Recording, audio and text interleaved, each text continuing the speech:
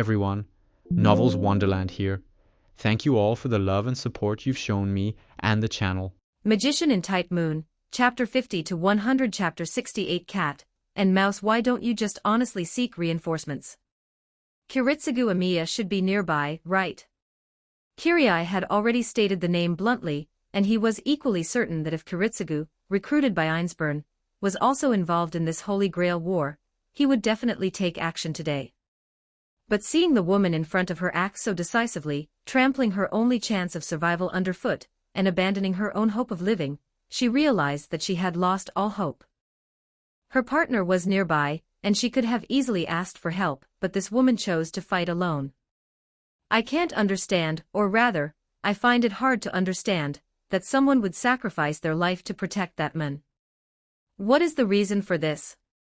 Kirai Kodamine's eyes grew colder. The woman in front of him was not just an ordinary assistant, she possessed a determination and perseverance unlike that of ordinary people. There was no fear in her eyes, only calmness and decisiveness. Kirai Kodamine made a cold-blooded decision in his mind: she could not be killed, she had to be captured alive. However, as long as she could still speak, that was enough. There was no need to leave her hands and feet intact. Kirai approached the woman hiding behind the steel pillar step by step.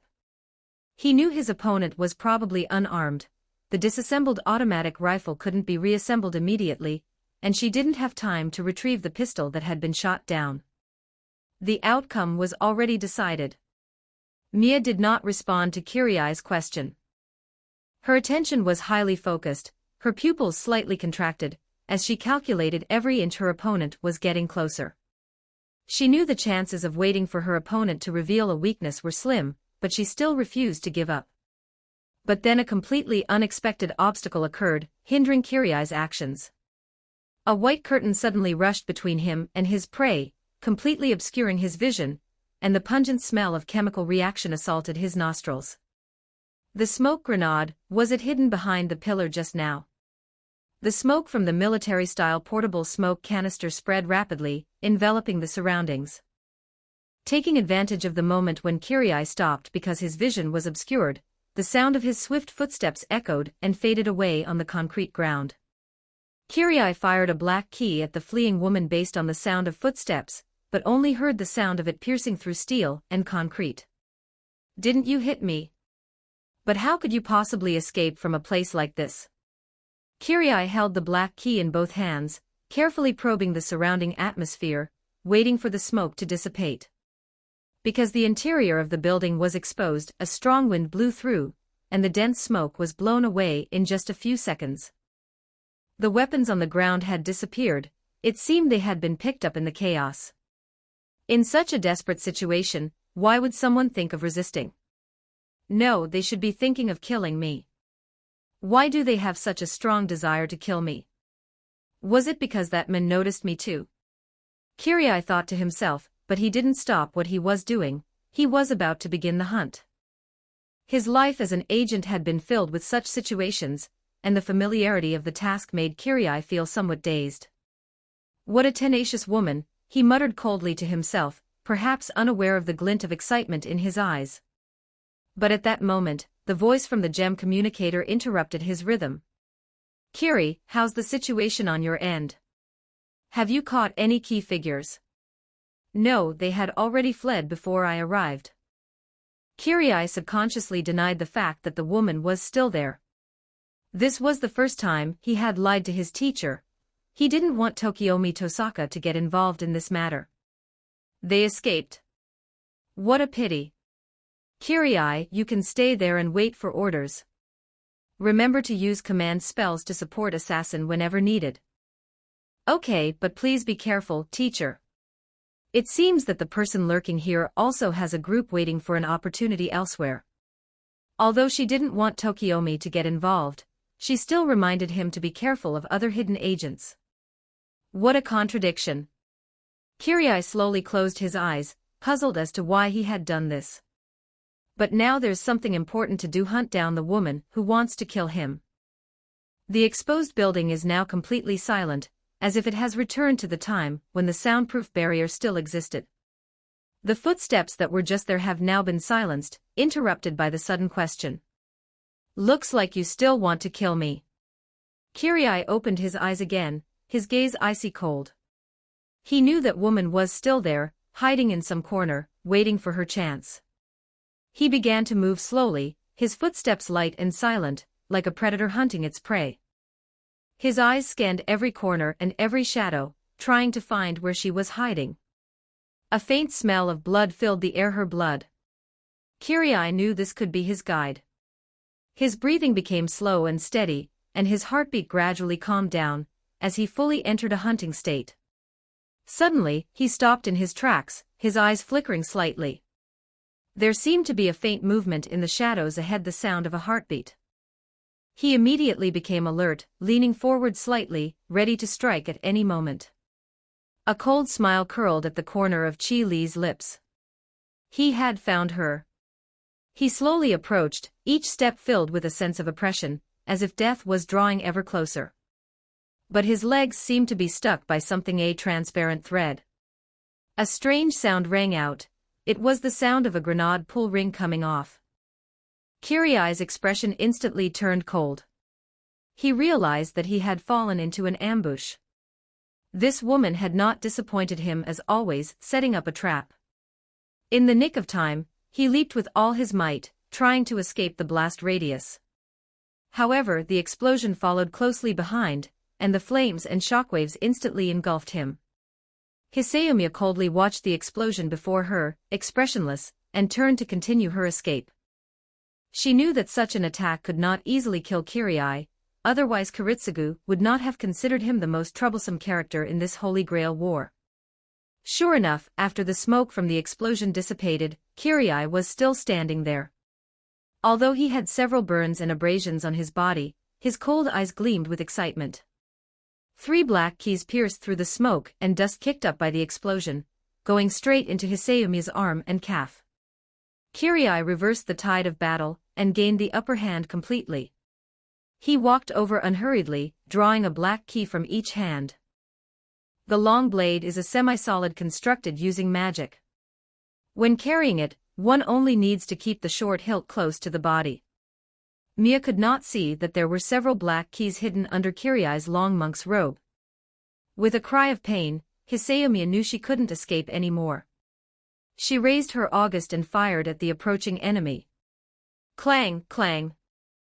The bullets were all intercepted by the black key's blade, unable to break through Kirai Kotomine's defenses at all. Chapter 69 Kuyumaya. Kirai smiled slightly, his steps unwavering as he continued to approach Mamie. The black keys spun in his hands, like dancing blades of death, each swing leaving a trail of afterimages. Wumi's heart pounded wildly, she knew she was on the verge of death. She limped backward, trying to create distance, but Kirai's speed was too fast, like a ghost. You can't escape, woman. Kirai's voice was cold and ruthless, like the whisper of death. Wumi gritted her teeth, a resolute glint in her eyes. She knew she had no way out, and could only fight to the death. She quickly pulled a grenade from her waist and threw it towards Kirai without hesitation, while simultaneously leaping to the side with all her might to avoid the shockwave of the explosion. Kirai simply smiled lightly, his figure seemingly without substance, nimbly dodging the grenade's blast radius and instantly appearing beside Mia. It's over, he said in a low voice, the black blade pointing directly at Mai's body. A flicker of despair crossed Mamie's eyes, but she did not give up. With her last ounce of strength, she raised the August in her hand, attempting a final counterattack. Too slow, Kirai said coldly, as the black key shot out like lightning, piercing through Mia's shoulder and pinning her to the wall. Now you can answer my question, woman. As I approached Hisayumiya, I noticed something unusual. The woman's mouth seemed to be stuffed full of something. What is it? Kirai's nose twitched, she smelled the sweet scent of candy. Out of the corner of his eye, Kirai Kotomine caught sight of a pile of scattered candy wrappers in the corner and smiled in surprise. Suddenly, Hisayumiya pulled a lumbo sword from her thigh with her only mobile hand, and lunged forward with a half-sacrifice momentum. Her shoulder, which was pinned to the wall by the black key, was torn apart by the force of her final counterattack. At this distance, the black keys should be difficult to defend against. Facing the sharp knife in Mia's right hand, Kirai also used the black keys on his right side to deal with it.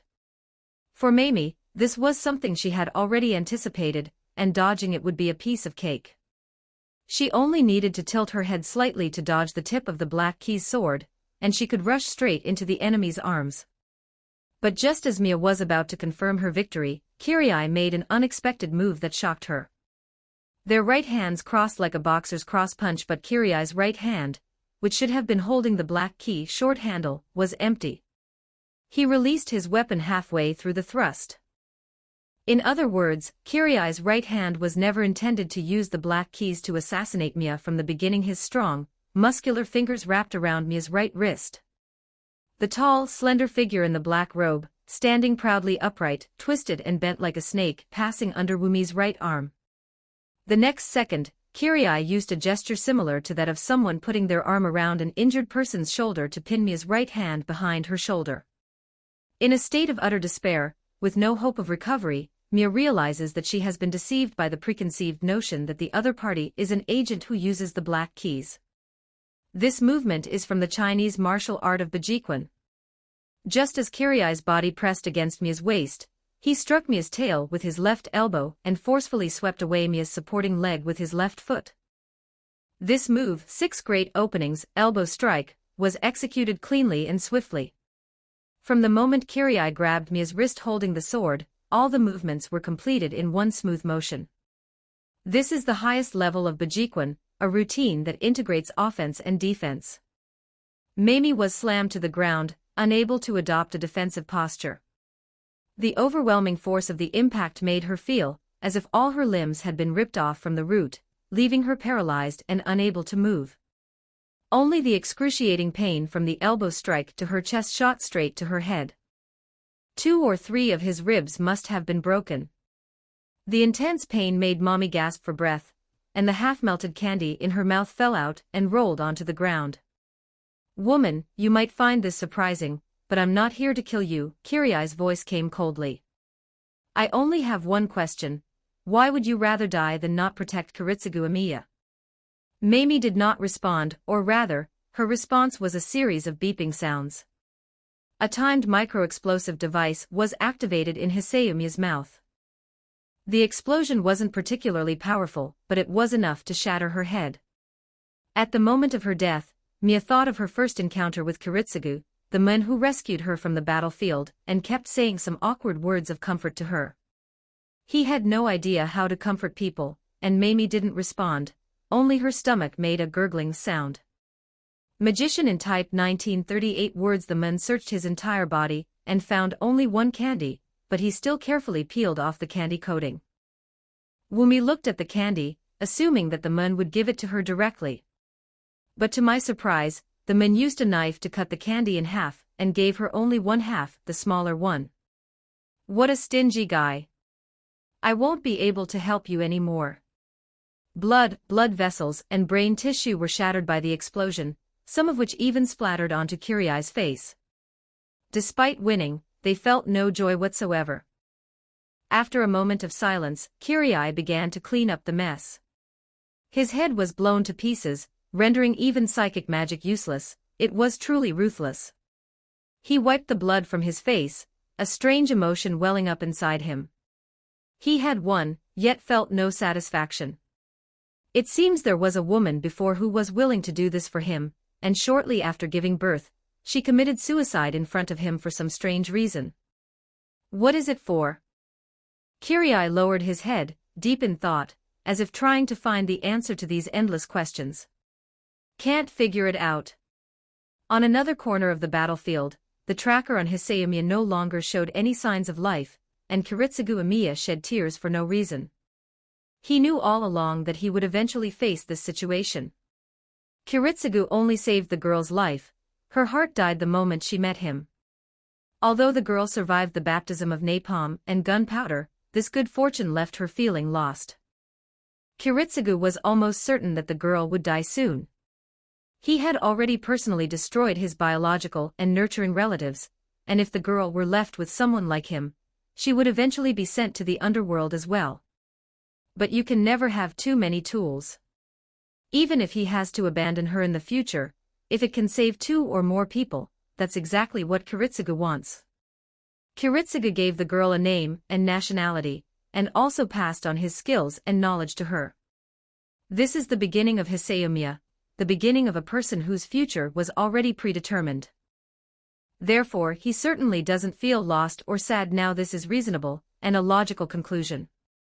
But why are his knees trembling? Why is his throat choked and he can't breathe? But why are I crying? Chapter 70 remarks on the launch. It's been released, and I don't know what to say for a moment. Or should I pretend to be pitiful? His father was injured, his mother was ill, and his younger brother was studying. He had only been writing for a short time, and was not yet proficient. My brothers and sisters all depend on me. If business is bad, I have to return the goods. His ex-wife was abusive and a gambler, and he had no income while raising his child alone. From this point on, I embark on a path of no return. I ask for the reader's continued support. I just want to make money to pay off my debts, and then open a coffee shop. Just kidding. It took 40 days and 18 words to complete. Thank you all for your support along the way. There were only a few novels I wanted to read, and I did have a childhood dream of writing a book, though I've never been able to stick to it due to chronic laziness. Plus, after quitting my job, I wanted to find something to do, so this book came about. As a newbie, I have no experience with my first book, so thank you all for your continued support. Thank you. The performance was only average among newcomers and quite poor for a starting point. It was basically just getting by without any attendance. But I really put my heart into writing this book.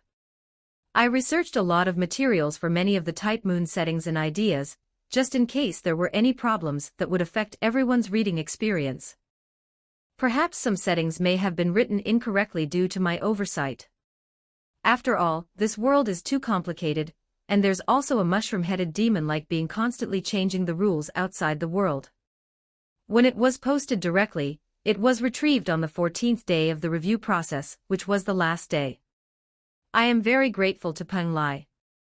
This book was originally planned to be in 5 volumes, so there's still a long way to go. Actually, a comment from a fellow reader still comes to mind vividly. It's clear the author has ideas, but his writing skills aren't enough to support him in continuing. He'll probably stop writing. These words truly ripped open my skin and pierced my heart. He was absolutely right. My current response is that I will work hard and do my research. The road ahead is long. Although I'm just a newcomer, I've poured my heart and soul into it, and it will be completed well no matter what. Just like the contract with a heroic spirit, this is our contract. It feels like there are suddenly hundreds more masters. Some of you might be going to look up that comment now, but all I can say is that after much painful reflection and deliberation, I secretly got up in the middle of the night and deleted it. Then, I hope everyone can be more tolerant of the protagonist.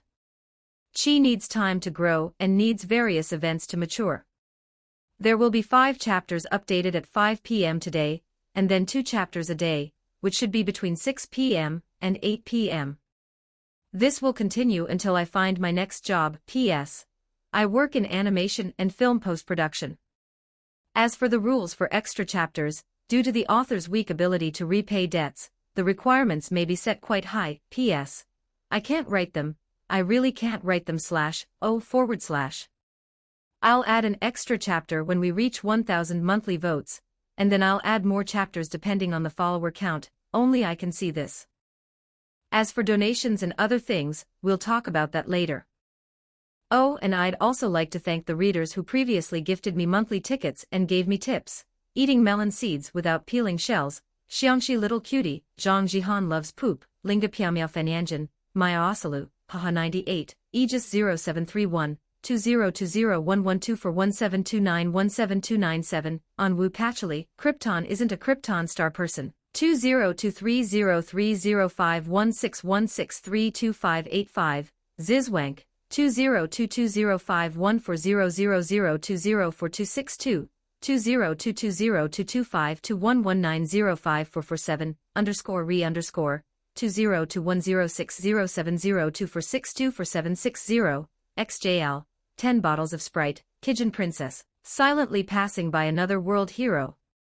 2019 0 for 0807 for 431347, Gongwudu, JAYE, Benzemo, 201807310629 for 9433, Benben 32120, Guangzixu, Xingqinyujin, Hanfov, ANJO, Xiaqin, Yuani Inkedaning, Stage 1 ST Forum, 202308130108505565, Kingmo Wanfing, Angxiang, 202306131136 for 1260, All Oyster, Xiaoxio Shuaiyun, Niwa de Chaoran, 202208112110 for 5739, Niolu Fengdingbujiju, 2022060309 for 017964, 202205251728 for 3632, Lika, 16637 for 163169 for 96896. 20222032 for 1630155956, 2022031119273625, 2021083014283316, 202108152300113334, Iken, Lingian's High, Fengxiuyuxing, Zyanka Bobo, Hansen 1118, Arthasima. 202006162323251884, Rhine, We, 2020051510015551 for 1, Wuhashong, Weirdos Association, 20191208143523 for 39, 21908132322877611927130120712035472021203554052052NO3. Lawhals Waxleyan 20240319810002 Thank you, friends. Thank you for your company. Sounds like a closing speech. Next up is the much-anticipated launch and offering ceremony. This is the fusion technique of our fallen Team 9. Platinum godlike appearance, projection magician starting with the Uchiha clan mystery, Lucky Guy the Dark World 1888, we agreed to make easy money from fanfiction, so what's with Journey to the West, the Legend of Wukong? Cultivating skills starting at age 5. Starting a new life in Fairy Tale Dragon Ball. I confuse genes, martial arts crossover. I, Duan Jingchun, am everyone's father. China Entertainment Group 1997. The beginning of building a film city, Dragon Raja. Admiral Lu Mingfei, Return of the Pirate King reborn as the younger brother of a child martial arts star in the Chinese entertainment industry. In Dolua Continent, I start by devouring Tang San's martial soul mystery, so what if I'm a witch? Chapter 71 The king descends from heaven. Kiritsugu vigorously wiped his face, forcing himself to straighten up. He knew the battle was still ongoing, and he had to complete his mission. He couldn't allow himself to waver in the slightest.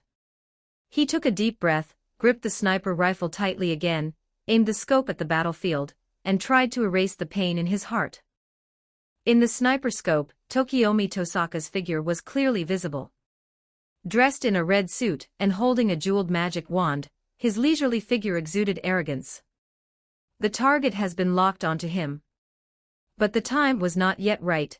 Gilgamesh in the heavens was still providing protection for his master. We have to wait a little longer. The throne of the hero king twisted wildly in the sky, dodging the barrage of cannon fire from Meta Pond. Vimana dodged nimbly through the air, golden light tracing graceful arcs across the battlefield, as if toying with the incoming attacks. Gilgamesh stood at the bow of the ship, looking down at the battlefield, his eyes filled with contempt and disdain. He is surrounded by countless dazzling noble phantasms, ready to confront any enemy who dares to challenge him. Although Matu Ike and Berserker's combined attack was fierce, Gilgamesh saw it as nothing more than a clownish, poor performance. Is this all the power you have? Gilgamesh sneered, and with a light wave of his noble phantasm, another golden light shot out, accurately striking Matu Ike's attack opportunity. The fighter jet shook violently in the air. Matu Ike gritted his teeth, struggling to keep the aircraft from crashing. He knew that if this continued, they would soon be shot down. Berserker, provide support. Matoike roared, and black mud quickly covered the fighter jet's fuselage, enhancing its defense, while launching a fierce counterattack. Gilgamesh nonchalantly wielded his noble phantasm, deflecting each incoming attack. A cold light gleamed in his eyes, as if he were enjoying a tedious farce. Tokiomi Tosaka stood beneath the overpass, nervously watching the battle in the air. He knew that his life was entirely in Gilgamesh's hands, and he could only pray that the King of Heroes would defeat the enemy.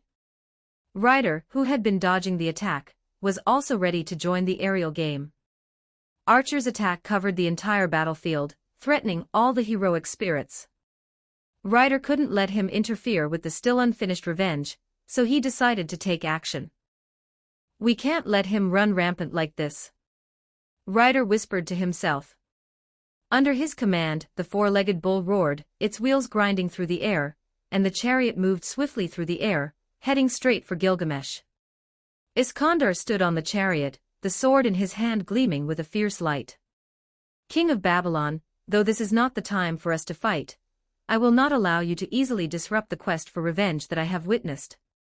Ryder shouted, and his chariot charged toward Archer with the force of a thunderbolt. Gilgamesh noticed Ryder's movements, a cold smile playing on his lips. With a slight wave of his hand, countless noble phantasms reappeared, flying towards Ryder in unison like a commanded army. "Finally, someone has recognized my identity. But I didn't expect it to be just a bastard who dared to usurp the title of king," Gilgamesh said coldly, madness flowing in his scarlet eyes. Ryder showed no fear as his chariot sped through the air, the four-legged bull roaring deafeningly as it violently rammed away some of the incoming noble phantasms. Iskandar unleashed his full power, combining his strength with the speed of the divine bull, transforming it into a raging whirlwind of thunder. "Let's settle this once and for all. Let me, the king, crush you into the mud beneath the earth." Ryder roared, his eyes burning with the passion of battle. Meanwhile, Matoike and Berserker continued to pilot the black mud fighter, fiercely suppressing Archer. Gilgamesh, while dealing with Ryder's attacks, also wielded his noble phantasm to defend against Berserker's attacks. In the sky, the three forces clashed and fought fiercely. Gilgamesh's oppressive aura enveloped the entire area, but the combined offensive of Ryder and Berserker caused him considerable trouble. "Interesting. Let me see how long you can last." Gilgamesh sneered, wielding his noble phantasm even more swiftly, each strike carrying destructive power. "Magician in type." 2170 words. Ryder's chariot darted nimbly through the air, while Iskandar's every sword swing was like a thunderbolt, colliding violently with Gilgamesh's noble phantasm. Berserker's black mud warplanes tumbled rapidly through the air, unleashing wave after wave of attack waves. "This won't do, endless consumption will only lead to a dead end," Matoike murmured to herself, looking at Gilgamesh who was scattering his noble phantasms as if they were free. Although the noble phantasms in the Gate of Babylon were not infinite, they were already close to infinite. As a concept weapon possessing one-third of the world's treasures, it certainly has the resources to launch its treasures like cannonballs indefinitely. Moreover, the truly powerful stuff hasn't even been revealed yet. "We have to take him down first, Berserker, understood?" Berserker's black mud fighter drew a black trail in the sky, quickly changed direction, and headed straight for Gilgamesh. The wings of the black mud fighter trembled slightly in the air, as if foreshadowing the power that was about to be unleashed. Matoike gripped the control stick tightly with both hands, his eyes filled with determination. Seeing this, Ryder understood what Matoike wanted to do, and unleashed his furious lightning once again, destroying the low-level noble phantasms that were being fired one after another. Both sides closed in simultaneously, aiming to destroy Archer's vehicle in one fell swoop. Low-level noble phantasms are no longer enough, although they can cause damage, they cannot stop their determination to charge. Gilgamesh sneered as he watched the black mud fighter get closer and closer, his eyes flashing with fighting spirit and arrogance. "Interesting, very interesting. You are worthy of my use of my true treasures." He raised his hand, and a golden light burst forth from his palm, causing the entire Gate of Babylon to shimmer intensely in the air. Countless magical artifacts, gleaming with mysterious light, emerged from the Golden Gate, each radiating an aura of destruction. These artifacts were sharper and more deadly than those used before, seemingly capable of tearing the heavens and earth apart. Since you yearn to witness true power, then I, the king, will grant your wish. Gilgamesh suddenly waved his hand, and those noble phantasms transformed into golden meteors, carrying the power to tear everything apart, heading straight for Ryder's chariot and Metoik's fighter jet. A massive, mountain-splitting sword-shaped weapon swept out from the Golden Void Gate, its blade gleaming with blinding light, heading straight for Berserker and Metoik's fighter jet with a world-destroying aura. In that instant, it seemed as if the entire sky was enveloped by the power of this giant sword. There's no escaping it. With such a large-scale, close-range attack, there's nowhere to run. Chapter 72 The king descends from heaven. My king, Tokiomi Tosaka, who was positioned beside the battlefield, was observing the situation, not through a clairvoyant technique, but by sight with his naked eye. The heroic spirit named Gilgamesh is currently being attacked from both sides by servants in a self-sacrificing manner. The shimmering light of his golden armor has been swallowed up by an even more brilliant band of light, making it impossible to spot him with the naked eye. The king at the heart of the offensive is experiencing a surge in magical power. The golden gates of the Gate of Babylon roared open. There stood a giant sword, named the Emerald Horizon, that cleaves through 1,000 mountains. It is said to be one of the two weapons of Zababa, the guardian deity and war goddess of the city-state of Kish, and means green blade. This divinely created sword contains the concept of the horizon, which is the result of the principle of the absolute separation of heaven and earth flowing from the sword's flash. This giant sword can easily cut through thousands of mountains. These original texts were even included in the Gate of Babylon. The fact that Gilgamesh used such a high-level noble phantasm means that he truly regarded this child's play as a battle. The amount of magic power around him was gradually increasing, and the magic power factors were actually condensing into clumps. This time, the way the noble phantasm is deployed is somewhat different in form and nature from the past. It is not a matter of shooting the treasures from the treasury directly out of space. The noble phantasms that used to fire out monotonously were now making complex movements like a giant snake. It wasn't magic that controlled the weapon, it was golden chains extending from the gates of the royal palace on all sides, constantly binding the mountain-splitting sword and forcefully correcting its trajectory. Gilgamesh stood in the air, looking down at the enemies on the ground, his eyes flashing with a cold light. Bound by the chains, the Emerald Horizon gradually stabilized its orbit, its target fixed on the figures rushing towards it from both sides. Although the enemy's desperate pincer attack posed a certain threat to Gilgamesh, he did not waver. Instead, he displayed true majesty and power at this moment. "You bastards, how dare you challenge my majesty? You're courting death." Gilgamesh sneered, his voice filled with contempt. Guided by chains, the sword on the Emerald Horizon emitted a blinding light, swiftly dancing like a giant serpent as it slashed at the enemy. A powerful surge of magical energy echoed in the air, as if the entire world trembled at that moment. It lashes out at the world like a god. If this continues, things will get really bad. She understood that she couldn't slow down to avoid straining the vehicle, but if she continued driving at this high speed, the car would soon fall apart. She had to find a way to reinforce the vehicle. Saber suddenly had an idea. Although she wasn't sure if it would work, there was no time to hesitate. Saber decided to put all her hopes on the possibilities she had as a servant. In normal times, Saber wears silver armor that covers her entire body during battle. Instead of wearing the armor on herself, Saber focuses on the vehicle's structure, integrating the armor with the vehicle's structure, similar to the riding armor that protects warhorses on the battlefield. With the sense of oneness between rider and machine brought about by riding skills, one can truly regard this silent steel beast as an extension of oneself. She quickly gathered magic and materialized it, wrapping the parts of VMAX that had been stressed from running at full speed, making them both strong and flexible. Very good. Although Saber came up with this idea on the spur of the moment, her riding skills allowed her to successfully accomplish this difficult task. The VMAX dons a brand new, gleaming steel shell, looking both unique and magnificent. The mechanical lion has gained a robust body that rivals its enormous horsepower, transforming it into a true beast with a deafening exhaust note. Saber also deployed the Wind King barrier in front of the vehicle, forming an arrow shape that covered the front of the car.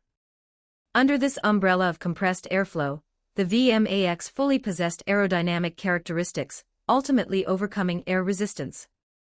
The speedometer needle had long since reached its limit, and was now useless. Due to the magic released by Saber, the car's speed had surpassed the laws of physics, exceeding 1,400 km per hour and breaking the sound barrier. The pressure generated by the magic caused the rear wheels to press tightly against the asphalt surface.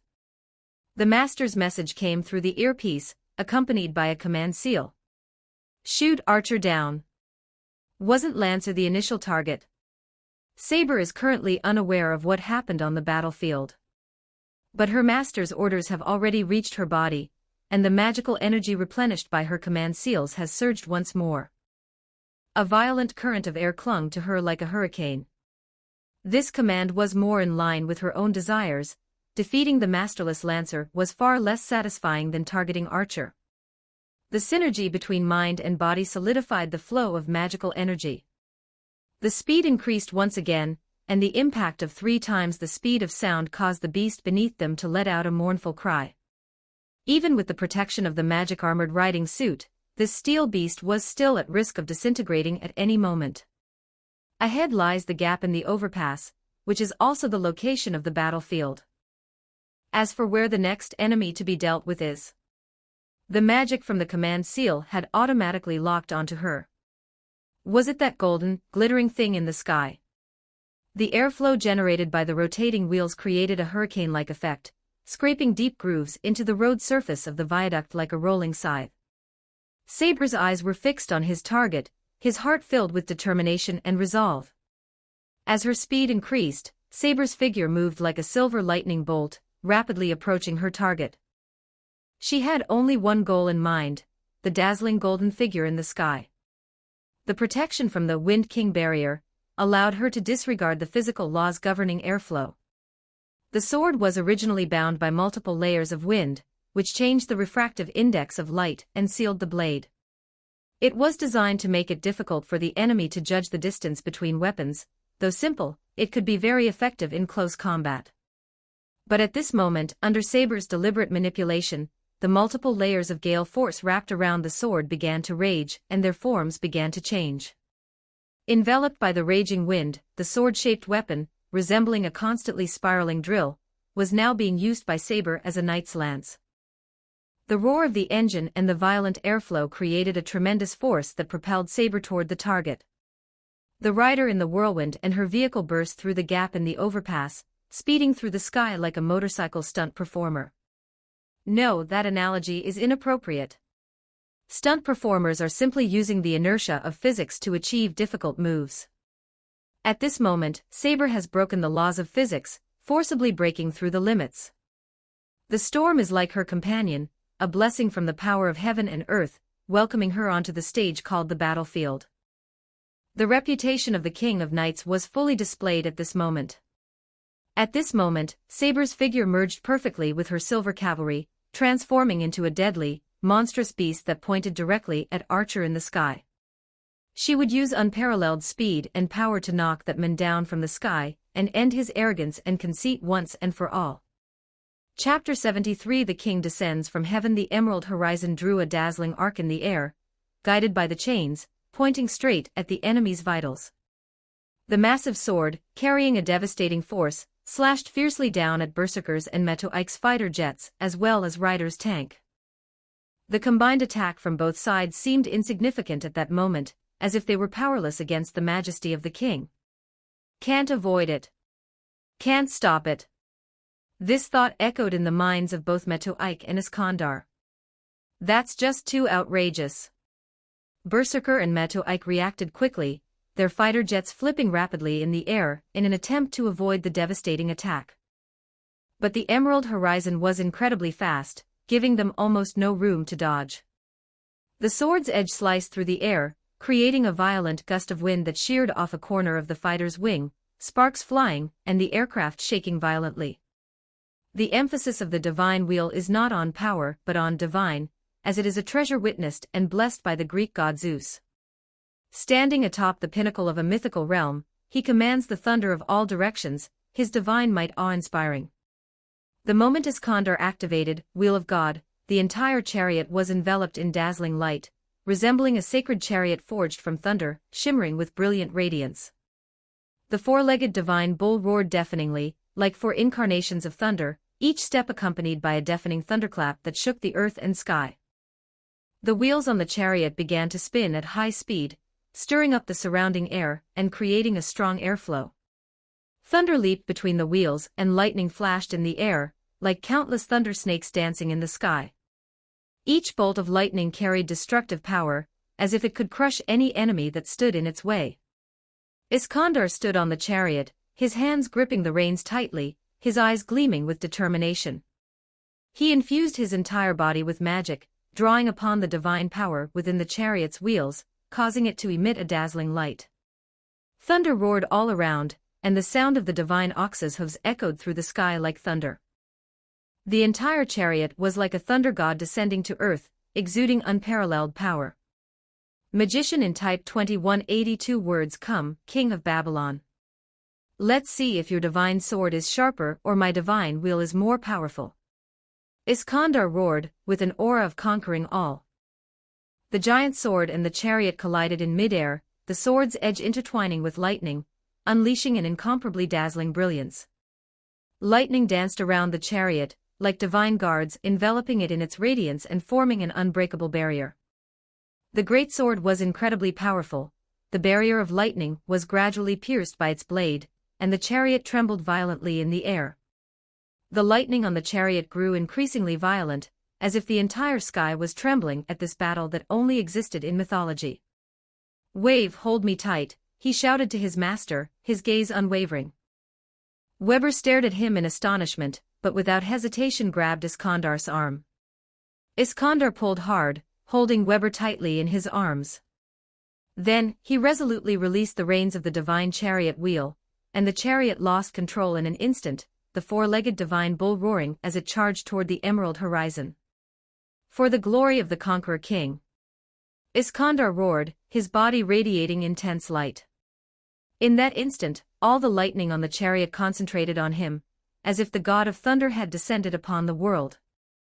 The power of the lightning gathered within him, and he raised his hands, forcefully pushing the power of the lightning forward. The divine will burst forth with dazzling light in the air, and the surrounding lightning swept out like a storm, colliding head-on with the sword edge of the emerald horizon. The brilliance of the lightning and the light of the sword edge intertwined, bursting out with incomparably dazzling sparks. In that instant, the emerald horizon was suppressed by the power of the lightning, and the greatsword's power was temporarily blocked. Iskander concentrated all his strength into this one strike, and the light of lightning erupted to its fullest extent from his body.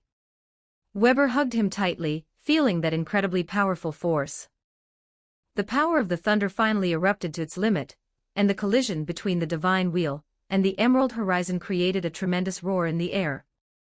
The chariot was severed by the sword, and the surrounding scenery dimmed, with only the light of thunder exploding in the air, as if the whole world had been shattered. In the devastating explosion, Iskander clung tightly to Weber as they plummeted from the sky. His body fell to the ground like a shooting star, carrying the lingering force of thunder. The two fell from the sky, a long trail of lightning trailing behind them. Iskander shielded Weber with his own body, ensuring his safety. Finally, they landed, the ground shook and dust flew up. Iskander steadied himself, slowly put Weber down, and showed a hint of fatigue on his face, but more so a determination and fearlessness. "Berserker's master, it's up to you now." As if receiving a response from Ryder on the ground, Matu Ike's fighter jet nimbly flipped in the air, the black mud on its body emitting an eerie glow, perfectly combining with the power of Berserker. Inside the cockpit, Matu Ike's gaze was resolute, his fingers gripping the control stick tightly, and the fighter jet flew towards Archer like a raptor. Taking advantage of the brief moment when the chariot and the divine sword were destroying each other, Matu Ike suddenly accelerated, and the fighter jet transformed into a black lightning bolt, rushing straight towards Archer in the sky. The Conqueror's heroic figure also touched Mato Ike's heart. "Self-destruction is nothing, anyone can do that," he roared, shouting as he piloted his fighter jet toward the Hero King, who stood high above Vimana with his arms crossed. The self-destruct power of the F-4EJ fighter jet is certainly not comparable to that of the Divine Wheel. Mundane things are ultimately just mundane things. However, with the support of the Berserker's black mud, destroying that magnificent but powerful spacecraft in the sky is still a piece of cake. Matucci and Berserker's determination was like a blazing flame. Their fighter jet transformed into a black lightning bolt in the sky, hurtling straight toward Vimana. Gilgamesh's lips curled up sharply. At this moment, excitement outweighed arrogance and pleasure surpassed contempt. Interesting, absolutely fascinating. I never imagined that such a wonderful show could exist in this mundane world. A golden halo shone in the sky, its light so intense that it was impossible to tell what kind of treasure was being pulled out. But there was no time to worry about that now. Success or failure hinged on this moment. Black mud and flames intertwined, bursting forth with dazzling light, and the entire sky was swallowed up by this destructive power. The massive shockwave shook Vimana, and the noble phantasms in the gate of Babylon temporarily lost their luster in the face of this power. Mato Ike and Berserker's fighter jets were reduced to ashes in the explosion.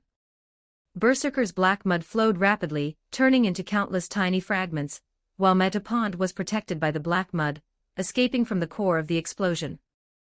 The fireworks faded from the sky, and the throne of the Hero King stood prominently in the heavens, his golden spiritual energy dissipating continuously, as if announcing the end of the ceremony.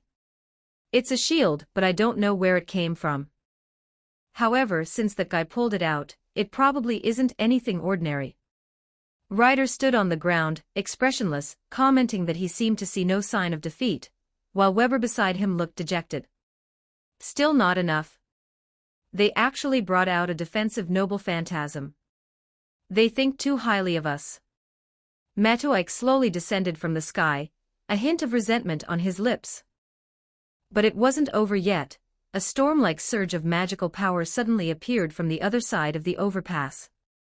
The gale, like a storm dragon, swooped down on Archer. Chapter 70 For the Sword of Vow to Victory. This magic. Weber felt the power, and his eyes were filled with shock. It should be Saber. Is she only showing up now? I wonder who this hero is. Ryder replied slowly, but he couldn't hide the excitement in his eyes. Her gaze was resolute, and she held the holy sword high in her hand, its invisible blade enveloped in a raging storm. The storm surged in, and Saber's attack was as powerful as thunder, aimed directly at Archer. The raging storm dragon swooped down like lightning, heading straight for Archer. Gilgamesh's shield had just dissipated, and before he could react, Saber's attack was already upon him. Artoria rode the magically enhanced silver-white beast, her speed exceeding its limits, creating a fierce tornado behind her with an unstoppable momentum. Gilgamesh's face showed a hint of surprise, but he didn't have time to do anything useful. Just then, the chains of heaven flew out of the gate of Babylon on their own and quickly wrapped around Gilgamesh, forming a strong protective barrier. The lock of heaven radiated a golden light, like the protection of a saint, tightly guarding this king and friend. What a foolish decision, Saber. Gilgamesh sneered, his momentum undiminished despite his movements being restricted by the chains of heaven. However, Saber's offensive did not falter. She had only one goal in mind: to defeat the enemy before her. A surge of violent magic coursed around her, and the holy sword shone brightly in her hand. Wind King Barrier. Saber unleashed the Wind King Barrier, with the force of a decisive blow. With Saber's roar, the Wind King's barrier was instantly released. The invisible barrier on the holy sword collapsed abruptly, transforming into countless sharp wind blades that surged through the air. The powerful airflow, like a raging hurricane, whipped up dust and debris from all around, forming an invisible tornado that shot straight into the sky. The wind blades, like countless invisible swords, swept towards Gilgamesh with overwhelming force. Each wind blade was like a sharp dagger, capable of easily cutting through steel and tearing the earth apart. The air was filled with the sharp whistling sound of the wind blades cutting at high speed, as if countless ferocious beasts were roaring. The gale raged across the battlefield, stirring up violent gusts of air wherever it passed, and even the sky trembled slightly in the face of this force. The wind blades were as dense as a torrential rain, countless sharp air currents intertwined to form an insurmountable barrier, rushing swiftly towards Gilgamesh. The heavenly lock remained unmoved despite the impact of the wind blades. Golden chains clung desperately to Gilgamesh's body, forming a sturdy protective barrier that successfully blocked the wind blades of the Wind King's barrier. Although the chains of heaven were perfectly capable of defending against this violent attack, the Vimana beneath his feet could not completely withstand its power. Like countless sharp swords, the wind blades relentlessly battered the surface of Vimana, gradually leaving deep cracks. The golden airship swayed violently in the raging air currents, as if it might disintegrate at any moment. "You despicable fool, how dare you expect me, who should be looking up to the heavens, to stand on the same earth as you? No, it seems to be just how others perceive it, that they think it's nothing serious." Archer's rage had finally reached its peak. The deep lines etched between his brows made his handsome face appear fierce. Such disrespectful behavior deserves 1,000 deaths. "You bastard, I will absolutely annihilate you."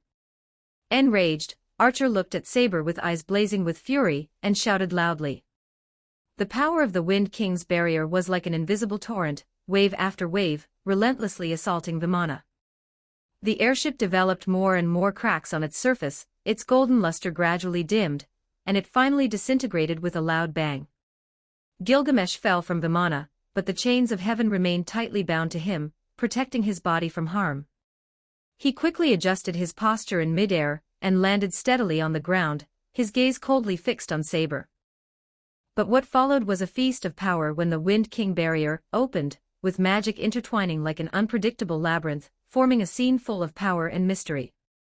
The air was filled with a magical aura, as if every tiny speck of dust was shining brightly, and the golden sword revealed its form amidst the swirling wind. The sword gleamed with golden light, as if celebrating the promised victory, illuminating the surrounding sky. It is the legendary sword of King Arthur. Questions and answers echoed from different parts of the battlefield. Indeed, this light is the knight's ideal. The sword has a golden hilt, and the hilt and guard are inlaid with gold and blue enamel paintings. The blade gleams with a golden magical light, and is engraved with elvish inscriptions. This is not a man-made weapon, but a divine weapon forged from a planet, a treasure at the pinnacle of holy swords. Even in its incomplete release, it possesses immense power. This is the crystallization of all the dreams depicted in the hearts of all those who perished in the glory. Even on the blood-soaked battlefield, exposed to the extreme hell of death and despair, they still sang the praises of the nobility of humanity.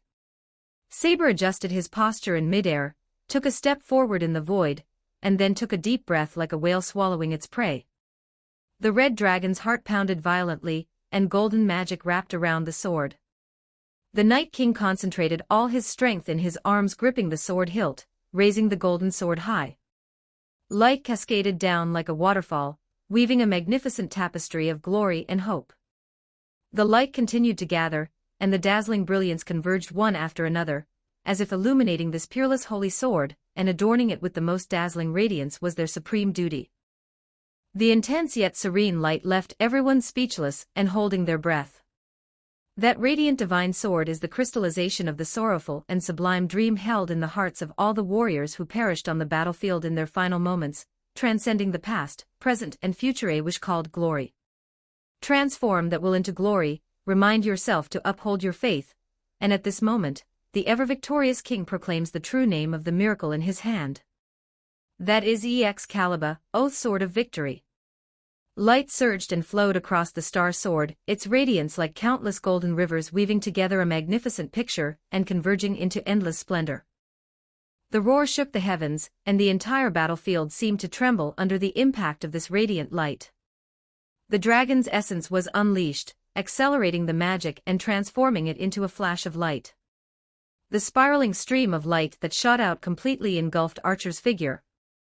Chapter 75. This time you guys are stronger. Archer hesitated for the first time before Saber raised her sword, which was unusual for a king. Magician in type. 1850 words. Should we use EA? Although we have already discerned the origin of that sword, proving that the person before us is qualified to pay homage to EA. But this wasn't a direct confrontation. To put it bluntly, it was more like a shameless sneak attack. A shield-type noble phantasm that cannot unleash its true name would likely be unable to withstand such a close-range attack. Do we really need to use EA? His arrogance and pride as a king restrained his actions. However, someone else made the decision for him. Below the battlefield, Tokiomi was constantly watching the King of Heroes' every move. Ever since he was attacked by both sides' servants, he had thought about having Archer use EA to directly destroy his enemies. Now is not the time to hesitate. Tokiomi felt a little bitter, but he still used his second command seal. He would be exhausted by the second day alone, and the situation in the next battle would be even more difficult to control. My lord, please use the sword of EA to repel the invaders. You fool! Archer's eyes blazed with fury, and this time he finally roared in anger. Get your identity straight, you courtier. To spout such nonsense about the emperor is a grave offense deserving of death. But the actions in his hands did not slow down. Since a decision had been made, it should be carried out promptly, even if it was not his own intention. Among all of Gilgamesh's noble phantasms, the heaven-opening sword is one of the few exceptions that is particularly valued. This sword has no name. The so-called heaven-opening sword was merely a nickname Gilgamesh gave it for convenience. Even more so, it may not even qualify as a sword. After all, it existed before swords or guns, in an era older than humans or planets, a treasure among treasures wielded by gods to create the world, embodying pure power itself. It is the thing that split the heavens and earth, that cleaved the beginning of everything on this planet. Cut through the void and create the sky, penetrate the sky, and return to the void. Symbolizing the power of beginning and end, it can only be used by Gilgamesh, who inherited the divine essence. Therefore, when Gilgamesh wields this sword with all his might, it will be classified as follows: a world-defying noble phantasm. The attacking noble phantasms against individuals, armies, cities, etc. will vary in level based on their nature. When heroic spirits fight one-on-one, they often use noble phantasms against individuals rather than against armies or cities. However, the power contained in noble phantasms against the world is far beyond what can be measured by factors such as teamwork or battle situation. It is an absolute force that has the potential to destroy the world itself. Whether the opponent is a single entity or a group, it will disintegrate the world it belongs to. The attack unleashed by the Hero King possessed power of this level. However, now he has to strike down a heroic spirit whose true nature is still unknown in order to save himself. That is the Holy Sword wielder who wields the Holy Sword of Stars. Although the power of the Star Sword was not fully unleashed, it was enough to make EA shine a little. Enomaelish, the Star of Creation. Gilgamesh raised EA high, the cylindrical sword spinning in his hand with a roar like a rock-cutting machine. Air rapidly swirls around the sword, forming small tornadoes. These tornadoes intertwine and merge into a massive, distorted mass of air. All the air is drawn to the center of the sword, compressed to its limit, forming an incredibly deadly weapon. The air density kept increasing, exceeding the limits of physics, and eventually transformed into a blade capable of cutting through everything, beginning to devour the surrounding space. Light and sound were drawn to the distorted air, and silence and darkness filled the area around the sword. The distorted air burst forth, converging around EA. The myriad things compressed to their limits were released along with the slash, and the immense pressure released caused cracks in space. The power of nothingness overturned the world. The gravelly earth cracked open like clay, and the sky and clouds were easily torn apart. An unbearable light erupted from the blade, and a pillar of energy rose from the sword, shooting straight into the sky. The entire sky seemed to be torn apart by this power, blurring the line between reality and fantasy. EA's power is like the chaos at the beginning of the universe, with a world-destroying momentum, turning everything into nothingness. The energy pillar hurtled straight toward the enemy, as if it would tear the entire world apart and devour everything. With Gilgamesh's roar, EA unleashed unparalleled power, transcending the boundaries of physics and magic, creating a devastating shockwave. Space collapsed in the face of this power, and heaven and earth seemed to be torn apart by it, proclaiming absolute destruction and chaos. EA's beam of light pierced the heavens and the earth, and the light bursting from the blade intertwined in the air, as if even time and space were being torn apart. This strike symbolizes the absolute power of creation, turning everything in its path into dust. It was like light and darkness, order and chaos, locked in a fierce confrontation, with power reaching its ultimate point of conflict. EA is like the chaos at the beginning of the universe, with a world-destroying momentum, turning everything into nothingness. The brilliance of Excalibur symbolizes humanity's indomitable will, shining with the light of hope and glory. This battle has transcended the imagination of ordinary people, becoming a mythical duel. In this interplay of light and shadow, Gilgamesh and Saber's wills clashed fiercely in the air. Despite Gilgamesh's hasty drawing of his sword, the EA in his hand still displayed formidable power. However, Saber's Excalibur was prepared in advance, and the power of light and destruction clashed fiercely in the air, sparking dazzling sparks. The air was filled with magical vibrations. As the destructive storms intertwined, their forces gradually dissipated, with most of their energy canceling each other out, but the remaining impact remained incredibly powerful. In the final assault, Gilgamesh's EA power was gradually suppressed by Saber's Excalibur. The radiant sword light pierced through EA's aura, and headed straight for Gilgamesh. A round, shield-shaped noble phantasm suddenly appeared in front of Archer. It was a shield made by Hephaestus, the god of forging. Its name is Achilles Cosmos, a small world that surrounds the sky. Even among all the noble phantasms, it is a top-tier defensive noble phantasm. Although its true name cannot be revealed, its defensive capabilities are sufficient to block the remaining magic power. Even though the subsequent beam cannon was blocked, the impact it caused was still powerful, slamming Gilgamesh from the sky into the ground. Golden spiritual particles fluttered in the air, as if announcing the temporary end of this fierce battle. The once supreme king has now fallen to the ground. Despite the protection of his defensive artifact, he was still unable to completely avoid the powerful impact, leaving him in a sorry state. The moment it landed, it smashed a huge crater into the ground, sending dust flying and whipping up a gust of wind. Judging from Archer's previous attitude towards everyone, I expected to hear angry curses and insults. But what came from the deep pit in the ground was a wild laugh.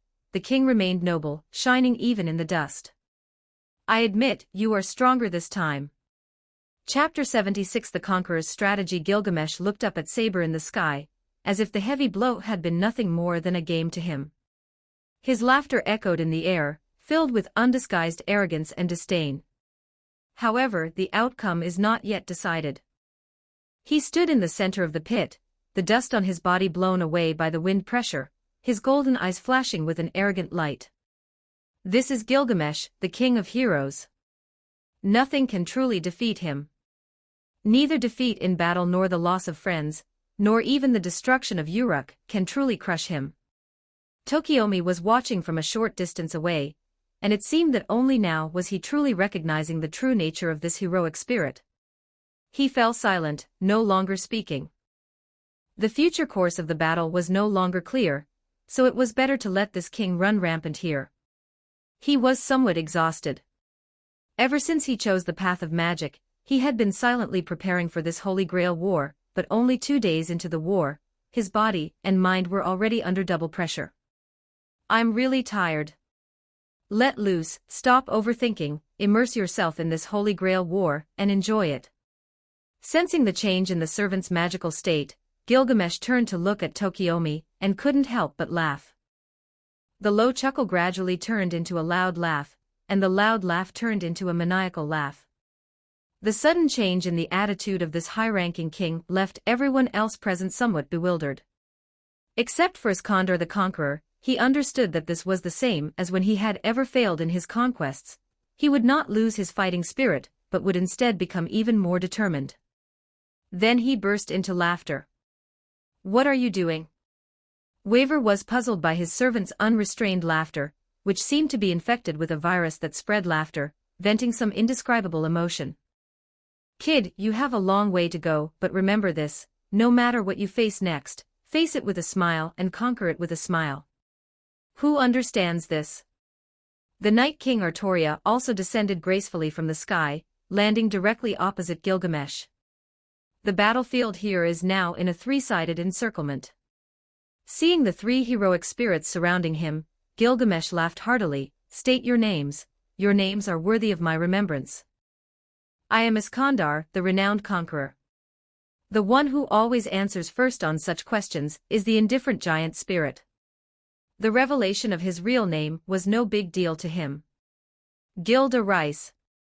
The second-ranked heroic spirit, Berserker, though his face was obscured by black mud and his words were brief and hoarse, was no less determined in his fighting spirit.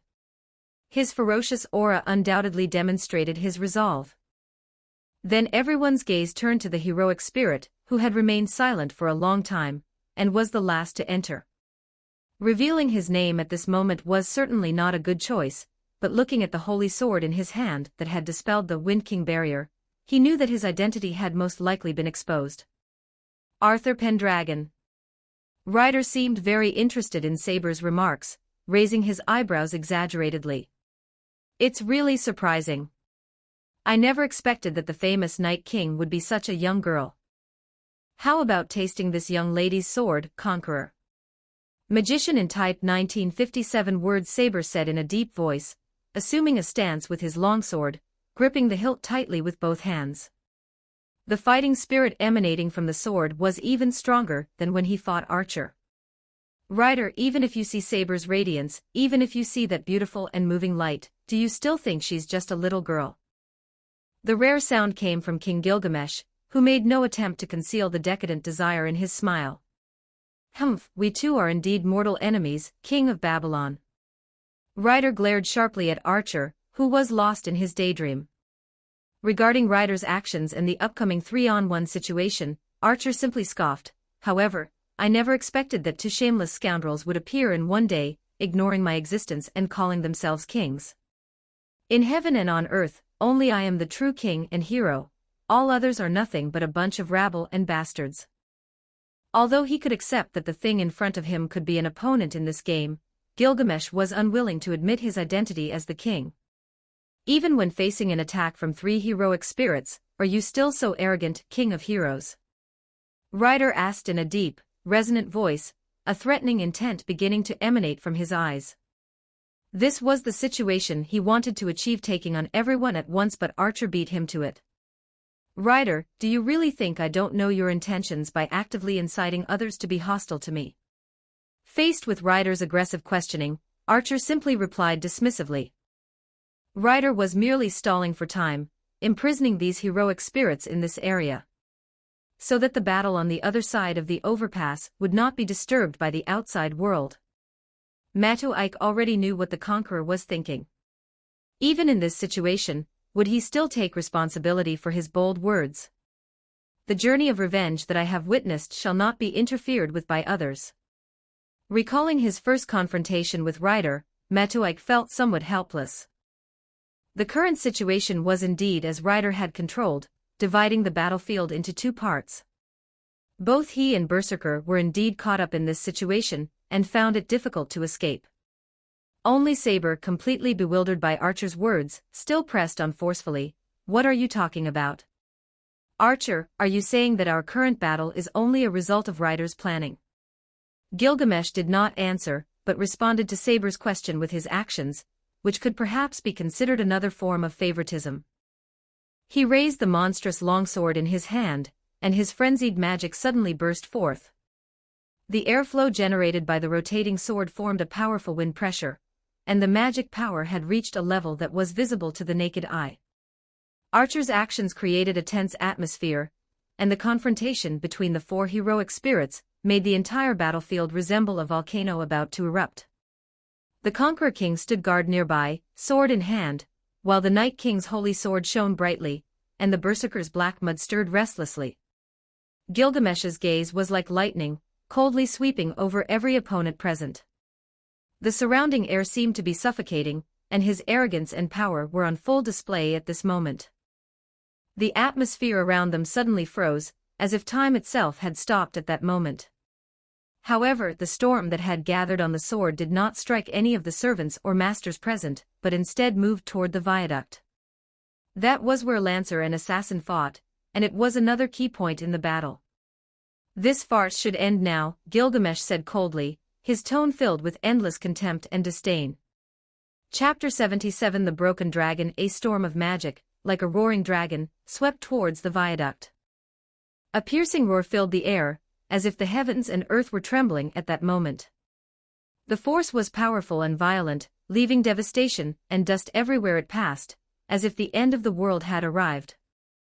Rider, Saber, and Berserker all looked over there warily, understanding the power of this force and Gilgamesh's intentions. He wanted to use absolute power to control the entire war, thwart the Conqueror King's schemes, and demonstrate his kingly might. Lancer's fierce offensive, which had just seized an opportunity for close combat, was interrupted once again. "That's really something." Lancer gritted his teeth, cursing inwardly. The assassin before him was already troublesome, and this sudden storm forced him to temporarily retreat. The violent magic filled the air with a sense of oppression, as if it would devour everything at any moment. The attack has been repeatedly disrupted from the beginning, even though Archer's attack has enveloped both her and Assassin. However, this also greatly delayed the end of the battle. Assassin also retreated quickly, looking warily in the direction from which the force had come. A hint of surprise flashed in his eyes, but he quickly regained his composure. Every second on the battlefield is a matter of life and death, and he would never be distracted by this sudden force. Gilgamesh's attack came crashing down, and the all-encompassing storm roared like the heavens and earth, directly slamming into the overpass. A massive shockwave, accompanied by a deafening explosion, instantly reduced the viaduct to rubble. Debris flew everywhere, dust billowed, and the entire bridge collapsed as if made of paper. Lancer and Assassin both leaped into the air, dodging the devastating force, but their fighting rhythm had been completely disrupted. The collapse of the viaduct brought about new terrain changes, making the combat environment more complex and dangerous. High in the sky, Gilgamesh looked down at all of this, a cold smile playing on his lips. He demonstrated his power in this way, while also firmly grasping the initiative in the battle. Having witnessed the previous battles, he has begun to seriously consider how to win from a strategic perspective. He initially thought it was just a boring theatrical performance and didn't intend to participate much, but now he is finally taking this battle called the Holy Grail War seriously. Assassin, though a lowly servant to his own side, is a handy tool for stalling Lancer at this moment. Can Lancer withstand such a delay? The answer is no. Without the Master's supplies, and after the depletion of resources in battle, they are probably already on the verge of collapse. In the end, a complete victory can be achieved. Although the overpass has completely collapsed, it still has an advantage in height. From Lancer's current position, with Ryumu's ability to see far into the distance, he can clearly see the battlefield where Metu Ike and the others are located. Among them are Ryder's servants and masters who have been helping him achieve his revenge from behind the scenes. She couldn't care less about anything else, her condition was deteriorating rapidly. The dragon heart, as a magical furnace, kept warning her. What kept her going was the magic that formed her spirit foundation, which sustained her in the battle. In other words, she is burning her life force right now.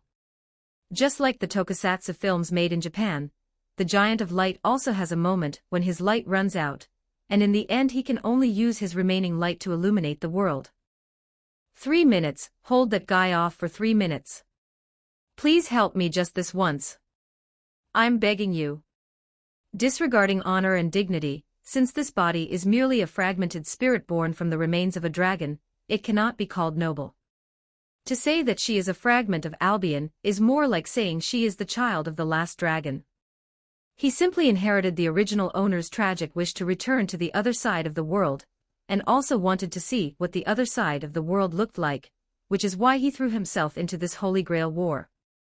If Ryder had asked her back then why she would be willing to sacrifice herself for revenge after only a few days of service, that would have been a different story. The answer he received might greatly disappoint him. After forming a contract, shouldn't a servant avenge their deceased master? Now, although he doesn't understand the true meaning of revenge, and is only imitating the behavior, he is filled with emotions he has never felt before, something called anger. Therefore, she will use everything she has to achieve this goal. Lancer's voice resounded through the heavens, his pleading echoing across the battlefield. Have the newborn dragons found emotion in their actions? It's no longer clumsy imitation, that's really interesting. Archer uttered words that were incomprehensible to others, yet he remained unmoved, and with another swing of his sword, he cleaved directly at the source of the voice. For a king, pity is an emotion he only feels when facing his own people. Archer, now that you've heard Lancer's request, I can't let you continue to act so recklessly. As Ryder spoke, he scratched his head with his broad palm, seemingly troubled by Lancer's plea, but then seemed relieved. After all, he had witnessed this revenge, and it was the Conqueror King's reputation that earned the hero's approval. You think you can stop me? Your throne has been completely destroyed, Ryder. The text emphasizes the Conqueror's class, suggesting that the Conqueror doesn't seem to take the threat from Iskandar seriously. Is that so? Then open your eyes wide and take a good look at the foundation upon which I have earned my name of conquest. I should let you witness the true bearing of a king. This fervent wind from the realm of irrationality has finally begun to overturn and erode reality. In this anomaly that could not exist in a modern steel city, distance and location lose their meaning, gradually transforming into an environment ravaged by dry, raging winds carrying hot sand. How is it possible? The astonished voices came from Waver and Kiritsugu Amiya, who understood what magic was. This is a reality marble. The scorching sun scorched the earth, and the view was vast, extending to the other side of the horizon covered by violent sand and dust, and beyond the cloudless sky. The battlefield, burned to charcoal, transformed into a strange phenomenon in an instant, clearly an illusion eroding reality, the ultimate magic trick that rivals miracles. How could such a thing be possible, to actually materialize the mental world? You're clearly not a magician. Of course not, this is not something I can accomplish by myself. Standing proudly within the vast barrier, Iskandar's face was filled with a proud smile as he refuted Waver's question. Seeing that the people on the battlefield had disappeared from reality due to the reality barrier, Kiritsugu Amiya quickly grasped the current situation on the battlefield. Great opportunity. Now Archer won't be able to control you anymore, Tokiomi Tosaka. Chapter 78, A Sniper Kill from 1,000 meters away, Part 2, Ryodong Temple. A large underground cavity. Hey, where did everyone go? Why aren't the audience able to enjoy the performance? A complaint came from a deserted place. It was a place with only lava and rocks, yet a strange human voice was heard. Even if the crew of the TV show Approaching Science came to film 10 episodes, they would not be able to find the reason. They were just pulled in by Ryder's reality marble. They used their inner world to erode reality, and now they are no longer in the same dimension as us. Another, more composed voice answered in Gramenu, the one who had spoken the flippant young voice. Magician in type 2112 words, can't you get in and spy? Ngramenu continued to complain. Wanting to spy is fine, but what? Why do you always leave things unsaid? Did you grow up eating mushrooms? Hearing this answer, Ngramenu was completely bewildered, ever since he first met and chatted with this arrogant guy. He had come to a profound understanding of this guy's true nature as a riddle teller. It's nothing, but the commotion might make everyone aware of our presence. You know, I can't reveal myself too early, after all, there are still people watching us. Aren't you a grandmaster? Why are you such a coward? Just go all out against them. Fearless of heaven and earth, this is the evil of this world. Ngramenu, who is fearless of everything, said this to the Grand Master he spoke of. No, I didn't, don't talk nonsense, I've never had a grand spirit origin. TCH, I knew I shouldn't have hung out with you. The three of us are still crammed into one cup all day long. And that Rizaleshi only came out once recently. Ever since you squeezed in, she's been playing dead. Nobody can talk to her. The casual remark, though spoken lightly, reveals a truth. The Greater Grail currently harbors 3 unknown souls. Did you only join me because I'm strong, not because of my personal charisma? If you're not strong enough, then you'll have to work for me now.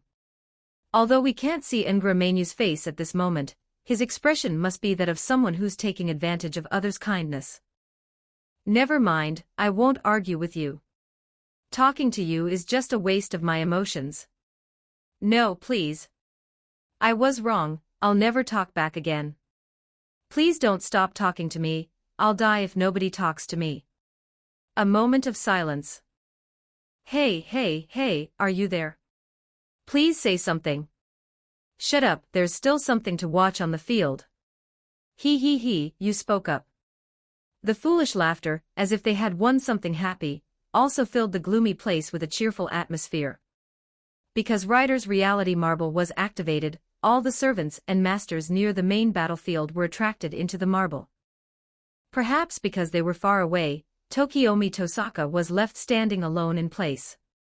He gripped the scepter tightly, looking around warily, trying to find some clue in the suddenly silent environment. The surrounding environment appeared exceptionally desolate and silent. The once bustling battlefield was now deathly silent, with only distant smoke and gravel swirling in the air. The broken viaduct, like the remains of a giant dragon, lies across the heart of the city. The blazing sun casts dappled light through the thick smoke and dust, illuminating the ruins-like landscape. The steel bars and concrete were piled up haphazardly, like a toy torn apart by a tremendous force. Vehicle wreckage was scattered all around, flames still hissing, and black smoke billowing into the sky. The air was thick with the acrid smell of tar and gunpowder, making people feel extremely uncomfortable. Although almost no one can pose a threat to him anymore, Tokiomi Tosaka's unease continues to grow. When did this begin? It seems to have started when Kirai reported that someone was lying in ambush around him, right? Even if it's only a possibility, but this silence is merely the calm before the storm. The enemy was lurking in the shadows, and he could only wait helplessly for their next move. He took a deep breath, trying to calm himself down. Where could it be? How would they attack me? The ones still remaining outside should be the Einsburn masters. They seem to have hired a magician assassin. What was his name again? He only glanced at the information casually before Kirai took it. He carefully recalled the contents of the intelligence report. Amiya Kiritsugu, the magician killer, who was accustomed to using non-magical means to fight his enemies. Firearms and weapons. They truly have a reputation for corrupting the magic arts. How can magic continue to be tainted by such people? No sooner said than done. Just as Tokiomi Tosaka was still recalling the intelligence, Kiritsugu Amiya's long-awaited opportunity finally arrived. As Kiritsugu Amiya held his breath, the figure in the sniper scope became clearer. Modern firearms are powerful enough to kill a magician, but only if the opponent is unprepared. If Tokiomi Tosaka is the kind of person who can be so lax on the battlefield, then it can only mean that the Holy Grail war is of extremely low quality. However, we cannot rule out this possibility outright. After all, who can say for sure whether the head of the Tosaka family is just an idiot? He planned to use 3 shots to finish off Tokiomi Tosaka.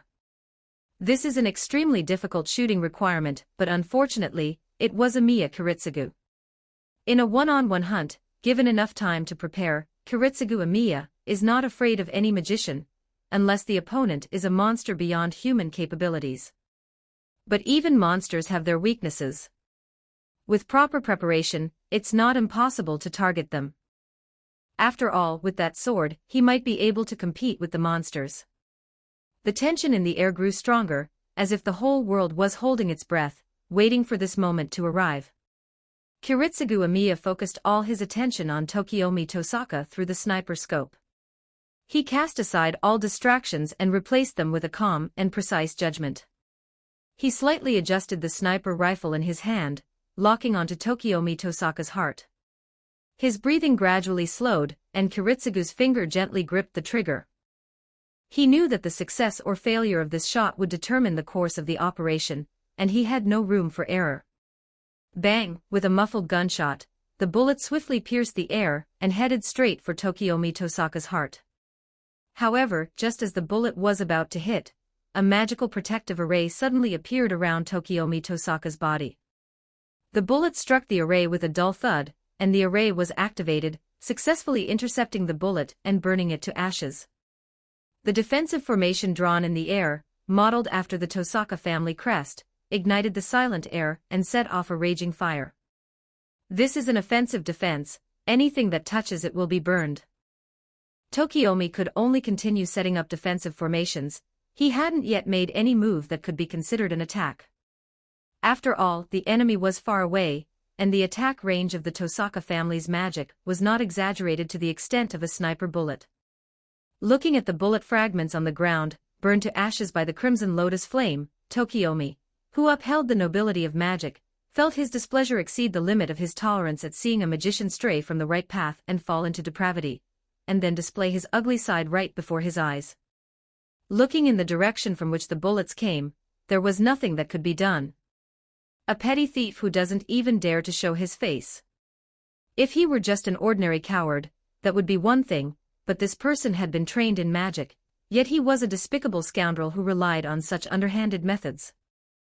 He's not just a shallow, third-rate character, but also a ruthless villain. It's the kind of person who disgraces magicians. His disdain had reached its peak.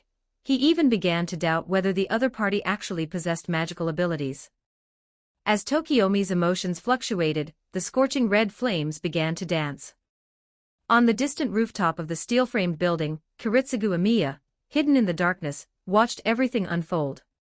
He could sense the intense magical energy emanating from Tokiomi, and quickly made a judgment. A fire attribute barrier defense array. Kiritsugu muttered to himself, his gaze sharp as a hawk's as he watched the red flames dancing within the defense array. Tokiomi Tosaka's magic is clearly based on fire, and this powerful defensive array can provide strong protection even against modern weapons. Kiritsugu took a deep breath, regulated his breathing, and steadily positioned the sniper rifle on the edge of the rooftop. He knew that this kind of barrier defense array would automatically adjust its protective power according to the intensity of the attack, so breaking through it was not an easy task.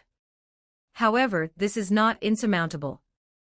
A cold glint flashed in his eyes, and the corners of his mouth turned up slightly, revealing a cruel smile. All you need is for the bullet to be able to pass through it. There are many ways to do that, such as using special bullets. He made up his mind to load the Walther WA-2000 semi-automatic sniper rifle with specially made bullets, which had been previously customized at a magic workshop in the United States. And I made some adjustments to the crosshair.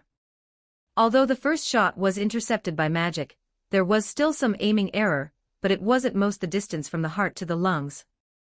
Although they were nearly 800 meters apart, Kiritsugu Amiya could still sense Tokiomi's emotional changes, and knew that the other's anger and contempt were creating tiny gaps in his defenses. This was also one of the results he wanted from the first test shot. After all, many of the magicians who had hunted before had this kind of personality, and quite a few of them died because of it. Kiritsugu narrowed his eyes slightly, calculating the time interval required for the bullet to travel to its destination, as well as the effects of wind speed and airflow. Simulating the firing trajectory in his mind, the Walther WA-2000 semi-automatic sniper rifle typically fires sniper bullets at a rate of 830 meters per second, while the contender pistol, thanks to its magical modifications, can achieve a rate of fire of 607 meters per second, based on the velocity measurement of the first shot. The sniper bullet fired by the Walther Western Australia 2000 was intercepted in 1.3 seconds. This is the precise control that Kiritsugu Amiya had over the bullet's velocity under the time control magic. Based on the time it takes for the first shot to hit, the contender pistol would need at least 1.4 seconds to reach the target, no, even longer. Although the contender pistol had been alchemically modified by the Einsberg's Grand Master. Ultimately, it is still a weapon that is more suited to close-range shooting. Although it has a stronger ability to penetrate magic, it is still not very effective at long-range shooting.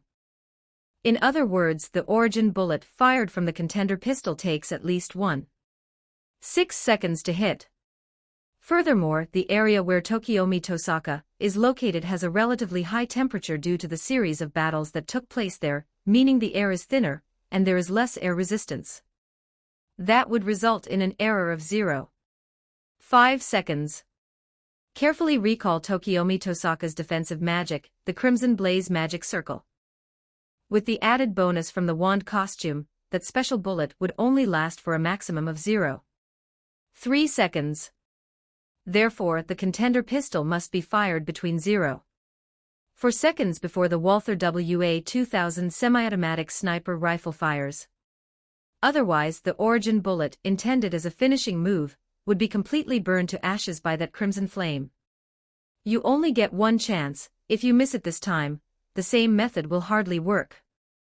Thinking about it now, if someone were watching, they would be amazed by Kiritsugu Amiya's actions, because he was using a sniper rifle in one hand and a pistol in the other. That's ridiculous. Sniping is already quite difficult, yet he wanted to dual-wield two guns, and the two guns were completely different things. But this is the confidence that Kiritsugu Amiya has in himself, born from years of battlefield experience and his innate skill with firearms. He was confident that he could accomplish this impossible task. He adjusted his breathing, his body becoming perfectly integrated with the sniper rifle and contender pistol in his hands, as if every inch of his muscle was preparing for this moment of explosive power. Images of the battlefield flashed through his mind, and he meticulously calculated every detail. The time has come. He murmured softly. His body works automatically, like a machine, without the need for brain regulation. He is a born killing machine. It's ironic that someone like that wants to save all of humanity. Time alter square acceleration proper time control. For time's speed as he murmured the incantation, Kiritsugu's vision became extremely bright. Magician in type 2093 words. This is certainly not due to any external changes, but merely an optical illusion. When Kiritsugu's optic nerve is processing images, his retina receives 4 times the normal brightness. The inner side of a specific space can be separated from the flow of time and manipulated at will. This kind of practical operation is a type of inherent barrier belonging to large-scale magic. However, this attempt is by no means the kind of magic that cannot be reproduced again, and compared with time manipulation, such as reversing cause and effect or interfering with the past, this time adjustment that slows down the past and accelerates the future is not an extremely difficult magic trick. Separating the innate physical body from the outside world is the most natural thing, and the interference from the world is also the least. Adjusting within this minimal barrier takes only a few seconds. The flow of blood, the burning of hemoglobin, and the time required for muscle tissue to start and finish all increase fourfold. All you need to do next is to utilize the reflex speed that allows you to read bullet time. The contender pistol held in his left hand had already fired the origin bullet. But in the slowed down time, the bullet's trajectory became clearly visible, and every wisp of airflow was clearly visible.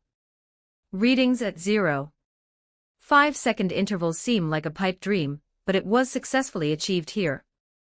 Right now, the trigger, already pressed against his right hand, has been pulled, and the specially made bullet is fired instantly. Chapter 79 Kyrie Kodamines Pain. The origin bullet fired from the contender pistol traced an almost invisible arc in the air, hurtling towards Tokiomi Tosaka with a whooshing sound. However, even faster than the origin bullet is the specially designed bullet fired by the sniper rifle, which catches up at an even higher speed and follows closely behind. The air currents it stirred up along the way whipped up dust from the ground, as if slicing through the tranquility of the battlefield in that instant. Bullets streaked across the battlefield like lightning, reflecting a brutal scene of smoke and fire. On the battlefield, every corner was filled with smoke and fire. In this chaos, bullets found a straight path and flew precisely toward their targets. Before the origin bullet, a specially designed bullet struck Tokiomi Tosaka's fire defense barrier. The bullet struck the barrier, sparking a burst of sparks. The barrier rippled instantly and crimson flames rose up, but they could not withstand the powerful impact. The specially made bullets are made from water-attribute magical minerals, with fine runes engraved on the surface, and they faintly exude a cold aura. As the bullet spun at high speed across the battlefield, it carried extreme precision and ruthless killing intent straight toward Tokiomi Tosaka's fire defense barrier. Sniper bullets sliced through the smoke and flames. In the ruins, broken steel bars and scattered concrete seemed to make way for the bullets as they moved, like a swift water snake, silently approaching the target. It cut through the billowing smoke and blazing flames, the swirling air currents along its path like invisible blades, slicing the battlefield in two. When the bullet struck the defensive barrier engraved with the Tosaka family crest, flames instantly engulfed it. However, just as the flames engulfed the bullet, the specially designed bullet suddenly burst out with intense water vapor. The moisture was released from the water-attribute magical mineral material hidden deep inside the bullet, and it spread out instantly, forming a powerful shockwave. The water vapor expanded rapidly in the flames, as if a cold, giant dragon roared and broke through the crimson fire. The scorching flames and the icy steam collided violently, hissing as the heat waves and mist intertwined, creating a brief but deadly gap. The water vapor evaporated rapidly, dissipating into the air with a chilling cold and a blazing heat, like a brief but deadly nightmare. This gap, like a gaping wound, created a slight flaw in the originally impenetrable Crimson Lotus flame defensive barrier. The blazing flames seemed to lose their power at this moment, and the Crimson Fire Dragon fluctuated violently under the impact of the enchanted water vapor, temporarily losing control. Before Tokiomi Tosaka could react, the impact of the specially made bullet had already opened a crack in the Crimson Lotus barrier, paving the way for the subsequent Origin bullet. The Origin bullet followed closely behind, flying out along the trajectory of the specially designed bullet with perfect speed and accuracy. In a mere 0.2 seconds, it pierced through the gap in the Crimson Lotus barrier and struck directly at Tokiomi Tosaka's heart. Having never experienced a bullet sniper attack, Tokiomi Tosaka also lacked the reaction speed granted by time control, leaving him no time to mount any defense. Blood gushed out, spraying from Tokiomi Tosaka's chest and staining the surrounding air and ground red. His body collapsed limply, his eyes still filled with disbelief. In that instant, time seemed to stand still, and the entire battlefield fell into a brief silence. Kiritsugu Amiya calmly observed everything, his gaze as resolute as steel. The sniper rifle was still emitting wisps of smoke, and Kiritsugu's hands remained firmly gripping the gun. He didn't relax at all, quickly adjusted his breathing, and continued to observe the battlefield's movements. The surrounding smoke and ruins were still burning, and the air was filled with the smell of sulfur from the explosion and the sound of metal breaking. He holstered his sniper rifle, quickly turned around, knowing the area had been exposed. With Tokiomi Tosaka down, Kirai Kotomine would undoubtedly arrive immediately. He wasn't entirely confident he could eliminate this man. "Mia, this is indirectly avenging you, isn't it?" Kiritsugu muttered to himself, his voice carrying a complex emotion. He tidied up the equipment on the ground, quickly packed everything into his backpack, and then took out a pack of cigarettes he had bought when he arrived in Fuyuki. He had only smoked one cigarette from the whole pack. He lit a cigarette, took a deep drag, and felt the nicotine spread through his body, bringing a brief sense of calm and relaxation. The smoke rose slowly around him, as if creating a moment of tranquility for him amidst the war-torn ruins. But Kiritsugu knew very well that this tranquility was just an illusion. A moment later, on the ground not far away, there was a half-burnt cigarette and footprints left by Kiritsugu Amiya, as if they were the only traces of his brief stay. Kirai Kotomine is rushing over. He has been focused on the battle between assassin and lancer. The battle was tense and chaotic at the moment, and his attention was completely focused on the fighting in the distance. Until he heard a scream suddenly coming from the gem communicator. It was his teacher, Tokiomi Tosaka. Kirai's heart sank. He quickly turned around and continued to call out to Tokiomi Tosaka, but received no response. An ominous premonition spread through his heart, as if a cold, icy blade were slicing across his back. He immediately realized that something terrible had happened. Chili quickened his pace and ran towards the main battlefield. He traversed the battlefield filled with smoke and fire, his steps swift yet steady, each one carrying unwavering determination. The place that was supposed to be the main battlefield was now deserted, with only the cawing of crows rising and falling. In the distance, Tokiomi Tosaka lay unconscious in a pool of blood, his clothes stained crimson with blood, his life rapidly slipping away. Kirai quickly knelt beside him, trying to check his injuries. The bullet struck him squarely in the chest, but failed to penetrate his heart. The jeweled pocket watch he often kept on his chest mitigated some of the bullet's power.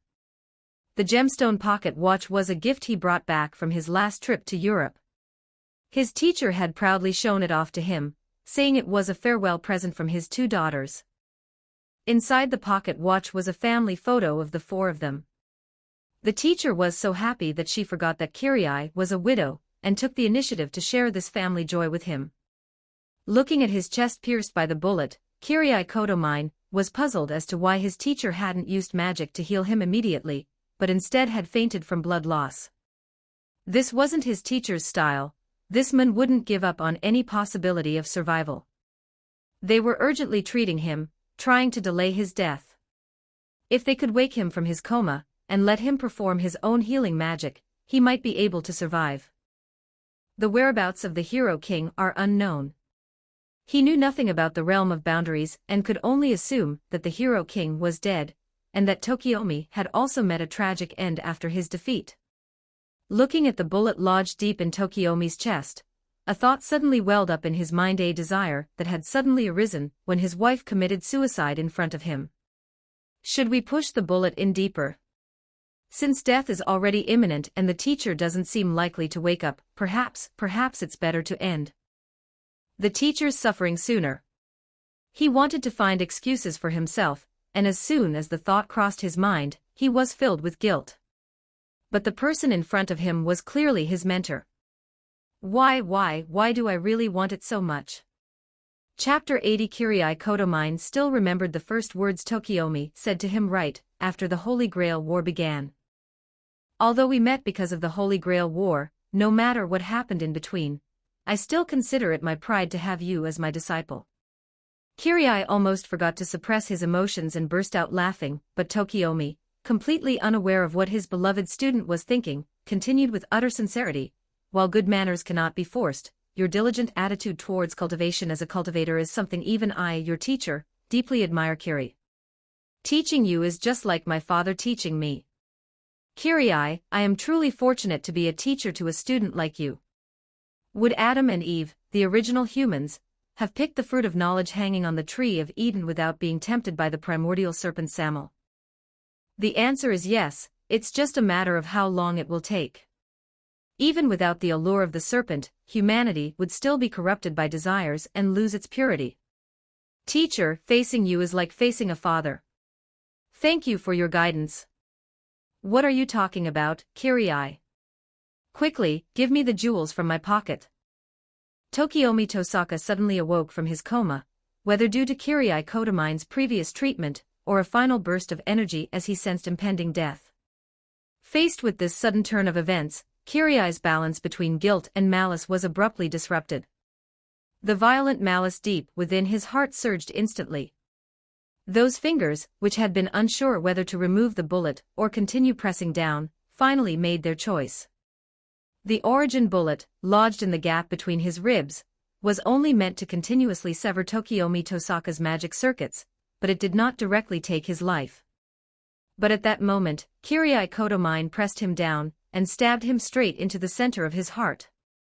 Only a trained agent could possess such precise technique, devoid of any murderous intent. Even the assassinated Tokiomi himself might not be able to comprehend the meaning of the excruciating pain in his chest.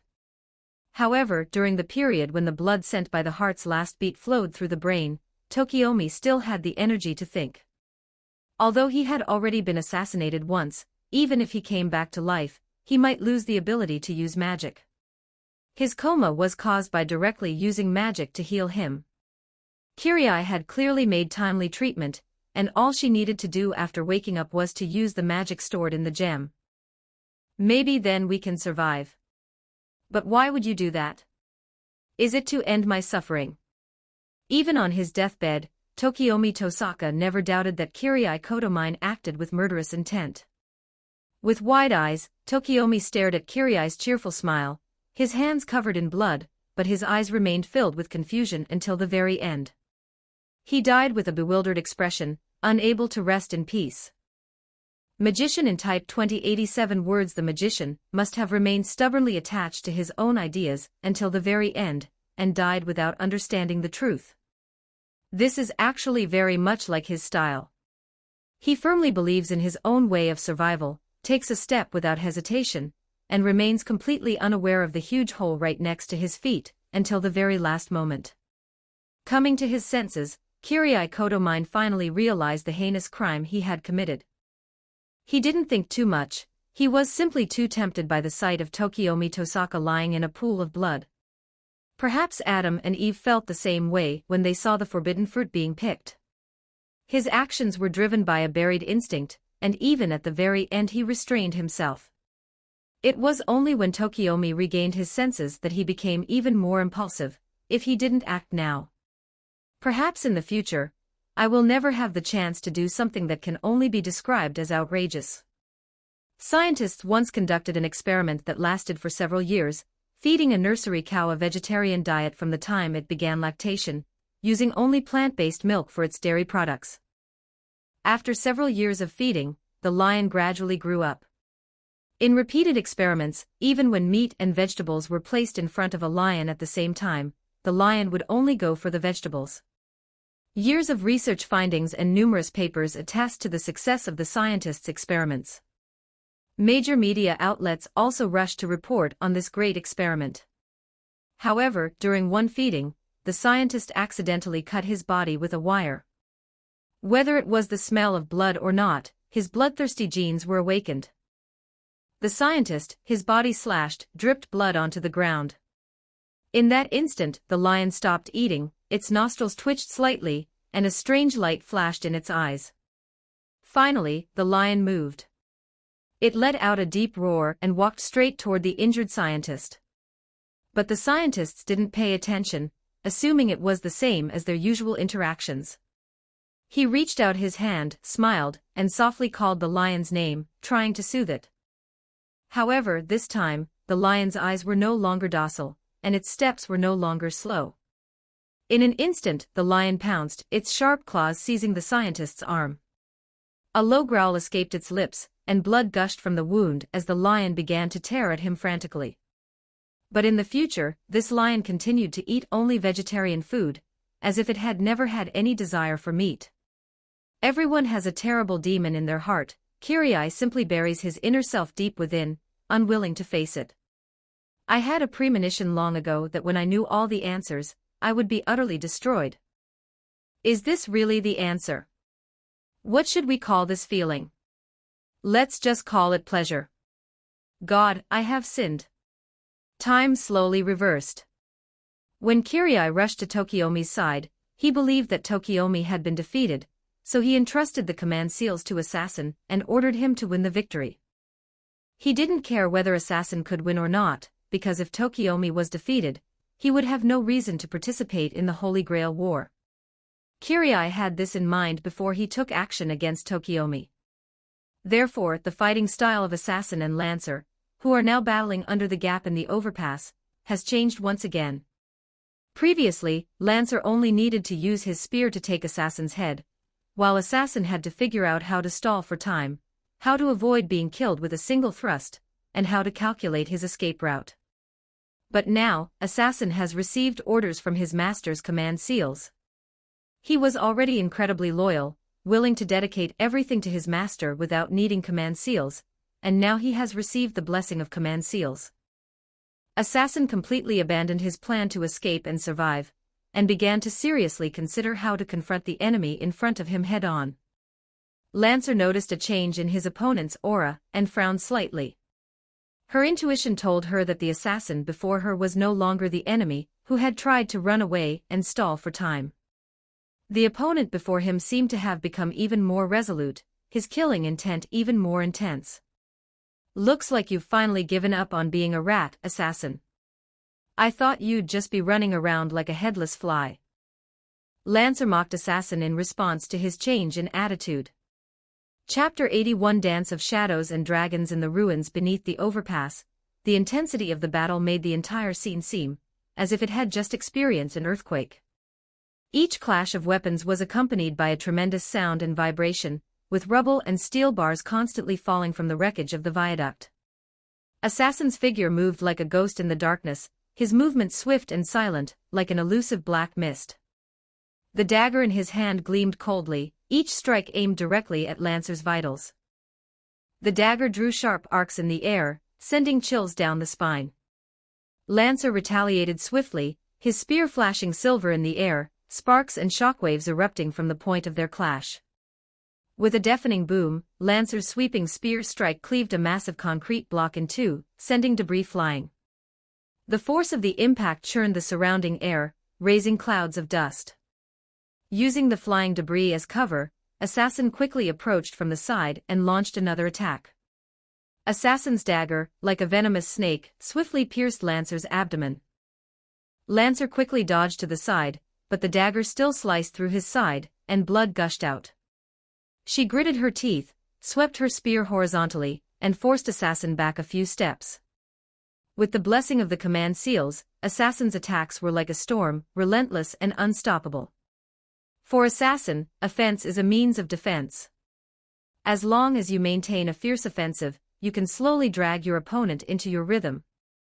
Just like African wild dogs, constantly harassing and attacking, even a lone male lion will one day become prey. Moreover, the Lancer before them was a lion that had long since reached its twilight years. I need to be even faster. I have to exhaust her completely. I can't use my killer move until the very end. Assassin thought to himself, but his attacks didn't lag behind. The command seal's blessing, like the wind's blessing, solidified his body, making him lighter, faster, and even strengthening his muscles like a storm. His figure flickered amidst the ruins, the dagger in his hand transforming into a deadly claw, relentlessly closing in on Lancer. Although Lancer kept retaliating with his spear, he could only keep dodging in the face of this fierce attack. The air was thick with the smell of blood and the smoke of gunpowder, as if the entire space was telling the story of the intensity and cruelty of this life-or-death struggle. Using the steel bars and ruins as cover, Assassin quickly circled around to Lancer's side and launched another attack. Lancer swung his spear repeatedly, striking the ground and ruins, leaving deep marks. Each collision generated a gust of wind, causing the surrounding building debris and steel bars to tremble violently. A thick steel bar was struck by a long gun, producing a piercing metallic scraping sound, before collapsing with a crash to the ground, kicking up a cloud of dust. Assassin's dagger drew a sharp arc in the air, aiming straight for Lancer's side of the neck. Lancer swiftly turned around, sweeping her spear to block the fatal blow, but the force of the dagger cut her cheek, and blood flowed down her face. The aftershocks of the battle made the surrounding environment increasingly chaotic, with rubble and dust flying through the air, as if the entire battlefield was shaking with their fighting. During a lull in the assassin offensive, Lancer internally considered his options. This can't go on. Although this guy is weaker than me, he has the blessing of command seals, and his magical power is even in surplus thanks to his master's supply.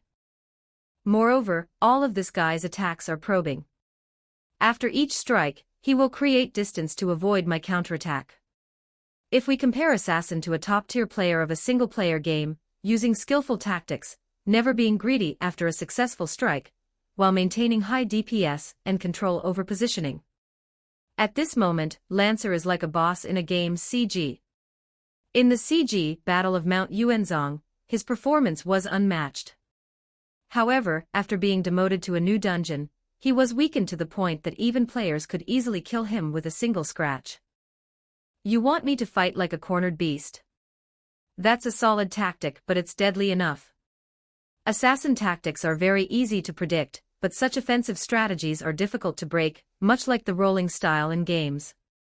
Although it cannot be speedrun, it can be used to complete the game perfectly. Should I expose a weakness in his defenses? Will he fall for it? No, probably not, but I should still try. Assassin struck again, his figure flickering like a ghost amidst the ruins. Lancer suddenly turned around, picked up a piece of gravel with his spear, and hurled it towards Assassin. The gravel arced through the air, heading straight for Assassin. Assassin leaped up quickly, dodging the flying rock, but the instant he took to the air, Lancer appeared in front of him, his spear aimed straight for his heart. You've been tricked. Assassin sneered inwardly. He had anticipated Lancer's attack and deftly flipped in midair, his dagger aimed directly at Lancer's neck. Lancer swiftly withdrew his spear, using the hilt to block the fatal blow. The dagger clashed with the spear hilt, producing a piercing metallic sound. But it wasn't pleasant, the dagger still slashed into Lancer's chest, leaving a long, thin gash. Blood gushed out, but Lancer couldn't care less about his injuries at the moment. It would be too wasteful to use his remaining magic to heal them. The two passed each other again, the distance between them widening once more, but the tension in the air did not lessen at all. It seems he really does intend to kill with a single blow. If that's the case, then things will be much easier. Lancer, panting heavily, looked at Assassin, who had failed to strike and was retreating swiftly. He had deliberately created an opening to test Assassin's attitude. The effect is remarkable. As long as Lancer is injured enough, his mana is depleted enough, and his aura is low enough, this assassin will never let this opportunity pass. Just like Kenneth, the master who attacked Lancer, he would never truly make a move until the very end, when his prey was at its weakest and most relaxed. What a stray African dog.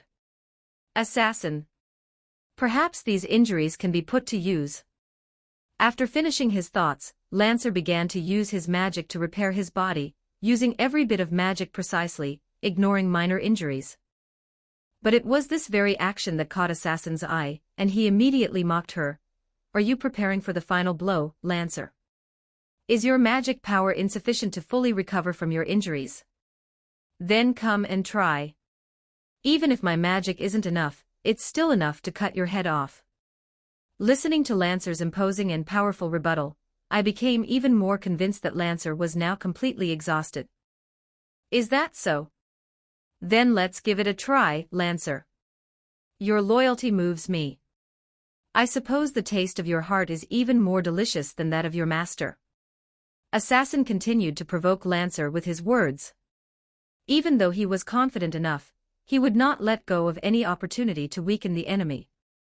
This is his fighting style. He'll use anything, even underhanded tactics like using the opponent's partners or family. He won't let any opportunity slip by, as long as it's appropriate. Chapter 82. The creature who possesses power and authority. Magic gathered at the tip of the gun, and Lancer felt the magic within his body rapidly draining away. But this is necessary. If it were just a simple pretense of running out of magic, Assassin would not fall for it. Magician in type.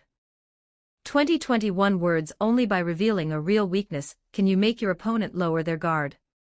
Lancer's breathing became rapid, her face grew paler, and her magic was rapidly depleting, but her gaze remained firm. Come on, let me see your true strength. Lancer said coldly, spinning his spear in his hand, the magic at the tip shimmering faintly. Assassin was not fooled by Lancer's weakened appearance. He quickly adjusted his posture, the dagger in his hand becoming a black shadow, his eyes filled with vigilance and coldness. He tilted his head slightly and threw the dagger. The dagger traced a swift arc in the air, heading straight for Lancer. A cold smile flashed in Lancer's eyes. He swung his spear sharply, knocking the dagger away, which then embedded itself hard in a piece of broken wall next to him. It's like they're at their last gasp, just barely holding on. But something doesn't feel quite right. Assassin was still hesitating, but Lancer wouldn't give him a moment to breathe, and took the initiative to raise his spear and attack. The powerful wind carried by the magic reached Assassin's side before the spear tip, but Assassin, blessed by the wind god, remained fearless in the face of the strong wind. 3 more daggers flew out, attempting to stop Lancer's advance. But before it could even touch Lancer, it was repelled by the magic wrapped around the spear. It's really full of flaws. Assassin murmured. Something was definitely fishy. Alarm bells were ringing in Assassin's mind, but he couldn't think of any other way Lancer could have to deal with him. Was it just a spear wrapped in magic? While thinking, he used his mouth to remove the bandage wrapped around his right hand. Lancer's offensive was like a raging dragon, or perhaps she was a raging dragon to begin with. The magic she carried with her charge ripped deep furrows into the ground. The mud and asphalt on the road were splashed everywhere. Part of her body had even begun to materialize into spirit particles, a sign of a severe lack of magic power. This is a calculated move. If Assassin tries to continue escaping, he will most likely have his heart pierced by a magic-infused spear in this close-quarters battlefield. Moreover, the nearby obstacles had already been leveled in the successive battles.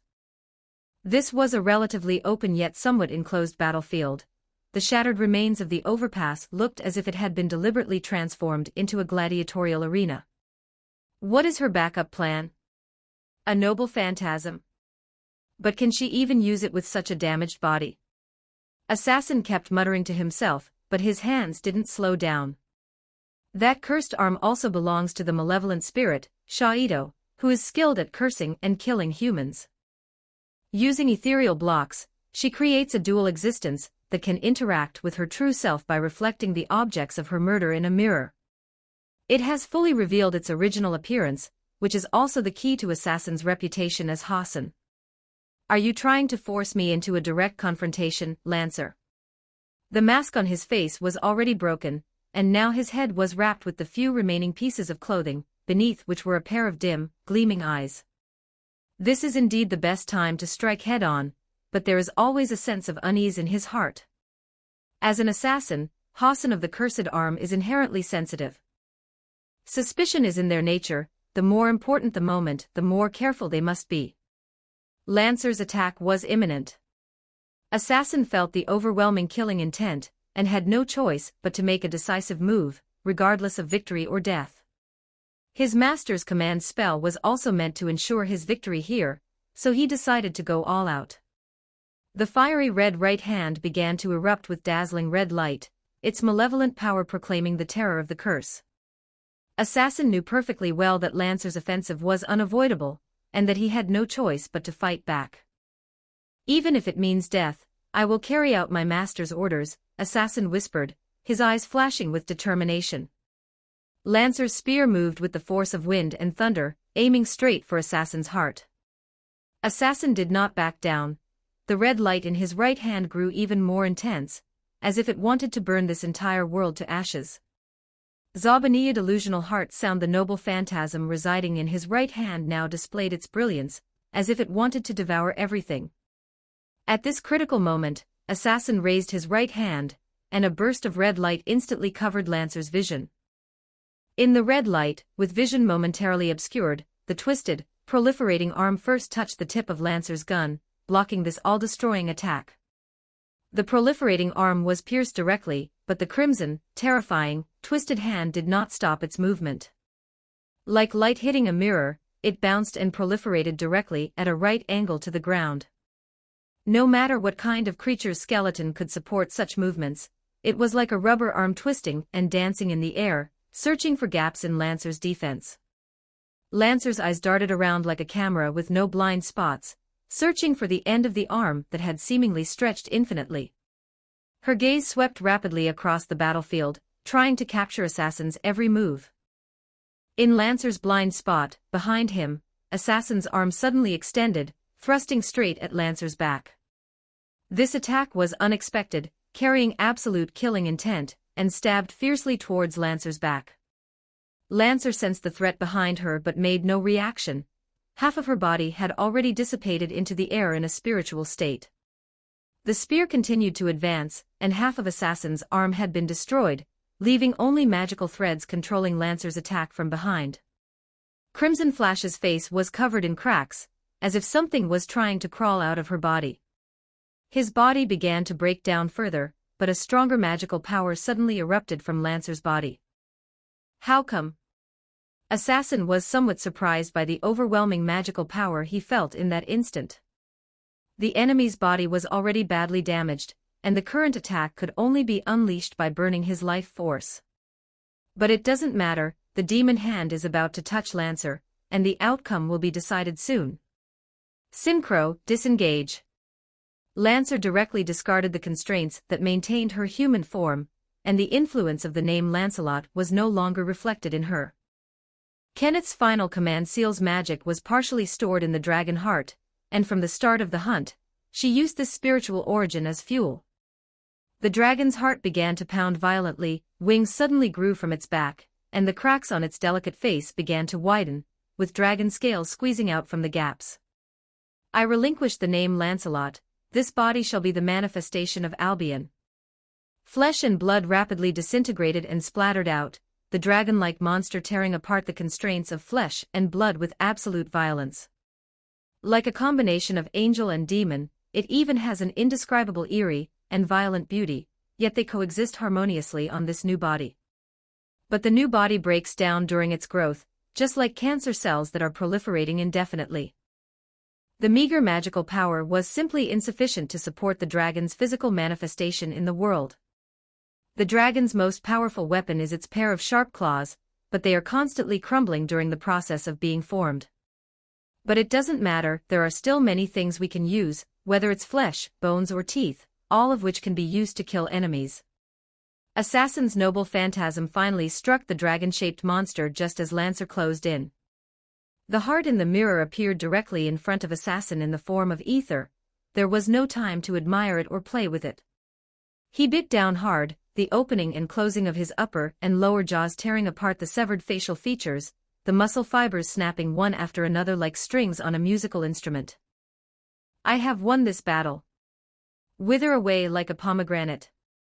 Assassin's victory was a silent declaration, his jaw was completely dislocated, and he could only produce hoarse cries through his vocal cords. But Lancer, transformed into the head of a dragon-like monster, also approached Assassin. The enormous golden pupils stared intently at Assassin, while the abyssal maw lunged at him, its sharp dragon teeth covering his body. Assassin's spirit body was being held alive in his mouth, his sharp dragon teeth crushing and shredding the spirit body known as the Assassin. Flesh and blood, accompanied by magic, were swallowed. Since the body was made of magic, it practically melted in the mouth. This is the dragon, standing at the pinnacle of mythical beasts, the ultimate combination of bloodshed and violence, a creature sung and admired in countless myths. They hold power and influence in this world. Without exception, anyone in the world who can slay a dragon becomes a hero among heroes. Even in its remaining state, it is still an existence that ordinary people cannot look up to. This is Lancer's complete form. He is bound in this state only because the current environment does not allow such a powerful magical creature to exist. Assassin's head was the only part of him that remained intact, as Lancer had promised Kenneth she would personally decapitate the killer. Chapter 83 The continuation of its origin. The entire battlefield on the overpass was engulfed in flames from the car crash, the fighting between the heroic spirits, and the burst of magic that caused the surrounding temperature to rise sharply. The turbulent flow of magic caused electrical charges to become disordered, dark clouds gradually gathered in the sky, and the humidity in the air gradually increased. The sky, which was originally filled with the smoke of battle, is now shrouded in dark clouds, making it hard to breathe. The distant rumble of thunder seemed to signal the end of the battle. A sudden gust of cold wind swept in, bringing a chill. The moisture in the air quickly condensed into tiny water droplets, which then turned into a torrential downpour. The rain poured down like a waterfall, hitting the ground and splashing countless water droplets, instantly enveloping the entire battlefield in a misty haze. On the battlefield at the gap in the overpass, Lancer received some magic replenishment, but the consumption of his dragon form was too great, and he slowly returned to human form. Lancer held Assassin's head in his arms, tilted his head back, and stared blankly at the dense dark clouds in the sky. Rainwater slid down her face, mingling with blood, soaking her dress, as if telling the story of the brutality of the battle. "Is this what revenge feels like?" Lancer murmured, his voice almost drowned out by the heavy rain. Her remaining body gradually turned into ethereal fragments, and dissipated into the air due to insufficient magic. Rainwater hit the ground and quickly gathered into streams, flowing down along the broken section of the overpass. Is it over just like that? Human affairs are so boring. The success of revenge brought with it an endless sense of emptiness and exhaustion. Despite being the victor in the battle, they have ended up in such a miserable state. He seems somewhat unwilling to accept it. Just as Lancer was lost in thought, suddenly, the sound of footsteps mixed with the sound of rain, and the sound of feet stepping on the water came. Pat, pat, pat. The footsteps gradually approached, each step sounding exceptionally clear, as if they were heavily pounding on Lancer's heart. Water splashed everywhere with each step, the droplets seemingly freezing in mid-air for a moment before falling back down with gravity, hitting the ground and creating countless tiny droplets. The sound of rain pattering on the ground mingled with the sound of footsteps, making it sound even heavier and more imposing. Magician in Type 1561 words. Lancer suddenly looked up, alertly gazing in the direction from which the sound came. Through the rain curtain, a blurry figure gradually appeared. It was a light and graceful figure, with quick and elegant steps, as if each step carried endless gentleness. Pat, pat, pat. The footsteps grew clearer, as if each one was telling of an undeniable threat. He wanted to raise his spear to continue fighting, but after glancing at his dissipating body, he shook his head and tossed the spear aside. Just as the spear made a crisp sound upon contact with the ground, the figure gradually approached, finally revealing its true form through the rain curtain. She was a beautiful woman with fiery red hair, seemingly only about 20 years old. At first glance, one could sense that she was a sensitive and noble young lady. She walked slowly through the rain, carrying an ornate umbrella of unknown material. Rainwater slid down her umbrella, dripping softly. Lancer forced open his eyes and looked at the person who had come. I was somewhat surprised, somewhat ashamed, and then relieved. The visitor was none other than Kenneth L. Meloy, Archibald's fiancé, a magician named Sola Nasal Sophiali. Why did she come here? Is she here to interrogate me? Lancer silently pondered the reason, but his body remained motionless, seemingly frozen in place. Sola simply walked slowly to Lancer's side, squatted down, took Assassin's head from Lancer's arms, and examined it carefully for a moment. The head still retained the expression it had before death, cold and resolute. Sola didn't ask Lancer where Kenneth was, seeing Lancer's current state, she already knew the answer. Sarawia's fingers gently brushed across Assassin's cheek, as if caressing a precious work of art. Her gaze pierced through the rain, landing on the Lancer, which was beginning to fade away. Was there anyone else besides Kenneth who killed him? The masters of Assassin's Creed. Silence. And their ally, Archer's master. So, do you want to sign a contract with me?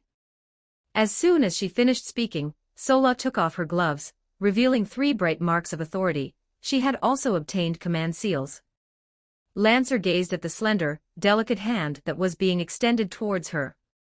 I hereby swear that your magic will become my flesh and blood. Upon hearing Lancer's reply, Sarawa responded, I declare that you reside within me. My fate is in your sword. By the call of the Holy Grail, if you are willing to follow this will and this righteousness, my life is entrusted to your sword.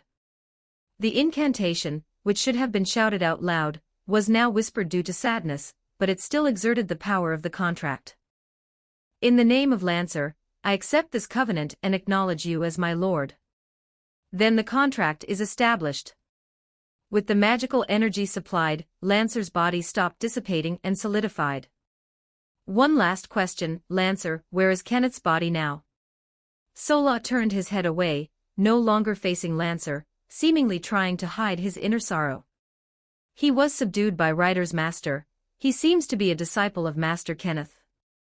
Okay, that's good. You should be able to find their location now, right? Yes, when we were tracking Assassin, we caught up with Ryder and his base. That's good, go back and rest now. In their question and answer exchange, the bland words seemed to erase their inner emotions. The two walked slowly in the rain, one after the other, leaving the scarred battlefield behind. A chilling atmosphere permeated the air in the large hollow below Mount Enzang and Ryudoji Temple. Ancient runes were engraved on the surrounding walls, and a faint light flickered in the darkness, as if telling the story of this place's history. Suddenly, a mysterious and deep voice rang out in the hollow, breaking the silence. "What's wrong?" The voice held a hint of curiosity. "This is the first heroic spirit to die. I didn't expect it to be an assassin." Ngramenu stood in the shadows, arms crossed, a hint of lingering satisfaction in his eyes. "So what do you think of this play?" The mysterious voice asked again, with a hint of amusement in its tone. "It's all right," Ngramenu smiled slightly, a hint of interest in his voice. The battles between heroic spirits, as well as the master's love and hatred, loyalty and betrayal, these elements are quite interesting. However, the lead actor you selected doesn't seem to have much screen time. After all, the prologue isn't over yet, there's more interesting stuff to come. The mysterious voice seemed to view the Holy Grail War merely as a prelude, leaving Ngramenu somewhat astonished. "You seem to have some other ideas." The mysterious voice continued. "Yes, I think. Chapter 80 for the Tentacles of Restraint. It would be so boring to just be a spectator." Ngramenu said softly, a hint of dissatisfaction in his voice. "You mean?" A hint of curiosity was revealed in the mysterious voice. Is that all right? Won't it disrupt your plans?" Ngramenu asked tentatively, his eyes gleaming with anticipation. After a moment of silence, the mysterious man seemed to be thinking about something. The surrounding air seemed to freeze, with only the intermittent echoes of dripping water from the depths of the cave, and the sound of churning lava.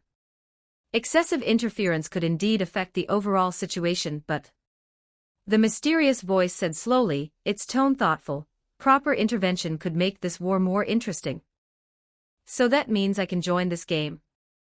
An exclamation of excitement flashed in Ngramenu's eyes. "Well, you can also help me test the extent to which Gaia and Alea can influence this world. It seems they have already planted their tentacles in advance." The mysterious voice carried a hint of cold laughter. "Oh, really? Something has already infiltrated here?" Ngramenu asked, somewhat surprised, his brow furrowing slightly. "Yes, although the traces are very faint, I can sense their presence." The mysterious voice was filled with determination and calmness. "But isn't there still 10 years before the battle begins? How come we've been exposed so quickly?" Ngramenu's tone was tinged with confusion and unease. "Well, after all, it's a suppressive force, so its sensitivity to the world is still greater than that of the pigeons and other gods. It's within my expectations that they noticed something was wrong." The mysterious voice sounded calm and confident, as if everything was under his control. "However, something still surprised me. This world should be something that has been abandoned in terms of the restraint force. But now you want to get involved, even if it's a worthless piece of the pie." The mysterious man seemed puzzled, as if deep in thought, the swirling black and red aura around him revealing his inner thoughts. "So what should I do next?" Ngramenu asked, knowing that facing a force like the counterforce, the slightest mistake could lead to total defeat. "Do you still remember Kiritsugu Amiya?" The mysterious voice asked softly, with a hint of a knowing smile. "Of course I remember," Ngramenu replied, a cold glint in his eyes. "How could I forget that guy known as the Magician Killer? He played a crucial role in the Holy Grail War. Besides, didn't he just kill the head of the Tosaka family? What's wrong with him? The problem isn't him, but something in his hand. Do you remember the melee weapon he used?" The mysterious voice said slowly, as if recalling something. "That dagger? I remember it contained Kiritsugu Amiya's own origin magic, and it had the properties of cutting and binding. Is there something wrong with that dagger?" The mysterious voice continued, with a hint of complexity in its tone. "That dagger should be called Mysterious Slash. It was indeed forged from the origin of this man, Kiritsugu Amiya, and is his exclusive mystic code. But this weapon should not have appeared at this time." Ngramenu frowned, pondering the meaning of the sentence. Shouldn't it have appeared at this time? You mean, the knife itself signifies the emergence of a singularity?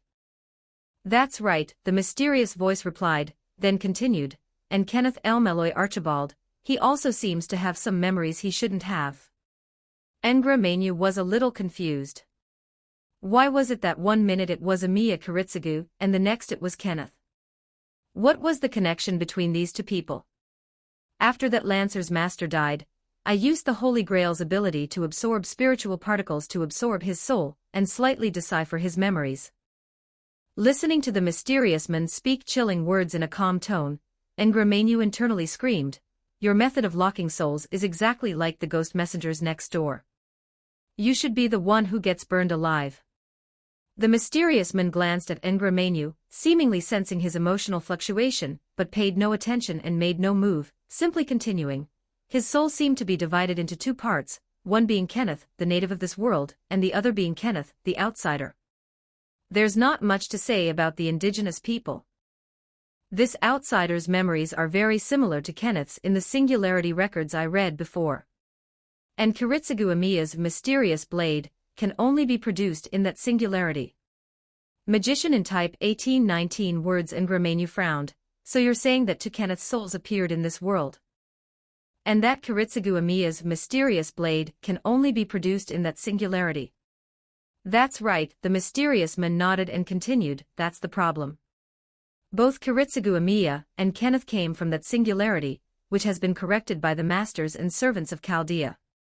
But the world of the singularity will not immediately collapse because of the correction, it will gradually lose its influence over time.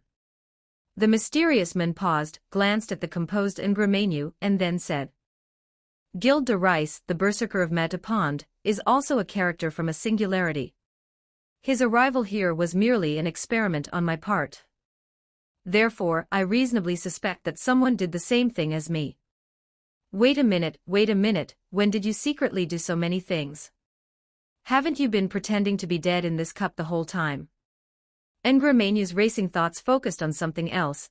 After all, the person he was talking to had been right under his nose the whole time. It's like having a roommate who spends all day just like you, holed up in the dorm playing games, but then on graduation day, he suddenly tells you that he got into a graduate program. And why are you able to interfere with other singularities? The mysterious man glanced at him, and smoke billowed around Ngramenu, swirling above his head as if gently stroking it. This gesture was like a form of comfort. Then he explained the authentic way, of course I couldn't have done nothing. Some prior preparations were necessary. As for the singularity where Berserker was located, it was just an attempt to see how much I could interfere with other timelines. If others can put their hands in, why can't I put mine out? I thought you were like me, just loafing around all day waiting to die. Ngramenu put on an affected performance, he had a real talent for comedy. Alright, back to the main topic. The next development of the corrected singularity should be under the control of the counterforce, so it is very likely that Kiritsugu Amiya has a connection with Alea. So what should I do next? Ngramenu scratched his head, somewhat confused about how things were going. Chapter 85 The Shadow of Heroes is killing all you think about. If things were that easy, why don't I just unleash my full power on Metu Ike? The mysterious man seemed somewhat perplexed by Ngramenu's blunt and rude approach, unsure of what to say. Ngramenu shrugged, giving a nonchalant smile. I'm just a little bored. All this complicated stuff is really uninteresting. The mysterious man sighed, a hint of helplessness in his voice.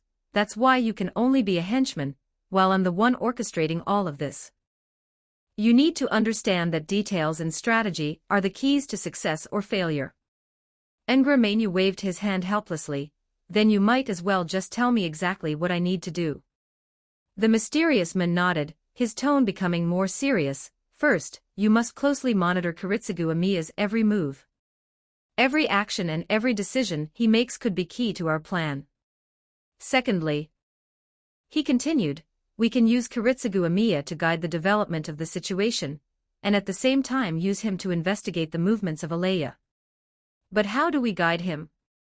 Ngramenu asked, puzzled. The mysterious man smiled slightly, Kiritsugu Amiya's goal is victory, and he is willing to sacrifice everything for it, but some things are not so easy to sacrifice, such as his wife Irisveal. So you want me to get rid of his wife? Isn't that a bit too despicable? This time, the black mist no longer gently stroked Ngramanyu's head, instead, it transformed into a hammer and struck him hard, saying, "No, Irisveal is the lesser grail. How could we take her down so easily?" Ngramanyu rubbed his head, which had been throbbing from the blow, and gave a wry smile. "So you mean Kirai Koto mine and Kiritsugu Amiya will inevitably clash sooner or later. You can give him a little stimulation, ignite their struggle ahead of time, and make him use what's stored on that dagger. In this way, we can figure out his background. Although I think he is most likely a member of Alea, if we act rashly before the last step, we may be heading into an abyss." Ngramanyu nodded, already having a rough plan in mind. "Understood. So what should I do next?" The mysterious figure outlined the specific direction of the plan, but the actual execution would depend on the executor's vision. You need to use the information from the assassin copy to operate. Although it's just assassin, it'll be enough in critical moments. Ngramanyu smiled and said, "Then give me the assassin copy information." The black mist surged instantly, like a giant hand, slowly enveloping Ngramanyu. A chilling aura emanated from the mist, as if it could freeze all life. Ngramanyu stood shrouded in black mist, feeling a cold and powerful force gradually invading his body. The mist swirled around him like a living thing, slowly seeping into his skin, bone marrow, and even the depths of his soul. A sharp, stinging pain shot through his body, and his bones began to creak slightly, as if undergoing a painful reshaping process. The muscles gradually contracted and lengthened under the influence of the mist, altering the proportions of the limbs. Ngramanyu's figure became lean and agile, his original muscular physique gradually disappearing, replaced by a body more suited to stealth and assassination. His facial features gradually blurred under the erosion of the fog, then reformed, forming a strange and cold face. The cold glint in his eyes perfectly matched Assassin's temperament, as if he were the world's best assassin. The skin had lost its color, appearing a sickly black. His fingers became long and flexible, as if he could easily control any weapon at any time.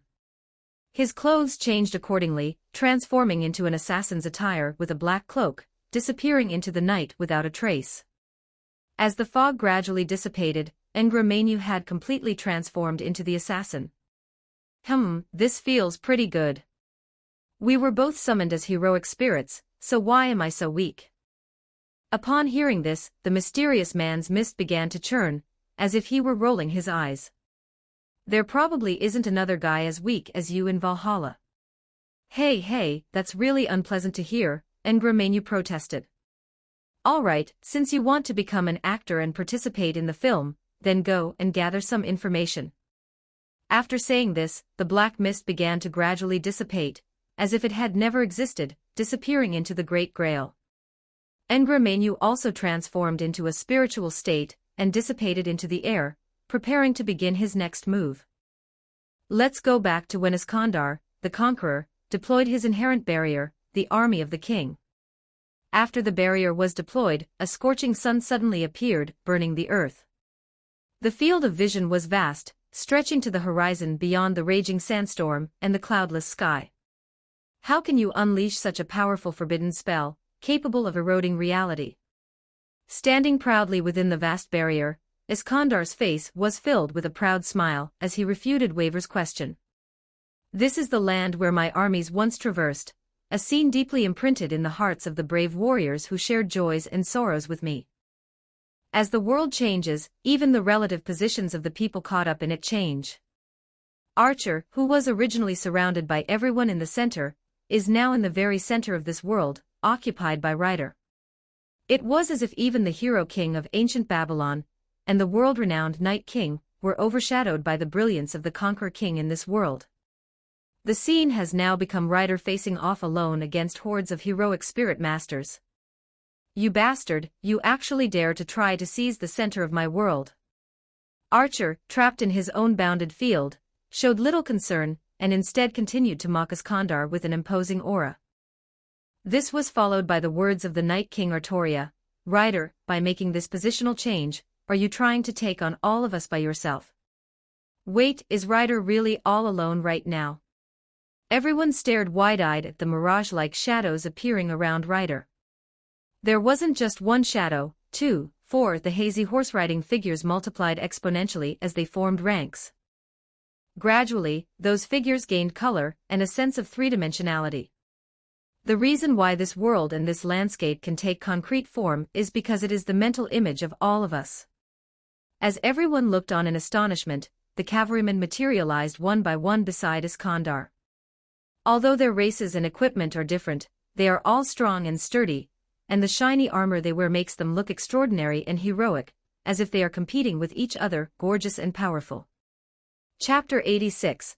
The King's Army. Only Weber and Matucci were able to truly understand the true nature of these extraordinary phenomena. These people, they are all servants.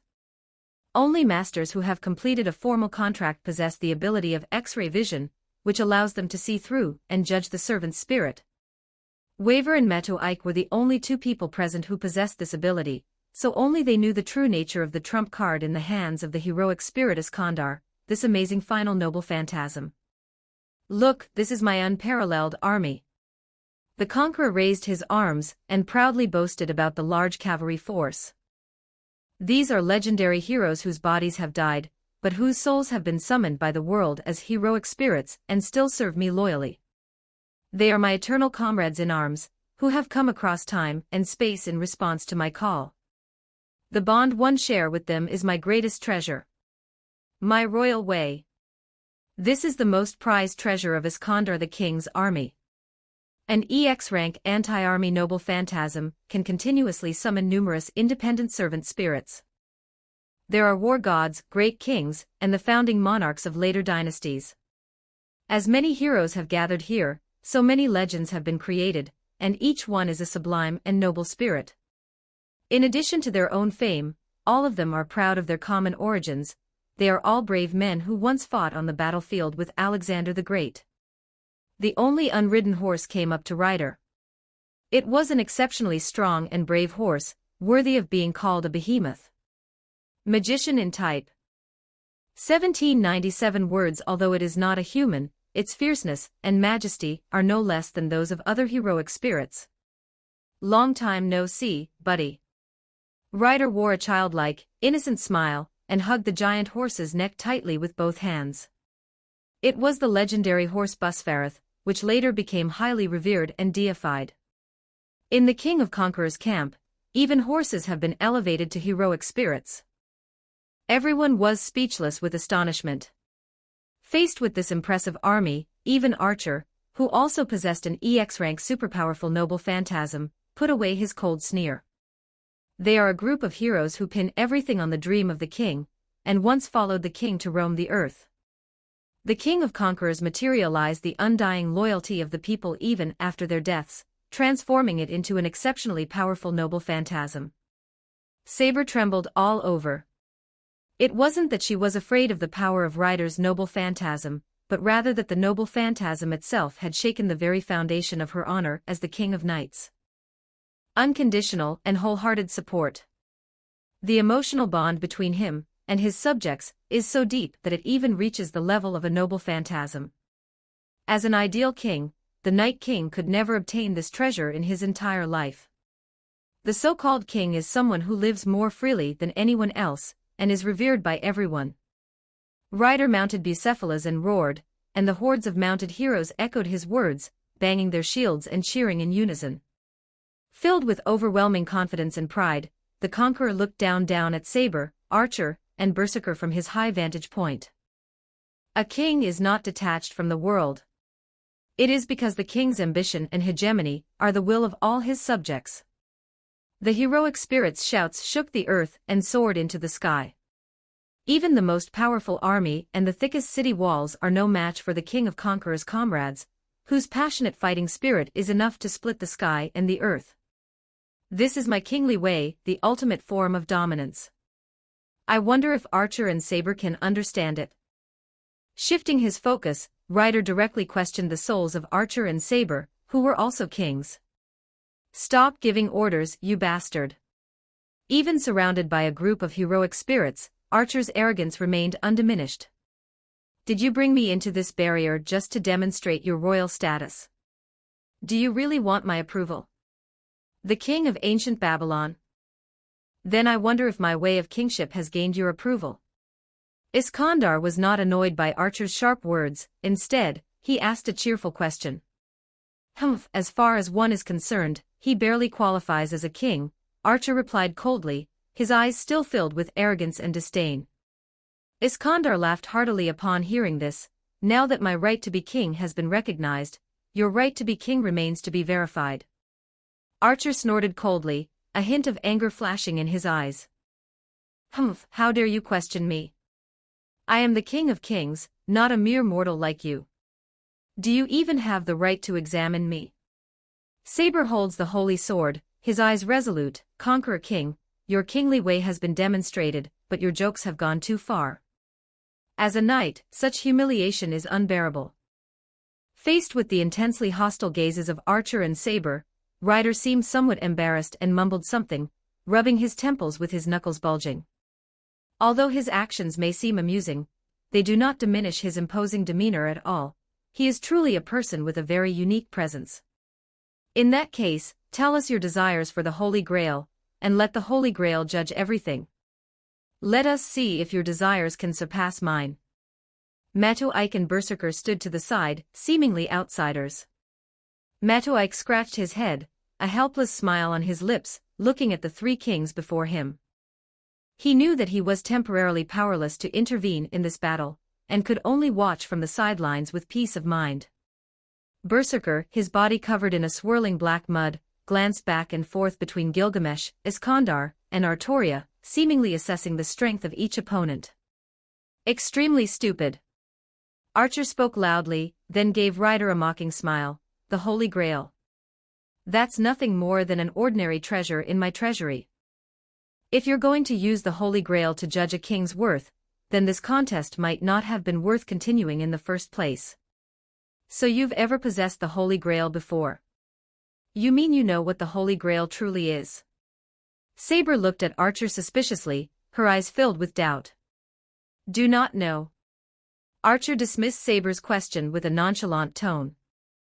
Don't judge me by the standards of you bastards. My treasures far exceed my comprehension, but as long as they are treasures, they can be confirmed as mine. How dare someone take my treasure without permission? No matter how greedy you are, you should think twice before you act. Ryder scratched his chin, still feeling there were some things he didn't quite understand, tilting his head with a puzzled expression. Then what exactly is your purpose in participating in this Holy Grail war? As a heroic spirit, shouldn't you be able to refuse a summons? Chapter 87 The Holy Grail questions. Since I've been summoned, I'll treat it as a chance to pass the time. But any thief who lays his hands on my treasures must be punished as he deserves. The key point is this matter of principle. Archer responded to Iskandar's question with a hint of disdain. You mean? Ryder seemed to understand Archer's views on the Holy Grail war more or less, but was still somewhat puzzled, and continued to ask, are you saying there's some justice or reason in your actions? It is the law, Archer answered without hesitation. The laws that I as a king enforce. Ryder nodded, seemingly accepting his theory, and stopped pressing the matter, letting out a deep breath. A perfect statement, a ruler is one who upholds his own laws. Ryder smiled slightly. I want the Holy Grail so badly, and my approach is to seize it if I want it, because I, Iskandar, am the king of conquerors. Then there's nothing more to say. You've broken the law, and the true king will punish you. There's no room for argument, Archer said coldly. Well, in that case, we'll have to resort to arms from now on. Ryder's expression was no longer hesitant, and he seemed unusually cheerful. The two seemed to have reached a consensus, and they nodded to each other. Saber kept his brow furrowed as he silently watched Archer and Ryder gradually create a subtle atmosphere that was hard to define as either hostility or friendship. Finally, Saber couldn't help but ask Ryder, Conqueror King, now that you've acknowledged that the Holy Grail truly belongs to someone else, Do you still intend to seize it by force? Yes, is that even a question? My way of kingship is conquest. In other words, everything boils down to plunder and aggression. Ryder answered without hesitation, his expression full of composure and fearlessness. Saber suppressed his rising anger and continued to ask, "What desire do you have for the Holy Grail that makes you resort to such unscrupulous means?" Ryder seemed a little embarrassed, touched his face, jumped off Sephalis, walked in front of the crowd, and loudly proclaimed his wish. "I desire your body." As he spoke, he pinched the arm of his master beside him. Although it was just a light touch for the King of Conquerors, it hurt so much that Waver cried out, "No." This is an answer that no one would have expected. Even Weber, upon hearing this, only felt a slight pain, and before he could even complain about Ryder's actions, couldn't help but scream in shock, seemingly more astonished than by the pain itself. He immediately asked Ryder, "Your wish wasn't to conquer the world?" Ryder used his usual forehead-flicking trick to shut the summoner up, then shrugged and said, "Fool, why would I let a cup conquer the world? Conquest is my dream, and the desire for the Holy Grail is merely the first step in realizing that dream." "You bastard. You wouldn't be challenging me over such a trivial matter, would you?" Even Archer looked surprised, but Ryder remained very serious. "Yes, although the Holy Grail war allows one to manifest in the mortal world, it is still a servant, which makes things inconvenient. To this world, we are a miracle, but to this world, we are more like visitors from another world. Do you think that's enough?" Ryder clenched his fist, a determined smile appearing on his face, and continued. "But I feel that's not enough. I want to become a living, breathing being and take root in this reborn world." He waved his hand, as if to emphasize his determination, and looked firmly at the crowd. Upon hearing Ryder's words, Weber recalled Ryder's strange habit of always resisting becoming a spirit, and preferring to maintain a physical form. Right now, he is indeed just a familiar called a servant. Even if he can speak, dress, and eat like a human, he is essentially no different from a ghost. Why do you crave physical intimacy so much? Because that is the foundation of conquest. Iskandar clenched his massive, bony hand tightly, looking at his fist as he murmured, "To stand tall and face the world with one's own unique physical body is the true meaning of conquest. To take action, move forward, and achieve goals in this way is the king's domineering way." He raised his head, his gaze fixed firmly on the distance, and continued. "But right now I don't even have a physical body. This won't do. I can't even take the first step. I need a physical body of my own, a body that can stand tall and proud." His voice was steady and powerful, and every word he spoke was filled with endless longing and determination. Saber and Archer listened to his words, and although they had different thoughts, they could both feel his unwavering belief. Only by possessing a real body can one conquer this land and leave one's mark on this world. After Iskandar finished speaking, he slowly lowered his fist and looked at his army with a firm and expectant gaze. His spirits seemed to sense his determination, responding with resolute gazes and actions. Each of them stood ramrod straight, filled with indomitable fighting spirit and loyalty to the king. Magician in type 1741 words. Their armor gleamed in the desert, as if vying with the blazing sun in the sky. The knights raised their weapons high, their war horses trotted excitedly in place, and the entire army stood like an impregnable iron wall, awaiting the Conqueror King's command. They are all heroic spirits who once fought alongside Iskandar on the battlefield. Even though they have become legends, the passion to fight for the king still burns in their hearts. Even if they are ghosts, it doesn't matter, as long as we can return to the world of the living one day and continue our journey. A knight shouted, his voice filled with boundless faith and longing for the future. For the king's dream, we are willing to offer our last loyalty. Iskandar heard his comrades' shouts, and a smile appeared on his lips. He knew that these heroic spirits, like him, still harbored a desire for conquest, even though there was no future for them. "We will not stop, we will not back down," he announced loudly, his voice filled with boundless power and conviction. "No matter how difficult the road ahead may be, we will forge ahead." Archer just crossed his arms. It's unclear whether he was listening to Ryder. However, upon closer inspection, the expression on his lips was completely different from any emotion this golden heroic spirit had ever shown. If one had to describe it, the expression was similar to a smile, but a rower had only ever shown a mocking smile until now. This smile now looked extremely sinister and sent chills down one's spine. I have made up my mind, Ryder.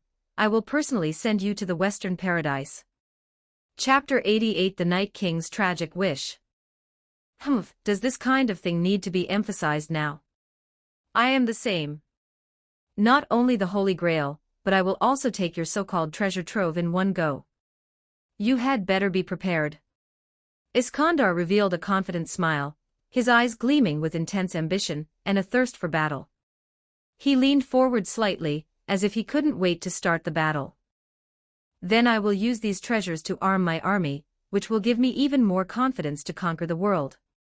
Gilgamesh laughed loudly, but a dangerous glint flashed in his eyes. How dare you covet my treasure trove?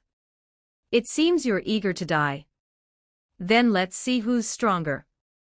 Iskandar, not to be outdone, gripped his longsword tightly with both hands, his fighting spirit almost overflowing. The standoff between the two kings seemed to make the air on the entire battlefield heavy. Saber listened quietly as Ryder and Archer discussed the meaning of the kingly way. Ryder suddenly burst into laughter, breaking the deadlock, but he seemed to have forgotten that there was still a king who kept a straight face and never smiled. During the verbal exchange between Ryder and Archer, she found no opportunity to participate in the discussion. She felt that the opinions expressed by these two heroic spirits were far removed from the principles she, as the King of Knights, upheld as the way of the king, and had nothing to do with her. That was just a selfish thought. From Saber's perspective, that was not the proper path for a king. She believed in integrity and thought Archer and Ryder's arguments were more like the mindset of a tyrant. Despite Archer and Ryder being formidable opponents, Saber's indomitable fighting spirit was rekindled. She absolutely cannot lose to these two people, and she absolutely cannot hand over the Holy Grail to them. Archer's words made no sense at all. As for Ryder's wish, Saber acknowledges that Ryder possesses the integrity of a warrior, but his wish is ultimately just personal desire. Compared to the two of them, Saber was convinced that her deepest prayers held a far greater value. By the way, Saber, you haven't let us hear what you're thinking yet. Ryder finally brought up Saber, but she still didn't waver at all. True pride lies in one's own path to kingship. The Night King resolutely raised his head, looked directly at the two heroic spirits, and spoke. My wish is to save my homeland. I will use the power of the Holy Grail to change Britain's fate of destruction. Saber's righteous declaration plunged everyone into silence. Her eyes revealed an unwavering determination, as if in that instant, her figure merged with the majesty of the Night King. Ryder and Archer fell silent for a moment, seemingly pondering Saber's words. Only Matoike looked at Saber with interest. Although he himself didn't have any particular feelings about this wish, he had heard the ideal of this King of Knights 1,000 times in his memories of that past life. Although it wasn't his own personal preference, Matoike still had a unique perspective on Saber. Saber herself was the first to be puzzled by this silence. Although her statement was indeed very assertive, these two people are not simple opponents who can be intimidated by a single sentence.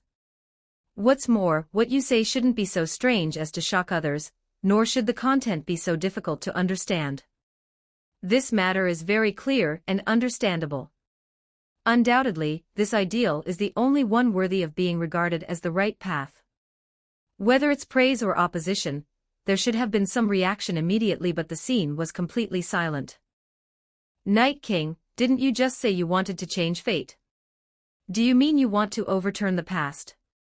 Yes, even a miracle couldn't fulfill this wish, but if the Holy Grail is truly omnipotent, then it certainly can. Saber was halfway through her sentence when she finally understood what the subtle atmosphere between Ryder and Archer was all about. The two heroic spirits standing in front of her had a listless expression on their faces. Can't you understand? As the ruler of a country, you should wholeheartedly hope that the country you govern will always prosper and flourish. Ryder wanted to correct Saber's statement, but after seeing Saber's sword strike, he didn't want to say too much. That belief is deeply ingrained in Saber's very being. It's truly tragic. While Archer also scoffed at this, unlike Ryder, he was more eager to add the young knight to his collection. But mocking it before making it your own treasure might make it even more tempting. Hey, did you hear what she said?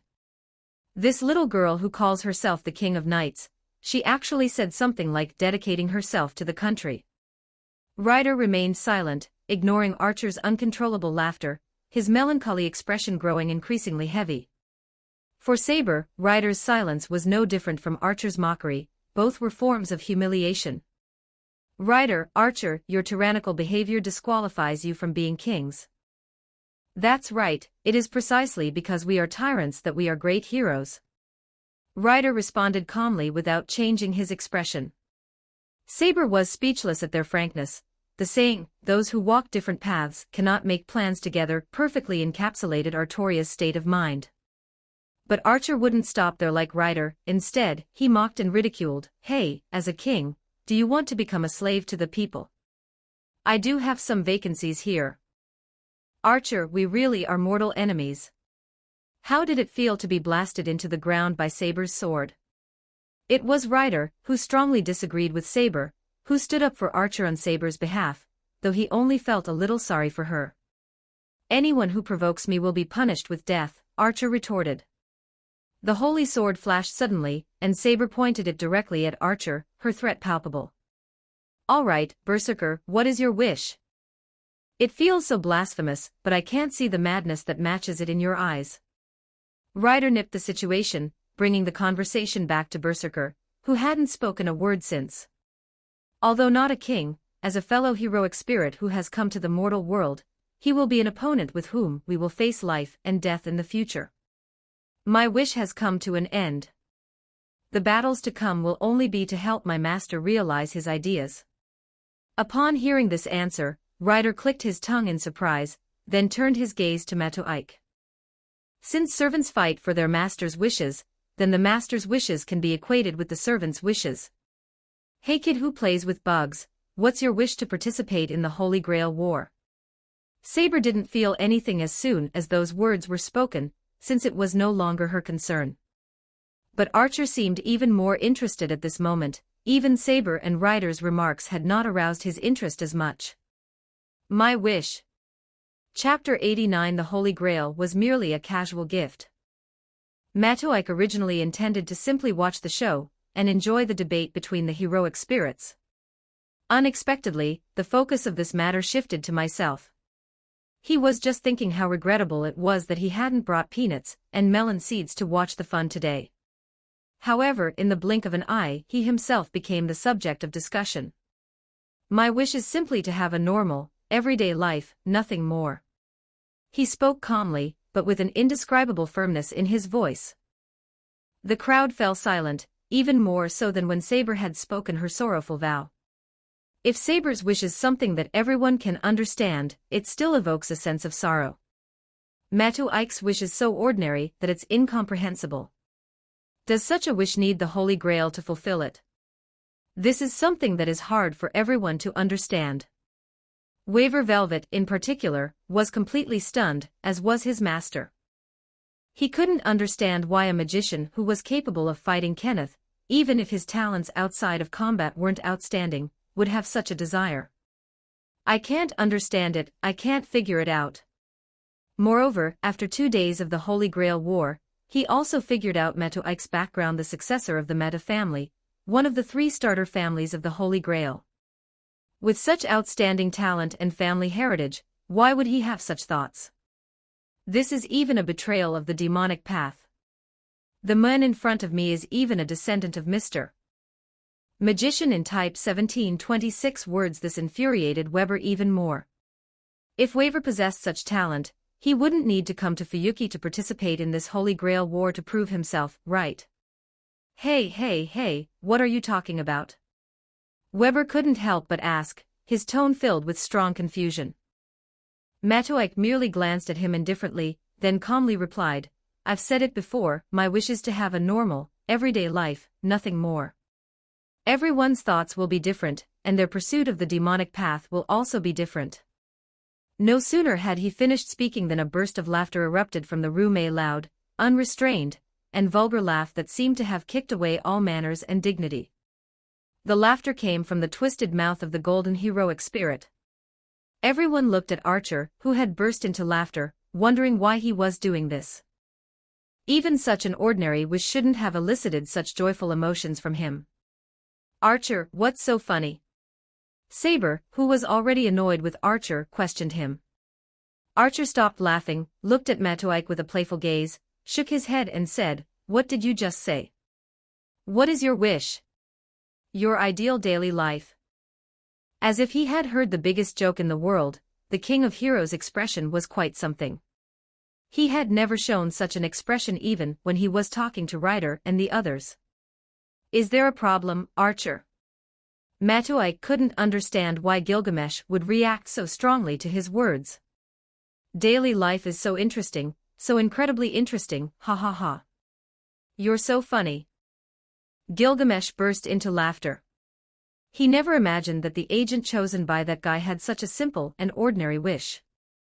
The extreme contrast made the hero king unable to suppress his inner joy. This guy was the clown among clowns. Gilgamesh decided that if they ever had the chance to meet again, he would definitely give that guy a good thrashing. Thinking of this, his smile deepened. He felt as if he were toying with a clown chosen by fate. "So, if you don't submit to me and become my subject, I'd be happy to bestow the Holy Grail upon you. And even without the Holy Grail, I can guarantee you a comfortable daily life. What do you say?"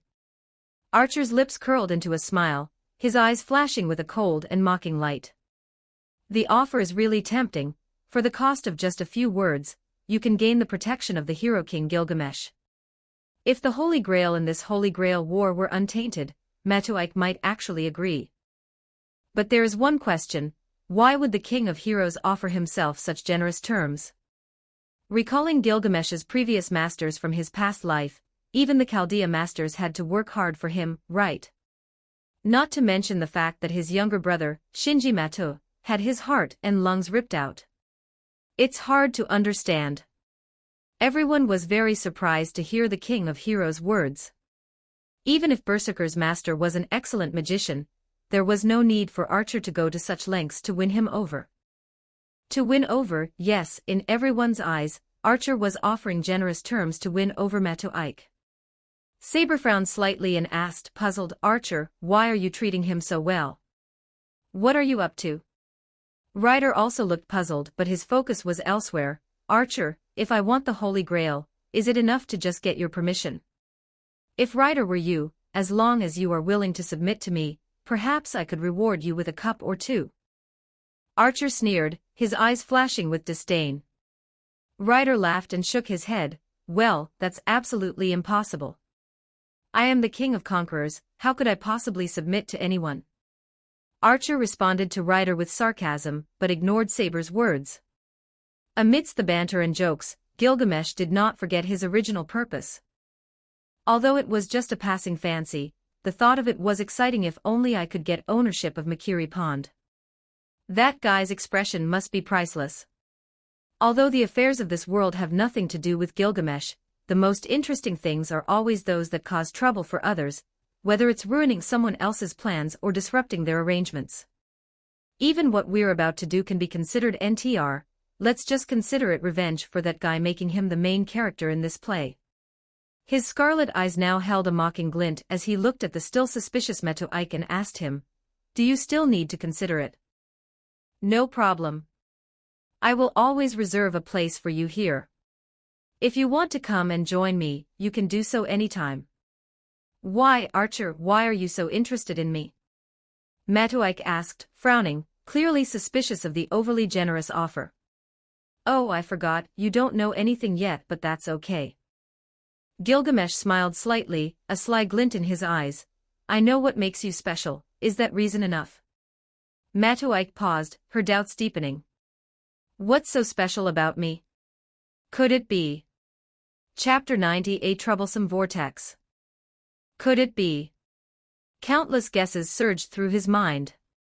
There are only one or two unique aspects to him that can be listed. One reason is that I shouldn't have been born into this world.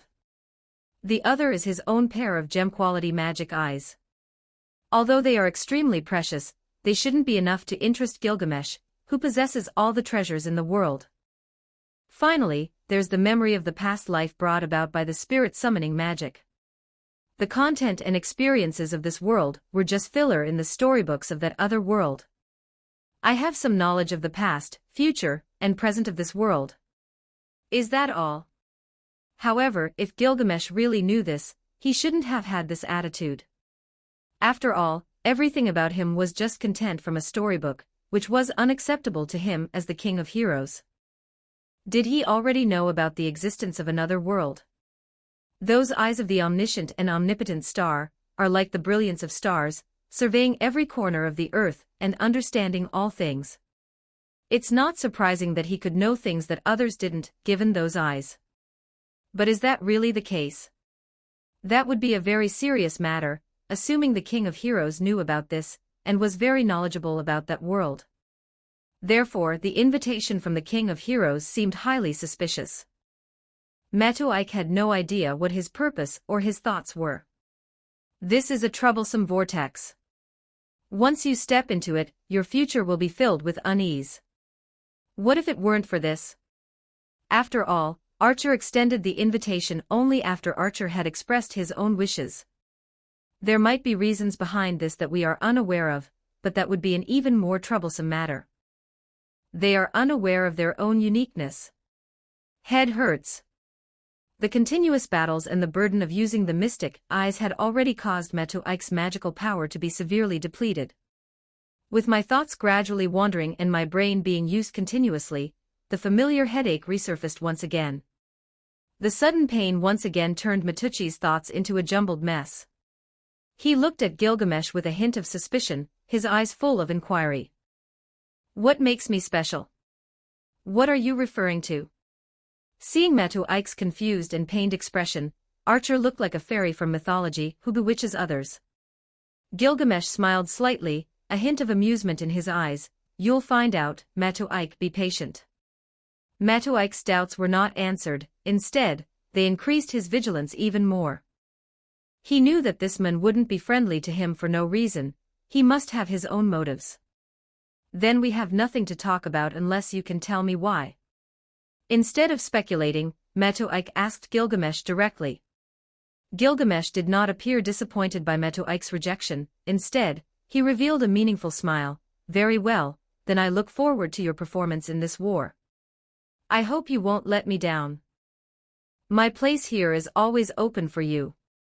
Ryder watched their conversation with a thoughtful expression, thinking to himself, it seems this Holy Grail war will be more interesting than I imagined. In that case, should I accept that guy's offer? Well, I'll wait and see. The moment Ryder detonated his noble phantasm using divine power while piloting the god's wheel, he heard a call. Iskandar was familiar with that voice. It was the voice of the great god's oracle from the Temple of Zeus near the Acropolis of Gordium, a city in northern Asia Minor that he frequented. The moment he used his divine power, Zeus located him, and then tried to contact him to give him orders. But for the Conqueror King, gods were merely objects of reverence. There's a saying that goes, return the things of the gods to the gods, and the things of men to men. Iskandar, as the king of the mortal realm, would not give the gods much face. Zeus, knowing the conqueror's temperament, surprisingly compromised and promised the world to Ryder, allowing him to roam freely, in exchange for doing some things for Zeus. What a joke! For the king of conquerors, a world given away as a gift is not even as good as a glass of fine wine. Only a world that he conquers himself is a truly wonderful thing. Moreover, what merit or ability did Zeus possess to utter such a statement as giving away the world? Iskandar dismissed the Greek king's promise as utterly worthless. The reason I reconsidered just now was because things seemed to have taken a turn for the worse. Saber, meanwhile, was completely bewildered. Her eyes darted back and forth between Archer and Matuike, before glancing at Ryder and noticing that Iskandar seemed to understand. This puzzled her even more. Isn't the Holy Grail War just a battle for the Holy Grail fought by 7 masters who summoned their respective heroic spirits? How come it seems like everyone else knows the inside story, while I know nothing? Magician in type. 1886 words. Weber Velvet, who was standing nearby, shared the same thought. Well, things are already like this, Archer, you don't need to say anything more. Now all we need to do is focus on this Holy Grail War. Ryder ended the conversation at that moment, not wanting strange things to delay his conquest.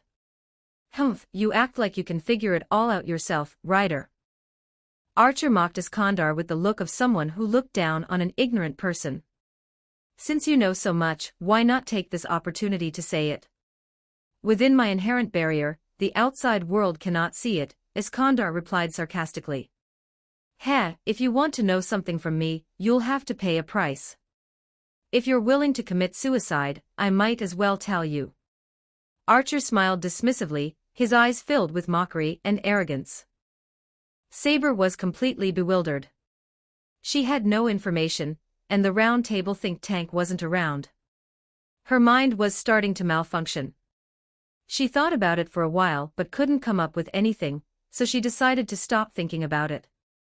Anyway, if anyone gets in her way of obtaining the Holy Grail, she can just use her noble phantasm to cut them down. If they don't die, then she can just use it again. The atmosphere froze. Although Matuik also wanted to understand what was going on, Gilgamesh didn't seem to be planning to say anything at this moment. Although the atmosphere had nothing to do with Matuik, he knew he might get involved with Waver Velvet in the future, so he took the initiative to break the deadlock. Ryder's master, Waver Velvet, what is your wish? My wish is... Before he could finish speaking, Archer seemed to sense something and suddenly shouted, Damn it, Ryder, is this your scheme? Very well, you've actually tried to outmaneuver me. Chapter 91. On the verge of breaking out, Gilgamesh was focused on thinking about Matuik, but suddenly he felt that his contractual relationship with Tokiomi Tosaka had been severed. This means a cruel truth: Tokiomi Tosaka is dead. No further information was needed about what had happened in the outside world. Gilgamesh could understand the cause and effect of everything simply by the breaking of this contract. Not long after he was pulled into Iskandar's noble phantasm barrier, Tokiomi Tosaka was brutally assassinated. Tokiomi didn't even have enough time to use a command spell to summon Gilgamesh back to his aid, which was undoubtedly a meticulously planned assassination. Gilgamesh's gaze grew even colder, a dangerous glint flashing in his golden eyes. Is this your plan? To isolate me from Tokiomi Tosaka, and then use that opportunity to murder my retainer? Well done. What are you talking about, King of Heroes? Iskandar was initially confused by Gilgamesh's sudden outburst of rage, not fully understanding the source of his anger. What does it mean that the Conqueror King used a scheme to kill Gilgamesh's subjects? While the Conqueror King did use his noble phantasm, army of the king, to isolate Gilgamesh, it was only to give Lancer a better space for revenge.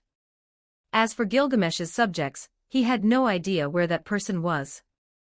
He might have seen him before, but he simply ignored him. Matuik quickly made a judgment and analyzed the current situation. He knew very well that only a handful of people could pose a fatal threat to Tokiomi Tosaka in a short period of time. Castor never even came to this battlefield. Even if he sensed Matuik's presence disappearing in the mortal world, it would still take him some time to get there. It will take time for them to get here to provide support. It's impossible for them to do so quickly. Lancer and Assassin are locked in a fierce battle, and they likely don't have time to bother Tokiomi Tosaka. Therefore, the most likely suspects are Kiritsugu Emiya and Kirai Koto Mine.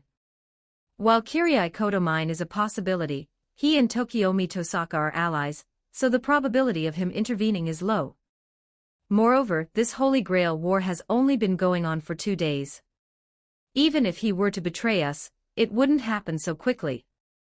Therefore, the only reasonable explanation is that Kiritsugu Emiya found a perfect opportunity to eliminate Tokiomi Tosaka. While thinking to herself, Matuik looked at Saber and found that she was still completely bewildered, as if she had no idea what was happening in the outside world. Gilgamesh, my noble phantasm is not something I casually put away, Iskandar replied calmly, his tone filled with determination and authority. Moreover, I feel that our duel is not over yet. A flash of anger crossed Gilgamesh's eyes. He raised his hand slightly, and the door to the golden treasury slowly opened, revealing a corner of a noble phantasm that gleamed with a cold light, as if it would be poured out on Iskandar in the next moment. You are testing my patience, conqueror, Gilgamesh said coldly. I wouldn't mind ending your reign at this moment. The tension in the air suddenly escalated, and the surrounding heroic spirits and masters all felt the suffocating pressure. Then let's give it a try, King of Heroes, Iskandar responded loudly, his voice filled with undisguised provocation. His hand rested on the hilt of his sword, bracing himself for the impending conflict. The army behind him marched forward in unison, their powerful strides echoing in the air like war drums striking the hearts of everyone present. These warriors, who have ascended to eternity, will not care where the battlefield is as long as the conqueror reveals his dominance once more. His subjects will rush to his side, no matter where they are. This is the pride of being with the king. This is the blood-boiling joy of fighting alongside the king. The enemy is the invincible hero king, a perfect opponent for us. Let us show our might to the primordial spirits. The ranks of soldiers echoed Iskandar's roar, shouting deafeningly. Archer faced the mighty army, which surged like a tidal wave, alone, yet he showed no sign of being disheveled. Instead, he stood calmly and dignified before the army. His golden battle stance was like a solitary, majestic mountain range, a grand and imposing presence that only demigods could possess. Matuik and the others quietly retreated to the edge of the battlefield. It was just a conversation, but it escalated to this point. Matuik sighed, looking at the two who were on the verge of conflict. Won't Ryder be eliminated early? Are you already convinced that Ryder will lose this duel, Berserker's master? Saber stood to the side, deeply puzzled by Matuik's words. In her view, Ryder still holds a huge advantage, no matter how powerful Archer's noble phantasm is. But with so many heroic spirits, surely someone will manage to fight their way to that golden-haired guy. Well, let's wait and see. Seeing that Matuik was unwilling to say more, Saber gave up the idea of spying. After all, the battle was right in front of her, and only what she saw with her own eyes could not deceive her. Bring it on, Lord of the Army. You will then understand what true kingship is. The King of Heroes said coldly. Upon hearing this, Ryder immediately mounted his steed Bucephalus once more, and under his leadership, the heroic spirit army finally began to charge towards the Hero King in a wedge formation.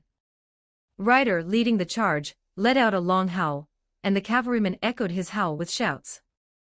The mighty army of the Ionian Hittyroi, King's army, charged forward, raising billowing yellow sand and shaking the earth. Even faced with this breathtaking scene, the Hero King Gilgamesh remained unmoved. Those bright red eyes stared at the magnificent army, feeling only a sense of annoyance. Tokiomi Tosaka's sudden death was something he hadn't expected. While this could be attributed to the incompetence of the minister, as a ruler, even if a minister were to sacrifice his life, such a thing could only happen with his witness and permission. Archer used his key sword to open the treasure vault in the void. However, he did not unfurl the golden gate but only took out a sword. The three cylindrical sections, resembling a millstone, rotate in coordination with the movement of celestial bodies, each carrying weight and energy equivalent to the movement of the Earth's crust. The surging magical power was far beyond what could be calculated. As an archer, Gilgamesh possessed a class ability called Independent Action A+. This gives him a week's worth of activity time in the real world, even if his master disappears. Not to mention the countless potions in the king's treasury that can restore magic power. Breaking the shackles of magic has never been a difficult task for the King of Heroes. Chapter 92 Arrogance like the morning star. Come, let me show you how endless dreams come to an end. I, the king, will personally demonstrate the truth to you. In Archer's raised hand, the initial sword named EA slowly increased its spinning speed. One spin faster than the next, one revolution faster than the last. Ryder had only recently witnessed the threat posed by that weapon. In his eyes, it was a noble phantasm comparable to Saber's holy sword, and even a hasty draw could negate most of the holy sword's damage. Its threat was truly extraordinary. Realizing the danger, Ryder spurred his horse to increase Bucephalus' speed, leading his army in a charge forward. The thunderous hoofbeats of the war horses shook the earth, and the entire battlefield trembled. "It's coming," Ryder muttered to himself, his gaze fixed on the energy source that was about to erupt. Archer beat them to it. It doesn't matter, even if he gains the upper hand, he only has one chance. Before he could make his second move, Ionian Hetairoi would trample over that lone golden figure. This is the force of 1,000 armies, a battle that even God Jehovah must personally face. The most important thing now is how to block this attack. Archer is unparalleled in his power with his noble phantasm, which he must believe is the ultimate weapon that will be enough to win. Although I have witnessed the power of that noble phantasm, I still don't know exactly what it can achieve. The hurricane roared loudly, and a huge amount of magic power burst out from the hilt of Archer's sword. In ancient Mesopotamian mythology, the earth and water deities are divided into heaven and earth. The sword known as Ea is the primordial sword that witnessed the creation of heaven and earth in the mythological era. The mission of the first blade is to cleave the chaotic and undefined heaven and earth, allowing each of them to have a definite form. Now, the sword that will cleave the world unleash a raging storm, about to once again display the miracle of creation. The hero king, clad in golden armor, declares in a resounding voice, "Behold the truth, you bastard, this is the Enoma Elish, the star of divergence." Suddenly, the heavens and earth roared. Magician in Type 1975 words. A huge mass of magic power was released, shaking the laws of the universe. Archer's sword tip wasn't aimed at anyone, it was simply held high between heaven and earth. There's no need to aim it at anyone, the blade of the Ea cuts through more than just enemies. As Ea's rotation speed increased, the energy in the air became increasingly violent, the ground began to crack, and the sky seemed to be torn apart by this force. The ground crumbled before Ryder, who was riding his horse at full speed, and a bottomless hole appeared. Seeing that he could not escape his fate of falling into the bottomless abyss, Weber desperately suppressed the wails that were about to escape his lips. However, although life and death were imminent, neither the horse carrying him nor the rider would back down because of this level of crisis. Responding to the reins in Ryder's hand, the horse kicked with its strong hind legs and flew high into the air. In that instant, it was as if time itself stood still. Ryder's figure drew a graceful arc in the air, like an eagle soaring through the clouds. Ea's energy pillars erupted behind them, whipping up a violent storm that swept across the entire battlefield. Ryder gripped the reins tightly with one hand, raised his sword high with the other, and fixed his gaze firmly on Archer. "Even in the face of world-destroying power, I will never back down." His voice echoed in the air, filled with boundless courage and determination. Immediately afterwards, the army of heroes behind Ryder followed in his footsteps and charged forward without hesitation. Each heroic spirit brandished their weapon, facing the earth-shattering power. That jump and the time spent in the air was absolutely chilling, it felt like an endless moment to Weber. After that instant, Bucephalus had already stepped back onto the land on the other side of the rift. But Weber had no time to catch his breath. The subsequent horrific scene involving the cavalry turned his face pale. The Royal Guard, whose speed was insufficient to cross the fissure in the earth, was unable to do so and plunged straight into the bottomless abyss like an avalanche. Although the cavalry further back managed to pull back from the brink and avoid falling, this was only the beginning of the tragedy. "Hold on tight, kid," Ryder shouted, putting one arm around Weber and gripping the horse's mane tightly with the other. Just as the horse sensed the danger and galloped back to safety, the crack in the ground continued to expand, swallowing up the surrounding land and the cavalry one by one. No, it's not just the earth. Cracks stretched from the horizon into the empty air, distorting space, sucking away large amounts of air, and everything around was swept into the void by a whirlwind. A vast power was ravaging the heavens and the earth. When the thing that shattered the world itself approached it, even the incomparably brave Conqueror King was shocked by the sight before him, and was speechless. The sword Ea in the hands of the King of Heroes not only cleaved the earth with a single strike, but its power even reached the sky and the world itself. This kind of attack is no longer about whether it hits, or how powerful it is. The army, the horses, the dust, and the sky, everything in the ruptured space was swallowed up one by the twisting void, vanishing without a trace. Saber stood at a distance, gripping his holy sword tightly, assessing whether he could withstand the attack and the might of the Conqueror King's army. Unsealing the holy sword might allow it to rival the noble phantasm in Gilgamesh's hands in terms of performance. Gazing at the fierce battle unfolding on the horizon, Saber couldn't help but think of her other lost noble phantasm, Avalon's sheath. If Saber had that noble phantasm, she would be quite confident in defeating Archer. As for the Conqueror King, although there are many people among them, as long as the sword can strike him directly, they might be able to win, but they cannot tear this inherent barrier apart like Archer did. Just as Bucephalus was struggling to stand firm against the powerful air pressure. The hot sands that the king's army, Ionian Hetairoi, had transformed into were also cracking and shattering, as if the sand in an hourglass was about to run out and fall into a bottomless abyss. Before this sword was swung, the world was nothing but meaningless chaos. After this sword is swung, a new truth will draw the line between heaven and earth. The rising, light air becomes the sky, while the heavy, turbid air condenses into the earth. The Genesis shock unleashed by EA has already surpassed the power of all siege weapons. Not only tangible things, but even the entire universe will be destroyed. This is the true nature of the King of Heroes' top-tier, anti-world noble phantasm. EA's energy pillar, like a divine punishment, descended from the sky, heading straight for Ryder's army. Nevertheless, Ryder did not back down. He led his army and charged forward without hesitation. The sky collapsed, the earth shattered, and in the darkness that gradually faded into nothingness, only Archer's EA shone brightly. That radiance, like an arrogant morning star, seemed to bring a dazzling conclusion to the earth's fall. Archer was already agitated, so he showed no mercy with this strike, and the destructive arc of light and gale was about to sweep towards Ryder and Waver's bodies. Iskandar, answer me. A more majestic voice rang in the conqueror's ears. Chapter 93 Gods are nothing but bastards.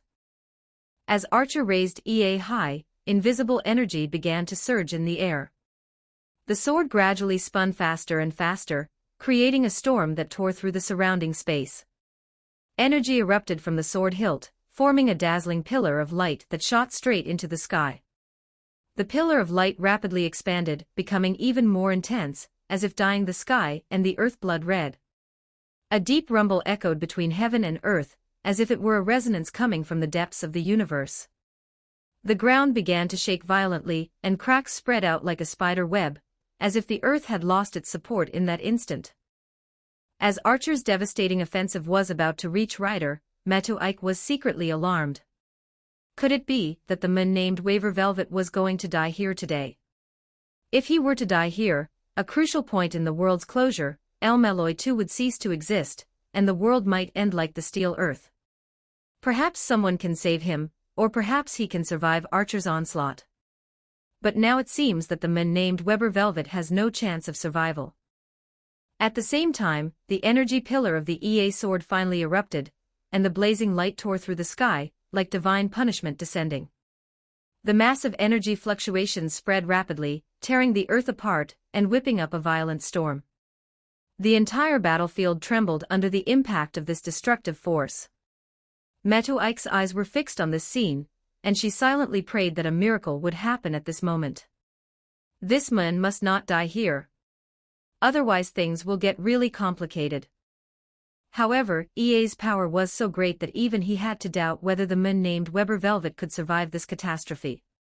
Just as the beam of divine punishment was about to strike Ryder and Waver, Ryder suddenly roared, and raised his sword high to meet the destructive energy. The reality marble has been shattered. Its formation was originally maintained by the magical power of all the summoned heroic spirits. Long before the world completely disappeared, when they lost half of their military strength, the barrier had already broken, and the distorted laws of the universe were restored to their original state. It was raining heavily outside, and the torrential rain washed over the battlefield, mixing with dust and blood to form muddy streams. A thick, terrifying thundercloud had appeared in the sky at some unknown time, rolling and churning with lightning and thunder, as if it were about to devour the entire world. In the sky, a terrifying bolt of lightning suddenly struck down, like a raging thunderous bull, descending from the dark clouds with unparalleled power, heading straight for the ground. Lightning flashed, illuminating the entire battlefield like daylight, and collided head-on with the world-destroying arc of light unleashed by Gilgamesh's EA. The two destructive energies collided fiercely in the air. In that instant, the entire battlefield was enveloped in intense light and shadow intertwined, as if heaven and earth had stopped breathing at that moment. Lightning and arcs clashed fiercely, producing a deafening roar as if the heavens and earth were collapsing. A sudden gust of wind rose, whipping up dust and rain, creating a chaotic scene.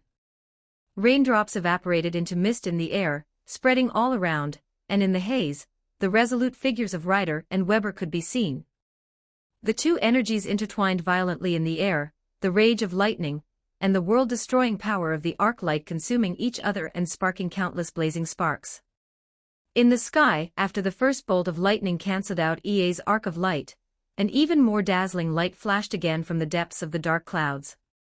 An even more intense bolt of lightning tore through the sky, striking the earth like divine punishment. Its target Iskandar. Great God Zeus, are you in such a hurry? Iskandar roared, his tone filled with dissatisfaction and resistance. Zeus's voice echoed in the thunder, majestic and unyielding.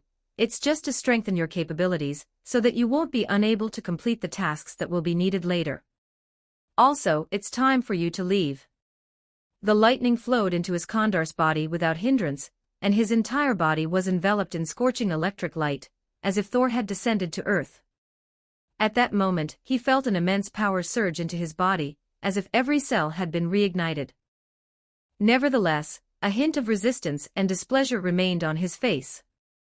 Weber stared in astonishment at the scene, his voice trembling slightly. Ryder, this kid, let's go. Iskandar did not respond to Weber's question. Thanks to the infusion of Zeus's divine power, even Bucephala beneath him now possessed the ability to control thunder. Each stomp of the warhorse's hooves brought forth a flash of lightning, and the roar seemed to echo from the earth itself. Hold on tight, Weber. Iskandar shouted, and Bucephalus galloped forward with thunderous speed, as if a whirlwind had swept by. Bucephalus, carrying Iskandar and Weber, hurtled away at an astonishing speed, enveloped by the thunder. Rain and mud splashed behind them, and the entire battlefield receded rapidly from their sight. This was a strategic retreat. Zeus's divine power did not replenish Iskandar's magic, but instead transformed into a new noble phantasm, which was sealed within him. Gilgamesh watched them flee, but did not immediately give chase. He stood there, coldly watching the departing figure, the brilliance of EA still shining. Gods are nothing but a bunch of bastards. I hope you won't fall into such a depravity, Conqueror King. Gilgamesh's voice was deep and cold, echoing through the air with the sound of thunder. Just then, a dazzling bolt of lightning suddenly descended from the sky, striking Gilgamesh directly beside him, instantly creating a charred crater in the ground. The lightning seemed to carry boundless anger, as if expressing strong dissatisfaction with Gilgamesh's words. Gilgamesh's gaze turned slightly cold as he glanced at the spot where the lightning had struck. Magician in type 1897 words with a cold snort, he raised EA high, and a fierce light once again burst forth from the sword. You gods are so self-important. His voice was cold and full of contempt. The EA spun in his hand, emitting a deafening roar, with powerful energy gathering on the blade, as if ready to unleash destructive force at any moment. If you dare to interfere in human affairs again, I will not hesitate to let you taste the revenge from 6,000 years ago. Gilgamesh's tone was full of domineering and resolute power, as if he were declaring war on the gods in the sky. EA's rotation speed increased, and the resulting wind pressure directly shattered the terrifying thunderclouds in the sky. The dark clouds quickly dissipated, revealing a clear blue sky. The light from the heavens shone like golden rays upon the ravaged earth. The battlefield, washed clean by the rain and illuminated by the dome's light, somehow appeared to have a sense of rebirth after destruction. The Golden King moved slowly across the ground, gradually approaching a person dressed as a priest. The interplay of light and shadow created a scene resembling a sanctuary.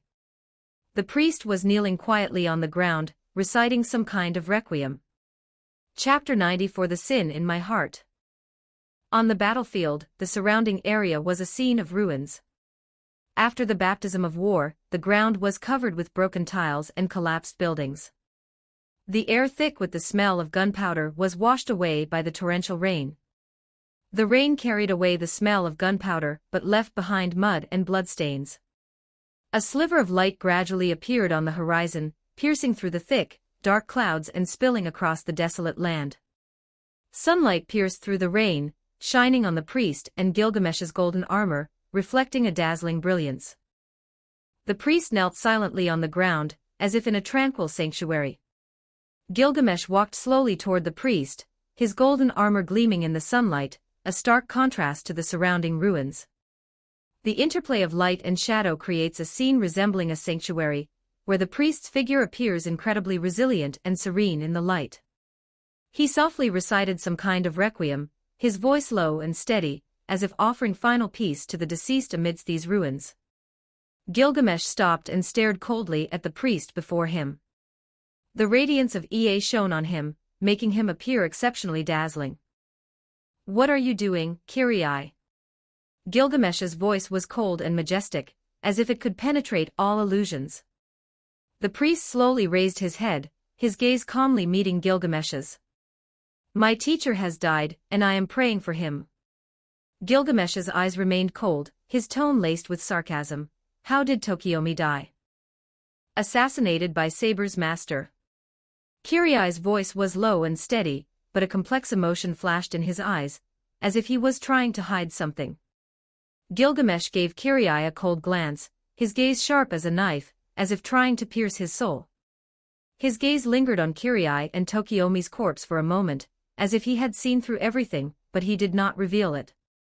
"Humph, what a pathetic way to die. It seems his fate was destined to be the same."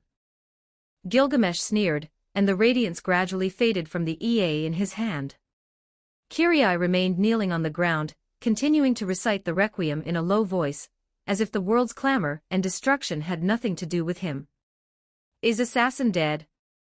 Gilgamesh suddenly asked. "Yes, he lost in the battle against Lancer, but Lancer should also." Kirai's voice remained calm. Gilgamesh nodded, seemingly unsurprised by the answer, and gave a mocking, pitying sneer. "We've come this far, what are you still thinking about? Even if you're slow to react, there's a limit, Kirai. I think I should withdraw from this Holy Grail war." "You don't really think that, do you?" Archer's gaze seemed to see through everything, and Kirai silently glared back at him. However, Kirai couldn't deny that Archer was right, otherwise, he should have collected Tokiomi's body, and left long ago, instead of standing there on the battlefield praying for the departed. As he delivered the final blow to Tokiomi, he sensed a sudden surge of magical power in the air. This indicates that the battle on this battlefield has not ended, but is quietly taking place somewhere unseen and hidden. Perhaps it was caused by the noble phantasm of one of the heroic spirits. That's why he's waiting at this moment. Gilgamesh sneered and continued. "The Holy Grail is still calling you, and you yourself want to continue the fight." Gilgamesh never expected to witness such a spectacle as soon as he emerged. Although Tokiomi died from a bullet piercing his heart, there were signs of treatment on his body, which undoubtedly indicates that Tokiomi did not die immediately. The fact that he didn't die immediately after being pierced through the heart means he could still survive for a while, and considering Kirai's actions. "I initially thought Tokiomi Tosaka was murdered through a dirty scheme, but well, I guess I'll have to wait and see what's possible with this guy in front of me." Archer reminded Kirai again, but Kirai remained silent and did not refute him. "Anyway, there's nothing you can hide from Archer. This heroic spirit has already seen through Kirai's lies, so he probably already knows where the answer Kirai longs to know lies. Those bright red eyes were like an observer looking down at a white mouse wandering aimlessly through a maze. Offering neither guidance nor assistance, but merely amusing himself by observing the troubles and suffering of others from a superior position, that must be the pleasure of the hero king. Since I was old enough to understand, I have lived for the sole purpose of exploration. Kirai spoke to Archer as if engaging in a dialogue with the darkness deep within his own heart. I spent a long time and endured all kinds of suffering, all in vain, but now I feel that the answer is right beside me, a feeling I've never had before. As Kirai spoke, he came to a new understanding of what had driven his previous actions. He discovered that long ago, Kirai Kotomine was no longer Tokiomi Tosaka's lackey, but had joined the war for his own sake. Since you already have such a clear understanding, what is there to hesitate about? Archer asked coldly. Kirai looked down at her outstretched hands, then covered her face, as if letting out a silent sigh. This is absolutely heinous, an act that is outrageous to both gods and men. After seeing the teacher off, would it be better to just abandon everything and walk away? From now on, forget everything, ask nothing and seek nothing, and just live a simple life like grass and trees. No matter what he loses, at least he can ensure that he can live a peaceful life from now on. Don't think about those nonsensical things, Kirai. Archer immediately warned Kirai to stop his dream. This should be something to celebrate. Your relentless pilgrimage is finally nearing its destination. Archer nodded, his face still devoid of any warmth, more like a child observing an anthill. I was very hesitant, and I even had the chance to back down. But in the end, King of Heroes, just as you said, someone like me has no other way of doing things but to keep questioning.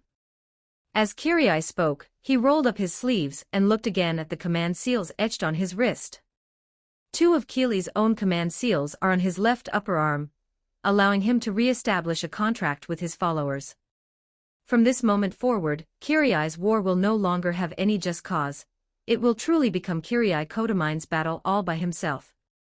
Ha ha ha, but Kirai, you're about to run into big trouble. After Archer laughed for a while, a cunning yet extremely evil and dangerous look appeared in his blood-red eyes. Do you really think that I won't punish you for killing Tokiomi Tosaka? Chapter 95. Wang Lai allows. Kirai raised his head, facing the heroic spirit, and said, not entirely. I've already planned how to beg for forgiveness. Archer squinted with interest, while Kirai continued calmly. Now that I have personally destroyed Tokiomi-sensei, I no longer need to cover up his lies. Gilgamesh, I will tell you the truth behind the Holy Grail War that you do not yet know. Archer frowned suspiciously. Seeing that the time was right, Kirai began to explain the truth about the Holy Grail War that his teacher, Tokiomi, had told him before. The miracles that happen inner of this world will not affect outer of the world. The struggle for the wish-granting machine is just a farce. The original 3 starter family's real intention in wanting to obtain the Holy Grail is not in this.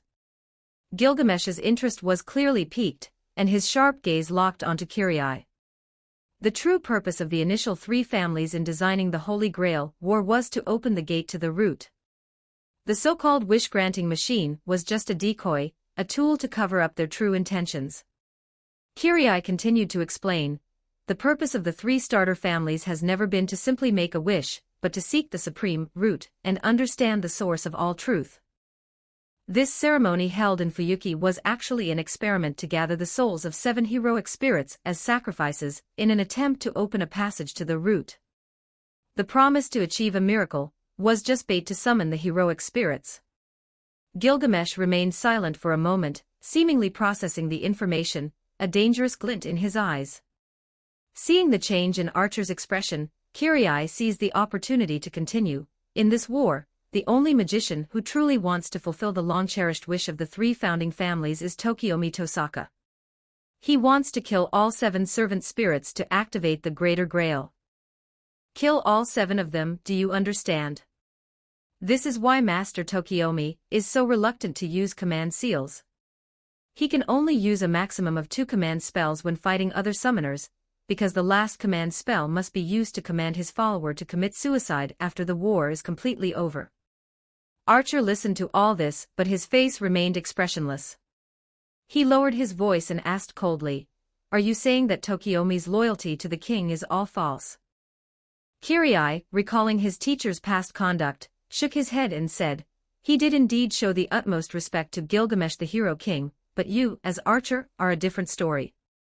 You are like a historical projection, a phantom used to carry out missions, merely a record copied from the boundary recording tape. But if a new layout needs to be made and there are no extra resources, he will not hesitate to abandon you. In the end, Mr. Tokiomi is a complete magician." With just a thought, he knew very well that the spirits were just props. Even if he had respect for the heroic spirits, he would not have any illusions about the heroes and idols. Magician in type 1832 words. After hearing everything, Archer nodded deeply, as if he had finally realized something, and his characteristic evil smile reappeared on his face, his expression broad and cruel, proud and supreme. That was the smile of an absolute king whose values depended entirely on his own aesthetic sense. Tokiomi finally, he's somewhat interesting after his death. It seems that the boring man has finally brought me some amusement. However, Kirai, you seem to have forgotten something. Kirai looked up, a hint of doubt flashing in his eyes. What is it? Even if Tokiomi harbored rebellious intentions, he still devoted his magic to me during his tenure to sustain my flesh and blood, demonstrating his loyalty, and he never committed any acts of disloyalty. Gilgamesh's voice carried a hint of coldness and sarcasm. Even if I am now willing to punish him, he was ultimately killed by you who overstepped your bounds, and it was an act of treason that you committed without my knowledge or permission. What do you think, Kirai? Gilgamesh's gaze was sharp, as if he were waiting for Kirai's answer. All of this. God will punish my sins, and as for you, Hero King, you may kill me or torture me, it is all up to you. Gilgamesh sneered. Humph, you seem to really think I'm made of clay. However, I am indeed currently searching for a master who has no contract partner.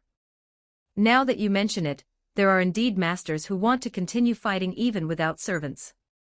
Faced with Archer's blatant invitation, Kirai chuckled and nodded in response.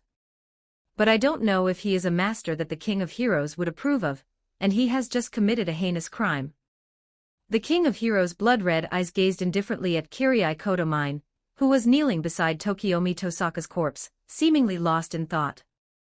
After a long silence, Gilgamesh finally spoke. I have already judged your sins. The gods will not punish you. Human sins will be judged by humankind. You will die in the direction you have chosen, which is contrary to your original path. Kirai, if you choose to become my master, this will be your fate. Prophetic pronouncements are usually made to the public by spiritualists who hold priestly positions. However, if such words pass through the vocal organs of a supreme ruler, then with the blessing of power, even mountains and seas will lend them a hand. The prophecy will only become reality, turning into a rule that binds the world and entangles Kirai Kotomine. This will become a predetermined fate, a destiny pact like the spear of death. Upon hearing this, Kirai finally stood up and looked at Gilgamesh in front of the corpse.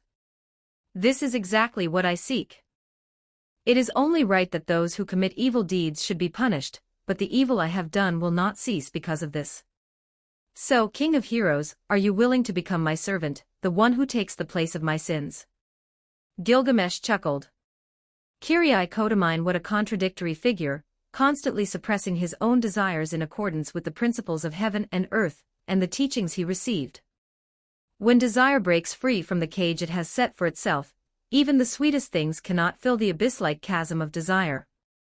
They might voluntarily flee from punishment because their desires are insatiable, yet they would willingly accept being punished by justice without complaint. This man embodies a certain human trait to its fullest extent. If we let it continue like this, and give it some more opportunities, perhaps it can shake the position of those beasts. That was absolutely hilarious. Unfortunately, he is bound by the king's decree, and he will die in the near future. I'm starting to regret it, Kirai.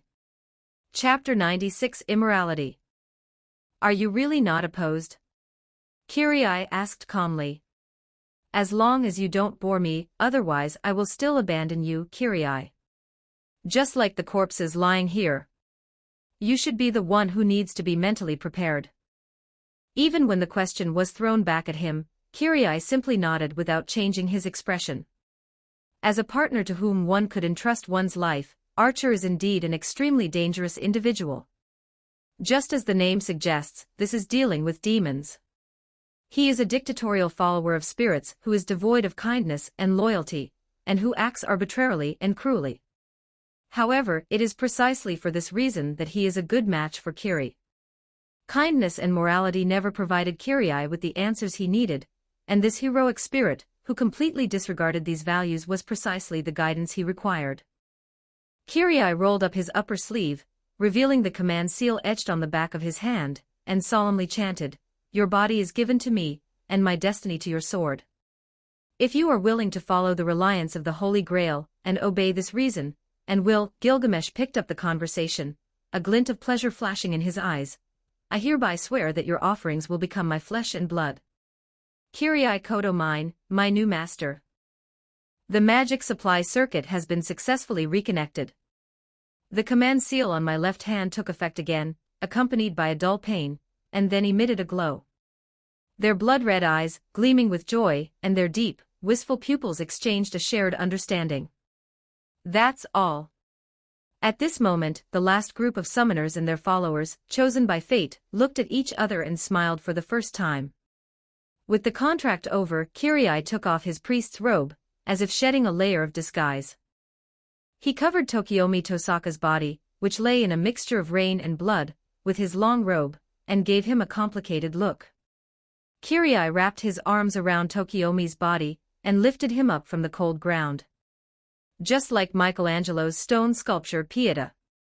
In contrast, the Virgin Mary in the statue has her head bowed, holding her deceased son Jesus in her arms, her face calm and sorrowful, filled with endless mourning and tenderness. Her arms gently lifted Jesus, as if unwilling to let his body touch the cold ground.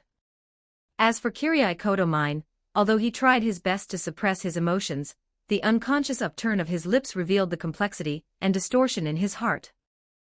As the battle on the overpass ended, a damp atmosphere filled the air, and the ground was covered with mud and bloodstains left from the fight. The previous rain had washed away the traces of gunpowder, bringing a brief moment of tranquility. As members of the church arrived one after another, the sight before them made them stop in their tracks. Amidst the ruins, Kirai's figure stood out prominently. He walked step by step toward the church, his arms tightly embracing Tokiomi's body. Under the illumination of the dome, it resembled a standing cross. As sunlight shone through the clouds onto him, Gilgamesh transformed into a golden aura of spiritual energy and dissipated into the air. In that moment, Kirai Kodo mine seemed like a saint fighting for his faith, inspiring awe and reverence. The church members watched this scene in silence, a deep sense of respect and sorrow welling up in their hearts. What they saw was Kirai holding Tokiomi Tosaka's body, his expression complex and filled with sorrow. It was as if a saint who failed to redeem Jesus was still upholding his faith and duty in his final moments. Such a scene inevitably evokes images of a theatrical performance in religious classics, a saint at the foot of the cross, embracing the deceased Savior, his heart filled with endless mourning and regret. Amidst the solemn mourning of the crowd, Kirai Kodo mine's steps grew heavier, each step carrying a silent pleasure and a wicked satisfaction. The church members watched from the sidelines, their respect for Kush growing with each passing day. They watched him walk away silently and sighed, "Father Kodo mine is a truly devout believer. Even in the face of such a sorrowful moment, he remains so strong. He truly is worthy of being Mr. Kodo mine Risei's child. Yes, his faith and loyalty are admirable, he is a true saint." However, under the sunlight, in the shadows, Kirai finally stopped hiding, and a smug smile appeared on his face. There was no sadness deep in his heart, only a secret sense of satisfaction. Was he sad? There was a little sadness, but that was only because Tokiomi never saw the true nature of his disciple Kirai Kodo mine, even until his death. and because of the misunderstandings of these church members. This contrasting pleasure quietly grew in his heart. Not long after, Kirai finally returned to the church of Tokiomi, with Tosaka's body in his arms.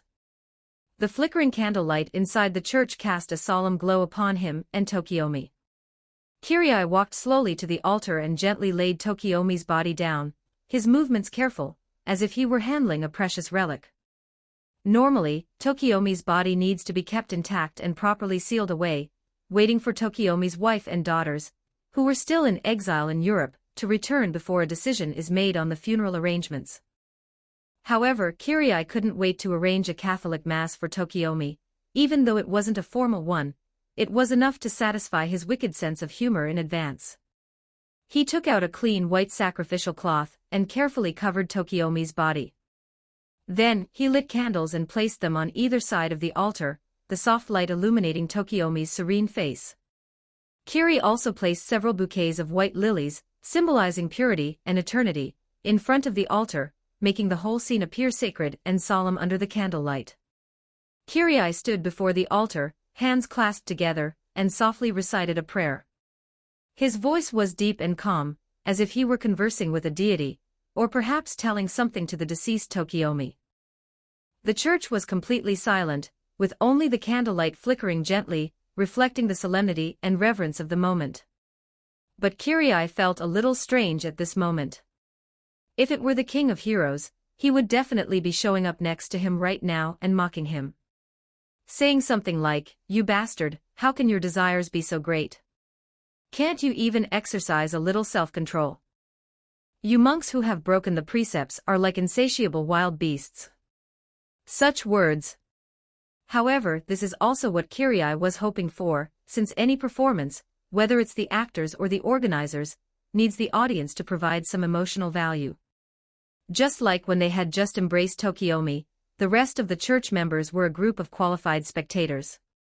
The King of Heroes remained silent, which dampened Kirai's interest by half. Suddenly, a familiar voice came from the confessional. "Kirai, did Tokiomi die in battle?" Chapter 97 Making Up for Mistakes. Magician in Type 1893 words. Kirai paused for a moment, then turned to look in the direction of the confessional. That familiar voice belonged to his father, Kodomine Risei. In the confessional, dim light streamed in through the narrow window, forming a few faint beams of light. The cramped space contained only an old wooden bench and a low wooden table. A portrait of the Passion of Jesus hangs on the wall, faintly gleaming with a mysterious light. Kodomine Riku walked out of the confessional, his figure appearing particularly solemn in the candlelight. His gaze fell on Tokiomi on the altar, his expression unchanged, he simply watched quietly. "Yes, father, he died in battle," Kirai replied calmly, his voice devoid of any emotion. But he was not at peace. In fact, he felt a little flustered. Shouldn't father still be at the Kumagai Air Base of the Air Self-Defense Force, overseeing the overall situation? Why is he here now? No wonder Gilgamesh, the King of Heroes, didn't step forward to mock him. He wanted to see him make a fool of himself. If Gilgamesh's father, being an old friend of the Tosaka family, were to discover that he had murdered Tokiomi Tosaka, the scene would surely satisfy Gilgamesh's pleasure. He must be nearby, quietly enjoying this farce. "Is this your twisted sense of humor, Gilgamesh?" "Father, I have prepared the arrangements for the Mass for Mr. Please allow me to perform the final rites for him," Kirai said calmly, trying to hide his inner anxiety. Li Jing nodded, signaling Qili to continue.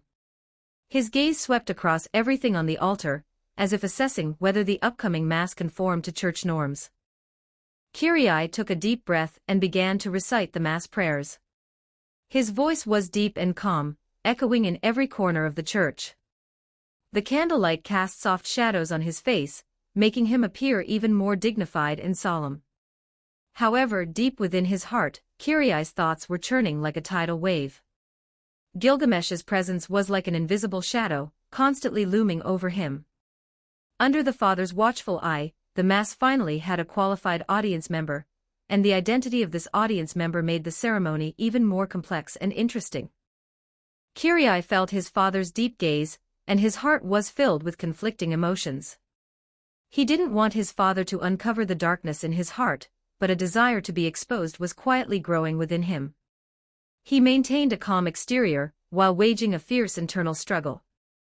Kodomine Riki stood to the side, his expression still cold and stern, as if judging his son's every move. May the Lord accept his soul, and grant him eternal peace. Kiri whispered the last prayer, then clasped his hands together and bowed deeply. At the very last moment of the prayer, Kirai looked at the cross on the altar, lost in thought. Li Zheng's gaze swept across the altar again, as if he was pondering something. Then, he turned to Kirai and said calmly, "Kirai, now that Tokiomi is dead, you have no reason to continue participating in this Holy Grail war. I hope you can stay away from this conflict now." Kirai was slightly taken aback. Logically speaking, he really had no reason to continue participating in this Holy Grail war. But he had only just begun to discover a trace of his inner self. If he were to withdraw from the Holy Grail war now, he might never have such an opportunity again. He had a premonition that if he quit, he would become that empty person again, forever and ever. How could this happen? It shouldn't be like this. He wouldn't allow such a thing to happen. A barely perceptible malice quietly arose in his heart, and his gaze became more resolute, even carrying a hint of coldness. But things haven't gotten to that point yet, and I have no reason to. So he raised his head, looked directly at his father, and said, "Father, since the Holy Grail is an omnipotent wish-granting device, anal-bursting machine, the death of Tokiomi-sensei is inextricably linked to me. I want to win this Holy Grail war, and give my teacher a chance." A hint of doubt flashed in Kodomine Risei's eyes, but he did not interrupt Kirai. "Furthermore, King Gilgamesh has already signed a pact with me, and I have agreed with him on the use of the Holy Grail." The lie came out of Kirai's mouth in a calm and firm tone, as if he were stating a very simple fact. His eyes were unwavering, as if he genuinely believed everything he said. To be able to lie to his father so openly was something Kirai could never have done before. Li Jing remained silent for a while, his gaze fixed on Qi Li, as if trying to pierce through his soul. "Do you really think you can control that hero king? I know it's difficult, but it's a responsibility I have to take.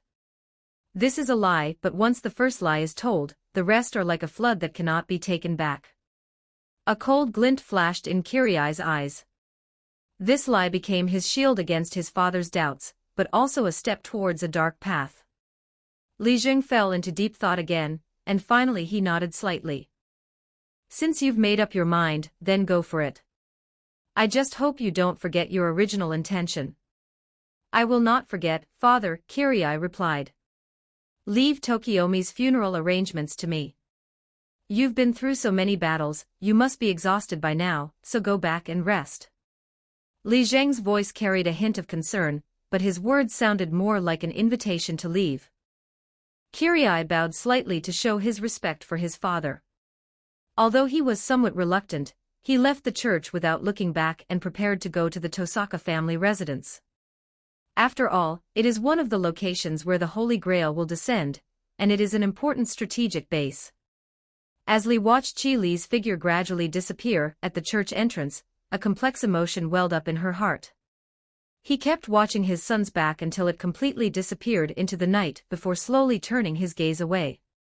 Li Jing opened her tightly clenched hands, looking at the sweat on her palms, and a crimson gem shimmering with magical light. Overwhelmed with grief, the elderly man, now in his twilight years, had tears streaming down his wrinkled face. He looked at the gem in his palm and murmured to himself, "It's all my fault, Tokiomi, I'm so sorry." The gemstones shimmered faintly in the candlelight, as if responding to Li Zheng's whispers. His voice echoed in the empty church, filled with endless sorrow and helplessness. Li Zheng gently closed her palms and gripped the gem tightly. This Holy Grail war might even draw the overseer into it. He needs to make some preparations. Of course, you have to make up for your own mistakes. Chapter 98. Something is wrong. 3 hours had passed since the battle on the overpass. Because it was winter, night fell much earlier than usual. As the orange glow of dusk faded and night quietly fell, Matucci walked wearily back to Ruduji Temple. On the silent street, only the sound of his footsteps echoed in the emptiness. The aftershocks of the battle still reverberated in his heart, and he could almost hear the roar of the heroic spirits clashing in battle. The intensity and brutality of that battle kept him on his toes. Ryodong Temple is nestled on the mountainside, surrounded by tall trees, and appears particularly eerie under the moonlight. As Matucci stepped onto the stone steps leading to the temple, he felt each step was incredibly heavy. Yesterday's battle caused severe damage to Ryudoji Temple. Part of the temple gate was breached, and the broken wooden planks were temporarily repaired by craftsmen, but cracks are still visible. There are several signs of collapse on the courtyard wall. The craftsmen have already rebuilt part of the wall, and the exposed bricks are particularly conspicuous. Broken tiles were scattered on the temple roof, and in some places the wooden beams inside were exposed. The craftsmen had already covered the most severely damaged areas with new tiles during the day, but the entire restoration process had only just begun. The yard was cluttered with timber, bricks, and tools used for repairs. Matucci pushed open the heavy wooden door and entered the temple. The interior was dimly lit, and cracks and burn marks left by the battle could be seen on several walls. Several craftsmen had been busy all day and had made temporary repairs to a few damaged sections of the wall, but the overall structure still looked dilapidated. Inside the temple's main hall, there were still traces of the battle on the floor, with several sections of the floorboards breached, revealing the structure beneath. The craftsmen placed markers around the holes, preparing to continue repairs the following day. Matuike's gaze swept over every corner of the temple, and after confirming that there was nothing amiss, he breathed a sigh of relief. Less than a tenth of it has been repaired. They clearly hired the best construction team in Fuyuki. It's only 6 p.m, and even though it's already dark, it's a bit irresponsible of them to leave so early. Moreover, each person is paid a daily wage of 15 yen. Although this money is not paid by themselves, but is drawn from the finances of Ryudoji Temple, it still hurts a bit.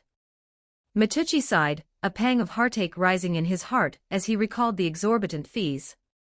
He had clearly been treating Ryudoji Temple's finances as his own personal treasury. Maybe after the Holy Grail War ends, I should open a renovation company. No, wait, it seems like being a monk is more profitable. He gave a wry smile, and thinking about the financial figures of Ryudong Temple, he couldn't help but feel that he might really have to become a monk in the future. Dispelling the absurd thoughts from his mind, Chi walked into the simply renovated side room, and lay down on the tatami mat. He glanced at the ceiling, now free of holes, and cleared his mind. After this intense battle, he needed time to sort out his thoughts. As for Berserker, he went to find Castor first, wanting to ask how to suppress the madness in his head. Lying on the tatami mat, Matuike took a deep breath, feeling the tranquility around her. Matucci lay on the tatami mat, beginning to review the changes in the entire battle, and the information gained that day. First, there's Assassin and Lancer, since the incident stemmed from their fight. After the barrier of Iskander the Conqueror was broken, he landed right at the gap in the viaduct. So he followed the clues and found the location where Lancer and Assassin were fighting. When he touched it, he only saw an assassin's bald head lying quietly in the water, beginning to dissipate as if it had become a spirit particle. Assassin is dead, but what about Lancer? There are traces of a third party on the ground, a woman's footprint, preserved as evidence by the soft soil. Magician in type 1845 words, and who is she? Hiseumiya. Matuike pondered, thinking that there were only a few women who could be associated with this Holy Grail war.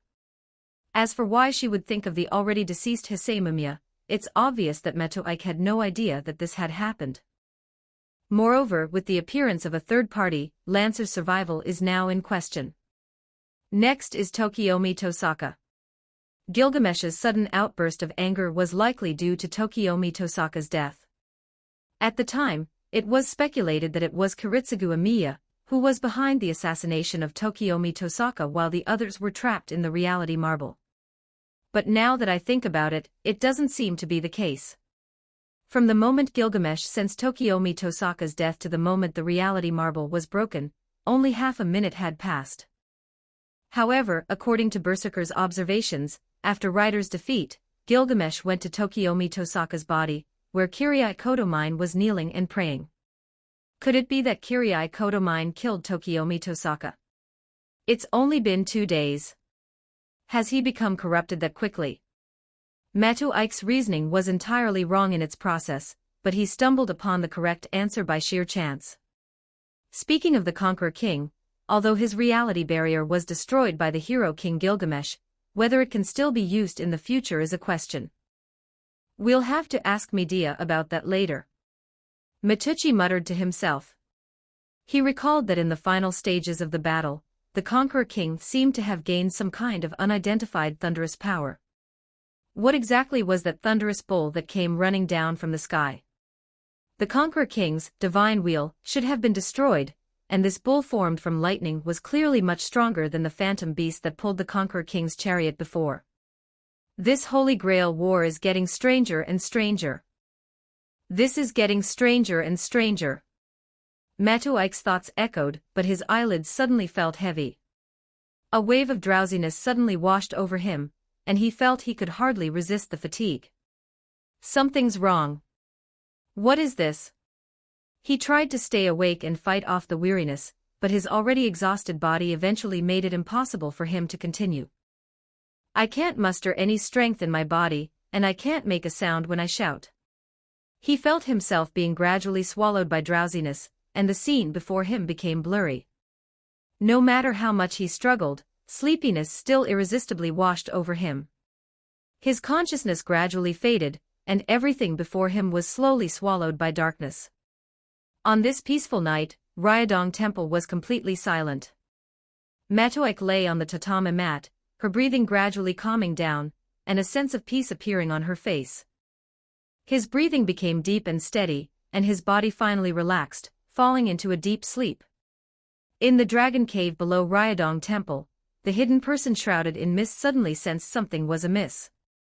Suddenly, several wisps of mist shot out from the hole, easily penetrating the defensive barrier set up by Castor, and drifting towards Matu Ike's room.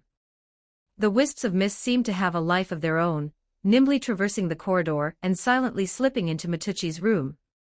They hovered in the air for a moment, then burrowed directly into Matucci's nostrils. Chapter 99 Nightmare. Matu Ike had another nightmare, but this time, he was more aware that he was dreaming. He dreamed that he was walking on a coastline made up of silt, wetlands, and huge moss-covered rocks. A strong, putrid stench filled the air, and the sea breeze carried a damp, chilling fog that sent shivers down one's spine. In the distance, a vast city shrouded in shadow could be vaguely seen. Its outline was indistinct, but the sense of oppression grew ever stronger. The city's architecture presented bizarre geometric shapes, as if it didn't belong to this world. Huge stone pillars and angular buildings stand tall in the sea, like sleeping giants. The sky was tinged with an eerie, dark blue, a color known in the world of magic as the primary color of fear. Its appearance foreshadows misfortune, symbolizing unknown terror and irresistible power. Matu Ike felt a nameless fear welling up inside him, but his body was stiff, and he couldn't control his feet, so he could only walk step by step toward the city. With each step he took, Matu Ike could feel the ground trembling slightly, as if some enormous creature was wriggling underground. He tried to roll his eyes to look down, but the mud and moss-covered rocks under his feet made his vision blurry. It seemed as if something was blocking his view. He could only see the city in front of him. That castle that compelled him to keep moving forward. After an unknown amount of time, Matu Ike seemed to have no sense of the passage of time at all. He just moved forward numbly. Finally, he reached the edge of the city. The city gate soared into the clouds, constructed of smooth, mirror-like black stone, covered with indistinguishable runes and patterns that reflected the deep blue light of the ocean. Each stone shimmered with an eerie light, as if whispering ancient secrets. The gate looked incredibly heavy, even a giant might not be able to push it open.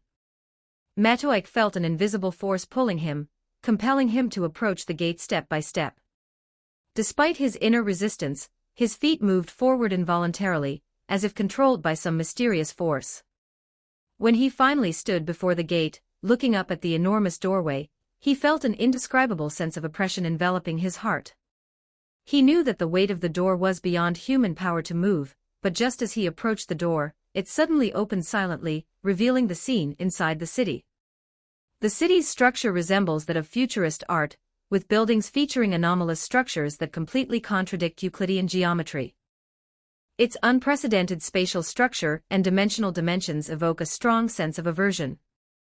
These buildings are constructed from enormous, seemingly impossible to come from earth green stone, and feature dazzling megalithic carvings, magnificent statues, and ornate reliefs. The entire city exuded a strong sense of uncleanliness. There are no steps to climb here, and miasma constantly rises from this twisted group of buildings soaked in seawater, refracting the miasma so that even the sun appears distorted. At first glance, the surrounding stones appear to be convex, but upon closer inspection, they actually appear to be concave. The twisted and unpredictable edges on the stone seem to conceal a sinister threat and a restless emotion. Mitucci felt a cold wind blowing in from inside the door, carrying a heavy stench of decay and a damp, chilly smell, the stench of rotting flesh. Matu Ike's heart raced, and her body trembled uncontrollably, but she still stepped through the door. As he stepped across the threshold of the gate, he felt a powerful force pressing down on him from all directions, as if it were about to completely engulf him. After crossing the threshold, one mysterious piece of knowledge about the city after another flooded into his mind, as if trying to burst his brain. At that moment, Kirichi heard the sound of swallowing and chewing, as if someone was still enjoying a meal in this city of fear. But the chewing sounds brought a sliver of clarity to Mitucci's brain, which was nearly overloaded and paralyzed. However, most of the knowledge he had gained earlier had vanished completely. It looked as if it had been eaten. Fortunately, Matuik finally realized where he was. This is the legendary city of the vanishing snail, an ominous place, a nightmare, the ultimate in terror. Countless centuries ago, its enormous and terrifying form, born from the dark stars, was created. The indescribable god and his retinue dwell here, hidden in a slippery, moss-covered cave.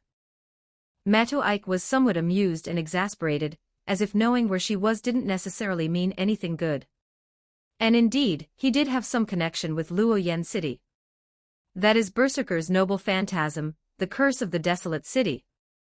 It is a book that exists only in legends, written by an unknown author around 3000 BC. Many scroll-shaped copies were extracted from the original text. These copies have been preserved since 300 BC, and are said to have been hidden in a desolate place along the Chinese coast. Could it be because I was tainted by Berserker's black mud today? A thought flashed through Matuik's mind. When Berserker was repairing the damaged parts of the fighter jet he was piloting, he may have accidentally come into contact with some black mud.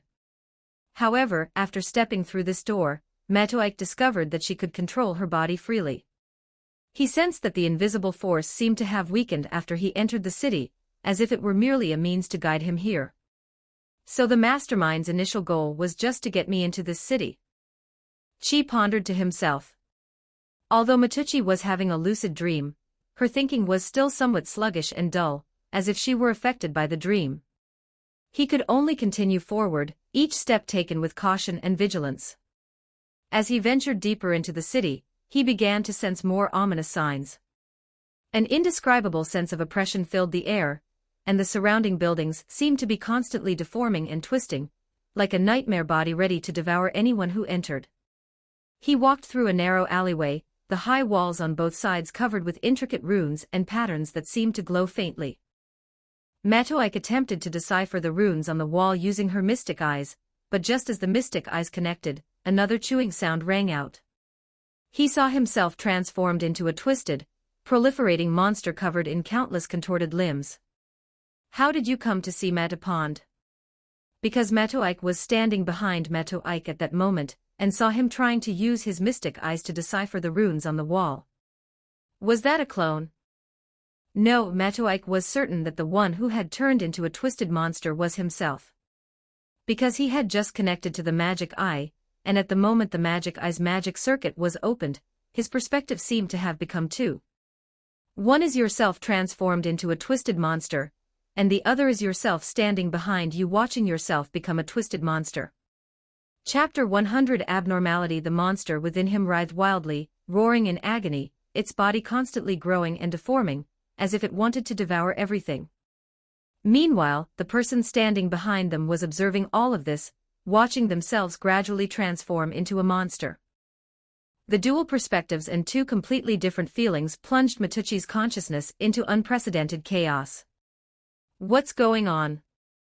Matuik cried out in his heart, trying to understand the scene before him. Magician in Type 1770 words. However, the impact of the two perspectives made it difficult for him to concentrate. The sound of chewing still echoed in his ears, as if mocking his powerlessness and fear. The sounds were eerie and corrosive, as if they were drilling into Matuik's mind. Matuik tried hard to find the source of the sound, but neither he could see any entity, whether he was the monster himself or the version of himself standing behind him. "What exactly is that sound?" Matuik wondered, trying to find clues from two different perspectives. From an observer's perspective, there is something tightly connected between the monster Matapond and the observer Matapond. "What on earth is that?" At that moment, the runes on the wall suddenly flashed for a few moments, and two shadows appeared on the surface of the green boulder wall, which had been polished to the surface like a mirror. "These are my shadows. Both of them are mine." Matuik was startled, feeling as if he had become even more awake. The connection between the two Mataponds is just a shadow. He stared intently and saw the shadow gradually detaching from Matuik, who had transformed into a monster. In the instant the shadow dissipates, only one perspective remains, the perspective of the observer. Suddenly, the monster within him let out a painful roar, and his body began to tremble violently, as if in a final struggle. But struggling is futile. This is a sign of being heavily polluted. The body is constantly collapsing and regenerating, and the instinct for survival seems to be in an endless struggle against the power of pollution. As Matuik looked at his body, which was gradually turning into a monster, he couldn't help but feel a chill. He realized that this was exactly what he would do after becoming a monster. He would not give up his will to survive, and even as a monster, he would still want to live. This survival instinct seemed to mock his inner fear and helplessness. Even as a monster, he struggles desperately, his limbs constantly deforming and reshaping, emitting painful roars. But in the end, the instinct to proliferate could not withstand the destructive and corrupting force. The flesh and blood eventually collapsed and disappeared completely. Just then, the unchanging chewing sound suddenly stopped, and the person smacked their lips, as if savoring the delicious food they had just tasted. "Was I eaten?" He felt a chill creep up his spine, as if an invisible hand was caressing his soul, making him shudder. The chewing sound and the monster Matucci disappeared at the same moment, as if they had never existed. The only difference is that Matuik now seems to be able to understand the runes and paintings on the walls to some extent. He blinked, trying to calm himself down, and turned to examine the wall covered in runes once more. The complex runes and patterns gradually became clearer in his vision, and he began to understand some of their meanings. The runes seemed to tell an ancient story, a terrible legend about the city of snail annihilation. This city was born from the dark stars, and its construction was filled with fear and despair from the very beginning. Its master is an indescribable being, a terrifying evil god known as Cthulhu, who controls endless darkness and evil power. Matucci's gaze swept over the runes and graffiti, as if he were seeing a series of terrifying scenes. Ancient sacrificial rituals, bloody sacrifices, and countless souls struggling in the darkness. In 1925, the secret cult of the Silver Twilight performed a blood sacrifice of 1,000 people, which detonated an underwater volcano, causing parts of the City of Oblivion, including the place where Cthulhu slumbered, to rise to the surface of the Pacific Ocean for the first time since it sank into the sea.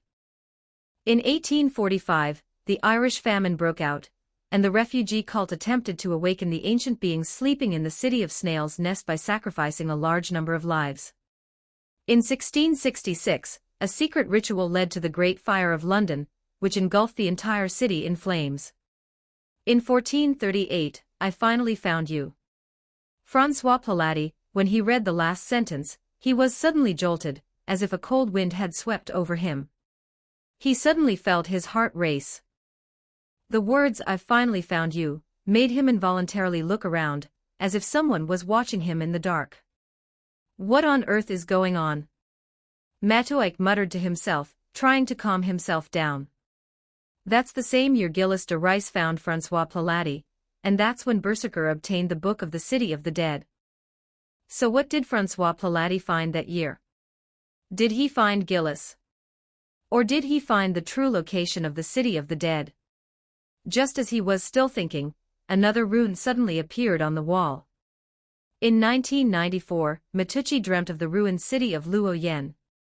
This rune actually recorded his experiences. Is this recording events in the world related to Luoyang City? But why is this rune so far away from the previous one? It's as if there's a rune that's been erased in the middle. There's no point in staying here any longer. I've already figured out most of the things that needed to be clarified, even though they're all just guesses. Before continuing on his journey, Matoike severed the mystic eyes to avoid a repeat of the previous situation. Nothing much happened along the way until he reached the city's central square. In the center of the square stood a huge stone platform, upon which lay the corpses of several giant sea monsters. Its tentacles dangled from the edge of the stone platform, covering most of the square, each tentacle covered with sharp suckers. The sea monster's corpse emitted a strong stench of decay, and the air was filled with a nauseating odor. Flies buzzed in the putrid air, as if adding to the festivities of this deathly feast. He recognized the monster. It was the grandiose sea demon, a monster that had appeared in a game from his past life. At that moment, the enormous corpse was right in front of him, which he found unbelievable. The entire square was scattered with countless miniature versions of the grandiose sea demons, and countless sea demon corpses were piled up together, forming small mountains. Their tentacles intertwined, as if they were unwilling to separate even after death. Why did these sea demons, the original inhabitants of Luoyang City, suffer such a horrific massacre here? Now they have turned into rotting corpses, piled up like mountains. And also, why does it feel like coming home after arriving here? A chill ran down Matucci's spine. What was wrong with this city? And what was wrong with him? Chapter 101 Companions. He tried to calm himself down, and continue exploring the eerie city. As for escaping this absurd and terrifying dream, the idea never even crossed Matoike's mind. He even overlooked many illogical details. Matucci arrived at an abandoned shrine. The shrine's door was half open, and through the crack, one could see the dim light inside. He pushed open the heavy wooden door and entered the temple. There are several wooden doors on both sides, and at the far end of the temple. They are showing signs of decay, but they are still barely usable. It's not too old, but the flamboyant style of the wooden door clashes terribly with the overall architectural style, as if it had been reinstalled. The air inside the temple was filled with a damp, musty smell, and the ground was covered with a thick layer of dust, as if no one had set foot here for a long time. The temple was almost completely dark inside. If only we had a flashlight. Just then, a bright light suddenly illuminated the entire shrine from behind Matoike. The sudden light startled Matoike. He turned around and saw it was his comrade, who had taken out a flashlight and lit up his way. If you brought a flashlight, why didn't you take it out sooner? Matoike complained. We didn't have a chance to use it outside, and we've already turned it on when we needed to, the companion said nonchalantly. The light dispelled the darkness, revealing the temple's original appearance. In the center of the temple, he discovered a huge altar. An ancient stone slab, covered with runes and patterns, sits on the altar. These runes and patterns were very similar to those he had seen in the square before, but more complex and intricate. However, one difference is that this stone slab does not have any magical glow. This time, Matoike did not rashly activate her mystic eyes to interpret the runes on it. I only made a rough record of it. I'm not going to pay any more attention to that stone slab. Why not continue deciphering the contents of this stone tablet? Upon hearing this, Matoike glanced at his comrade, who was shrouded in black mist beside him. Have you forgotten what happened when I went to decipher the runes on the wall? Mato Ike was somewhat dissatisfied. In his opinion, this comrade was practically making him throw his life away for nothing. What happened? The companion seemed a little puzzled. Mato Ike was reluctant to answer the questions raised by his comrade, even though this guy had been exploring with him from the very beginning. How could he not know about what just happened? He simply wanted to deceive himself into deciphering the contents of the stone tablet so he could reap the benefits. However, exploring the mysterious city of Luoyen, which has existed in the mists of time, still requires the strong assistance of this companion.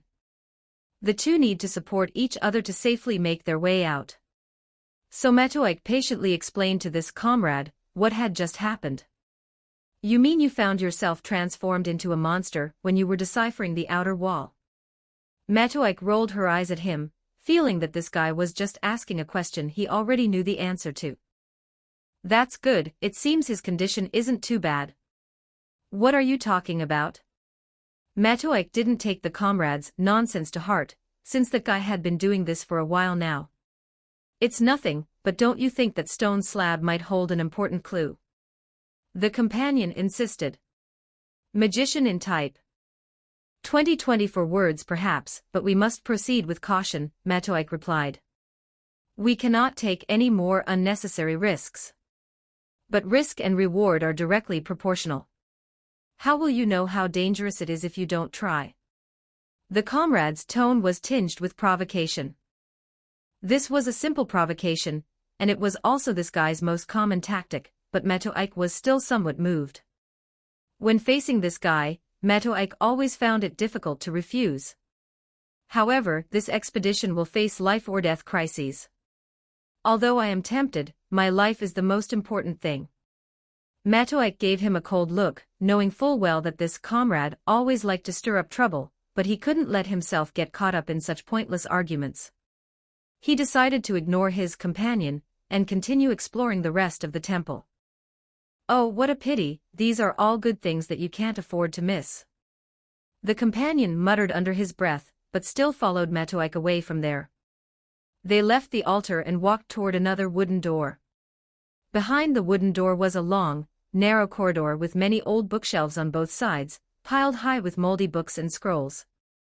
Matucci picked up a book at random and found that the text was blurred, but some descriptions of ancient rituals could be vaguely made out. These books look quite old, perhaps they contain some useful information, Mato Ike said. Then what are you waiting for? The comrade asked provocatively. Mato Ike did not respond and continued to search the bookshelf, hoping to find more clues, such as some books that could be directly understood, but unfortunately, there were basically none. However, if Mato Ike had relentlessly pressed Castor to teach him divine inscriptions back then, perhaps he would be able to understand some of it now. As he was flipping through the books, his companion noticed a hidden stone door at the end of the corridor.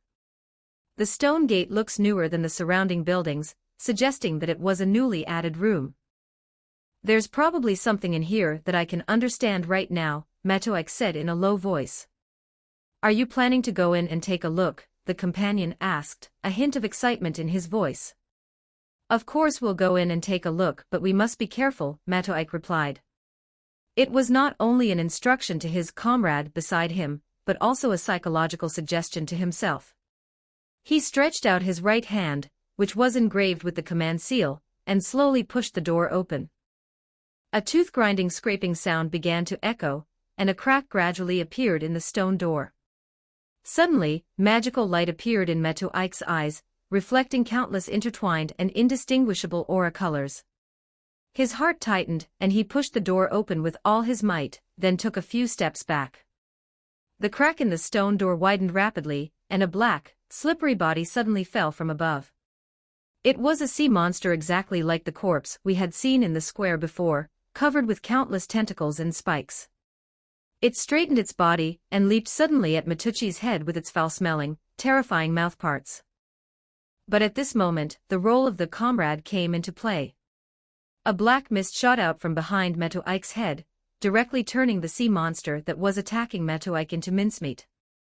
With a series of thuds, one sea monster after another fell from the roof and piled up at the entrance. And inside the room, Chapter 102 Forgetting inside the room, the scene was even more bizarre and terrifying. The walls of the room were covered with sea monster-like larvae, their tentacles writhing incessantly in the air as if searching for prey. The floor was covered with a thick layer of slime, emitting a putrid stench. Beyond them, Matucci saw a large hall with a pool filled with black mud in the center. Sea demons swam freely in it, forming an exaggerated demon cave about 100 meters wide.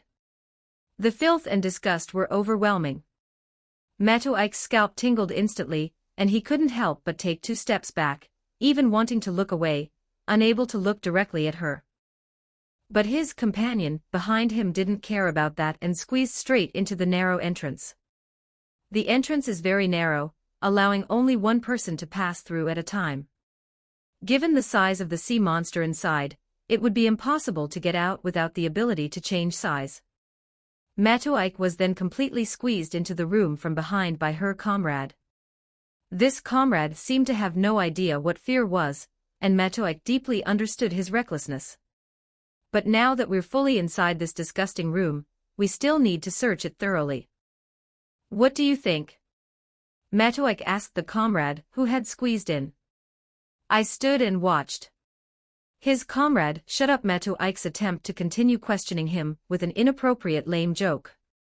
To this response, Matucci could only roll her eyes. During this exploration, Matucci had no idea how many times she had rolled her eyes at this companion. Why would I team up with someone like that? Wouldn't that just be asking for trouble?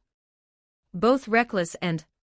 Suddenly, magical energy surged within the room, and the appearance of a familiar magic circle interrupted Matucci's train of thought. This is a familiar magic ritual.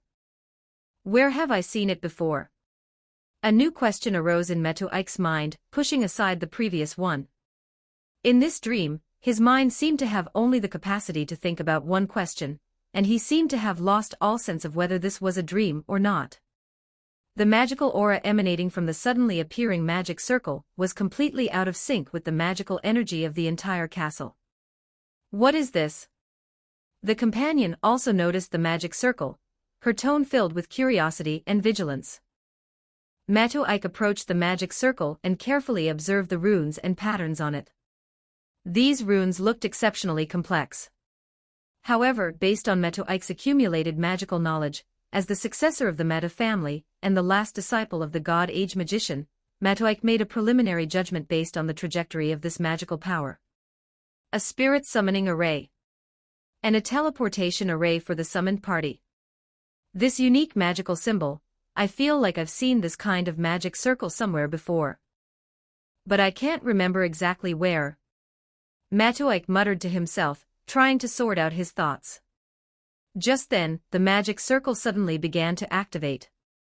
The runes and patterns began to flash with intense light, as if the entire formation had been activated, and the fluctuations of magic power became increasingly intense, as if an invisible force was rapidly accumulating. The runes on the ground emitted a ghostly blue light, flowing like liquid across the surface and gradually outlining complex and intricate patterns. A faint energy fluctuation began to permeate the air, as if some powerful being was responding to a summons. The light gradually intensified, as if it would engulf the entire room. Matucci felt a strong pull, as if an invisible hand was drawing him toward the center of the magic circle. This is not right. This power is too strong. Matucci said in a low voice, trying to steady his body, but the attraction was getting stronger and stronger, and he could hardly resist it. Suddenly, the light at the center of the magic circle erupted, forming a dazzling pillar of light. The pillar shot straight into the sky, piercing through the ceiling of the entire room, as if connecting 2 worlds. The runes and patterns around the pillar of light began to rotate, forming halos that enveloped the entire room in a dazzling light. Matucci felt a strong tremor coming from the ground, and the whole room seemed to be shaking. His vision began to blur, and his ears were filled with a roaring sound and the buzzing of magic. At this critical moment, his comrade reached out a hand shrouded in black mist and pulled him back. The black mist instantly spread, enveloping Matapond as if forming a protective film that shielded it from external vibrations and energy impacts. Matucci's vision gradually cleared, and the buzzing in his ears became blurry. Upon hearing this companion's help, he seemed to remember why he had come with this companion, to explore the mysterious city of Luoyang. Naturally, it was because this guy possessed formidable strength that he hired him as a bodyguard to accompany him on his adventure. Although his words were a bit harsh, they were still quite useful. The turbulent magical storm subsided, but the magical energy in the air did not decrease. After the dazzling magical light faded, all the sea monsters in the entire giant room vanished without a trace. Was it teleported away by the summoning circle just now? Matuik offered his opinion, as if to tell his comrade. Isn't it obvious, the companion retorted, his mocking voice sounding quite human in the empty, silent ancient hall filled with black mud. Of course. Matuik knew perfectly well what this magic circle had done.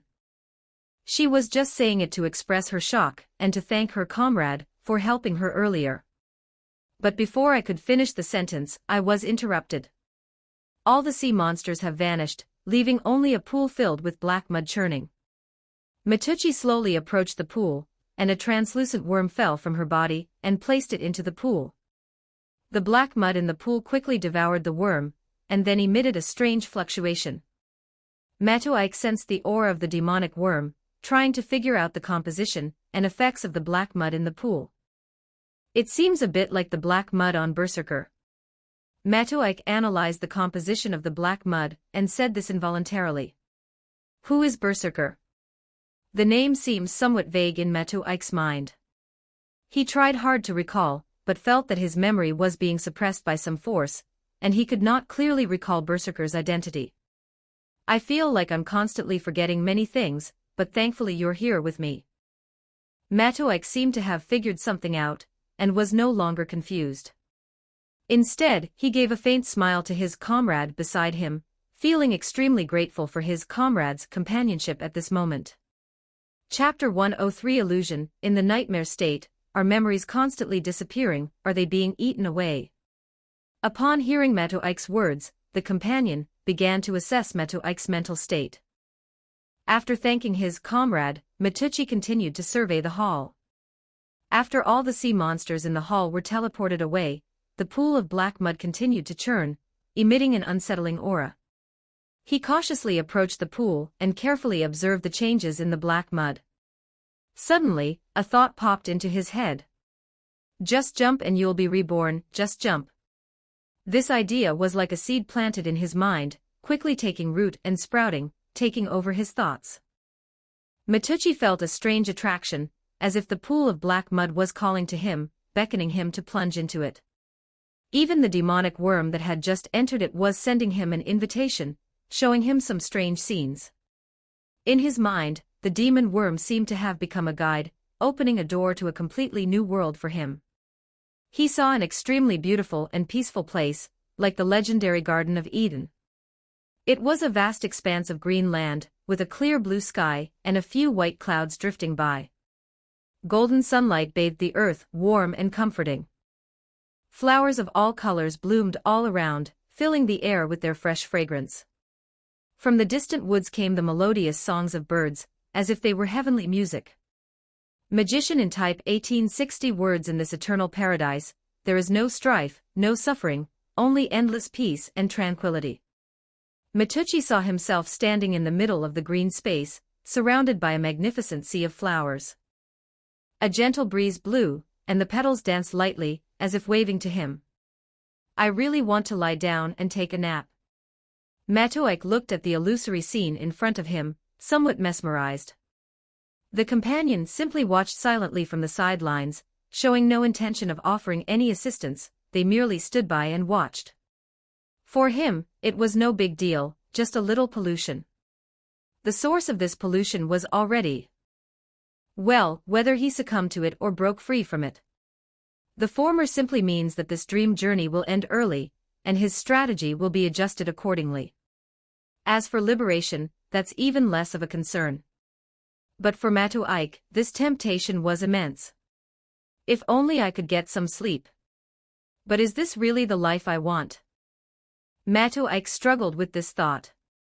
The Garden of Eden before my eyes is so beautiful, carefree, peaceful and tranquil, as if all worries have been left behind. He did indeed yearn for this kind of life, but deep down, another voice was questioning him. Is this really what you're after?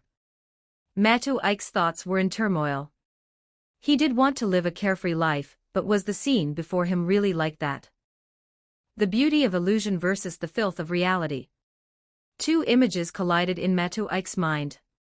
Suddenly, a woman who seemed to be an angel appeared in front of Matu Ike, with a pure and flawless face, long glazed blue hair, and elfin-pointed ears. It was as if it was beckoning to him. Medea. Who is Medea? Matu Ike murmured to himself, his memories hazy and unclear. The woman in the illusion approached gently, extending her hand, her voice soft and clear. Come, master, isn't this the very wish you sought from the Holy Grail?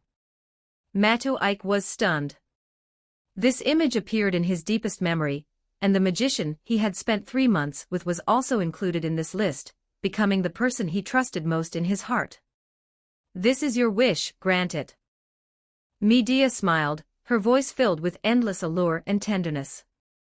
The Holy Grail, it's all so tempting. Matu Ike extended his right hand, as if to shake it. But the next moment, the little helper flipped out of its palm and fired a shot loaded with special bullets directly at the graceful figure in front of it. The illusion shattered instantly, the false beauty was destroyed, leaving only the filthy reality. In that environment, the Medea, who reached out to Matu Ike was actually a newly formed sea monster, and Matu Ike's hand, which was holding the little helper, was now hovering above the sea monster's mouth. The specially made bullet struck the nascent sea monster, and flames quickly spread across its body. The sea monster let out a shrill roar, struggling in agony. Its tentacles flailing wildly, but were quickly consumed by the flames, turning into a pile of charred remains. Matu Ike withdrew his hand and coldly stared at the sea monster that had been burned to ashes. Oh, I didn't expect you to break free from this illusion on your own. What made you realize something? The companion asked with a hint of sarcasm. I don't know myself. Maybe it's instinct, an instinctive resistance to those things. Matu Ike glanced at his comrade beside him.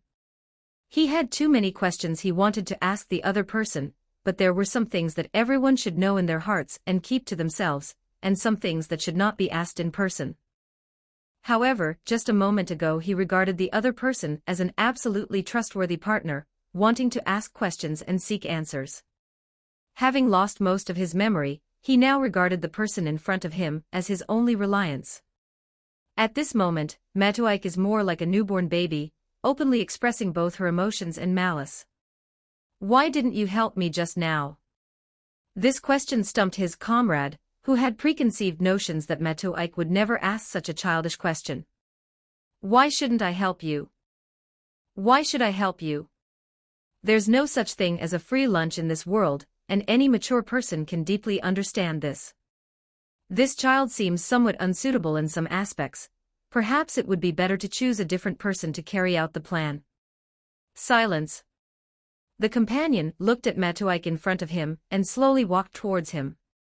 He stretched out his hand, covered in an ominous and tyrannical black-red mist, and enveloped Matu Ike's head. He simply patted Matu Ike's head, just as he had patted Angela Mainu's head back then. The pressure must be immense, right?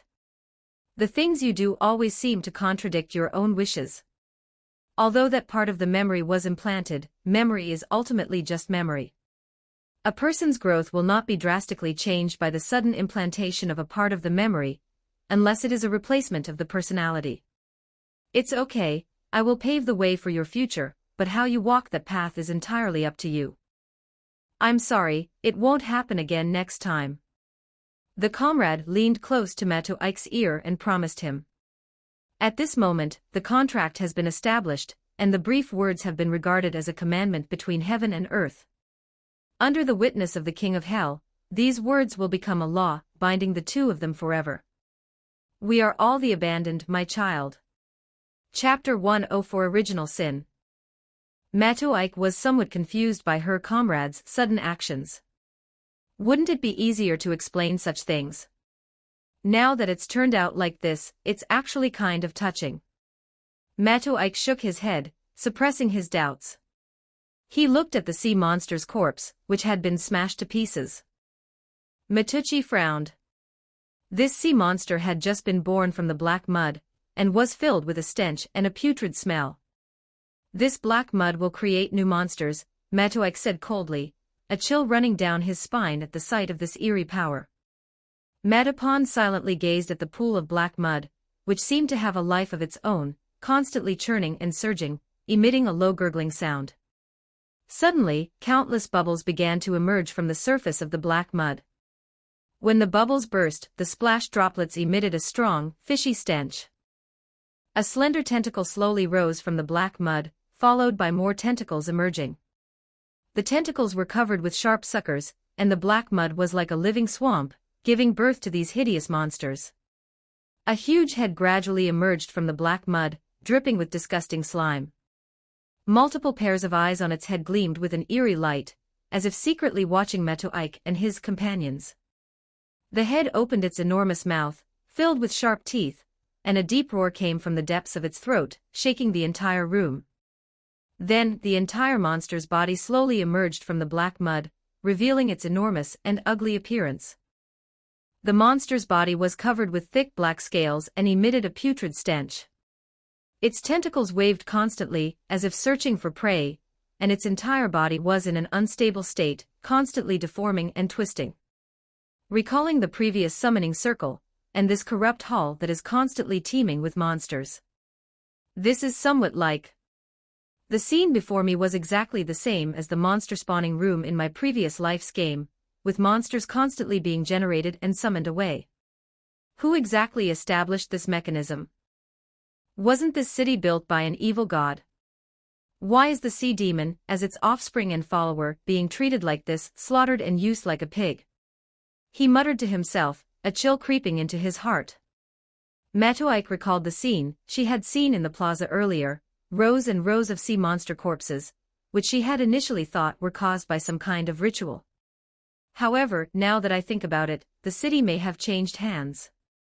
The city, once built by an evil god, has now become an endless monster spawning zone, and the sea demon, as its offspring and follower, has become an object to be recycled.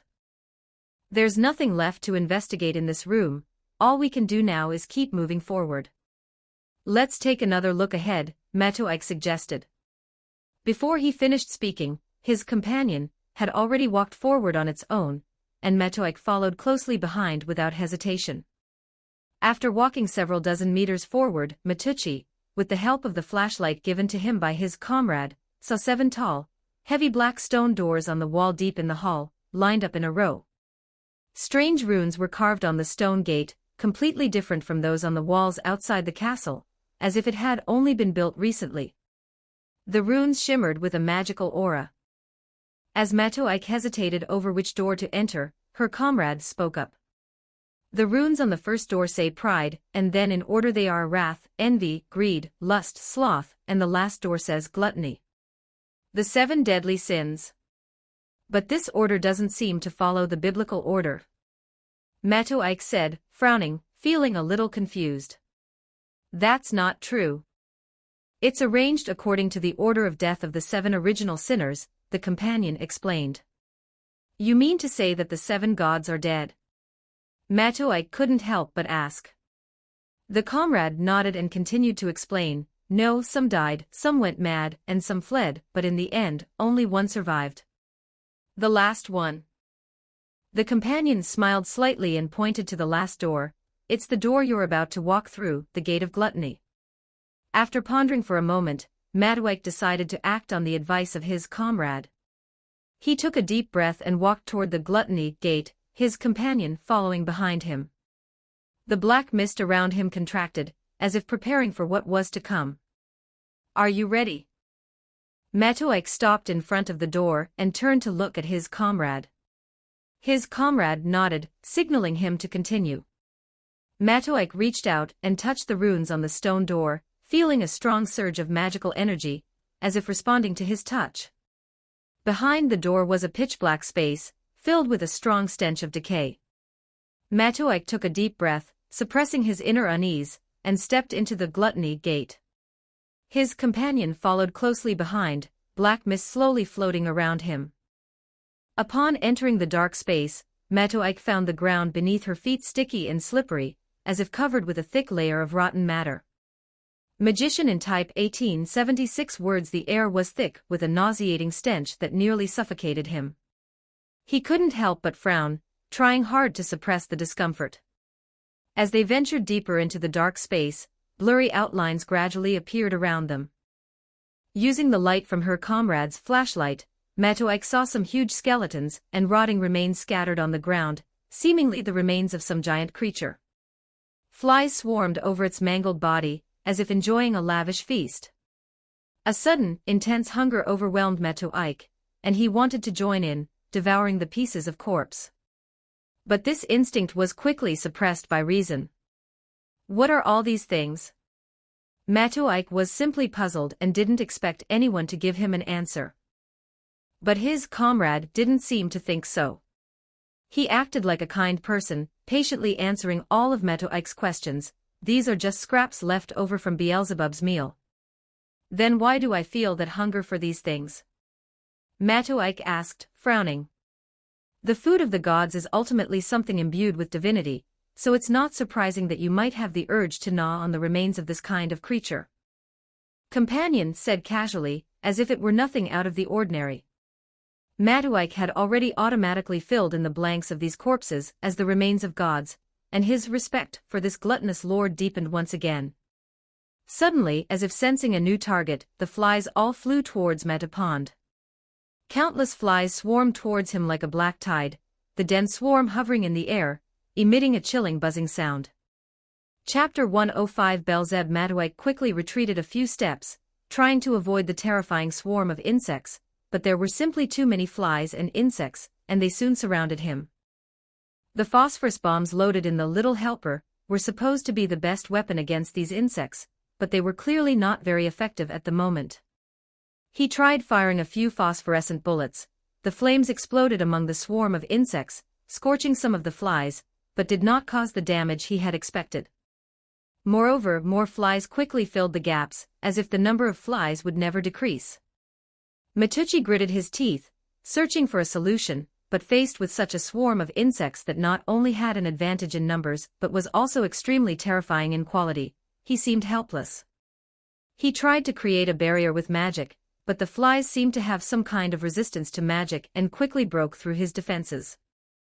The phosphorus bombs fired by the little helper could only temporarily halt the swarm's offensive, but could not fundamentally solve the problem. Damn it, what the hell are these things? Matoike cursed inwardly, but he knew he couldn't stop here. Matoike turned his head to check on his comrade, only to find that his comrade was bound in place by an invisible force and could not move. The figure of his comrade was shrouded in a layer of black mist. Although his face was not visible, Matoike could sense the helplessness and confusion of his comrade from the rhythm of the mist.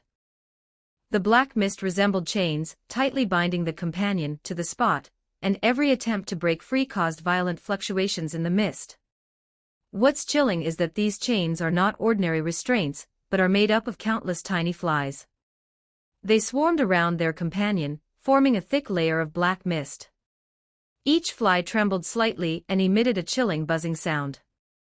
The companion tried to break free, but each movement triggered a violent reaction from the flies.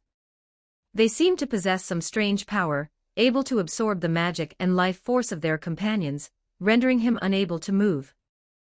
Although his face was shrouded in mist, the rhythm of the smoke around him still revealed the helplessness of his comrade at this moment.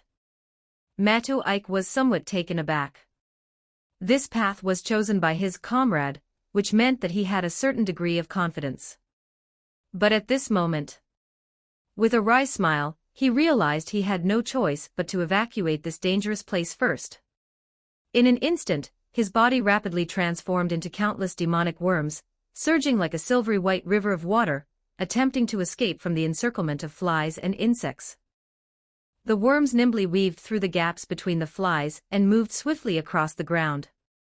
Matucci's consciousness flowed through these worms, and he was able to clearly perceive everything around him. His goal was to get away from the hall as quickly as possible and find a safe place to regroup. However, the flies seemed to sense his intention and quickly dispersed, forming an impenetrable black barrier in an attempt to prevent the demon worm from escaping. The worm swarm hesitated somewhat due to the obstruction of the flies, but Matucci did not give up. He focused his mind, directing the worm swarm to constantly change shape, searching for a breakthrough. Suddenly, a soft laugh came from the sky, and a huge crack appeared on the ground, from which black mud gushed out and spread rapidly. Matucci felt a strong attraction pulling him toward the crack. The worms struggled desperately, even transforming into demon flies in an attempt to escape into the air. But in the end, it was swallowed up by that force and plunged into endless darkness. When Matucci regained consciousness, she found herself in a huge hall. In the center of the long table were oddly shaped foods, twisted limbs, deformed organs, and other unrecognizable biological fragments. Everything reeked of decay and blood, as if the food had just been stripped from a corpse. Through magical perception, the original power of these things placed on the table as food was no different from the body parts found in the passageway. The aura within is even dozens of times stronger. If Matucci had previously guessed that the body parts were the remains of gods, then this dining table has completely confirmed his guess. Matucci felt a wave of nausea and fear, but he forced himself to calm down and carefully observed his surroundings. The walls around him were covered with ancient oil paintings and reliefs, and the themes of these dynamic murals caught his attention. The first mural depicts a scene of carnage in medieval Europe. Flies and rats crawled on the rotting corpses, the scene filled with despair and an atmosphere of death. The survivors were pale-faced, their eyes filled with endless fear and sorrow. They ran helplessly in all directions, as if trying to escape the shadow of death. In the center of the image, a doctor wearing a bird beak mask moves through a pile of corpses, carrying a medicine box, trying his best to save those dying patients. In one corner of the image, an army dressed in Mongolian armor stands in the distance, their expressions cold and their eyes filled with a bloodthirsty desire. These warriors, armed with scimitars and bows and arrows and clad in heavy armor, looked like demons emerging from hell. Is this the Black Death? The second mural depicts a scene of hell, filled with corruption and filth. In the center of the image stands a tall, imposing figure, surrounded by dark mist and rotting corpses, emitting a nauseating stench. The demons and devils in the painting kneel devoutly before the central figure, as if offering endless respect and obedience to their master. The third, fourth, and the murals that follow are all familiar stories from mythology, and the content of each of them is inseparable from one person, no, one god. The holder of a series of titles such as Plague Lord, King of Hell, Lord of Original Sin, and Demon King is Beelzebub, whose name means Lord of Heaven. As her gaze slowly returned to the mural, Matucci was drawn to another one. This mural is stylistically very different from previous murals, and it doesn't even have any direct connection to Beelzebub. It depicts a human king sitting on his throne, looking down upon all living beings. The king was dressed in a magnificent robe, wore a golden crown, held a scepter, and had a majestic face. His eyes seemed devoid of any human emotion, and what was most striking were his hands. The 10 rings, imbued with magical light, silently proclaimed his identity, King Solomon. This is a man blessed by God, and also a man hated by God. In the shadow of the jewels set in his crown, a fly was rubbing its hands together. Chapter 106 Extremely Delicious, King Solomon. Matucci murmured the name, trying to find more clues. A chewing sound suddenly interrupted his thoughts, and his gaze returned to the dining table. Suddenly, a blurry figure appeared on the opposite seat. It was a being that seemed to have a female appearance. His figure was slender, yet he exuded an eerie and ominous aura. His long, jet-black hair cascaded down like a waterfall, and his eyes were deep and unfathomable, faintly shimmering with a chilling light. His face wore a twisted smile, the corners of his mouth slightly upturned, revealing a set of sharp fangs. His skin was as white as ivory, yet one could see pale blue veins wriggling beneath it like worms. His hands were slender and long, with dark red nails at the tips of his fingers, as if they could easily tear anything apart. He chewed gently, the smile on his lips appearing both insane and eerie. A putrid stench permeated the air, as if the entire space had been polluted by his presence. His appearance plunged the entire hall into a suffocating silence, as if even the air itself had become heavy. Matoike was overwhelmed by the intense aura, and found it hard to breathe. He realized that the being before him was probably the Lord of Gluttony Beelzebub. Beelzebub's gaze slowly shifted to Metapond, and the smile on his lips deepened. He slowly raised a strangely shaped limb in his hand, his long fingernails gently tracing its surface, as if selecting the most delicious part. Then, with a gentle flick, the twisted limb slid toward Metapond, as if inviting him to share this bizarre feast. Matoike instinctively took a step back, but the limbs seemed to have a life of their own, twisting and sliding toward his feet. Beelzebub's eyes remained fixed on him, as if anticipating his reaction. He slowly chewed another piece of food in his hand, his movements slow and elegant, as if each chew was a savoring of the ultimate deliciousness. His fingertips tapped lightly on the table, each tap seeming to urge Matoike to accept this strange invitation. The twisted limbs and deformed organs placed on the table seemed to become even more alluring under his gaze. The air was filled with the stench of decay and blood, which was nauseating, yet under his guidance, it seemed to become an irresistible temptation. Matucci's heart raced as she felt a strong sense of oppression. The invitation was chilling, yet its eerie allure was irresistible. Magician in Type 1905 words. Moreover, it's not so easy to refuse someone whose identity you have. Matoike never imagined that dining with the gods would happen to him. Beelzebub's gaze was like a needle in his back, forcing him to remain steadfast. He gently raised his chin, as if waiting for him to make his final decision. Eat up, there's no problem. Familiar words came from beside her, but Matoike was all alone.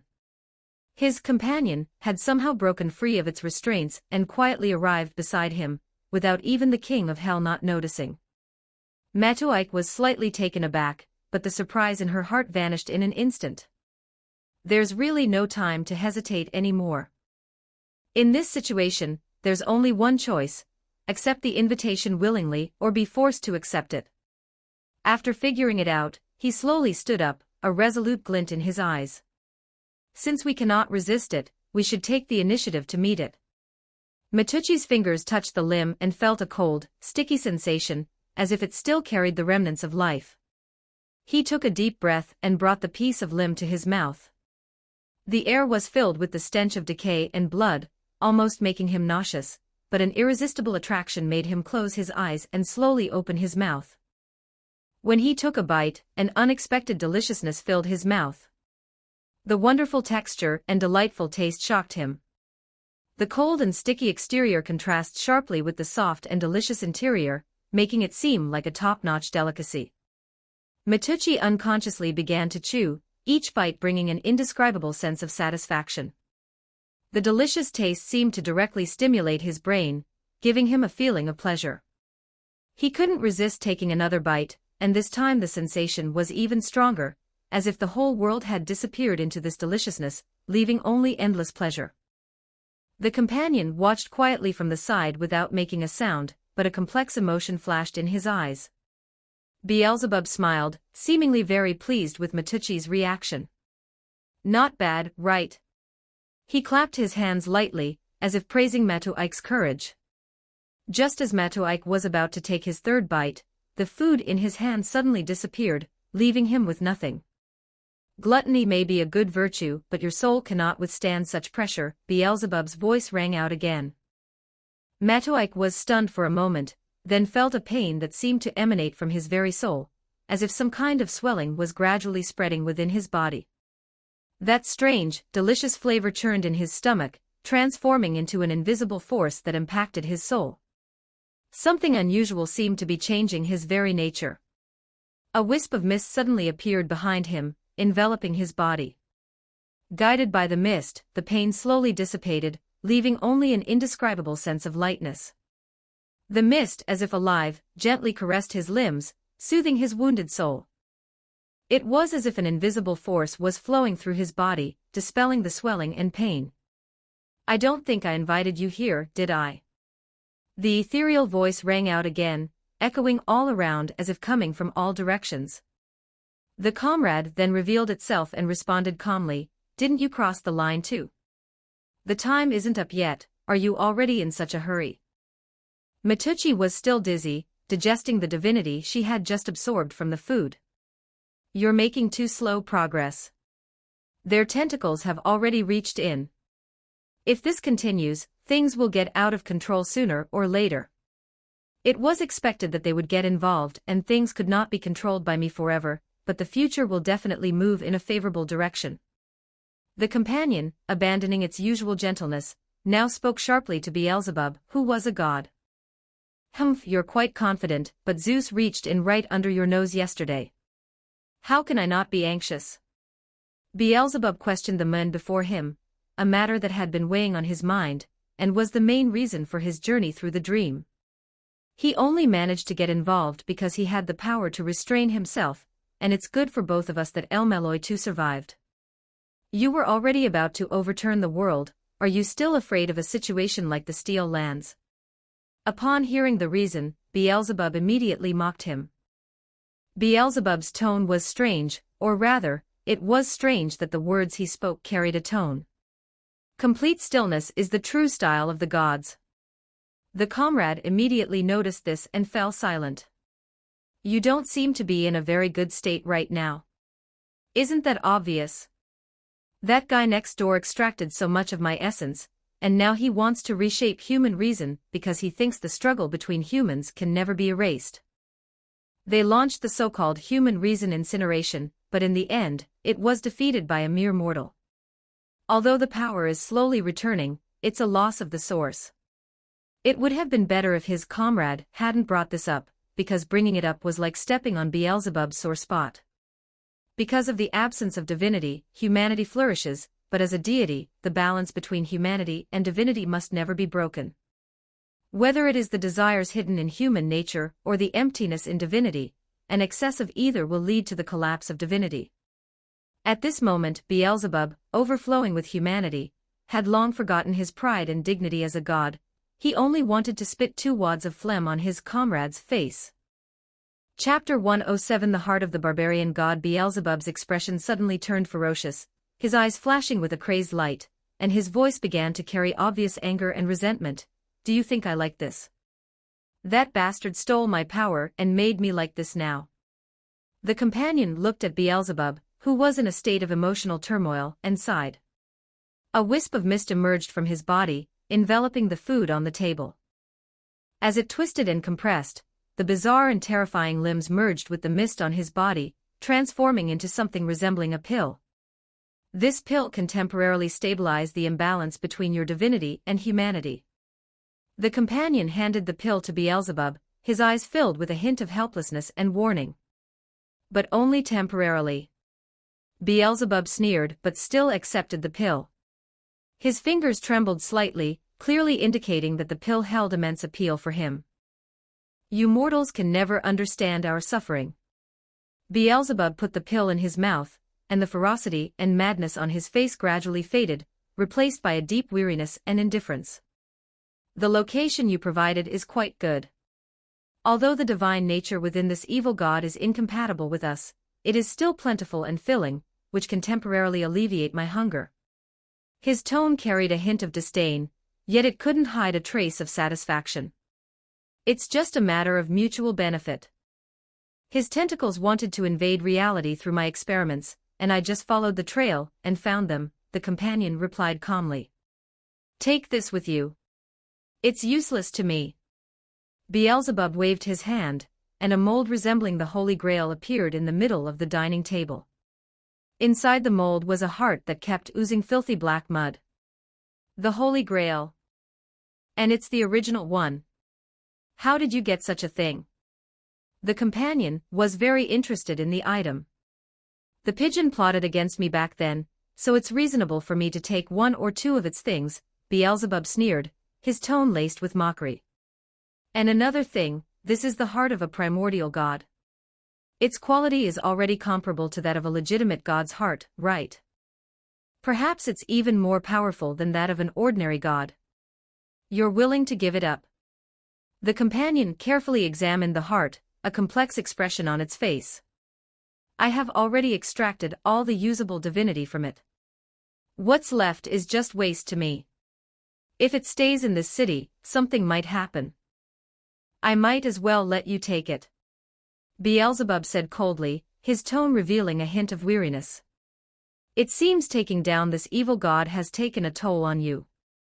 I hope you'll keep your promise and live to see the end, even if it means clinging to life. There was a hint of sarcasm in his companion's voice. Get out of here. Although you saved me once, this is not a place for you to spout nonsense.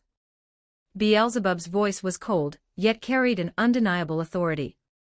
As soon as he finished speaking, the world shattered like glass, and Metuik and his comrade were instantly ejected from this space by a powerful force. The clock ticked away, and Metuchi slowly opened his eyes, finding himself lying in a side room at Raduji Temple. The sound of the bells seemed to come from a very far place, carrying a sense of disorientation and unreality.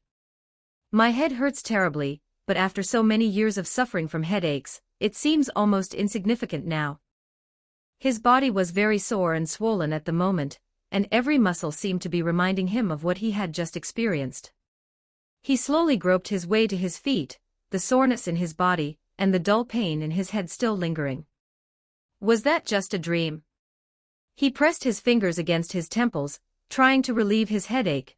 The quiet in the room contrasted sharply with the restlessness in his heart. He looked around, trying to find a sense of reality in this simple room.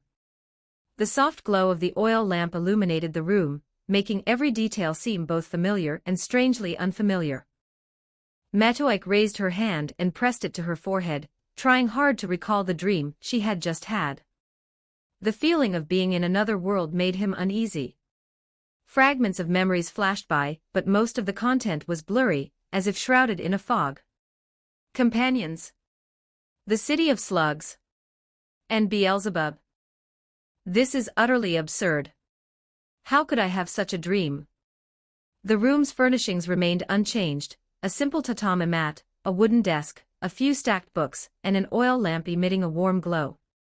An ancient landscape painting hangs on the wall, and a potted green plant sits in the corner. Everything seems so peaceful. However, this calm could not dispel the doubts in his heart.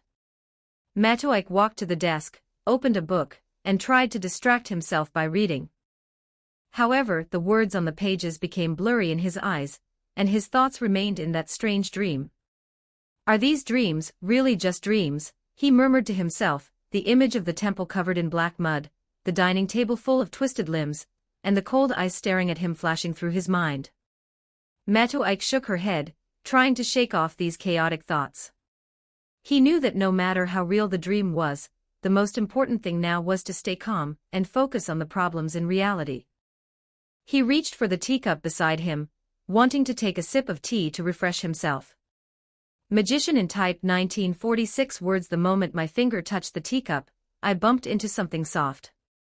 He paused for a moment, looked down, and saw a heart beating continuously. The heart was not bright red, but rather a strange purplish black, its surface covered with twisted blood vessels and tiny cracks.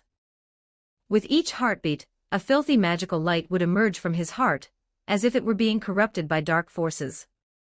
The light carried an aura of corruption, as if it could pollute everything around it. Metuchi felt a wave of nausea and fear, quickly pulled her hand back, and her heart raced. He stared at the heart, a chill that was hard to describe rising within him. This is impossible, he muttered to himself. Just moments ago, he was thinking about how absurd and unreal the dream was, but now, the things from the dream were actually appearing in front of him. Suddenly, the wall of the side room, which had only been repaired not long ago, was shattered by a powerful impact, with bricks flying everywhere and dust filling the air. The night and moonlight outside poured into the room through the huge hole, illuminating the eerie heart. The visitor was Berserker. Sensing the presence of the heart, he rushed to the location of Matapond immediately. Berserker appeared through the hole, clad in tattered armor, his eyes gleaming with a fanatical red light. His breathing was rapid and deep, as if he had encountered his nemesis. Master, destroy it. Chapter 108 Prophecy. Matoike paused for a moment, then realized that Berserker was referring to the heart that was constantly oozing filthy black mud. This heart, is it really that much of a threat? Matoike asked tentatively, a hint of doubt and hesitation flashing in his eyes. Its existence will bring endless calamities, and must be destroyed immediately. Berserker roared again, leaning forward as if ready to strike at any moment. At that moment, Castor sensed the sudden commotion and finally arrived at the scene. She stood at the edge of the hole, looking at the Berserker who looked like he was facing a formidable enemy, and the bewildered Matoike, somewhat puzzled. How did things suddenly turn out like this? How is this going? Castor's voice was exceptionally clear in the silent night. Her gaze swept across the scene, landing on the black mud residue in Matoike's hand and the heart on the table. A heart oozing black mud suddenly appeared on the table just now, Matoike explained. Berserker said it was very dangerous, and that I should destroy it. Castor stepped forward, carefully examining the remnants of black mud and the eerie heart, his brow furrowing slightly. This thing is indeed unusual, she whispered. It carries a powerful curse and is corrosive, originating from an extremely evil force. How did you suddenly come to have such a thing? She asked Matoike, her tone tinged with suspicion. I'm not quite sure. I just had a strange dream. I dreamt of the city of the fallen and Beelzebub. When I woke up, I found it next to my teacup, Matoike said, somewhat confused. Beelzebub? Castor looked at him in surprise. That's a legendary being. What does he have to do with you? I don't know, everything in the dream was chaotic, but that dream was too real, Matoike said, feeling a chill as he recalled the scene. Castor pondered for a moment, then nodded. She then said to Berserker, Gil, don't be nervous. This thing has been sealed, and the power it contained has been almost completely consumed, leaving only the rank. The black mud it extracted is not even as good as your noble phantasm. Berserker looked at the sealed heart, the red light in his eyes gradually fading. He nodded and relaxed slightly. But we still need to be careful, he said in a low voice, this power could cause trouble at any time. You're right, Castor replied, but with the seal in place, we don't need to worry too much for now. She hesitated for a moment, then said, I'll keep this for now. Since we already have it, we might be able to make use of it. Berserker nodded, clearly having no objection to the proposal. Okay, but you must be careful, he solemnly advised. Castor smiled gently, walked to the table, carefully picked up the heart, and sealed it even more tightly with magic. Her movements were gentle and swift, clearly demonstrating her extensive experience in handling this type of item. Don't worry, I'll do my best to make sure it doesn't cause any trouble. After saying that, she placed the heart into a specially made magical container. Matoike nodded, feeling slightly relieved, but seeing the damaged walls, she couldn't help but sigh. It seems that we can't live in this room anymore. Castor glanced at the hole and said, Indeed, this is not a place to stay any longer. Since things have come to this, let's eat first. I've prepared some simple food in the backyard, and we can discuss our next plans then. Matoike and Berserker followed Castor to the backyard of Ruduji Temple, where there was a relatively spacious room. Several simple yet exquisite dishes were already laid out on the table, obviously prepared in advance by Castor. So you can cook? Matoike asked, somewhat surprised. Of course, I have many skills, not just combat and magic. Castor smiled slightly. She would never admit that after cooking it once, she found it unpalatable and ended up ordering food from outside. Would Matoike simply believe that, in that past life's memory, Castor's cooking skills were, to put it mildly, terrible, and it was fortunate that they weren't some kind of culinary disaster? But faced with Castor's enthusiastic invitation and the fact that the dishes looked decent, Matoike decided to give them a try. Surprisingly, it's not bad. Castor saw his reaction and the corners of his mouth turned up slightly, looking very satisfied. Looks like my efforts weren't in vain, she said, a sly glint in her eyes. While eating, Matoike suddenly noticed a newspaper on the corner of the table. "What is this?" he asked. "It was left by the workers who came to do repairs during the day," Castor said casually, clearly uninterested in the newspaper. Matoike picked up the newspaper and unfolded it to read. The front page of the newspaper featured a news article about the restoration project of the Qin Shi Huang Mausoleum by the neighboring ancient kingdom, with before and after photos attached. Matucci casually glanced at the photos, and was about to turn the page, when he noticed a small news item in the corner of the newspaper. Matoike continued reading the newspaper, his brow furrowed. The surveyors discovered a well-preserved bamboo slip that has been passed down for 2,000 years at the mausoleum of the first Qin emperor, he read aloud. After a preliminary interpretation of its contents, it turns out to be a prophecy. A prophecy? Castor's interest was piqued, and she leaned closer to look at the newspaper article. Yes, according to preliminary predictions, the world will end in 2016. Matoike read, his tone tinged with disbelief. Castor instantly lost interest. Such doomsday prophecies have appeared to varying degrees in different civilizations, but none of them have ever been truly verified. But Matoike doesn't think so. 2016, isn't that the year that humanity was burned down? Matoike rubbed his head, trying to clear his chaotic thoughts. Those memories from his past life were like a tangled mess of threads, giving him a terrible headache. But that happened 22 years later, and it has nothing to do with him now. It's more important to figure out how to deal with the upcoming Holy Grail War. He looked up at Castor, who was busy beside him. Castor, how's your research going? It's going very well, and there has been some important progress. The dragon army you envisioned may be put to use tomorrow, but its strength should still be inferior to the one that Jill summoned. Moreover, with this heart, the results of the experiment may be able to go even further. Matoike nodded upon hearing this. In that case, they could prepare a more proactive offensive. Ngramenu, in the form of assassin, is currently outside the castle built by Einsburn in Fuyuki. Although the forest was covered with many layers of barriers, this level of protection was not a problem for him. Feeling somewhat bored with the current regulatory events, he seemed to suddenly sense something. That guy's finally back. I barely left and he's off on a secret mission.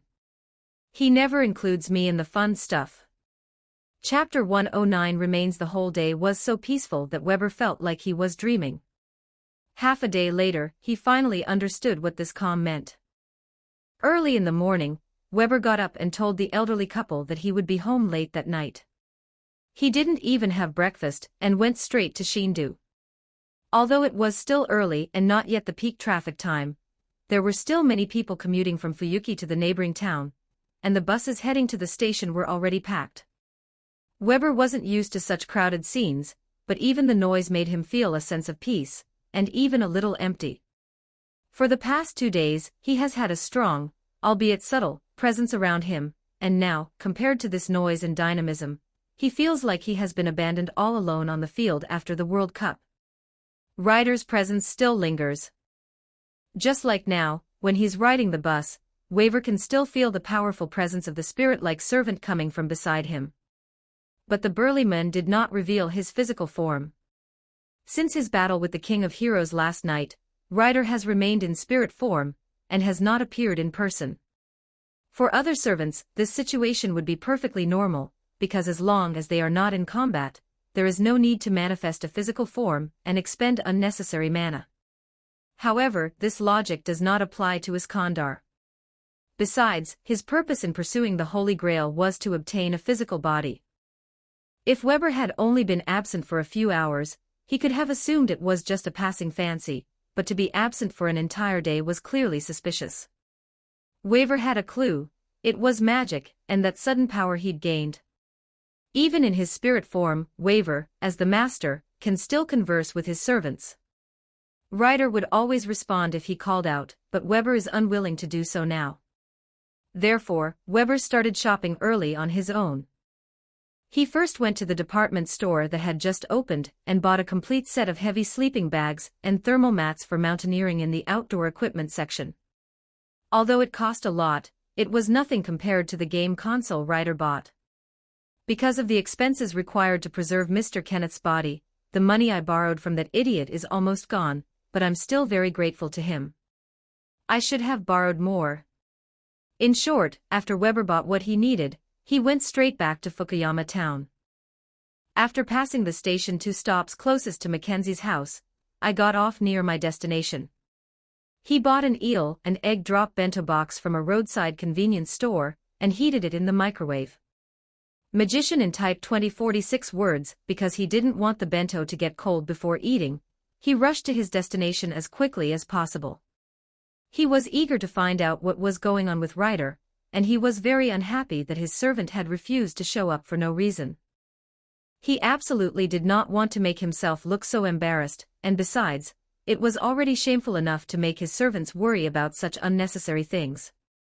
Although Weber was weak and incompetent, he was unwilling to admit it. If he makes thorough preparations, he can stand tall and tell Ryder his own worth, and that he has made all the necessary preparations to achieve the best results. That's why Weber stubbornly remained silent. He walked through the residential area and came to an undeveloped mixed forest. There wasn't even a walking trail in this forest, but Weber continued to walk deeper into it without the slightest hesitation. Although the scenery at dawn and dusk is very different, this place is still familiar to Weber. Weber finally arrived at his destination and immediately looked around to make sure everything was all right before letting out a sigh of relief. He immediately laid out a thermal mat on the ground covered with fallen leaves, and began to enjoy the bento box he had bought from the convenience store. The bento box that had been microwaved was long gone and tasted practically nothing, but that didn't matter. The most important thing now was to consume as many calories as possible. "Is that stuff tasty?" After a full day and night, Ryder finally spoke. To Weber's surprise, even though he was still just a spirit, the first thing he asked about was his appetite. "No, it tastes awful. Japanese food culture is nothing special." Upon hearing Weber's sour reply, Ryder, still in spirit form, sighed deeply, sounding quite mournful. Silence. The silence was inexplicably awkward. However, Weber was still quite at ease. The young apprentice magician, with a poker face, quickly shoveled the eel and egg lunchbox into his mouth and continued, "You should know where this is, right? This is the place that summoned you.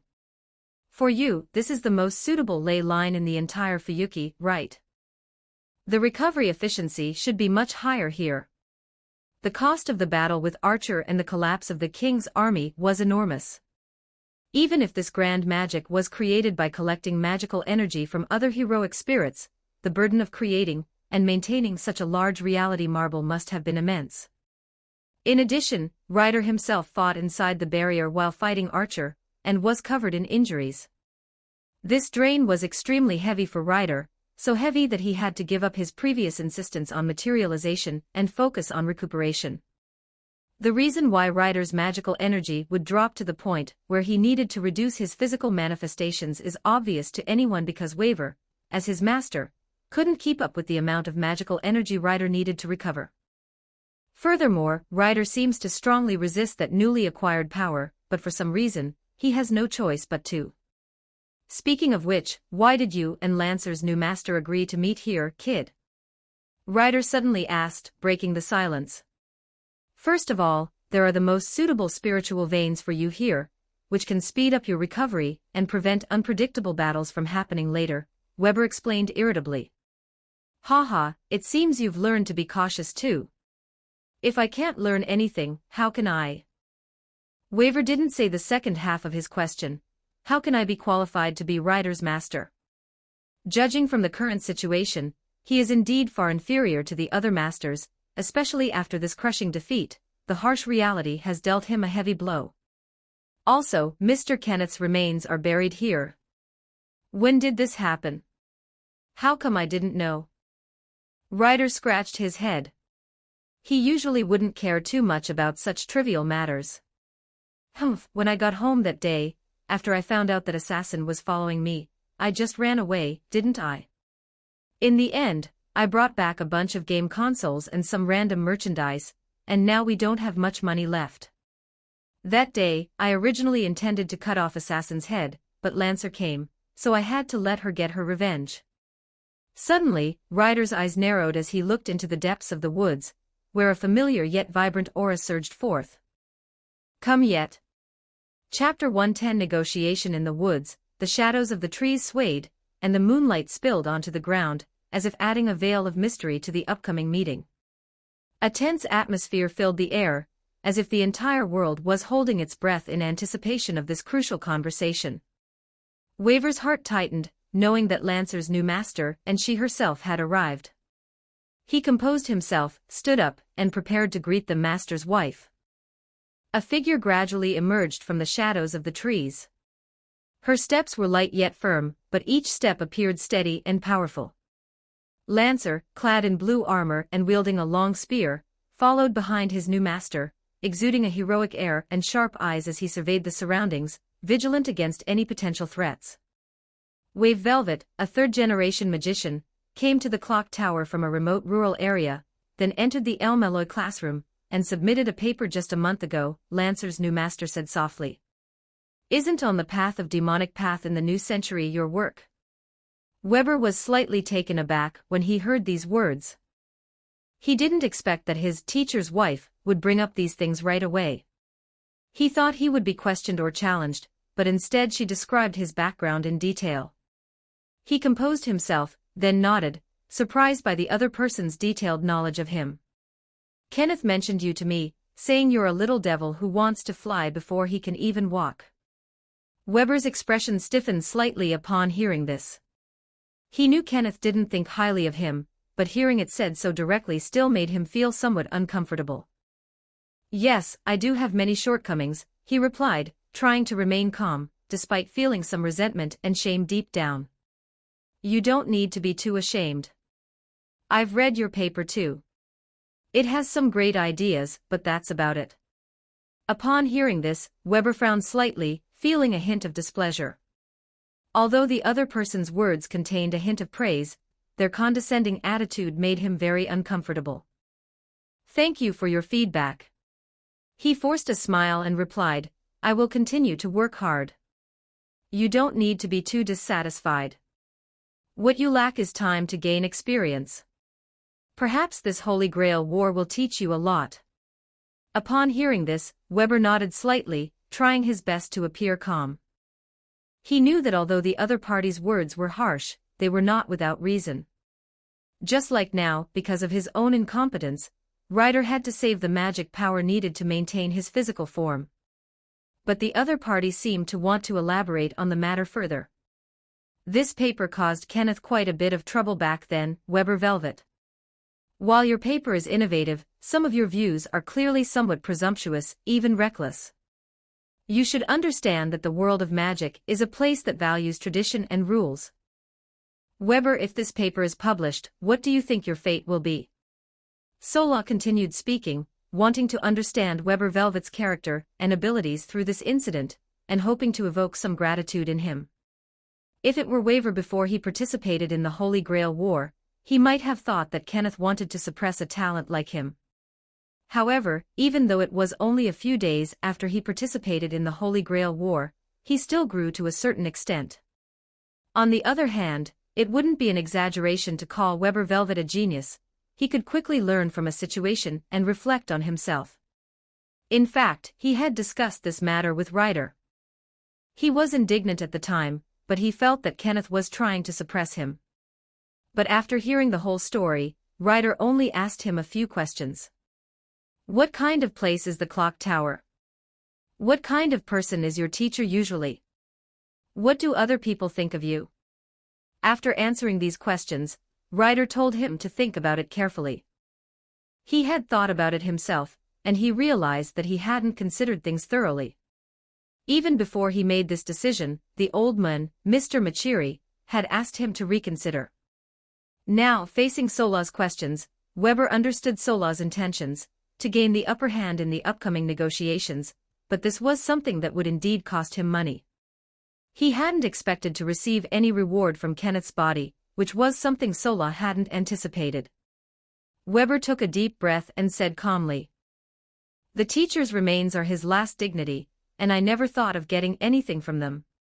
Upon hearing this, Sarawu, realizing his plan had been exposed, paused slightly, then revealed a barely perceptible smile.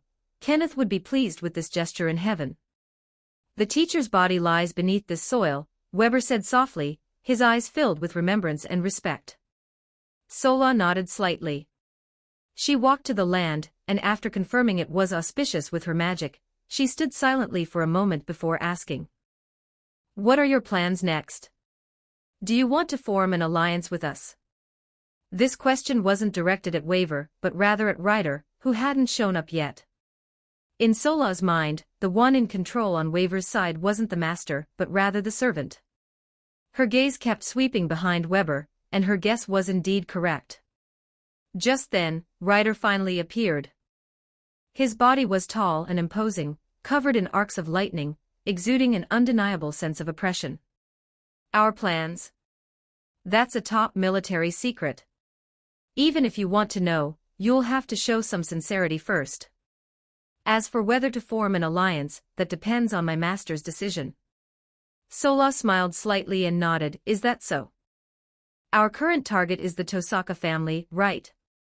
Although Tosaka Tokiomi is dead, Archer seems to have found a new master, so they are also inextricably linked to Kenneth's death. Weber glanced at Ryder, then at Sola, his mind racing. This kind of information could be easily investigated, but to just hand it over like that, was he trying to win me over by avenging his teacher? The woman in front of him was not easy to deal with, and Ryder was obviously waiting for his decision. Forming an alliance is indeed a good solution, and our own capabilities are indeed somewhat lacking.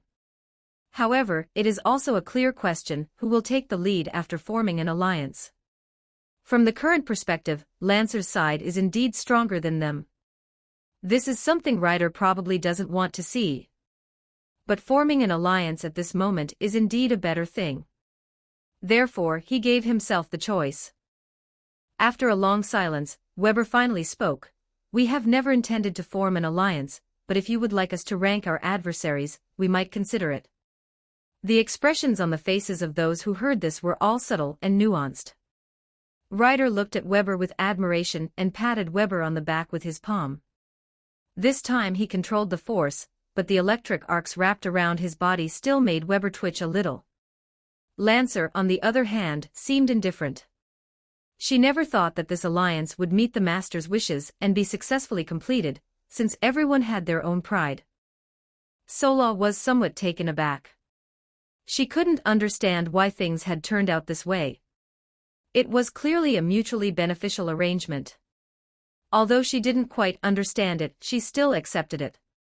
It's a clever choice, but that also means we might become enemies in the future. So who will be your next target?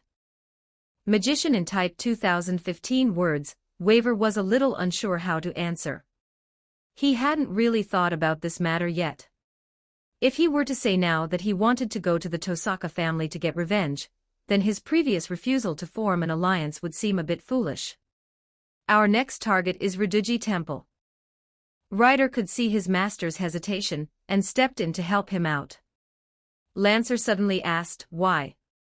Ryodong Temple is a sad place for her, and she still can't get over it. Because of certain costs, and what those costs are is our business.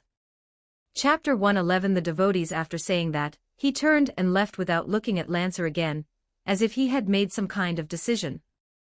Weber saw Ryder turn and leave, and hurriedly followed after him. Although he was unsure whether the negotiations had broken down, it seemed to be moving in a positive direction. As for the idea of attacking Ryuji Temple, Ryder only revealed it now. Ryder, why did you suddenly decide to attack Ryuji Temple? Weber asked as he kept up with him. This direction of attack is strange. Given Iskandar's personality, his first priority would be to find the hero King Gilgamesh and fight him again. The second option is to attack the Night King of Einsburn, since her noble phantasm and strength have been fully understood. Ryuji Temple of the Meta family, in theory, isn't a good choice, but Ryder's current situation. Ryder glanced back at Weber, scratched his head, and said with a hint of helplessness, Kid, do you think we escaped from that golden guy yesterday? Weber paused for a moment, suddenly recalling the fierce battle of the previous day. Indeed, there had been a moment when Ryder and he were almost overwhelmed by Gilgamesh's noble phantasm. Is it because of these electric currents in your body? Weber asked tentatively. Since that day, Ryder has been deliberately hiding his presence. While there is a reason for his lack of magic, the main reason is that Ryder himself does not want to show himself. Yes, kid. Ryder nodded and continued, I owe some favors, and now I have to set aside the Holy Grail War to pay them back. Weber frowned slightly, so, who exactly do we owe a favor to? Kid, don't ask too many questions about this. Just remember that the hardest debts to repay are those of others. Once you're bound by them, you're just running in a limited space. This is a major taboo on the road to conquest. Weber nodded as if he understood, though not quite.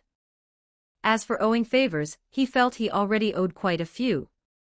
Whether it was the debt owed to Mr. Kenneth, or that Melvin Wines, the young master who lent money to Weber. Now that we've made the decision, let's get ready as soon as possible.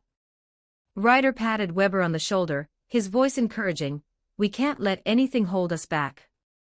Weber took a deep breath and nodded, but ultimately, he still didn't know what Iskandar's purpose was.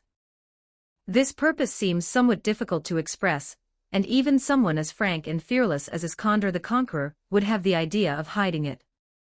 When Irisveal opened her eyes again, the setting sun, tinged with orange, was already streaming through the castle's skylights. Her sleep was very deep, and the loss of consciousness made her feel as if the entire day had never existed. This body has gradually lost its function. The physical dormancy is less like sleep and more like a state of suspended animation. This is only the death of the first heroic spirit, and it's already come to this. Irisveal murmured to herself, feeling a sense of helplessness. Because Saber wasn't with him yesterday, Avalon's scabbard didn't work as intended.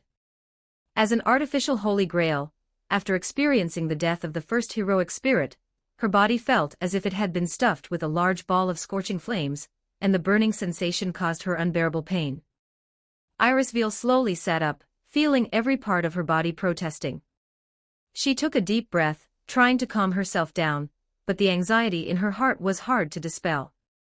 Her physical condition has improved a lot, and it seems that rest has had some effect. Although she still cannot stand up, she can at least talk to people without any problems now. Looking to the side, Hiseumi sat motionless in the corner against the wall, as quiet as a shadow portrait. Although it was incredibly reassuring, Mia's appearance didn't seem like a living human being at all. Rather, she looked more like a familiar or a robot, which even made Irisveal feel a little afraid. Miss Miami. Irisveal called softly, almost as if sighing, and Mia, like a hound hearing a whistle, quickly and quietly looked at her. What's matter? Irisveal felt a little guilty. She had only wanted to chat casually with Mia. Why are you fighting for Kiritsugu? Silence. Irisveal stared at Hisomia's face, as if trying to see something in it. Hiseumi seemed unsure how to answer this question. After all, the real Hiseumi is already dead. Irisveal has been asleep ever since Assassin died, and is unaware of what is happening outside. This gave Koyumiya a good opportunity to get close to her. The Einsborn artificial humans are as stupid as ever, just like that guy. She tried to mimic Hiseumiya's answer, because I have nothing else, I can't remember anything about my family, I can't even remember my own name. The name Hiseumiya was the name used on the first fake passport Kiritsugu made for me. Irisveal exclaimed in surprise. Seeing the astonishment on the other person's face, Koyumiya was still thinking about how to come up with a suitable explanation. Although she had read the real Hiseumiya's memories, it was still somewhat difficult to completely imitate that woman's tone and attitude. I remember it was an extremely poor country, without hope or future. The only way to survive was to hate each other and steal food from one another. There was always endless war there. Despite not even having enough funds to maintain the army, the two sides continued to fight every day. Just then, someone came up with an idea. Instead of recruiting and training soldiers, it would be more economical to capture children and get them to pick up guns. My soul as a human being has long since died, only my body continues to function, maintaining those once familiar functions. That is my life. Kiritsugu is the one who picked up this life, so I let him control me. That is why I am here. Although Irisville had long suspected that Mia's past was far from happy, hearing her recount her past in detail was far beyond Irisville's imagination.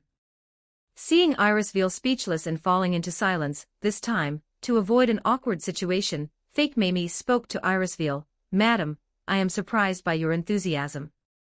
You have been confined in the castle where you were born and raised, living a life completely unaware of the outside world. You are only about 10 years old since your actual birth, aren't you?" Mamie's words made Irisville fall into deep thought. Her husband, Kiritsugu Amiya, acted based on the ideal of saving the world. Having witnessed firsthand his willingness to risk his life in pursuit of the Holy Grail, can she still say that she shares the same dream as him? Irisville looked out the window, the afterglow of the setting sun shining on her face. The elegance of a noblewoman and the innocence of a child were both present on her face at the same time, making her a princess who was somewhat troublesome. "Actually, I don't really understand what Kiritsugu's ideals are." That's right, the answer is no. Having only been around for 10 years, and still growing up in the Deep Palace, the knowledge she has learned is limited to the Holy Grail or some magic. In matters of life, Irisville was like a child, only having desires because of the man who suddenly barged into the castle and became her husband. Upon sensing a man's desire and sorrow, the heavenly maiden could easily offer her life to accompany him on this journey to death. In the end, I was just pretending to understand. Perhaps I just wanted to walk alongside the one I love. Just like you said, I have absolutely no understanding of the world that Kiritsugu wants to change. My ideals from beginning to end are just things I learned on the spot from Kiritsugu. Irisville said softly. Is that so? Koyumiya was a little dumbfounded. Are all the women of Einsburn so single-minded? This one in front of her is like this, and so is Rizresh. Just like in a fairy tale, the down-on-his-luck prince went through many hardships to find a fairy who could grant his wishes. The fairy then granted his wishes, helping him restore his kingdom and avenge his family. She didn't ask for any reward, she was simply willing to give herself because the prince had found her and needed her. What kind of melodramatic, third-rate romance novel is this? Yes, but you can't tell Kiritsugu. For Irisville, this was an incredible feeling. She never imagined that there would be someone she could so easily confide in, things she could never say to her husband.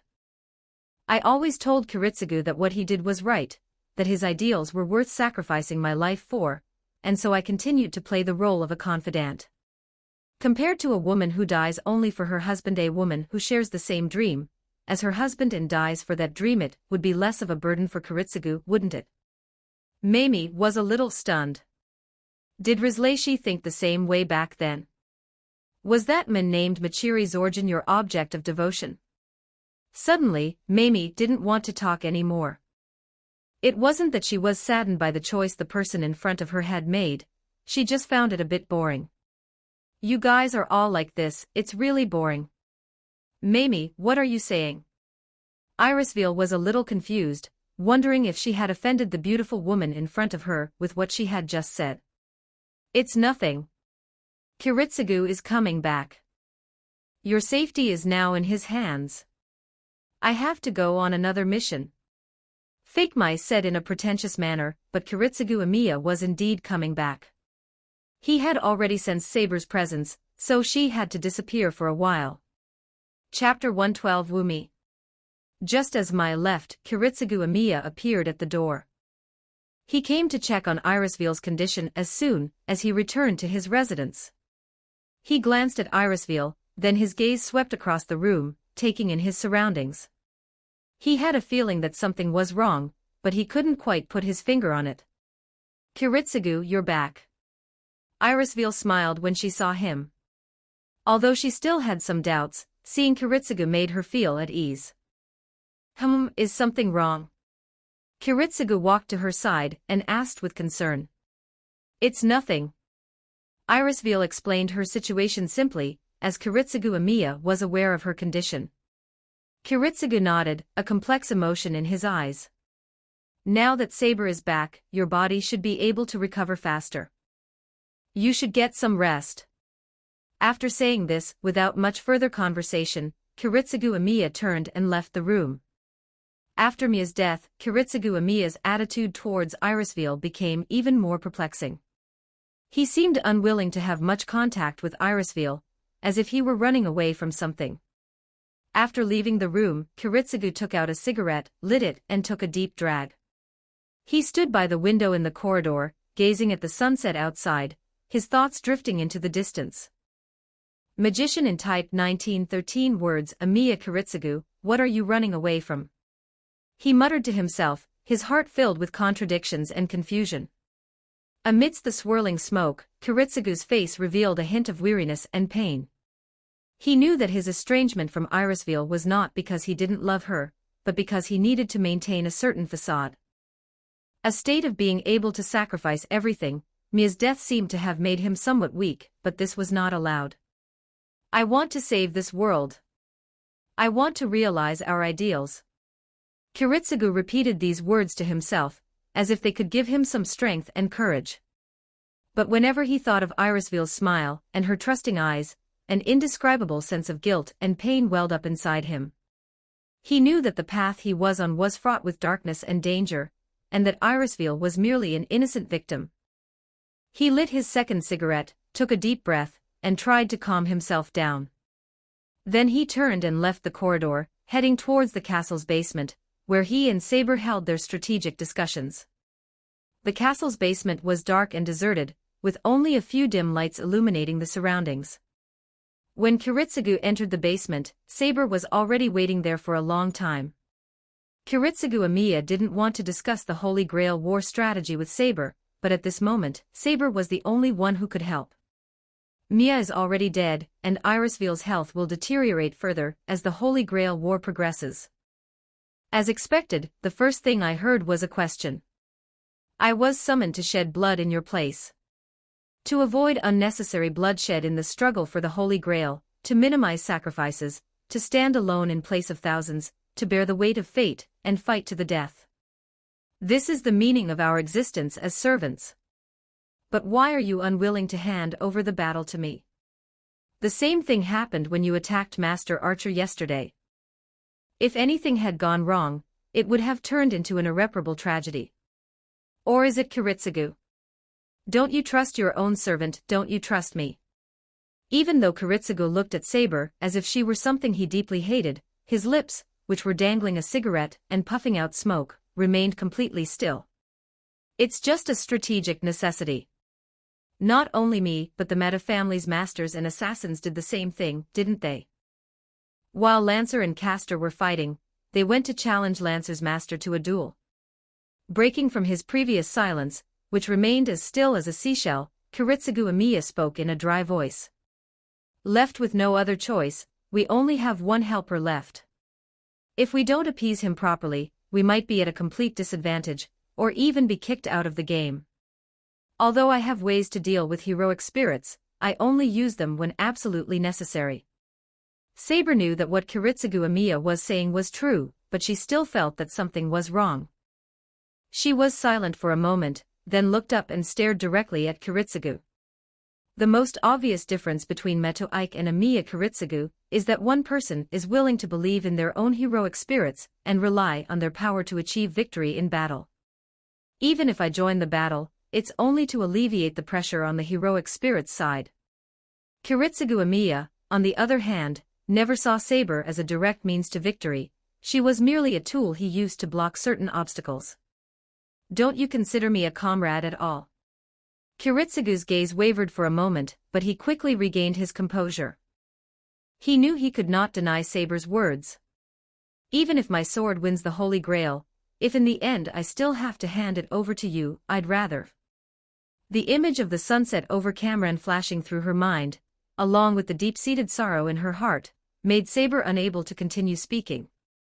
During this heartbreaking silence, another voice interrupted from not far behind her, answer her, Kiritsugu. Irisveal sensed the commotion coming from the basement below and rushed to the scene. Unlike Saber, she fully understood and could comprehend her husband's way of thinking and acting. Kiritsugu's gaze was initially dark and cold as he looked at Saber, but when he turned to Irisveal, he immediately showed a look of shame and dejection. Kiritsugu, don't look at me, speak to Saber. She needs to hear your opinion. No, I have nothing to say to that spirit. It's a waste of breath to talk to a killer who cheers under the banner of some glorious reputation. Kiritsugu maintained the formality of speaking to Irisveal, unflinchingly insulting Saber. Saber, of course, would not allow herself to be humiliated. How dare you insult chivalry in front of me, you villain? The Night King's eyebrows shot up as he roared. But Kiritsugu remained unmoved, his gaze still fixed on his wife, as if he didn't care about Saber at all. At this point, he finally revealed his true feelings and began to speak eloquently. Those knights are utterly incapable of saving the world. They couldn't in the past, and they won't be able to now. These people advocate for a distinction between good and evil methods of war, as if there were some truly noble value on the battlefield. Because heroes throughout history have constantly promoted this fantasy, how many young people do you think were tempted by bravery or fame, and died on the battlefield? That's not fantasy. As long as it's human behavior, even if it's a fight to the death, there are inviolable laws and principles. These are essential. Otherwise, every time war breaks out, this world will become a miserable hell. Saber's firm rebuttal only earned Kiritsugu's scorn. See, that's it, Alice, you heard it too. This great heroic spirit actually thought the battlefield was better than hell. After saying that, the basement fell silent again. Forget it, let's decide on the follow-up Holy Grail plan first. Irisveal was already feeling unwell, and the argument between the two of them only made her more stressed. She sighed, trying to break the suffocating deadlock. She knew that the two of them might never reconcile, even until the end of the Holy Grail War.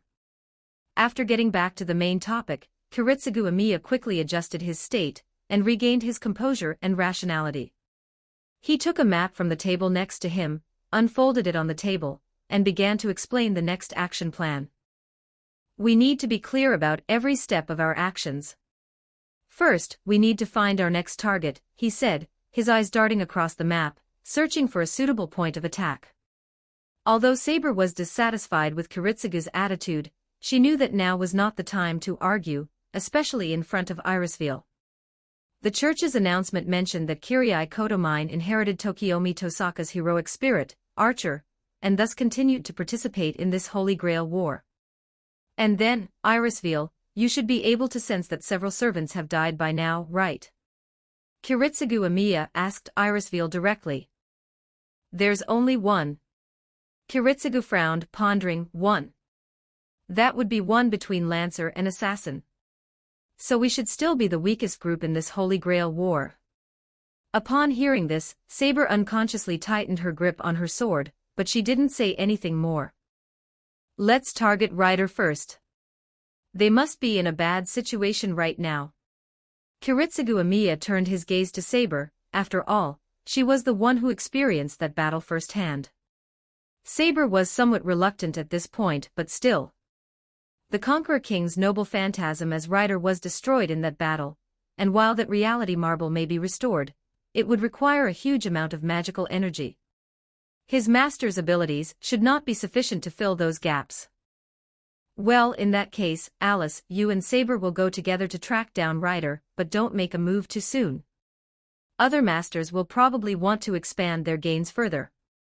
Even if we leave it alone, they will start a conflict first, so we don't need to lift a finger. On the contrary, those who start conflicts in advance are our best prey. This idea certainly aligns with Kiritsugu Amiya's personality. In his eyes, there are no moral principles or obligations as a magician. The tactics are calculated based on the equation of the survival of the fittest, like hunting machines. Saber finally couldn't hold back her emotions when she heard this tactical arrangement. But Kiritsugu Amiya ignored him, and continued talking about his plans for himself. And I'll keep an eye on their masters. That's all for now. Irisville could only agree to this arrangement for now. But Iris felt that Kiritsugu Amiya had missed something, namely Mia, whom she had just spoken with. Although it has been assumed that Mia will follow Kiritsugu Amiya, judging from Kiritsugu's meticulous behavior, he should not miss any members involved in the operation. So I brought it up myself. What about Mamie? Chapter 113. The castle surrounded by insect swarms. Kiritsugu Amiya's gaze paused slightly, clearly not expecting Irisville to mention Mia. A fleeting, almost imperceptible emotion crossed his face, but he quickly regained his composure. I forgot to tell you, Mamie sacrificed herself on the battlefield yesterday. His voice was low, carrying an undisguised weariness. Irisville was startled by Kiritsugu Amiya's words. It was just a simple inquiry, but she received such a shocking message. There wasn't even time to grieve, because Mia, whom Kiritsugu Amiya had judged to be dead, had just talked with her in her room not long ago. Could it be a ghost story? This is impossible, she exclaimed. Mamie was just here, and we even talked. Kiritsugu Amiya's expression turned serious, his brows furrowing. Are you sure?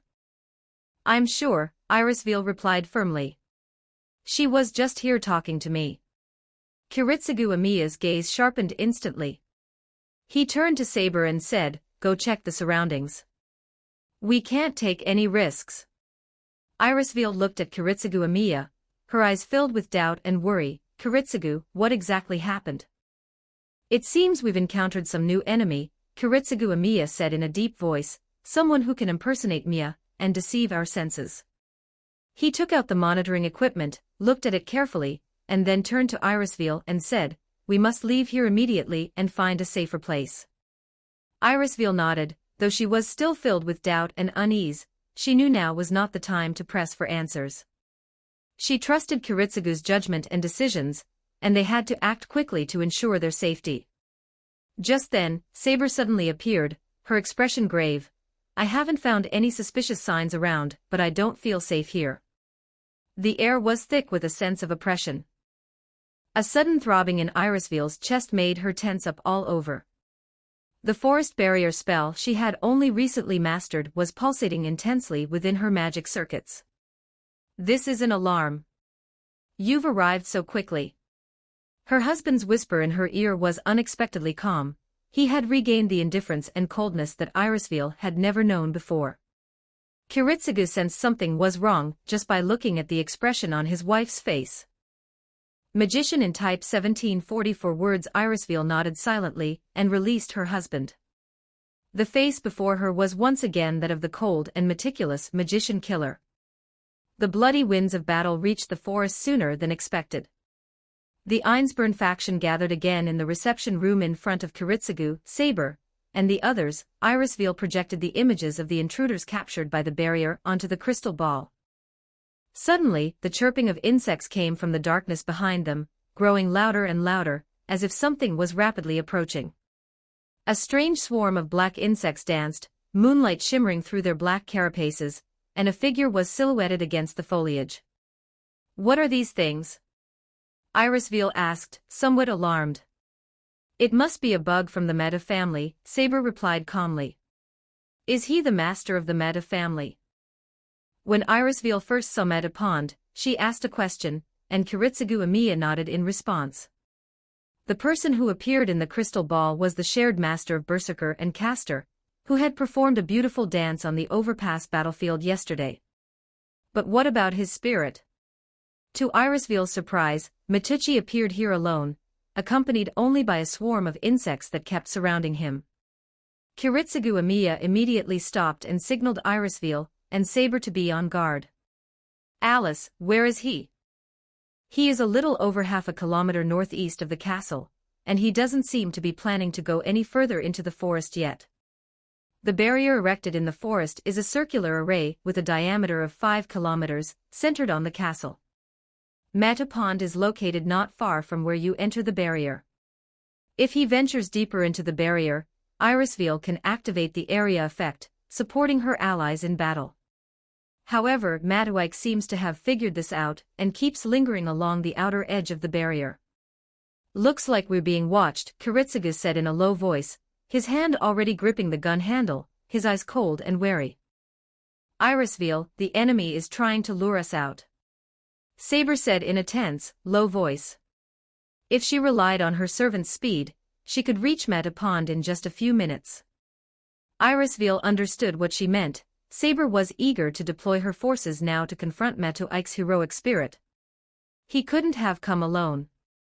The chirping of insects grew louder and louder, and countless black shadows appeared vaguely in the darkness. They rushed towards this side quickly, carrying a nauseating stench. Damn it, why did it have to happen at this time? Alice, you hide in the basement for now, Saber and I will go out and check the situation. Okay, but you must be careful. Irisville looked worried, but still obediently retreated to the basement. Kiritsugu and Saber exchanged a glance and quickly walked outside. Although they still could not reconcile, they had a certain understanding in the face of the current crisis. Saber transformed into a silver gust of wind, speeding through the forest. She has now put her dispute with Kiritsugu behind her. Once she stepped onto the battlefield, her spirit was like a sword, a sharp longsword that could cut through gold and jade, pure and flawless, without a trace of confusion or hesitation. Kiritsugu followed closely behind, his sharp eyes scanning the surroundings. The swarm of insects had already enveloped the entire castle. Although Einsburn's barrier had eliminated a portion of the swarm, the insects continued to pour in, seemingly without end. Kiritsugu Amiya didn't really want to face Akmato. In terms of compatibility in magic battles, the insect master was the worst choice for him.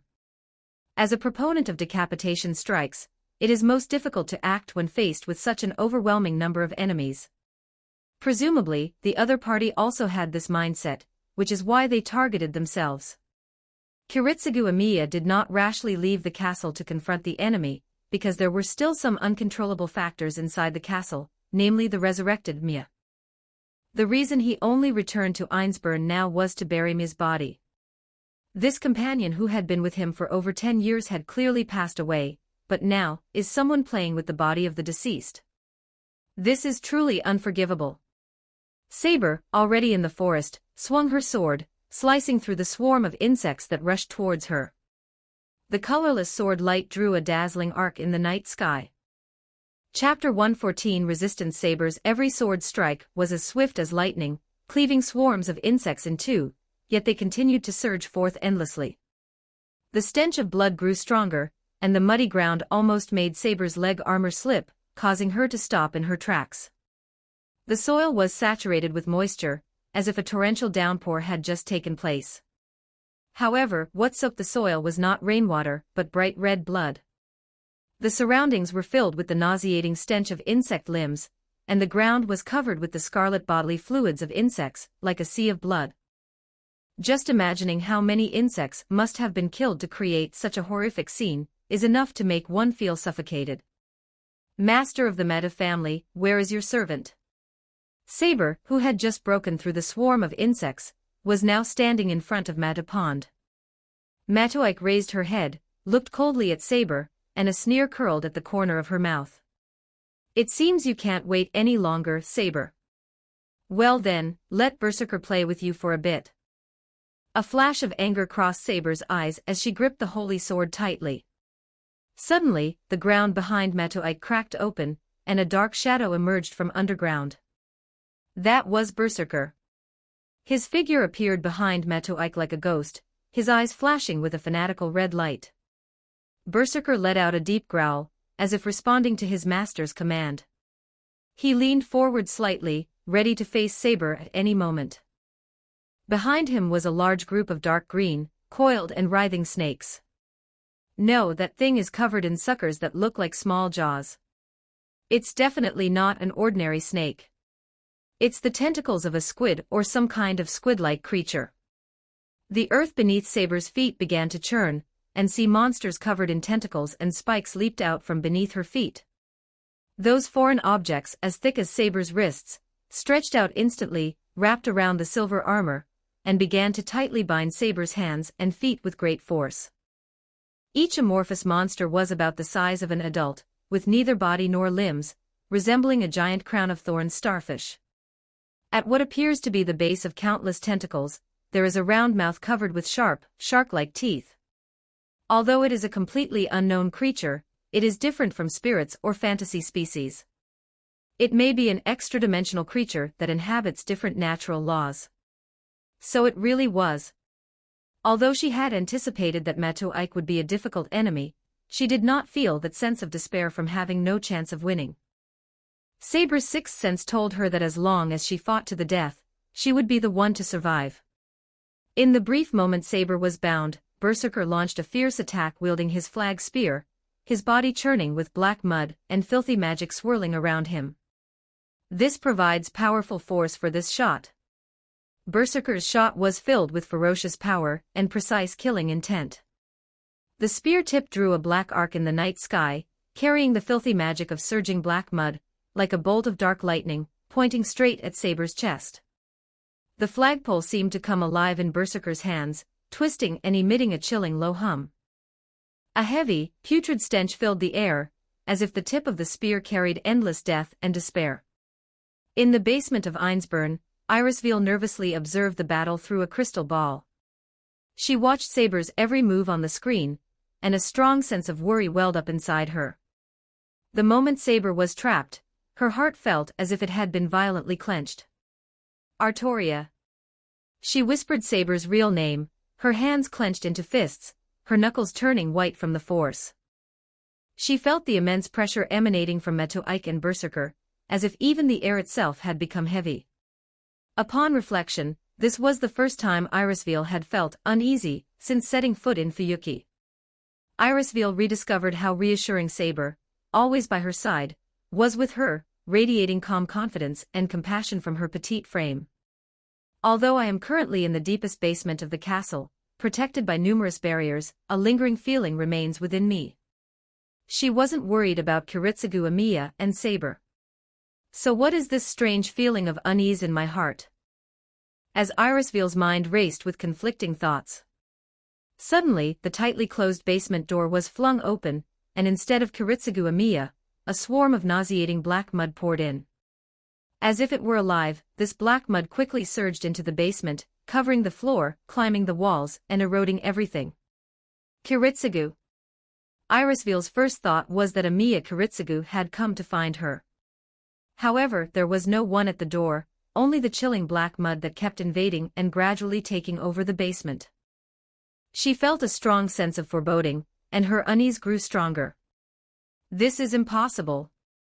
She muttered to herself, her hands gripping the crystal ball tightly, her eyes fixed on Saber's figure on the screen, but the crisis of reality forced her to shift her attention.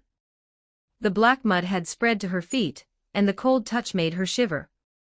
She quickly stood up, wanting to leave the basement, but the surrounding black mud seemed to have a mind of its own and began to approach her. What is this thing? She wondered, but she had no time to think about it. She had to find a way to escape this danger. At the same time, a familiar figure slowly appeared outside the basement door. It was Hiseumiya, the companion she thought had already left. A strange light shone in Mamie's eyes, as if she was unusually satisfied with everything before her. Who exactly are you? Irisveal asked, looking at her in surprise. Magician in type 1984 words, Madam, it's me, Hiseumiya. We were just chatting, weren't we? The Mado family's master and servants have already attacked, and Kiritsugu sent me here to protect you. Irisveal frowned, her heart filled with unease. She looked directly into Mai's eyes, trying to see through her true intentions. Instead of launching an attack immediately, the other party completely took control of the room. Does this mean they think they've got me cornered? Irisveal wondered. But it seems that this is indeed the case. I am ultimately not good at combat. The magic of clairvoyance inherent in the crystal ball has been severed, and Irisveal has completely lost contact with the outside world. But she still wanted to try to resist. Irisveal infused magic into the silver threads. The slender metal coil immediately loosened and began to float like a living organism between her 5 fingers. This was a technique Kiritsugu taught her, or rather, a technique she developed herself because she wanted to fight alongside Kiritsugu Amiya. Irisveel's inherited family magic is indeed all about the refining, creation, and application of materials. She knew almost nothing about any magic that could directly cause harm or destruction, and Kiritsugu did not teach her any offensive magic. Furthermore, regarding the ranks of magicians, Irisveel's rank was actually higher than her husband's, so Kiritsugu could not possibly be her mentor in magic. Kiritsugu taught Irisveel a way of life different from that of a doll. Whether crying or laughing, he sang of joy and anger with his life. He taught Irisveel the true meaning of the word to live. These instructions also taught Irisveel the will and determination to survive. Even if you're in dire straits, you have to fight back before you can surrender safely, right? Chapter 115 Can't Tell Form, Be Given Life. The two short verses were sung in one go, and the magic trick was completed in an instant. The Einsborn family's secret technique, manipulating precious metal forms, once again showcases their unparalleled skill. This family art is unmatched in the magic world, its intricate and complex manipulations leaving other magicians far behind. The silver threads darted about like serpents, drawing graceful arcs in the air, seemingly alive with their own life. These threads intertwined and entwined, forming a complex three-dimensional structure that gradually outlined a majestic eagle. No, it's not just about imitating appearances. Its wings spread wide, sharp as swords, as if they could slice through the air with a single, gentle swipe. Its sharp beak is incredibly sharp, seemingly capable of piercing through an enemy's armor with a single blow. Its feet, adorned with sharp, hooked claws, inspire awe. These claws are as hard as iron hooks, and can easily tear through an enemy's defenses. Every feather of this eagle seems meticulously crafted, shimmering with a silvery light, giving it a deadly and eerie beauty. The silver eagle spread its wings and soared into the sky, circling once before letting out a deafening cry, as if announcing its imminent entry into battle to protect its master. Kai! The silver-haired eagle let out a sharp cry, like metal blades rubbing against each other, and took flight from Irisveel's arm. This is a hastily created artificial life form through alchemy. Irisveel entrusted her life to this weapon when she faced a life-or-death situation. The silver eagle flew with the speed of a bullet, far exceeding Mai's imagination. It drew a silver arc in the air and swooped down towards Mai with lightning speed. Mamie reacted immediately, quickly twisting her body to barely dodge the fatal blow. The razor-sharp beak grazed her nose, bringing a chilling sensation. The silver-haired eagle missed its first attack and immediately circled above Mai's head, preparing to launch the next offensive. This time, it spread its claws and swiftly grabbed at Mamie's face. The claws gleamed with a silver light, as if they could tear her face apart in the next instant. However, Mamie was not one to only defend. Facing the deadly attack of the silver-haired eagle, she was fearless, quickly adjusted her posture, and stood firmly on her feet. Just as the grappling hook was about to grab her face, a fist swung out with all its might.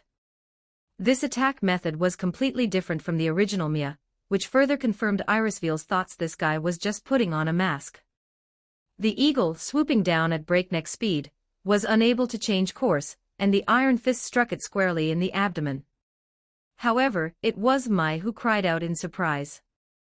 The moment the fist struck, the eagle's body twisted violently, instantly transforming back into irregular silver threads.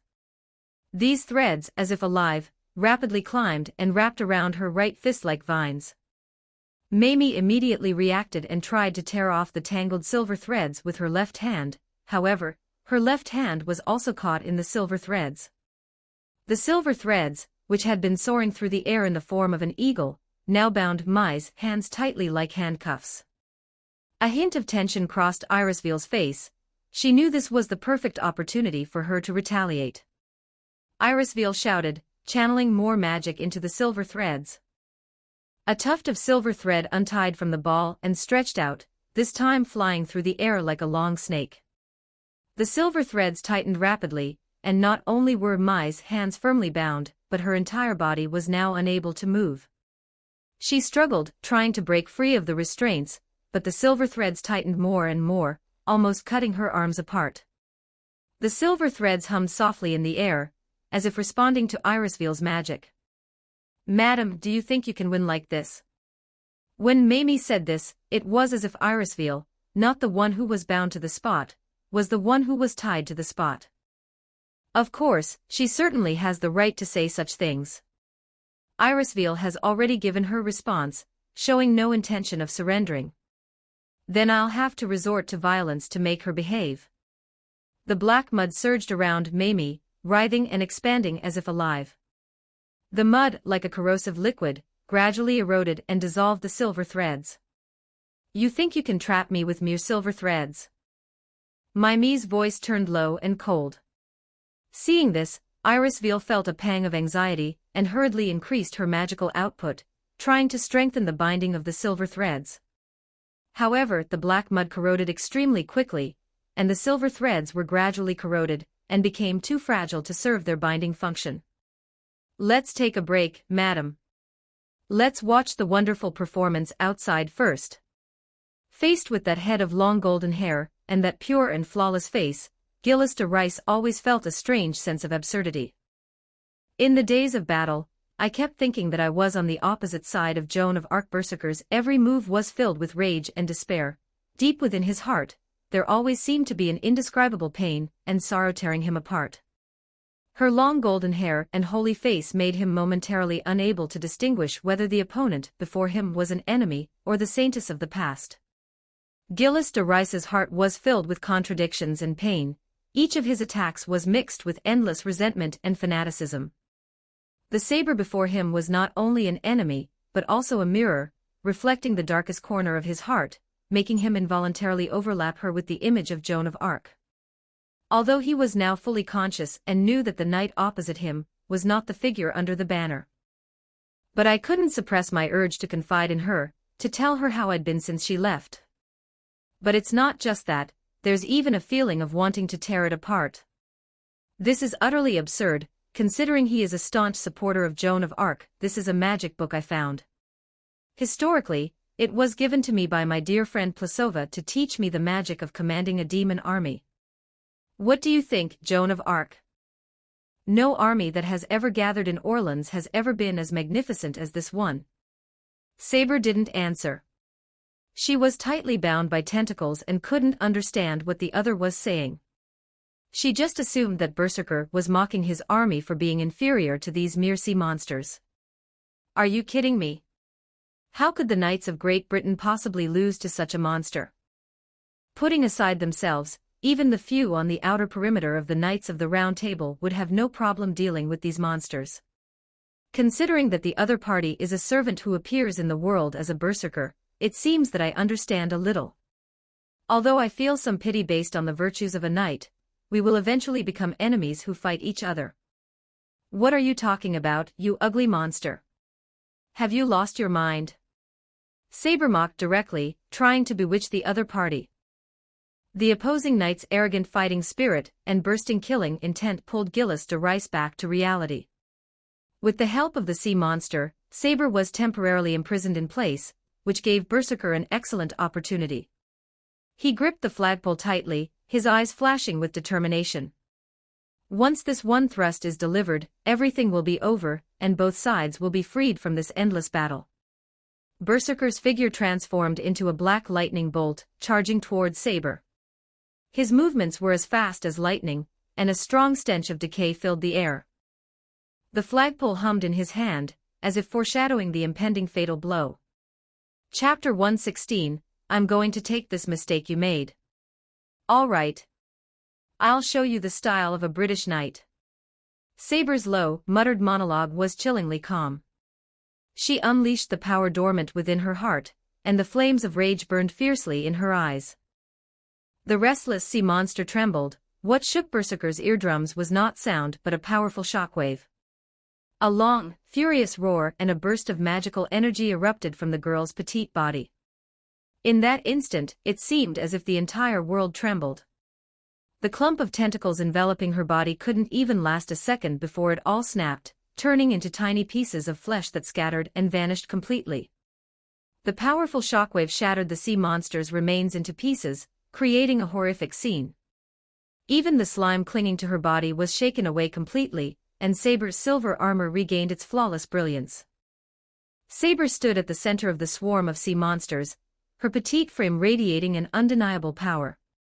At the center of the swarm of sea monsters, the girl stood with a solemn and sacred posture, like a war god, her eyes burning with raging fury as she stared directly at the black flag spear that Berserker was thrusting at her. The Berserker, panting heavily from Saber's overwhelming pressure, showed not fear or hesitation on his face, but rather a dazed and oblivious expression. Joan of Arc. It's not. Berserker muttered to himself, his mind troubled by a complex mix of emotions, but he did not stop his attack. The flag spear, carrying churning black mud, thrust toward Saber with astonishing speed, as if to devour her completely. The biting wind from the swords and the filthy bayonets ignited the flames of this deadly duel. Irisville was being held hostage by Mamie, and was watching the battle unfolding in the crystal ball with bated breath. The clairvoyance set up on the crystal ball has been restored. It was Mia who restored the magical communication in the room, so that Kiritsugu Amiya and Saber would not discover the anomaly in the basement. Magician in type. 1793 words, but under her control, Irisville could do nothing but watch silently. The exact nature of Saber's premonition of unease has now been revealed. Not only on the combat level but also on the crucial rear, she has been breached, yet she remains trapped in the forest battlefield, unaware of the situation behind her. Saber's eyes gleamed with determination as she fearlessly met Berserker's attack. Her holy sword drew a dazzling arc in the night sky, colliding violently with Berserker's flag spear, creating a deafening roar. Sparks flew, and black mud and silver light intertwined in the air, creating a magnificent battle scene. Berserker's banner spear was blocked by Saber's holy sword, but the powerful force still made her feel a heavy pressure. Saber gritted her teeth, and used all her strength to resist Berserker's attacks. Her legs sank deep into the ground, but she still did not back down an inch. The black mud that had been shaken off scattered across Saber's armor, its filthy corrosiveness slowly eroding Saber's body. Saber is a bit strange. Logically speaking, when she obtains the Sword Heroic Spirit class, her magic resistance skill should be greatly enhanced and become more powerful. This cursed black mud shouldn't be able to bother her in the slightest. She looked down at her armor, which was corroded by black mud, and felt a vague unease in her heart. Although her magic was fighting against the erosion of the black mud, that corrosive power was like a venomous snake that was devouring her heart, slowly spreading within her body. What is this thing? Saber gritted her teeth, trying to stay awake. She gradually felt a chill spreading from her limbs to her heart. Suddenly, a familiar magical energy fluctuation came from afar, and Saber's heart tightened. It was the aura of Kiritsugu Amiya. She knew that Kiritsugu was working hard to protect their position, and that it could not be lost. Saber, something's not right with you. Kiritsugu's voice rang in her ears, transmitted through magical communication. Yes, this black mud is somewhat unusual, Saber replied. Stay calm, I'm coming right away. Kiritsugu's words were still cold, he knew now was not the time to hesitate. Saber concentrated all her strength, channeling her magic into the holy sword. Using the Wind King's barrier wrapped around the sword, she managed to slightly repel the black mud's corrosive influence. It wasn't just the erosion from the black mud, but also the fierce onslaught from the Berserker. Berserker's black banner spear, imbued with ferocious power and precise killing intent, thrust towards Saber once more. The air was thick with the stench of decay, as if the tip of the spear carried endless silence and despair. Several more sea monsters emerged from the soft soil on both sides, but they did not pounce on Saber directly as before. Instead, they opened their foul-smelling mouths, and let out a series of incomprehensible roars at Saber. This is a sonic attack. And a mental shock too. A foul stench assaulted my senses, and my eardrums throbbed. Artoria's ears were ringing. If it were an ordinary person or a magician, they would certainly be unable to stand at this moment. But now, Artoria stood firmly with her sword in hand, her lion-like eyes fixed on Gillis de Rice's attacking flag and spear. Although she didn't make any move, she was just pretending to be intimidated by the sea demon's attack. Moreover, she was already mentally rehearsing the current situation. Saber's brilliant plan is to modify this move. Her earlier stance, swinging the sword with the tip pointing behind her, was to increase her sprinting speed. The jet stream was released from the golden sword and exploded directly behind Saber. She unleashed her full power with a burst of magic, transforming her body into a supersonic projectile. Saber's speed at this point was actually 3 times its normal forward speed. The moment she took that first step, it was too late for any attempt to counter or dodge. Berserker's spear might severely injure Saber, but in that instant, Berserker would also be killed by her sword. This move carries the determination to shatter to pieces, willing to sacrifice oneself for a single, decisive strike. The supersonic sprint, several times the speed of sound, broke through the atmospheric barrier, and the shockwave snapped the surrounding trees in half, sending splinters of wood flying like leaves. Gillis de Rice did not change his stance. The tip of his black flag pistol continued to strike straight forward, seemingly having given up on defending. The sea monsters, who had just launched their sonic attack, did not continue to roar, and Gillis de Rice had not expected to kill Saber so easily. These sea monsters suddenly leaped sideways. Their powerful tentacles unleashed astonishing force, their bodies slamming into different tree trunks, causing trunks too large for one person to encircle to crash down towards Artoria. Then they took off running, walking upright like humans, leaping and running towards Artoria, directly over the fallen tree trunk. The sea monster and several tree trunks crashed into each other almost simultaneously. Artoria held her longsword firmly, even though her vision was obscured by falling leaves and the approaching sea monsters. She wasn't someone who couldn't distinguish between primary and secondary matters, only the berserker, who was attacking with a gun, was the greatest threat. Although she is blind, she still possesses skills honed through countless battles, skills that have even solidified into her spirit core, and become her ability mind's eye. In a highly focused state of mind, the passage of time, which is even shorter than a moment, is stretched out and the flow becomes extremely slow. Just then, Saber saw the wild smile on Berserker's face, who seemed to have the upper hand in victory. His eyes told Saber more clearly than words, "I'm going to take your mistake." Chapter 117 Noble Phantasm. Saber felt a chill run down her spine. She knew this was a true life-or-death situation. Her muscles tensed, and her breathing became deep and powerful. She pressed her fingers slightly on the hilt of the sword, feeling the cold metallic texture travel to her palm. She whispered to herself, bracing herself for the fatal blow. Berserker's flag spear drew a black arc in the air, thrusting towards her with ferocious power. The air seemed to freeze at that moment, and all the surrounding sounds disappeared, with only the piercing sound of air being cut echoing in her ears. Just by looking into those eyes, you could tell that Berserker was brimming with confidence for this attack. Artoria kept thinking about what could have made Berserker feel that victory was already in his grasp. Is it a 1,000-pound tree trunk crashing down, a sea monster rushing towards it at high speed, or black mud constantly eroding it? No, none of that is right. The real game-winning shot should always be in the Berserker's hands. What made this shot different? Memories of past battlefields flooded my mind. He was a master of the spear, having fought many opponents himself, and even possessed a holy spear. He was skilled in all kinds of martial arts. I had already figured out the material of the gun itself during the recent battle. It wasn't exactly a high-quality item. In fact, it could be considered rather rudimentary in the context of the Holy Grail War.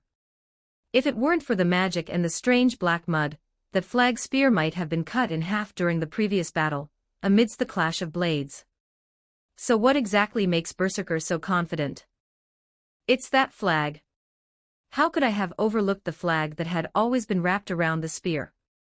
Although the flag spear and the long spear are used in the same way, they are completely different in shape. If it's a heroic spirit, then that banner might house an unknown noble phantasm. The flag on the spear in the Berserker's hand, which was now closing in, was being unfurled, and the curse that had originally covered the entire spear, just like the spear itself, had been broken. Beneath it lay a purplish-black battle flag, a demonic banner with an iris pattern, radiating an eerie light. Saber's sixth sense and her talent for making combat judgments that transcend theoretical thinking brought the truth behind her miscalculation to light.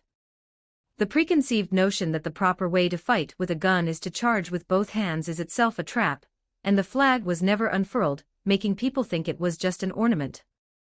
If that servant was originally a heroic spirit renowned throughout the world for wielding the banner. That's right, the so-called noble phantasm is definitely not necessarily just one. But Saber could no longer slow down, and could only move forward in a straight line. The black flag unfurled by Berserker exuded a ferocity no less intense than, and perhaps even greater than, the force of a strike from a spear-wielding black mud. He glared menacingly at Saber, waiting for the perfect moment to pierce her throat. Just as the black flag was about to be fully unfurled, Artoria made a bold decision without hesitation. Meanwhile, the two people watching the battle from the crystal ball in the basement had different thoughts on their minds. Irisville was like a die-hard fan of one of the teams, constantly praying for Saber's victory. Her eyes were filled with worry and tension, her hands clenched tightly together, and she silently cheered for Artoria in her heart. You must win, Saber. Mamie, or rather Ngramenu, is like a simple entertainer. He only focuses on the exciting match between the two teams on the field, and his neutral stance allows him to speak without any scruples. Madam, which side do you think will win? Despite being the one holding the hostage, he spoke with a light-hearted and teasing tone. Irisville glanced at him, her face full of displeasure. You don't care about the result at all, do you? As the one being held hostage, Irisville seems to have resigned herself to her fate. All she wants now is for Saber to win this battle. Ha, you're right. I'm just an observer watching the show. Mai smiled indifferently and continued to stare at the battle in the crystal ball. Irisville was so angry at his attitude that she couldn't speak. She could only stare at the battlefield more nervously, but she still wanted to get some information from this enemy who had appeared out of nowhere. So he said, how could Saber, as the strongest heroic spirit, possibly be defeated in such close combat? Magician in type 1952 words. Whether it's their martial arts skills, or the strength of their noble phantasms, anyone with a discerning eye could see in the previous battles which side's servants had the advantage. The strongest heroic spirit. Perhaps, but I think Saber might be defeated here. Ngramenu said casually, pretending to be Mia. What are you talking about? How could Saber possibly lose? Humph, your eyes probably need some treatment. Even this simple provocation was the first time Irisville had used it, but it seemed to work quite well. Since I dare to make this judgment, it means I have my reasons. By the way, madam, you're not trying to trick me out of the information I have, are you? Ngramenu smiled meaningfully, a hint of cunning in his eyes. Irisville's face flushed slightly as he saw through her thoughts, but she maintained her composure and said coldly, intelligence. What intelligence do you have that I'd bother trying to extract? It's just baseless speculation. Are you perhaps an accomplice of the Meta family? If that's how you put it, then it's barely acceptable. As for some information, I can tell you, but only if you willingly hand over the Lesser Grail to me. Irisville frowned slightly, feeling a pang of sorrow in her heart. She was now a prisoner, and the men before her even knew that the Lesser Grail was on her. Irisville was a person who would give anything, even her own life. But there are only two things he cannot give up. One is his daughter Iliasville von Einsburn, and the other is the Lesser Grail, which can only be given to Kiritsugu. No one can get it from me. Irisville remained silent. Silence was the best answer. All right, I'll tell you, don't stay silent. Ngramenu was a chatterbox, and it was one thing for him to be alone, but the worst torture was not being able to chat freely with others. Do you know Berserker's real name? Irisville remained silent. Gilles de Rice, that Baron was a French marshal during the 100 Years' War. Seeing that Irisville still did not respond, Ngramenu had no choice but to gradually leak information about Matuike's side. Saber is the legendary king of knights, how could she possibly lose to him? Irisville replied coldly, her eyes filled with determination. Ha, don't be angry, Ngramenu chuckled. Actually, Saber is indeed very strong, but have you ever thought about what Berserker's noble phantasm is? Irisveil paused slightly, a thoughtful look flashing in her eyes. It seemed that Berserker's noble phantasm had not been revealed yet. That flag, don't you find it strange? Ngramenu continued, ordinary flag spears simply cannot withstand that kind of power. By the way, that flag spear was not originally owned by Gillis de Rice, its original owner was named Joan of Arc. What did you say? Chapter 118 The Flame of Naraku. Irisveil finally reacted. If the servant's true name was indeed Gillis de Rice, as Ngramenu had said, then it was only natural that the servant possessed the holy banner left behind by Joan of Arc. She frowned slightly, a vague unease creeping into her heart. However, that flag has been tainted by Berserker's black mud, and can no longer perform its original function, Ngramenu continued, his tone tinged with contempt and a sneer. It's been contaminated. Irisveil breathed a slight sigh of relief, but she knew that this did not mean the danger was over. The banner of pollution could still pose unpredictable threats, especially in the hands of Berserker. The flag's power now operates according to the resentment in the holder's heart, Ngramenu continued to explain. The highest level can materialize the resentment and anger in one's heart, and in the name of the Avenger, can magically transform and ignite the resentment within oneself and the surroundings. The opponent's malice, corruption, and self-righteousness will be burned to the bone. How far do you think that Berserker can unleash his inner resentment? As he said this, a strange light flashed in his eyes, as if he were filled with anticipation for this power. Irisveil felt a chill run down her spine. Just thinking about it made her feel overwhelmed, let alone the fact that Saber was unaware of this information. She was secretly anxious, but there was nothing she could do. She could only silently pray that Saber could defeat the enemy in front of her with her own strength. Being cowardly before the battle is not a good thing, but for Saber, it is the best choice at this moment in this battlefield in the forest. Knowing that the opponent has a trump card that can defeat you in one blow, choosing to fight head-on at this point would be unwise. Berserker's piercing fighting spirit struck him like a meteor in an instant, as painful as a star falling into a cypress forest. Since we don't choose to confront them head-on, there are a frightening number of solutions. Previously, he used the burst of the Wind King's barrier to accelerate his body's propulsion in the air, generating a blade of light that exceeded the speed of sound for a moment, pushing himself toward Berserker. The same method can still be used to get oneself out of the battlefield. Berserker's resentment continued to rise, and the image he hated most was always that of the saintess bound to the stake. The crimson flames engulfed her body, her face gradually blurring in the flames, but her resolute and unyielding eyes remained etched in his mind. Even until the very end, she harbored no resentment. Instead, she told herself, "It's all right, Jill, I'm fine now." Why exactly? Faced with such injustice and the cruel betrayal of the Vatican and politicians, why can they still maintain such calm and tolerance? Gillis de Rice's pain and anger burned like flames. Madness enveloped Gillis de Rice, his anger escalating, and the karmic fire of the Crimson Lotus seemed poised to break through the illusion within his heart and invade the real world. His body trembled with rage, and black mud coiled around him like venomous snakes. Although he himself had no magical abilities or talent for the magic path, and even in his subsequent fall, he simply recited from the scriptures of the City of Desolation. Not to mention, he came from a singularity, and was summoned here before he had any further research into the magic path. But with just these things, the signs of erosion, no less powerful than the inherent barrier, spread throughout the small town of Fuyuki. Black mud spread across the ground, corroding everything, as if it wanted to devour the entire world. At this moment, the two were like a gust of wind colliding with a raging fire. Berserker charged forward with his spear, while Saber charged head-on, propelled by the gale. This was truly a night of wind and fire. Saber's movements were like a dragon soaring into the sky, propelled by the Wind King's barrier to advance at supersonic speeds.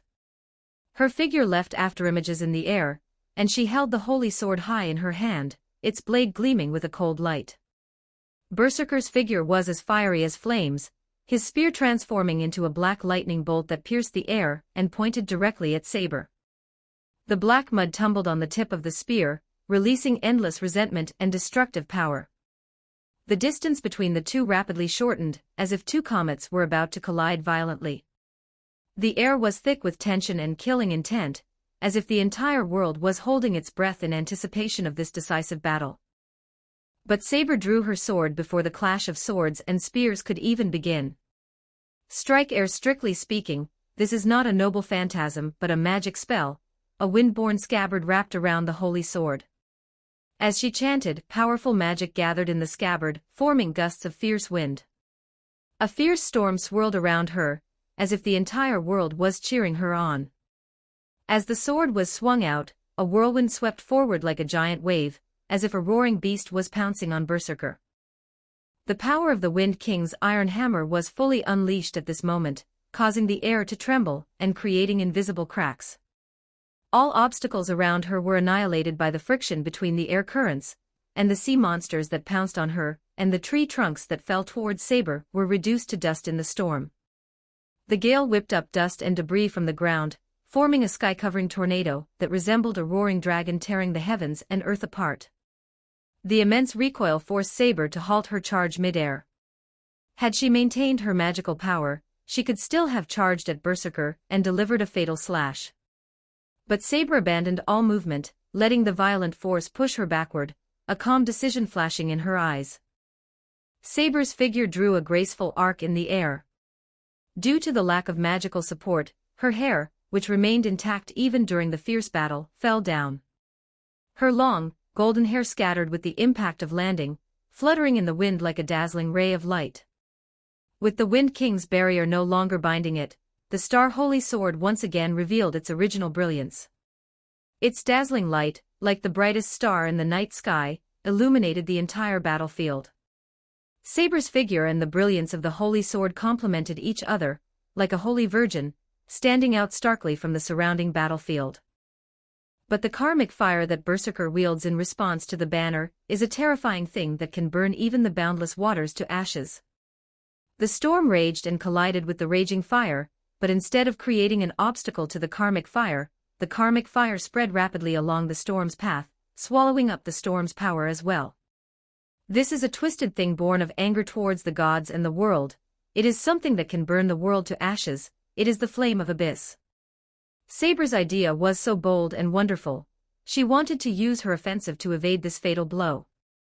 But she underestimated the Berserker's resentment and the power of its infernal fire.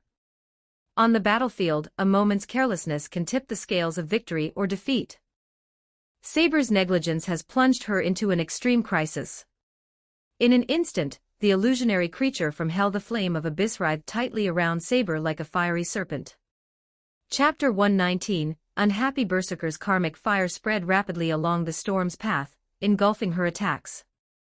Black mud and karmic fire from the banner spear continuously poured out, enveloping Saber. The black mud transformed into hellish tar and raging fire, coiling around Saber like countless wicked serpents, attempting to drag her into the abyss. The flames of karma burned Saber's magic, transforming into twisted resentment that enveloped her body and mind. Saber's consciousness sank into a state of chaos. She felt as if she were in an endless, dark space, surrounded by twisted resentment and desperate whispers. She struggled to regain consciousness, but her body seemed to no longer obey her commands. "Where am I?" she asked herself, but her voice seemed to be swallowed by the endless darkness, with no echo. "Father." A figure appeared opposite her. It was a small knight whose entire body was covered in steel. It was made of silver metal and inlaid with red gemstones. The armor's design is very unique, providing protection without hindering the wearer's movement. Magician in typed 1649 words. Furthermore, it possesses a uniquely shaped horned helmet, and its entire being carries an ominous magical power, like a messenger from hell. In Artoria's eyes, the identity of this strangely styled knight was already clear. Without even needing to guess, the person before her was one of the culprits responsible for the destruction of Britain, and the one who took her life, an ominous child created by her sister Morgan using evil magic. "Ah, it's me." The knight's helmet in front of her automatically detached like an exquisitely crafted machine, revealing a strikingly handsome face that bore a resemblance to Artoria. After removing her helmet, Mordred shook her ponytail and said, "Father, I never expected to dream about you. The Holy Grail War is so interesting." "What are you saying? You're involved in the Holy Grail War?" Artoria had initially thought the person before her was just a figment of her imagination, but now it seemed that wasn't the case. And the Holy Grail War? Could it be that there's another war being waged secretly elsewhere without anyone knowing? Yes, the Holy Grail War is quite interesting. The two sides compete for an omnipotent wish-granting device, and each side summons 7 heroic spirits to fight each other. If I can obtain the Holy Grail, I must try the sword of choice. Father, you have no objection, right? Mordred's tone carried a hint of smugness, as if she was quite satisfied with her current situation, and of course she wouldn't miss the opportunity to mock her. She wanted to try and provoke Artoria. Artoria was shocked by Mordred's words. This child was also involved in an unknown Holy Grail war. They even threatened to pull out the chosen sword. But isn't the Holy Grail only present in Fuyuki? Perhaps it's not at the same point in time. After all, Valhalla exists outside the River of Time, so it makes sense if the Holy Grail War took place at another time. But why is it a war between two sides? Shouldn't the Holy Grail War be a battle between 7 masters and servants? According to Mordred, at least 14 heroic spirits participated in the battle. Are you in Fuyuki, Lord Mordred? Artoria probed. Since the other party thought it was just a dream, she would have to pretend to be normal, calm and boring. No, I'm in Romania, but the Holy Grail here does seem to have been stolen from Fuyuki. Father, how do you know about this?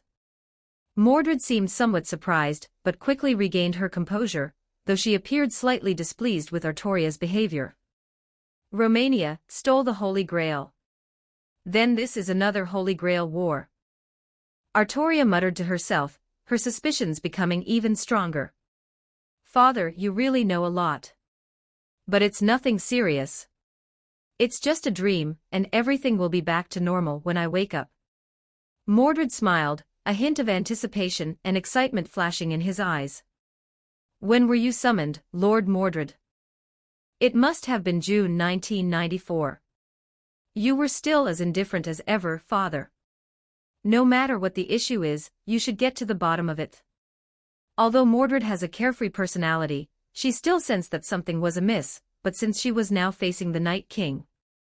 Deep down, I automatically ignored the absurdity. Artoria kept this information firmly in her heart. It was the same year but a different month, and it even started earlier than the Holy Grail War here. Moreover, it was the Holy Grail that was stolen from Fuyuki. This means that she and Mordred live in different worlds. Artoria tightened her grip on her sword slightly, a hint of determination flashing in her eyes. Although the doubts have been resolved, how to escape this illusion has become her most pressing problem. She could still feel the burning pain of the karmic fire in her body.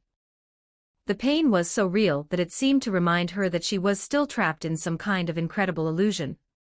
Mordred noticed the fleeting look of pain on Artoria's face, and her brows furrowed slightly. She was quite displeased with Artoria's behavior. After looking around, I realized where I was in this dream world. The surrounding area was a battlefield stained with blood. The false voice of miracles echoed across the hill of regret. In this hill of regret, Mordred's gaze pierced through the misty flames of war, revealing the battle-ravaged signs all around. Ancient flags and broken shield fluttered in the wind, like the echoes of an ancient battlefield calling out in the air. The scene was so familiar, as if it were happening yesterday. This was the place where the man named Mordred met his end. It is also the site of the final battle in the Arthurian legend, the Battle of Camlan. Infamous as the Hill of Camlan, thousands of knightly longswords surrounded the king like a fence. Mordred fell silent, pondering why she hadn't noticed at first. Was it because she was too excited to see her father? Absolutely not. She was simply captivated by the man who had murdered her. That must be it. In the silence, Mordred's anger and doubts gradually intensified. Why does Artoria maintain that pained yet calm expression even in such a situation? Why not confront this rebel with the wrath of a king? Could it be that even when faced with the destruction of a country and direct betrayal, she could maintain her distance and remain devoid of personal feelings? How could Mordred not feel angry and frustrated? She felt as if she had been belittled. Her rebellion, her existence, and even her death seemed to have failed to elicit much of a reaction from Artoria. It's like dealing with an indifferent father who gives a cold response to his child's participation in a competition. No blame, no guidance, only a detached inquiry, completely ignoring the child's efforts and expectations. This illusion was created by the burning resentment and karmic fire of Berserker, and it inherently possesses the power to influence the mind. In this illusion woven from resentment and karmic fire, Mordred felt an unprecedented sense of isolation and anger. For her, it was just a dream. But this wasn't the response she wanted. What she craved was a direct confrontation, an emotional clash, not this kind of calm, almost objective handling. In Mordred's eyes, Arthur was just that kind of person. Even if it's just a sword slashing at me. This is so incredibly frustrating.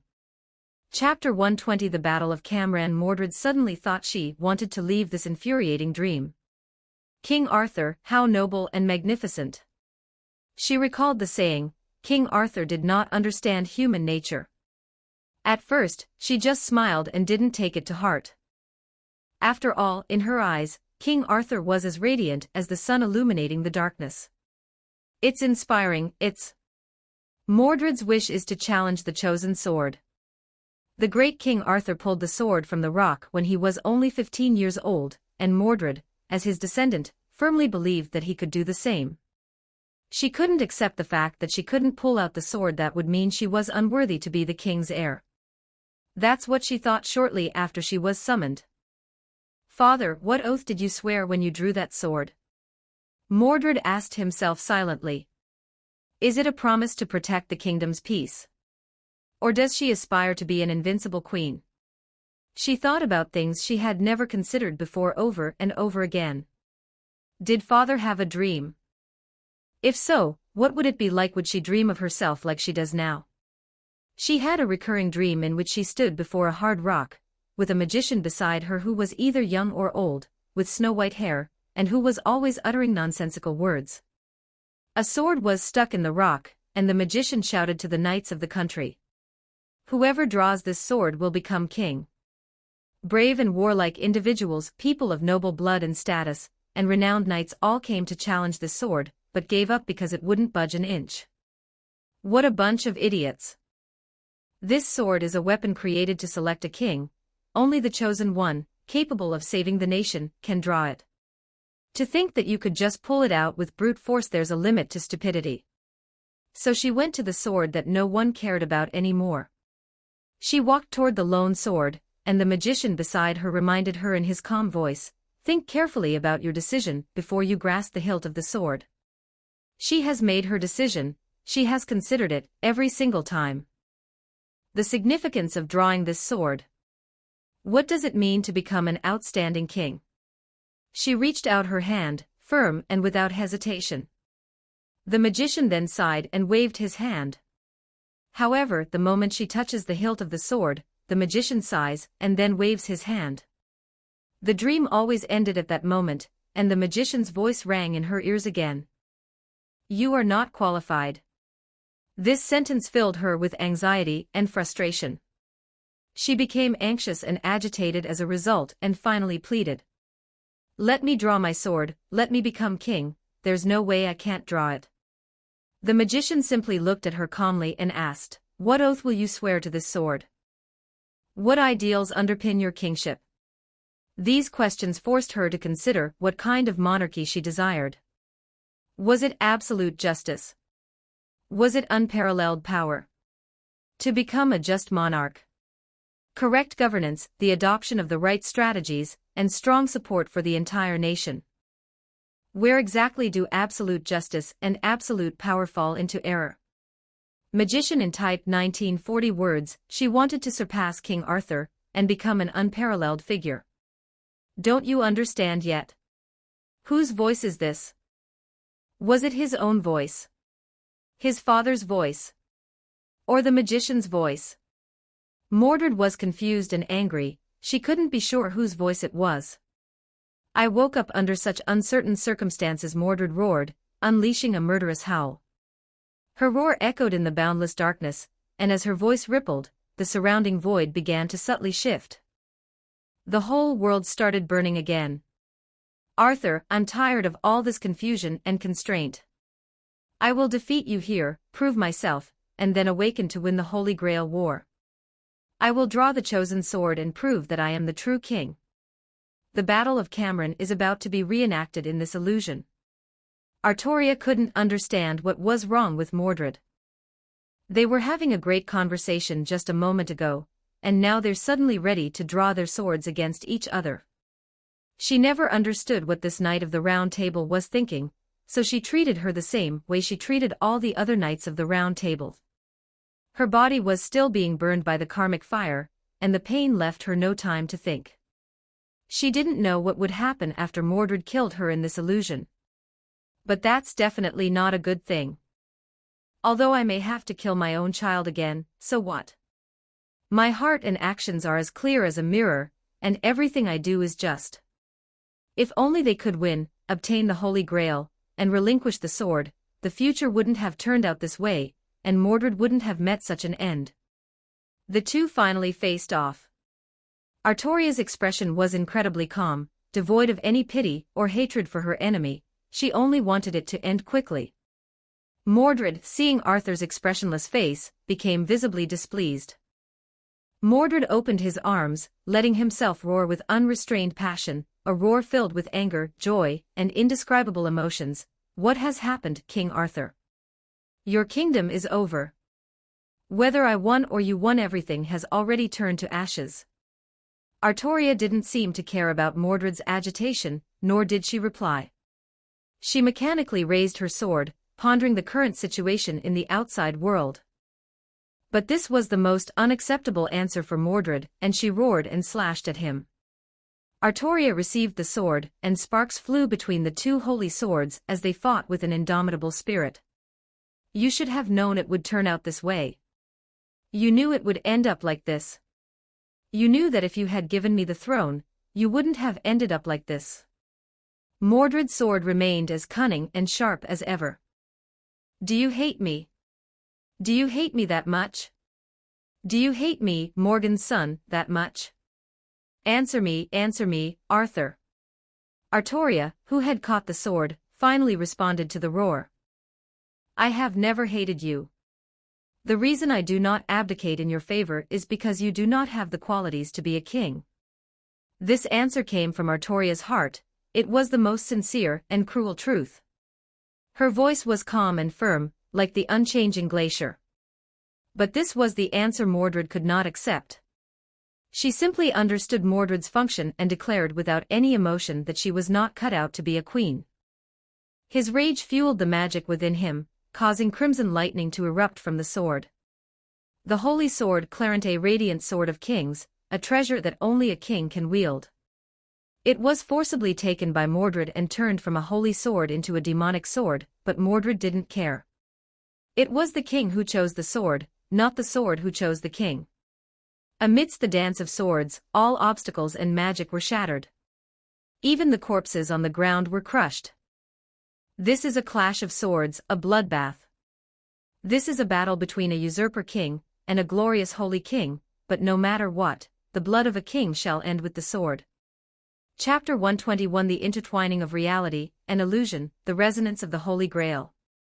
That's quite strange. Hey, do you think we should use this to cause some trouble and divert their attention there? In the large cavern below Ryodong Temple, the mysterious Mun, observing the battle in Einsburn through his clairvoyant eyes, couldn't help but ask a question. But after saying those words, he realized that he was all alone.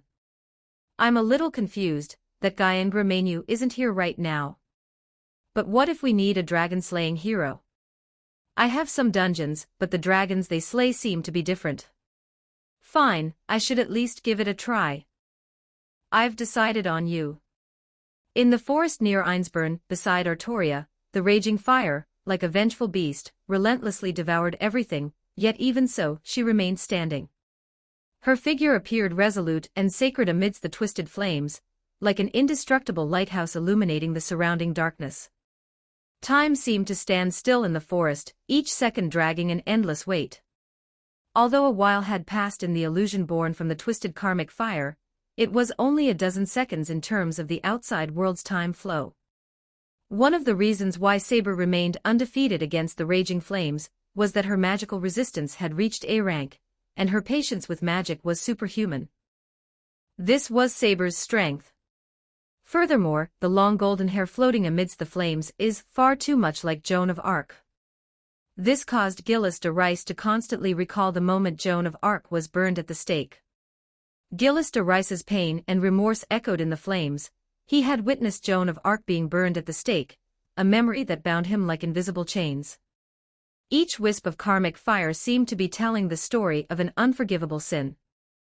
At this moment, it was Gil himself who was punishing the Saintess by burning her at the stake, and Gil's heart was being torn apart by these memories.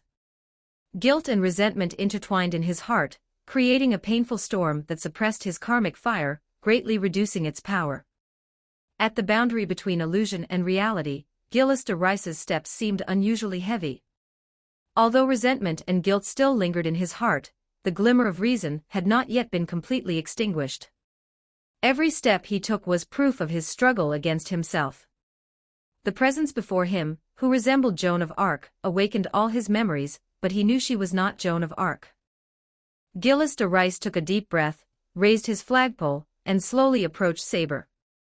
The flames of karmic fire still raged around her, but his movements revealed an almost ritualistic seriousness and resolve. End all of this, Saber. Whoever you are, you should not be enslaved by these flames. Gilles' voice was low and sorrowful, and the tip of his gun was pointed at her with a sense of relief. Magic was infused into the flagpole, and Gilles de Rais raised it forward. The flagpole drew a sharp arc in the air, its pointed tip aimed straight for Saber's heart. As the karmic fire burned along the tip of the spear, its red and black flames appeared particularly terrifying in the night, as if they could burn away all obstacles in its path. But Saber, who was clearly trapped in an illusion, miraculously raised her sword and intercepted the attack. As the two weapons clashed, a dazzling light and a deafening metallic clang erupted. Berserker found it hard to comprehend the scene before him. Raging fire was burning at the edge of the forest, scorching the surrounding air.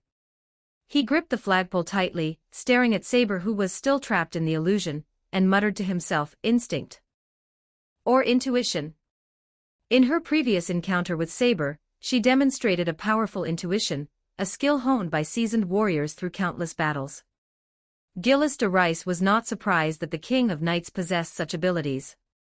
But is it illogical that someone trapped in a hallucination could still perform such an action? Meanwhile, in the illusion, Artoria was raising her sword to strike Mordred, who was attacking her. The demonic sword carrying crimson lightning in Mordred's hands was not used for ordinary slashes but for straight thrusts. The speed and power boost provided by the thunderclap created a spiraling electromagnetic storm at the tip of the sword, spinning like a drill, and attempting to penetrate any obstacle. This isn't an ordinary drill bit, it's the kind that can drill through the sky. The demonized holy sword Clarent has reached an astonishing sharpness level under the blessing of magic. In other words, it has reached the purple level. Artoria had already experienced this move before, but unlike last time, the weapon she used was the holy spear Rungomniad, and her response was the same, a straight thrust in the form of releasing magic. But now that he was holding a holy sword, it would be unwise to use the same method to deal with it. But it doesn't matter, the holy sword wielder will not be defeated by the same move twice, let alone lose the first time. Artoria quickly calculated her next tactics in her mind. She adjusted her grip on the sword, gently raising the tip of the sword upwards. The red dragon's heart began to beat, and the release of magic was essential, otherwise, even with the most superb swordsmanship, it would be difficult to withstand this attack. Mordred's attack was sharp and swift. The brilliant king's sword slashed towards Artoria with a whooshing sound, the entire movement completed in the blink of an eye. The electromagnetic storm at the sword tip enhances the attack's penetrating power, making it seem impenetrable. Artoria's reaction, however, was precise and elegant. It was exactly the same as the previous rehearsal, or rather, Mordred's moves were basically unchanged, exactly the same as in the last battle of Camran. As Mordred's sword tip drew closer, she slightly turned her body, pressed down with the hilt of her sword, and the holy sword, imbued with wild magic, precisely guided the tip of her opponent's sword away from its fatal trajectory. Just as the sword tip grazed her shoulder, a vibrant, bright red flower of blood bloomed and then withered away in an instant. Artoria swiftly countered, her sword strikes flowing like a spring, a downward thrust. Not only did it interrupt Mordred's offensive, but it also cleverly used the recoil from the opponent's strength to cause Mordred to lose his balance slightly. Taking advantage of this brief opportunity, Artoria shifted her stance and swung her holy sword diagonally down from the side, intending to completely thwart Mordred's offensive.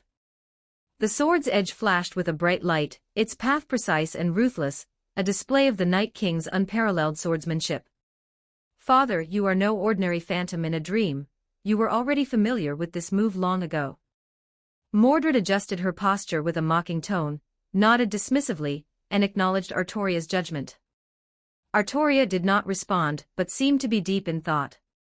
She frowned slightly, sensing the unusual tactile sensation of swords clashing. Her sixth sense told her that this was not a simple tip-to-tip clash. The impact was more like her sword striking a hard gun handle. The pain in my shoulder felt just like it was happening in real life. Magician in Type 1757 words. Is it Berserker? Chapter 122 Assassinating the King, Killing the Emperor. Did Berserker also attack when Mordred was attacking? Isn't this a bit too much of a coincidence? But I didn't feel this way when dealing with Mordred's offensive before. Moreover, their skills are completely different, the differences are enormous. But that thrust, a sword thrust and a spear thrust, it was really too strange. A flicker of doubt crossed Artoria's mind, but she had no time to think about it. She continued to clash with Mordred, the clash of swords exploding into dazzling sparks on the illusory battlefield, each exchange filled with killing intent and determination. Mordred's attacks remained fierce, her sword tip crackling with red lightning, each strike aimed directly at Artoria's vitals. Artoria responded calmly, each counterattack precise and powerful, trying to find Mordred's weakness. Just then, Artoria felt that strange shock again, and this time, she was even more certain of her feelings. This is not a mere illusion, the real Berserker is also launching an equally fierce attack. However, Mordred and Gillis de Rice are completely different people, with significant differences in their fighting styles and the weapons they use. However, the feeling of piercing through everything made Artoria connect the two. At this moment, Artoria was fighting in two worlds simultaneously, or perhaps she was indeed fighting in two worlds. This immense sense of being torn apart has put Artoria at a complete disadvantage. She could only defend, but in this situation, it was almost impossible to defend against attacks from two different weapons. Even if they use the same attack method, the difference between a sword and a gun is huge. The length of the weapon itself, as well as the blade length, determine the different points she needs to defend. Take slashing as an example. Mordred and Gillis de Rice both swung their swords in the same way. When facing a spear, Mordred only needed to defend against the blade, but when facing a sword, he had to defend against the entire blade.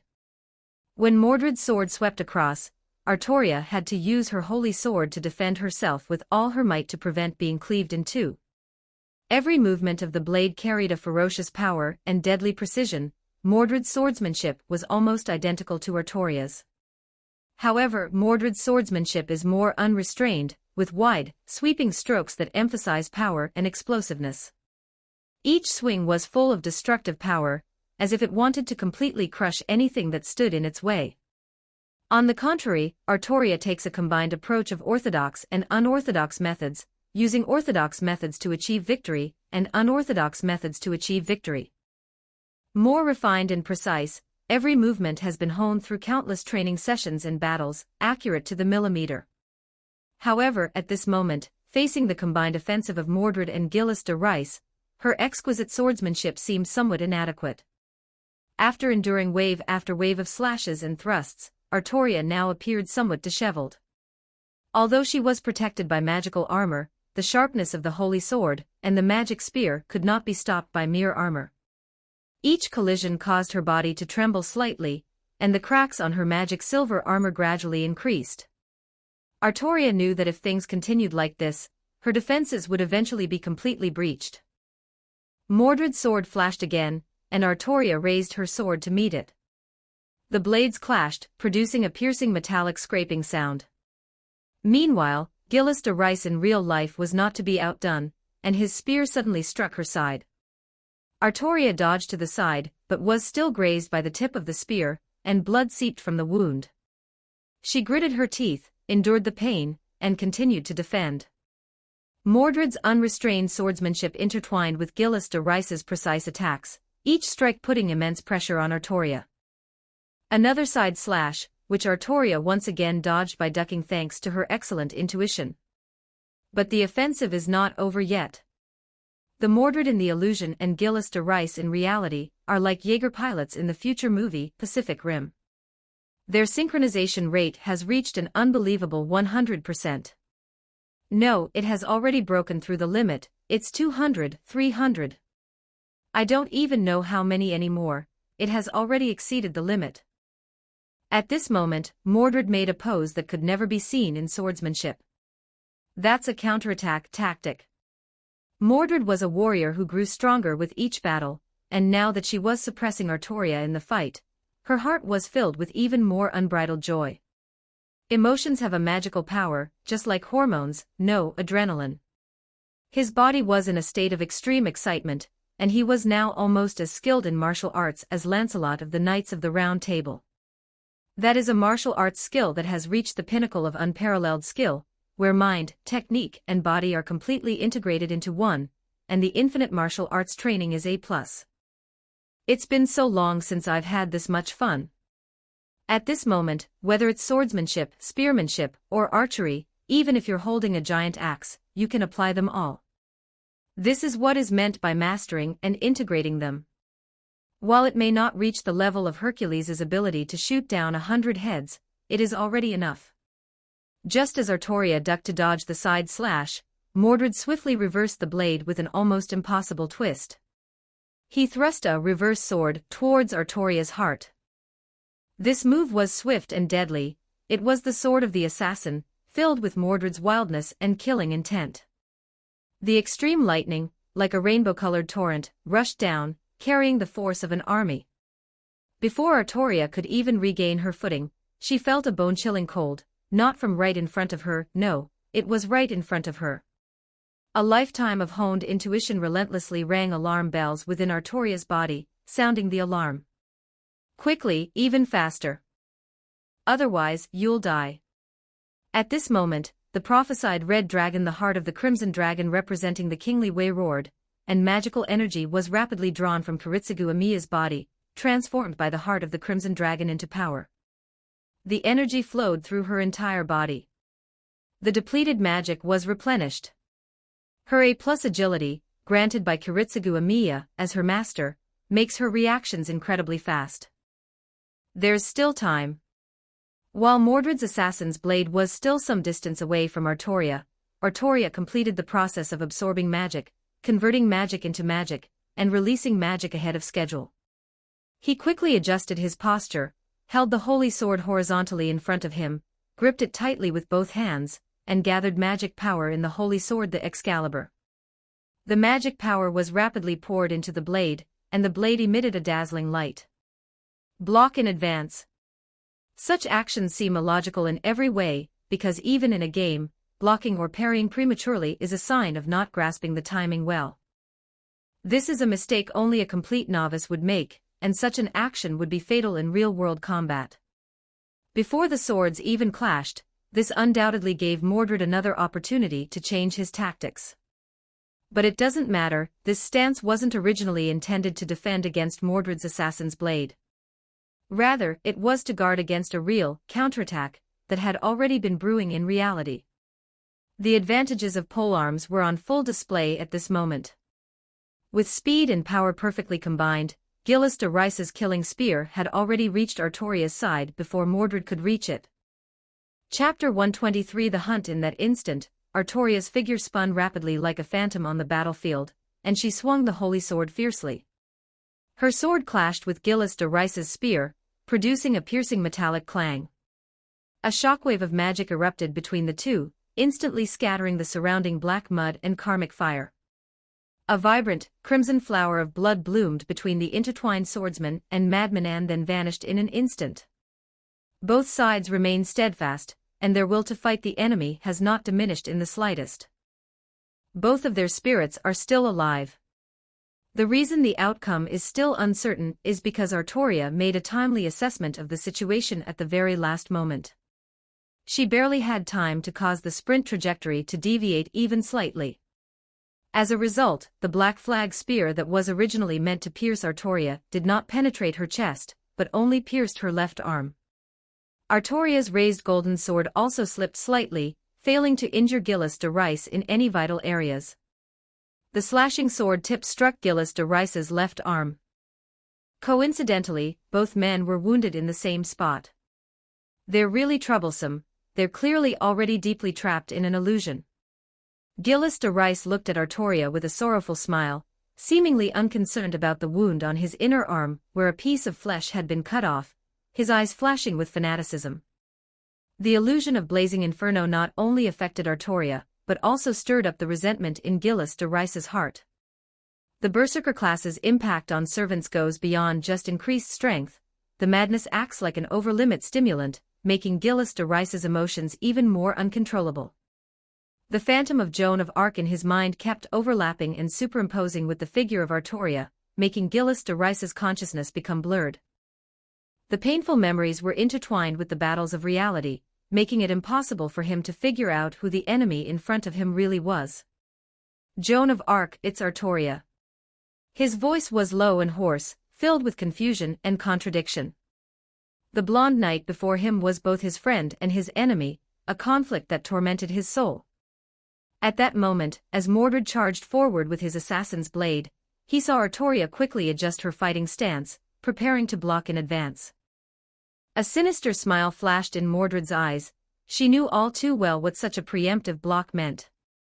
She quickly changed her move, the tip of the demonic sword Clarent now angled, intending to break through Artoria's defense with lightning speed. This practice is a complete departure from or even a betrayal of chivalry. Only those who constantly fight and kill can learn swordsmanship that exists solely for survival and slaughter. No one but her has learned this skill. No one but her is suited to this kind of technique. Magician in type. 1766 words. It is the lion technique created by Mordred, and only she can master it. Well. Sparks flew as the two swords clashed. Artoria gritted her teeth, gripping the holy sword tightly with both hands. Feeling Mordred's fierce power, she detached herself from the actual confrontation and quickly returned to defense in a strange way, barely blocking the attack. It was barely manageable, but in reality, it didn't prevent anything at all. A wild and fierce red, lightning-like sword beam hurtled straight towards them, and Artoria's holy sword seemed to struggle against that force. Red lightning, like a raging dragon, exploded between the two, instantly tearing apart Artoria's defenses. The impact sent her staggering back several steps, and a sharp pain shot through her arm. The silver, magically adorned armor with elven patterns was utterly torn apart by Mordred's monstrous sword strike. The chest armor emitted a piercing cracking sound, and fragments flew everywhere, causing Artoria's chest defenses to collapse instantly. Instead, the piles of corpses on the battlefield added to the tragic scene. The battlefield was littered with broken swords, shattered spears, and torn flags, as if telling the story of countless bloody battles that this land had endured. Despite the pain, Artoria's sharp eyes scanned her surroundings. Since the start of the battle, Mordred has consistently been on the defensive against Artoria. Mordred, however, was impatient. "Screw you, we can't take it." Mordred possessed an intuition that was almost superpower-like, which made her realize that she must not touch the golden holy sword. Even though he felt that a single stab from the holy sword wouldn't cause much damage, his intuition still told him that he absolutely mustn't. As a result, the dodging motion became slightly more pronounced, making it impossible to smoothly execute a counterattack. While the offense didn't become chaotic, it certainly wasn't as sharp anymore. Should I ignore my gut feeling and deliberately parry the sword strike? I considered this but immediately dismissed the thought. That sword was Excalibur. Since it is a noble phantasm, no matter how small its power is, it should not be underestimated. Mordred suppressed her anxiety. This anxiety wasn't because she felt she would lose, but because this dream might end soon, and then it would be difficult to have such an opportunity again. Father, you don't seem to be in the right state of mind. It's quite unexpected that such a mistake would happen to you. Mordred sneered, his tone full of sarcasm. I don't know what's going on with Artoria, but so what? As long as we win, that's all that matters. There's no such thing as unfairness in battle. Artoria was in great pain at the moment. Her breastplate had been pierced, and she couldn't help but touch her chest with her hand. The tactile sensation was still there, the real breastplate hadn't shattered like in the illusion, but the dual pressure on her mind and body made her feel incredibly heavy. We can't keep defending, we need to find a way to break the deadlock, otherwise, given the current situation, defeat is only a matter of time. In reality, outside the battlefield between Gillis de Rice and Artoria, Matoike used the insects that had previously invaded Einsburn Castle to infiltrate it early on. His goal was very clear: to find the Lesser Grail and take it away. This was the main purpose of this invasion of Einsburn. But I can't find it, I simply can't find it. The magical senses searched throughout Einsburn Castle, but only found the presence of Kiritsugu Amiya. Irisveil's presence was completely undetectable. Does this mean Irisveil isn't here? Based on the scent of insects, Metapond was able to confirm that Irisveil had indeed been active in this area some time ago. The insects crawled along the scent trail, conveying information to him. He frowned in thought, a hint of doubt arising in his mind. Where is she hiding? He muttered to himself. Meanwhile, Irisveil was hiding in the basement, watching the battle unfold inside the crystal ball. She was filled with tension and worry, and her palms were covered in cold sweat. Artoria is in an extremely dangerous situation, and all she can do is pray and wait. Matoike was unable to find her location simply because Angela Manu had already prepared anti-magic measures for the basement. It made Irisveil's presence disappear completely. Chapter 120 for Blue Flame Gatling Gun. Irisveil's presence disappeared within the castle, but Kiritsugu Amiya was not worried, assuming that Irisveil had used magic to conceal her tracks. Because Kiritsugu Amiya didn't locate Irisveil's position using magic but rather through technology. The tracking device attached to Irisveil still indicated that she was in the basement, and her heart rate and pulse remained normal, with only slight fluctuations. However, considering that Irisveil is using her clairvoyance to observe the battle between servants outside, Artoria is at a disadvantage at this moment. It's normal to have some emotional fluctuations. The reason Kiritsugu Amiya is still in the castle is to guard against Matoike, who just disappeared in the forest, and the resurrected Mia. The appearance of Mamie has been a constant source of resentment for him. This former comrade in arms and companion had long since sacrificed himself in battle, but now he had reappeared in a strange form, which undoubtedly made him wary. This can't be the real Mia, she's just a manipulated puppet or worse.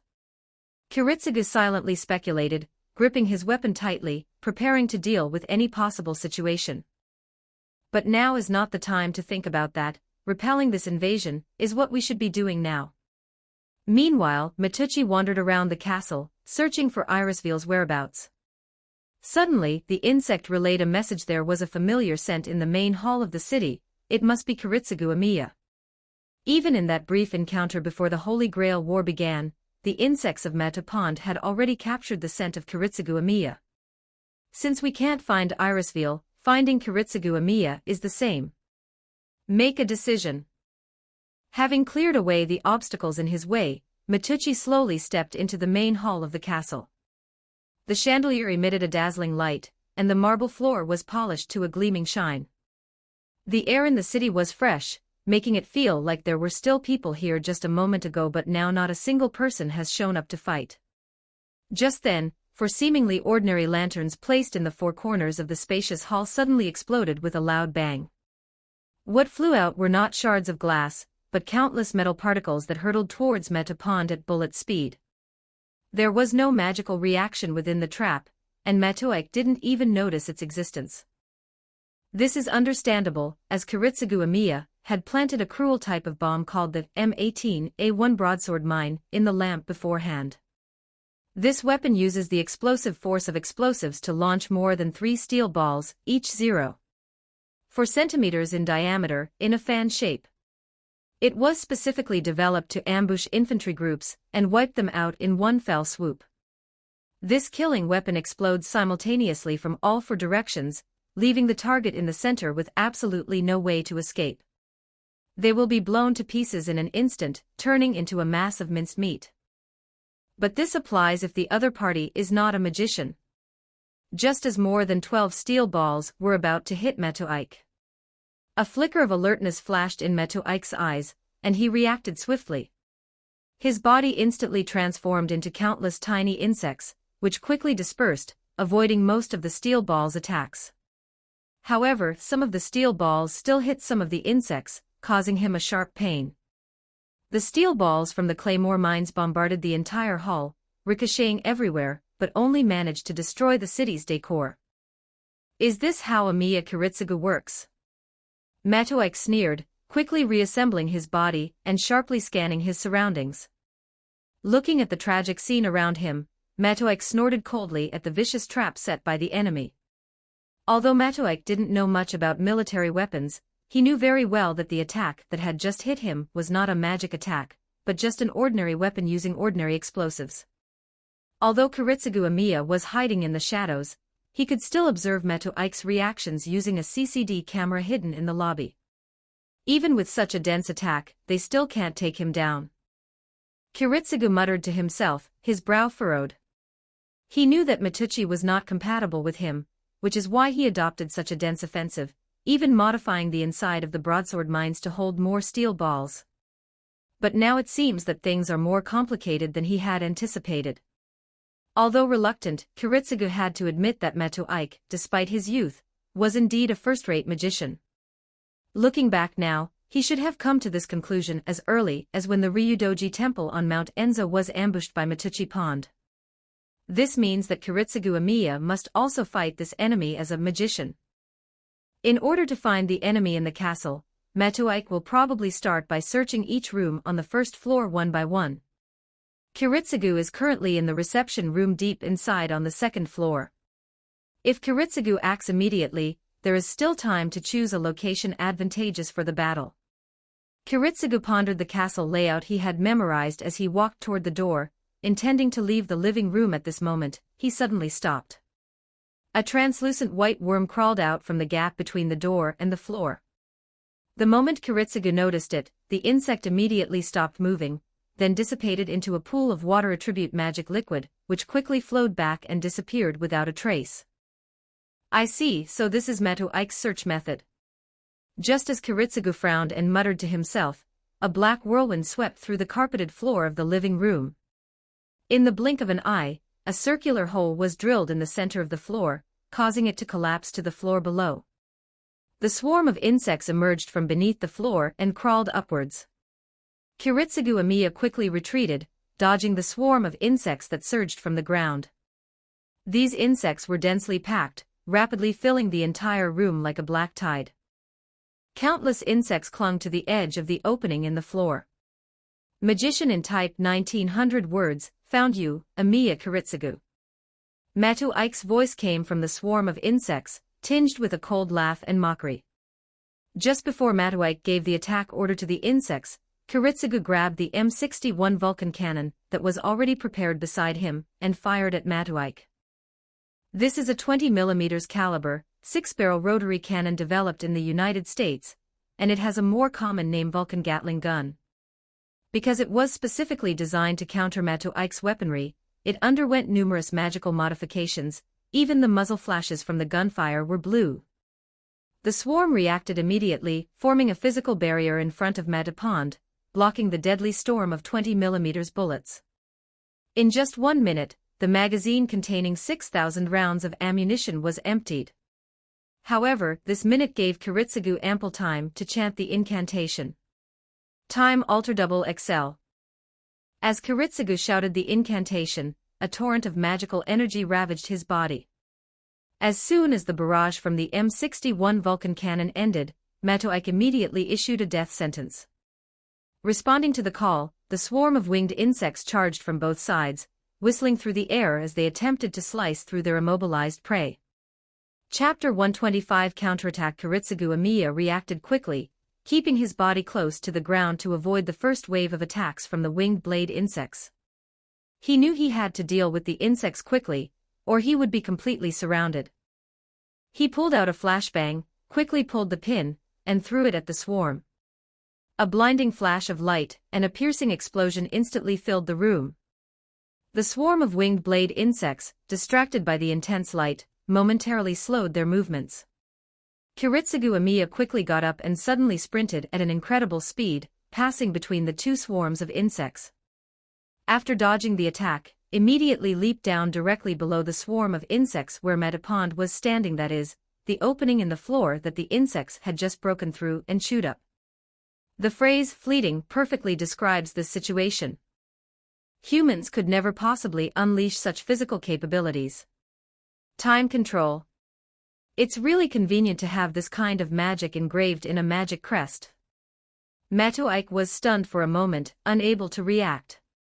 But upon closer examination, it's not something to be alarmed about.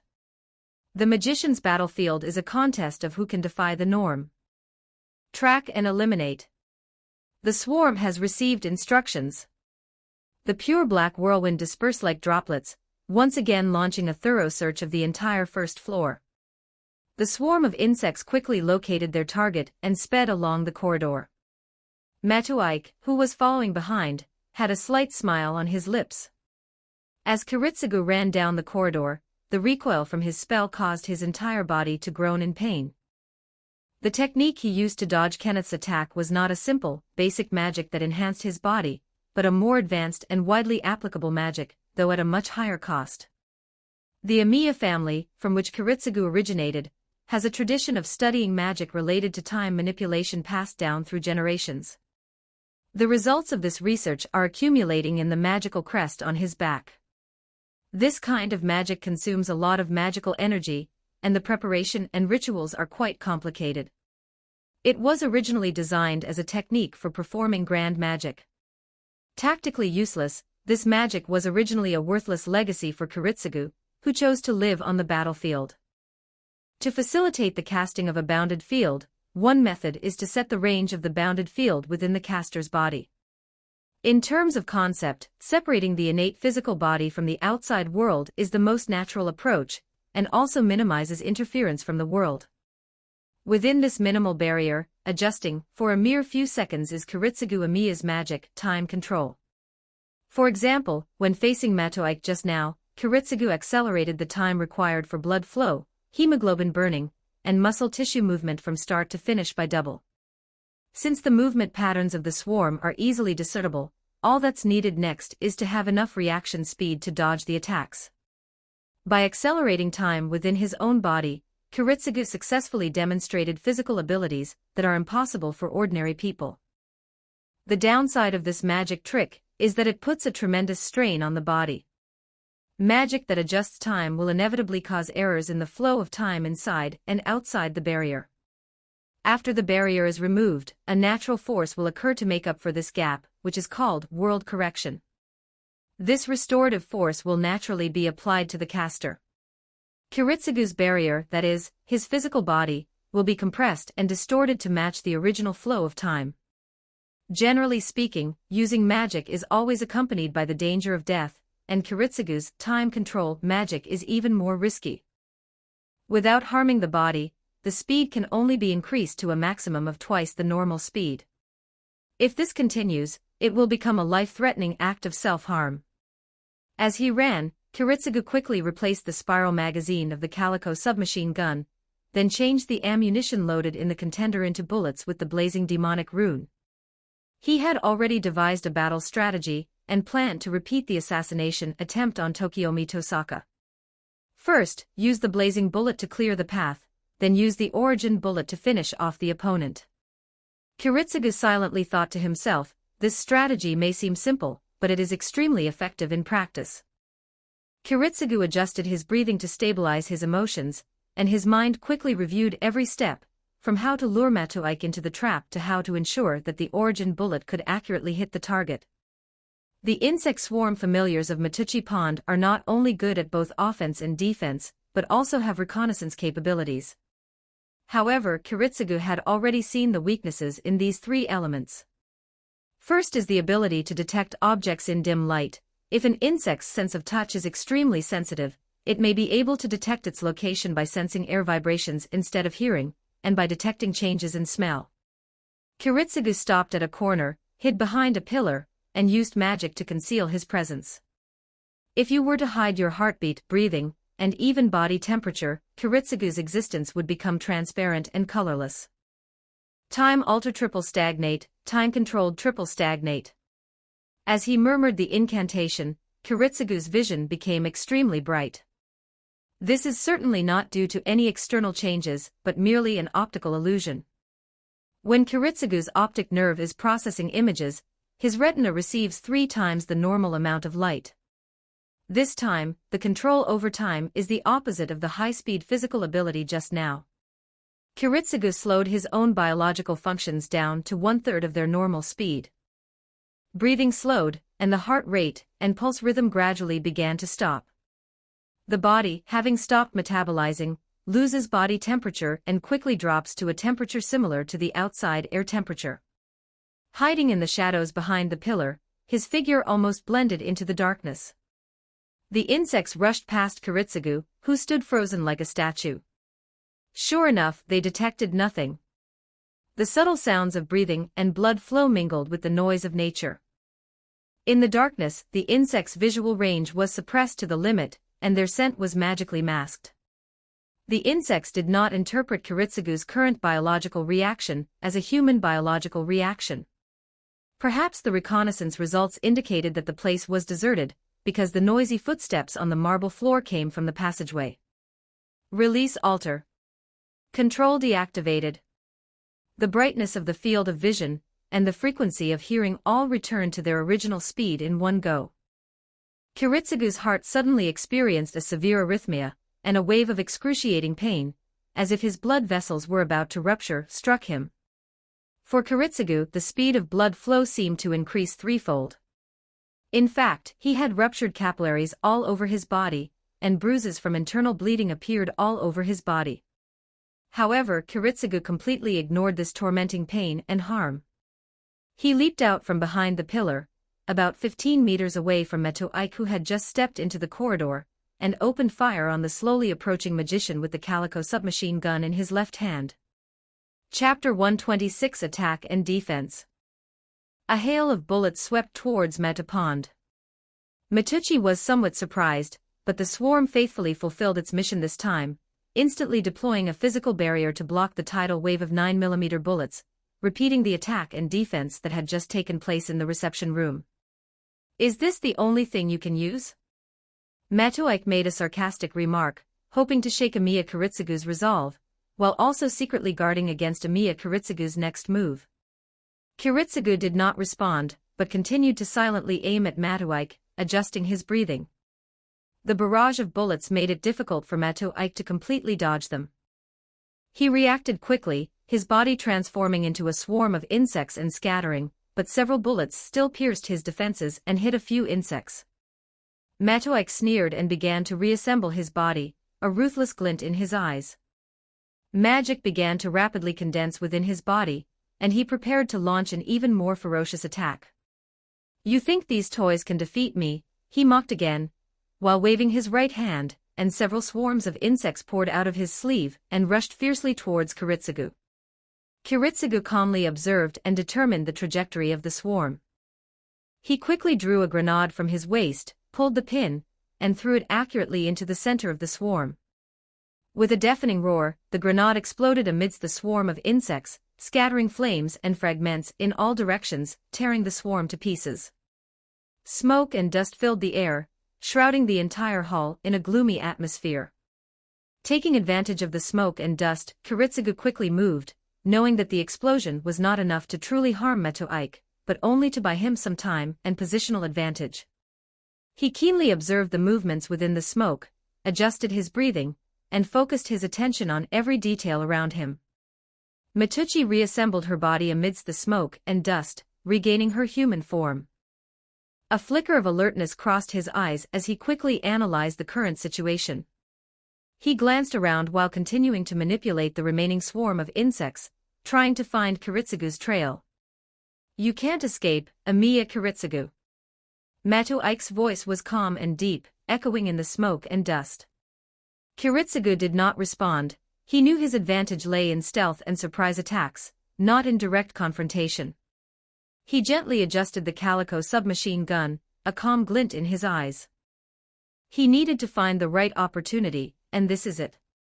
Before the Calico submachine gun ran out of bullets, Kiritsugu used his free right hand to draw the contender and fired at the very center of the smoke. An infrared thermal imager, completely incompatible with the contender pistol, had been crudely and forcibly mounted on it at some point. It looked as if it had been welded on with a welding torch. Magician in Type 1950 for words. Although it appears crude, this modification allows Kiritsugu to clearly detect the heat source of Meta Pond even amidst the smoke and dust. The moment the insects overlapped, the convergence of magical energy caused the temperature of Mituchi's magic circuit to rise sharply. Kiritsugu's infrared thermal imager clearly captured this change, and he pulled the trigger without hesitation. A gunshot rang out, and the bullet whistled out, heading straight for the heat source of Meta Pond. Meto Ike instinctively sensed a deadly threat, and instinctively dodged. However, this time, Kiritsugu's sniper bullets were specially treated so that even if only a portion of them hit, they would generate tremendous impact. The bullet struck a portion of the insect swarm in Meta Pond, and the shockwave from the explosion ripped the insects to pieces. Kiritsugu calmly observed the changes on the thermal imager, then abruptly adjusted his position. After careful consideration, he abandoned the idea of firing another shot. After all, Meto Ike's insect clones were so deeply ingrained in people's minds that he couldn't be sure if this was his real body. This move made him virtually invincible. Meto Ike's clone technique made Kiritsugu's attacks extremely difficult to handle. Any misfire could result in a fatal counterattack. He needs a more effective strategy to deal with this enemy. Going all in is clearly an unwise choice. He needs to determine whether Mituchi is using clones. However, based on the current information, it's difficult to make a precise judgment. There seems to be no difference between the changes in the heat source and the magical energy. The insect wielder is really troublesome. Is his insect clone infinite? Kiritsugu Amiya thought to himself. No, if that's the case, then he wouldn't have used insects to block the bullets I fired. Does that mean each clone is also quite important to him? Are we still going to wage a war of attrition? Although I'm reluctant, it seems like this is the only way forward now, and it's very likely that we'll be going down this path to the bitter end. Were there prior precautions? Meto Ike felt a little regretful that Amiya Kiritsugu hadn't made any rapid progress. The one in this position is indeed an avatar, while the real body is still searching for Irisveel's whereabouts. Looks like I've been using too many clones, none of them dare to go all in on me now. Since you won't make a move, then it's my turn. He shouted, manipulating the swarm of insects to swiftly attack Kiritsugu. Kiritsugu quickly adjusted his breathing, preparing for the final battle. Just then, Meto Ike suddenly waved his hand, and the swarm of insects behind him changed form. They were no longer ordinary winged blade insects, but fireball ants residing within his clone. This is... Kiritsugu's eyes narrowed. He knew all too well how dangerous the fireball ants were. These insects not only possessed extremely strong destructive power, but they could also explode upon contact with their target, causing serious damage. Fireball ants swarmed in like a tide, and Kiritsugu reacted swiftly. Time alter double XL, time control, double acceleration. Kiritsugu activated the magic again, accelerating his reaction speed and mobility. He moved at high speed through the narrow corridor, dodging the swarm of insects. Matuike's clones relentlessly pursued him, and the swarm of insects surged in like a tide, attempting to corner Kiritsugu. During flight, the fire ants explode in midair, scattering flames and debris everywhere, instantly engulfing the entire room in flames. The explosion of the fire ants triggered a series of flames and debris in the corridor, filling the air with a pungent smell of smoke and burning. The walls of the corridor were covered with deep cracks and charred marks, and the marble floor was cratered and pitted. The once magnificent decorations were now dilapidated. Fragments of oil paintings scorched by flames flew everywhere, and metal ornaments on the walls were deformed by the high temperature. The chandelier on the ceiling had long since fallen, and shards of glass were scattered all over the floor, reflecting the light of the flames, like a dazzling sea of stars. The windows on both sides of the corridor shattered, and shards of glass mixed with flames flew everywhere, making the entire corridor seem like hell. Amidst the sea of fire, Kiritsugu Amiya dodged the fire ant's pursuit while searching for advantageous cover. The heat from the flames hit him in the face, scorching his skin, and sweat rolled down his forehead. Almost there, we're almost there. Chapter 127 likes to make choices. Kiritsugu's gaze locked onto a huge double wooden door at the end of the corridor, behind which he might be able to temporarily escape the swarm of insects. He quickened his pace and ran towards the door. Each step was accompanied by the cracking of the floor and the roar of flames. He had to reach his destination before the fire ants exploded. His footsteps echoed down the corridor, mingling with the roar of the flames to create a bizarre and desperate scene. The air was filled with the smell of burning and the smoke and dust from the explosion, making it almost impossible to breathe. Kiritsugu's vision gradually blurred, and his body was nearing its limit, but he still gritted his teeth and persevered forward. Finally, he arrived at the door and began to chant softly. He pushed open the double wooden door and a spacious room appeared before him. The walls and floor were covered with protective barriers that emitted a faint magical glow. He quickly entered the room, closed the door, and locked it. The protective barrier's light brightened slightly, temporarily keeping the threat of flames and explosions at bay. Kiritsugu leaned against the door, panting heavily, the echoes of flames and explosions filling his ears. Using something like this to deal with a clone is too wasteful. Kiritsugu Amiya thought to himself, feeling helpless about the drain on his resources in this battle. This room contains a magical core transferred from the Einsburn family, although Kiritsugu Amiya's magical skill is insufficient to use it to perform large-scale magical rituals. However, it still has a simple and crude use, turning it into a bomb. Magic furnace core is already an expensive item, so treating it as a disposable consumable is the epitome of luxury. However, faced with Matuike's persistent nature, Kiritsugu had no choice but to resort to such extreme measures. Only a wealthy and powerful magical family like the Einsburn could support someone as reckless as Kiritsugu Amiya. After all, they possess the legendary wealth, the Rhine gold. Although it carries a terrible curse, the harm of the curse is insignificant compared to the endless wealth it can bring. Kiritsugu Amiya was still waiting for the explosion outside the door to dissipate, and in the meantime, he was still thinking about how to make use of the magic core. If it were used as a bomb, not only would Ilsefi not survive, but such an attack would be utterly pointless. We can't use it like that, we need a more ingenious method. He thought to himself, a thoughtful look flashing in his eyes. We need to find a way to bring Matuike into our domain. Since we can no longer fight him in the realm of magic, we have to drag him back to the mortal world. Kiritsugu quickly calculated that he needed a plan to guide Matuike into a more favorable fighting environment for himself, which was this room. Actually, you don't need any plan.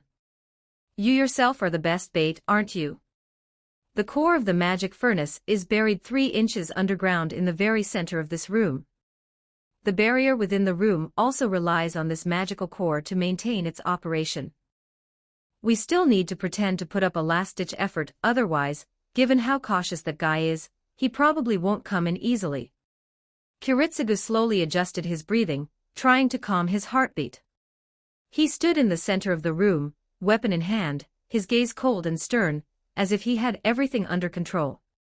His movements appeared methodical, but in reality, every subtle action he took was an attempt to mask his inner tension and exhaustion. Of course, he was just pretending. Although he was indeed a little tired, he wasn't nervous. Amiya Kiritsugu's main task right now was to make Matsuike think that he was fighting like a cornered beast. The room was well stocked with weapons and equipment, like a small armory. Unless they fight to the very last moment, Matsuike's true form will never be revealed, so they must make the most of this luxury item, the magic furnace core. The continuous explosions outside the room finally stopped, and Kiritsugu still stood in the center of the room, like an impregnable fortress. Meanwhile, Matsuike appeared at the room door with his swarm of insects, coldly scanning the room, searching for Kiritsugu's whereabouts. A barrier? Instead of continuing to use the castle's complex structure to deal with me, you've hidden inside. It looked like a trap, but Kiritsugu Amiya was hiding inside. Was he so sure I had to go in? Overt strategy. This is Matsuike's evaluation of Amiya Kiritsugu. Kiritsugu Amiya is very good at designing multiple-choice questions, perhaps because he is used to this method when he is making multiple-choice questions himself, and he likes to bring this out and let his opponents experience it as well. In his past life's memories, Amiya Kiritsugu was such a man when facing Lancer's master Kenneth. He presented Kenneth with a choice: abandon the Holy Grail war or choose to survive. Now he's presented Matsuike with a choice: step into the trap or let him go. Although it's a multiple-choice question, the answer is already quite obvious. Kenneth would never choose to give up his life for an Eastern magic competition. Matsuike would not give up the pursuit of Amiya Kiritsugu just because of a fabricated trap. Another point is, since Kiritsugu Amiya chose to hide in this room, there must be a backup plan he believes he can use to kill me. What was it? Gunpowder? A machine gun? Regardless, let the bug scout ahead first. Mituchi waved his hand, and the terrifying worms that had gathered on the ground, as fat as rats, began to slowly twist their bodies and convulse in pain as if in spasms. Straight cracks appeared on their backs, and the winged beetles struggled to squeeze out of the cracks, revealing their steel-like black carapaces and wings. These creatures are not something that can be produced in nature, rather, they are more like steel monsters forged in a machine manufacturing plant. One after another, the shelled monsters that had molted from disgusting worms spread their wings, which were still covered with some unknown slime, but they were already impatient. The insect's wings vibrated rapidly, emitting a noisy hissing sound, and its huge, sharp mandibles emitted a high-pitched chirping sound. This was the signal to start a war. The first step was to break through the barrier surrounding the gate. With the winged blade beetle's bite force capable of easily piercing through hard cow bones, cracks began to appear in the gate's protective barrier. The winged beetles kept snapping their jaws together with their steel-sharp mandibles, making a chilling sound. Kiritsugu Amiya stood in the center of the room, calmly observing the movements at the doorway. His gaze was as sharp as an eagle's, constantly watching the insect's actions. Although the barrier was gradually being destroyed, this was not unexpected. Magician in type 1887 words almost there, just a little bit more. Kiritsugu silently calculated the time in his mind. He knew that once these insects broke through the barrier, he would have to launch a counterattack in an instant. Finally, with a loud bang, the barrier was completely destroyed, and the winged blade insects swarmed in, moving so fast that they were almost invisible. They surged towards Kiritsugu like a black torrent, attempting to tear him apart. Chapter 128. The grand show. The moment the swarm of insects invaded the room, they were greeted by two fiery snakes. The device positioned at the doorway is an M2 flamethrower, AU made man-portable backpack flamethrower. Although it has been phased out of use on the battlefield, it is perfectly appropriate to use it here. After all, the fact that large insects are naturally weak against fire is something any normal person can figure out. This is one of the items used against Mituchi. But it wasn't over yet. Flamethrowers alone couldn't take down Mituchi, and Calico's submachine gun barrage followed immediately. Kiritsugu Amiya slowly knelt down, the muzzle of his calico submachine gun, still emitting smoke, pressed against the marble floor tiles. Directly in front of him, the swarm of insects was temporarily blocked outside the door. The calico submachine gun had run out of bullets, and Kiritsugu Amiya, too lazy to reload, picked up another unidentified submachine gun from the ground and continued firing. The flames wiped out most of the insects, but a small number still managed to break through the flame barrier and rush over. They were met with precise shots from Kiritsugu Amiya. He fired like a machine, calm and ruthless, each bullet hitting its target with pinpoint accuracy. Although the swarm seemed endless, Kiritsugu remained unmoved, his firing without the slightest hesitation. The submachine gun bullets ran out quickly, but that didn't matter, the weapon reserves were still plentiful. He picked up another American-made FIM-92A Stinger rocket launcher, the same one he used to blow up the plane, a deadly weapon, top-notch for dealing with hordes of enemies. He stood on a box of rockets, aimed at the swarming insects ahead, and pulled the trigger without hesitation. The rocket launcher emitted a deafening roar, and a stream of scorching fire sliced through the air, shooting straight at the swarm of insects. The rocket hit its target precisely and exploded, sending flames and debris sweeping through the room like a storm. The swarm of insects was scattered by the blast wave, and screams of agony rose and fell. Kiritsugu reloaded the rocket launcher, aimed in another direction, and continued firing. Streams of fire intertwined within the room, driving the insect swarm to the brink of destruction. Each explosion was accompanied by violent tremors and a piercing bang, turning the entire room into a battlefield. It was only because of the protection of the barrier that the room wasn't riddled with bullets. Nevertheless, Kiritsugu remained calm, operating the rocket launcher swiftly and methodically, giving the Zerg swarm no chance to catch its breath. The flames from the explosion illuminated Kiritsugu's cold, stern face, his gaze as sharp as a hawk's. It was as if it had been rehearsed, the insects were self-delivering themselves to Kiritsugu Amiya's blades and gun barrels. He wielded his swords and guns with fluid grace, even using a rocket launcher that had missed its target to send several insects flying. All of these operations were performed at twice the speed of the inherent time control, and the magic gave Kiritsugu Amiya extremely high reaction speed and agility. His every move was incredibly precise, as if the whole world slowed down in his vision, and he himself was the only protagonist. If this were a world-class singing and dancing stage, all the judges would willingly say, WTF. Then give yourself a perfect score of 10. Unfortunately, this wasn't a competition stage, and there were no spectators. Only Kiritsugu Amiya was wielding his sword against the insects. Elegant and precise, yet the body is protesting. It hurts, everyone gets hurt, but this is the first time I've been under the control of the time-limited magic effect for so long. In the past, battles were over in an instant, now, this kind of magic is used to fight a protracted war. Even Kiritsugu Amiya couldn't help but curse inwardly, you're not human. If anyone makes me hit a bug user again, I'll shove this rocket launcher into your mouth. Fuck, if cowboys from hell played here, it would be even more exciting with this war-torn room. Kiritsugu Amiya's thoughts wandered aimlessly, merely to distract himself from the physical pain.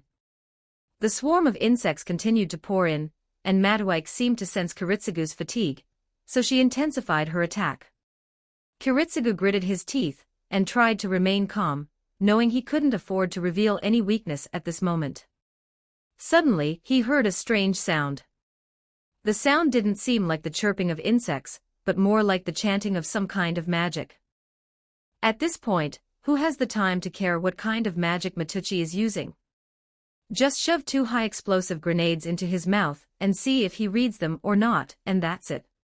True to his word, Kiritsugu Amiya threw 2 RG-42 grenades in a graceful arc outside the door where Mata Pond was located. This action seemed somewhat rash, as if influenced by Gillis de Rice's fiery rage. But that's not the case. Kiritsugu Amiya did this simply because it was the most efficient way to solve the problem. He now seems like a desperate stray dog, only capable of baring its teeth at people. However, every move is meticulously designed, with calm calculations and precise judgments hidden behind it.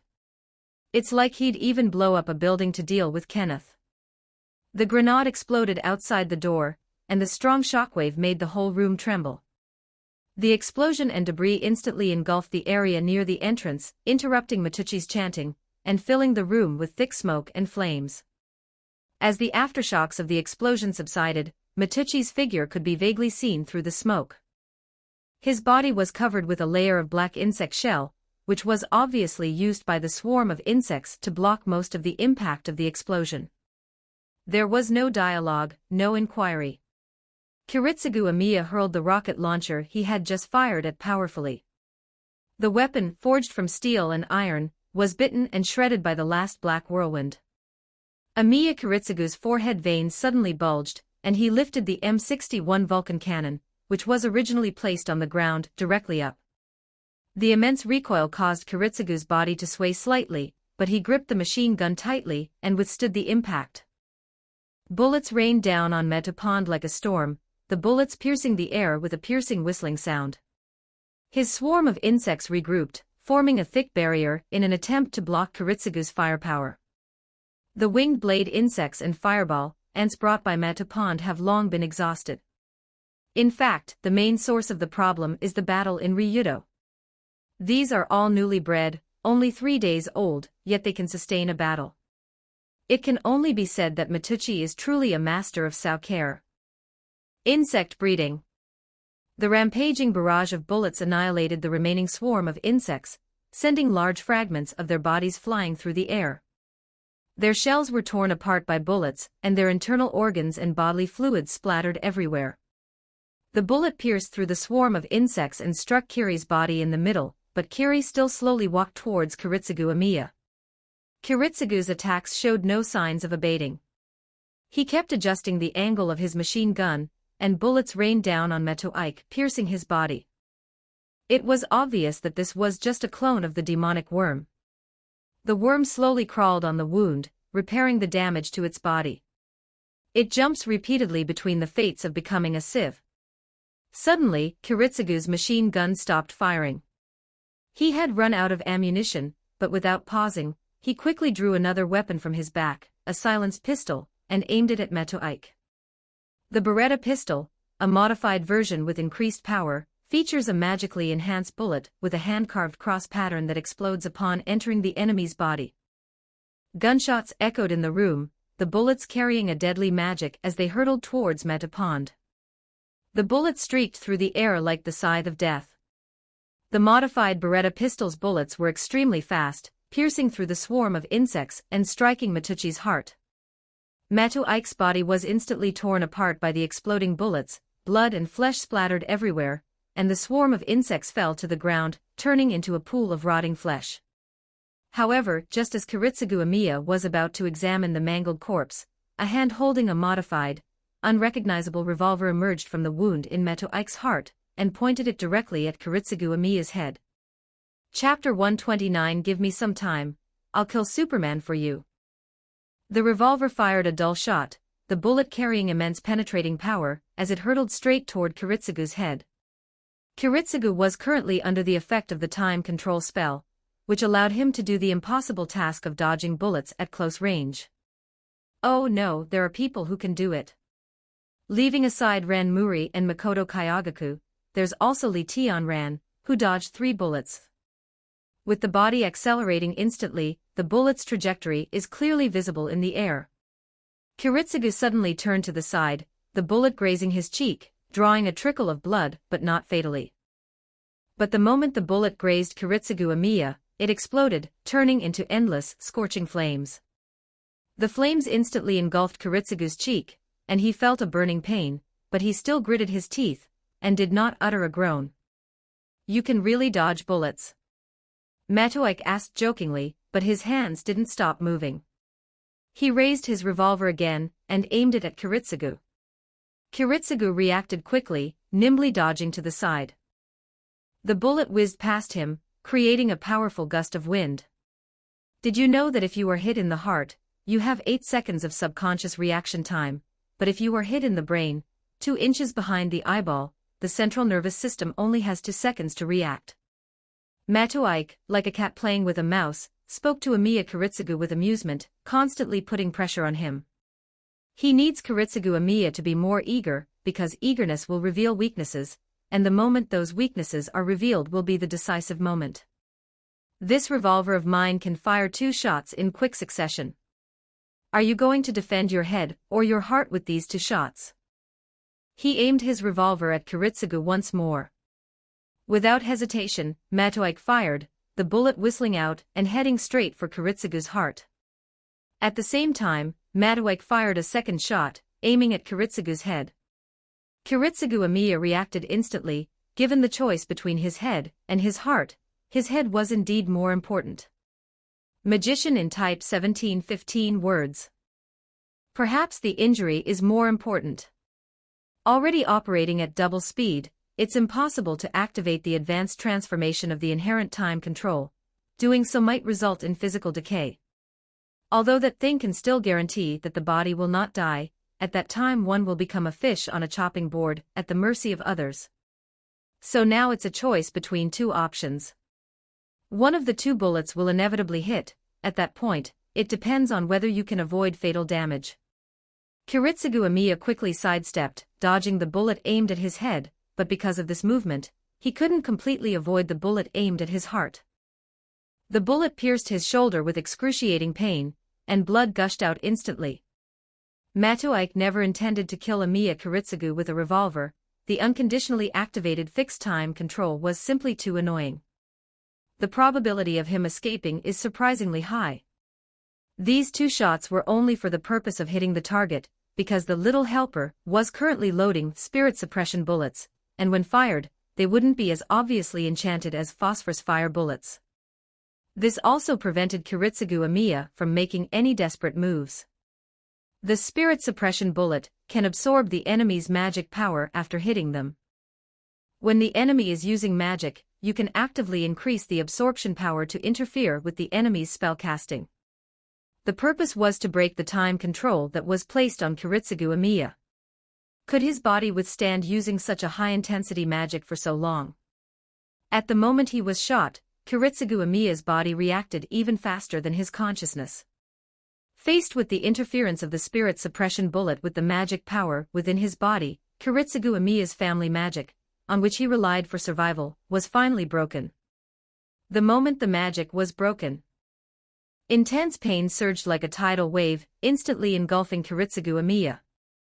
The pain was 10,000 times worse than any form of torture in the world. It felt as if every cell was being torn apart and then regenerated. The body was repeatedly torn and healed, and the time control that had just been activated for a long time caused the time flow inside and outside the barrier to have too large an error. After the barrier was lifted, the world's corrections forcibly filled the gap, and the body was constantly squeezed and twisted under the influence of natural forces. He could clearly feel the blood flowing backwards in his body, as if countless needles were pricking his veins.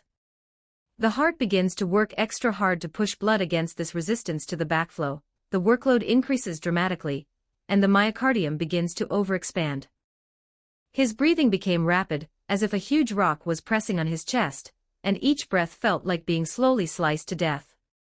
Will he die? No, he won't die. There's something inside him keeping him alive. But every second of survival at this moment is torture for Kiritsugu Amiya. Is this the punishment for patricide and patricide? Kiritsugu Amiya thought to himself inexplicably, a hint of self-mockery flashing through his mind. His breath gradually weakened, his vision began to blur, and every part of his body seemed to be groaning. It seems the outcome is already decided. Kiritsugu Amiya's head gradually drooped. He wanted to raise his head to observe the enemy's position, but he couldn't manage it. His physical limits had long been exceeded, and his consciousness was becoming increasingly blurred. He knew that his time was running out. Matucci pressed forward slowly, victory within his grasp, yet a sense of unease lingered. He silently counted down the time, judging the location of Matapond. It's almost here, it's now. Free the magic core. The magical core placed in the center of the room was instantly released, but it did not turn into a bomb and destroy everything. Instead, he violently released the magic power stored within him in an instant, the gushing magic power swirling around Matoike like glue. The concentration of magical energy around Matoike reached the level of the Age of Gods in that instant. This is an environment that modern magicians cannot accept. Matucci felt suffocated for a moment, his throat was pounding and his body was gradually becoming excited. The worms on this body were constantly disintegrating and regrouping. This wasn't a harmful attack, it just drove these magically cultivated insects into a frenzy. If you had to describe it in one word, it would be addictive. Magical creatures are born to crave magic, and they are unable to resist such a concentrated magical environment for a short time. They can't even be mobilized by their own master's orders. This is the best way to deal with familiar magicians. If even familiars don't obey, what use are you as a magician? It's a pity that this was a hastily devised plan. If only there had been a complete plan, giving Kiritsugu Amiya time to prepare. Matoike's true form is not insurmountable. Now is not the time to overthink. This is the perfect moment to turn the tide. When the time comes, the roses are picked and the flowers bloom, and they have to be folded. Mobilizing the power sealed within his body, Kiritsugu Amiya instantly regained his vitality, wielding his dagger and lunging at Matoike's crumbling body. Chapter 130 Kiritsugu Amiya's secret. In the basement, Alice and Mamie were looking at the images in the crystal ball, which had now been divided into two groups. One group consists of Artoria and Gillis de Rice, who are engaged in a fierce battle in the forest, while the other group consists of Kiritsugu Amiya and the clones of Akmeto. Oh my gosh, it's finally here, it's finally here. Angela Manuel, dressed as Mimi, was dancing with joy. The image of an ice queen being filled by someone with such a comical and ridiculous personality is truly ruining his persona. Even Irisville, who was standing next to her, felt somewhat uncomfortable. What are you talking about? Although uncomfortable, she was also curious about the purpose of this person with the appearance of Mamie. Was he a participant in the Holy Grail War? Or a conspirator with some unspeakable secret? We don't know. All we know for now is that one of this guy's goals is the small Holy Grail inside his body. Madam, didn't you notice? Don't you find the last move your husband, Amiya Kiritsugu, used strange? Irisville recalled the scene just now. Kiritsugu's movements, though sharp, were nothing special. However, she had a vague feeling that something was wrong, but she couldn't quite put her finger on it. It was just a normal attack. I didn't see anything special about it. She shook her head. Madam, didn't you notice? That's a noble phantasm. Although only a tiny bit of its power is visible, I would never mistake the aura of a noble phantasm that only heroic spirits possess. Engra Manu exclaimed loudly, as if revealing a tremendous secret. Irisville looked at him in surprise, a hint of doubt and astonishment flashing in her eyes. You mean?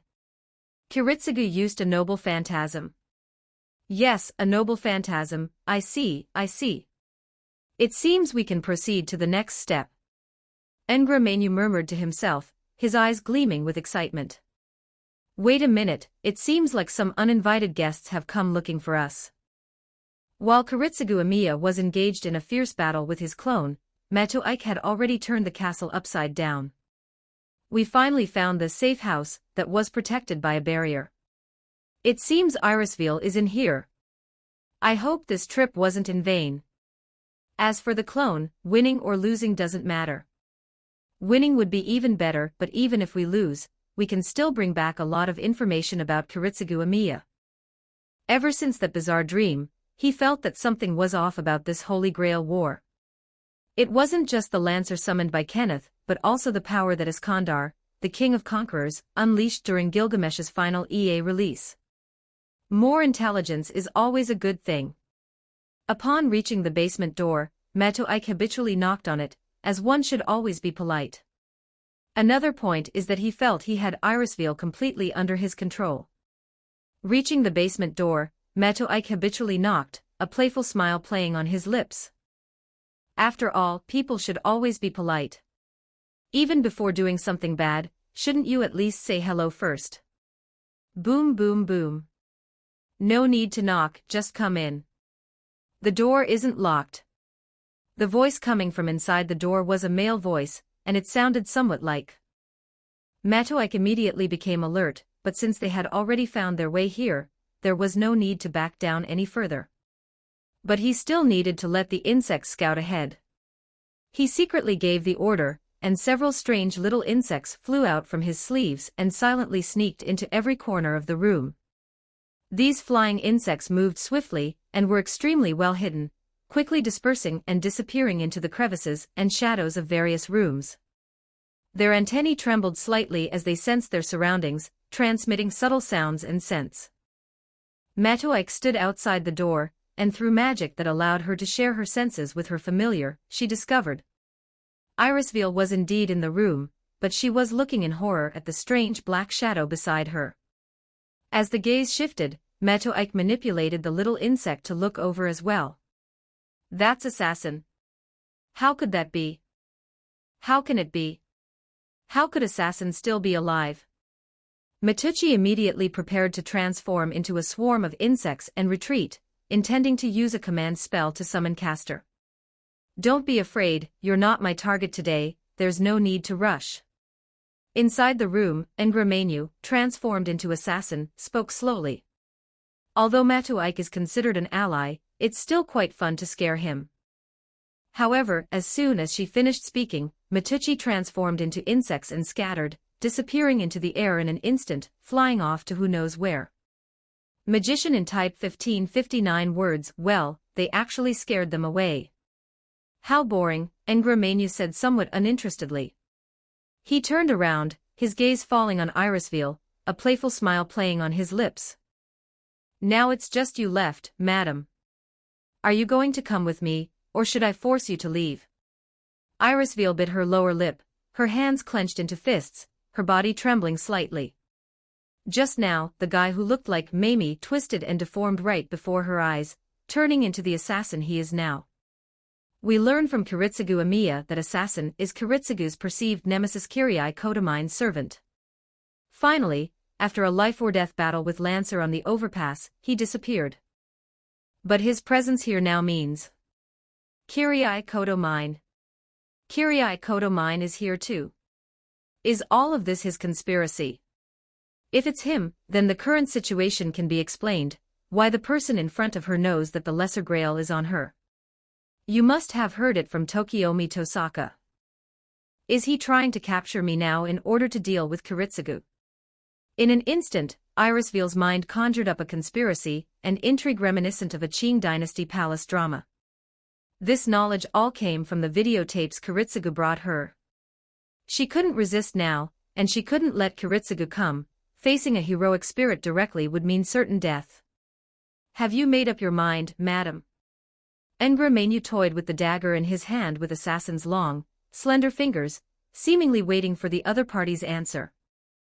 But the options he offered didn't really give people any room to consider. I'll go with you. Irisville finally uttered those words. Now that it's a fait accompli, it's better to just accept it. As soon as he finished speaking, Ngramenu was about to use his long arms to lift Irisville up and leave. I need to change my clothes first. You go out and wait for me. This somewhat irrational statement was Irisville's last plea in desperation. But Ngramenu nodded in agreement and turned to walk out the door.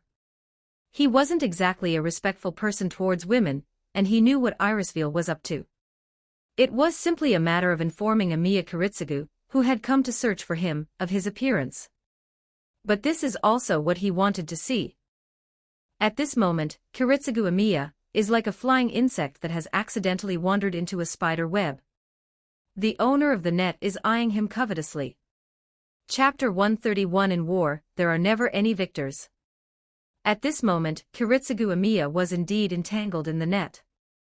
The moment he pulled out the dagger and plunged it into Metoike's chest, the insects accumulated inside Metoike suddenly exploded. Countless water spiders sprang outwards from the room, and a vast, restrictive web instantly spread, trapping the entire room firmly. Damn it! Kiritsugu gritted his teeth and quickly retreated, but it was too late. The water spiders quickly spun a web, enveloping him, each strand of silk gleaming with a sticky sheen. The threads began to tighten gradually, as if to strangle Kiritsugu Amiya here.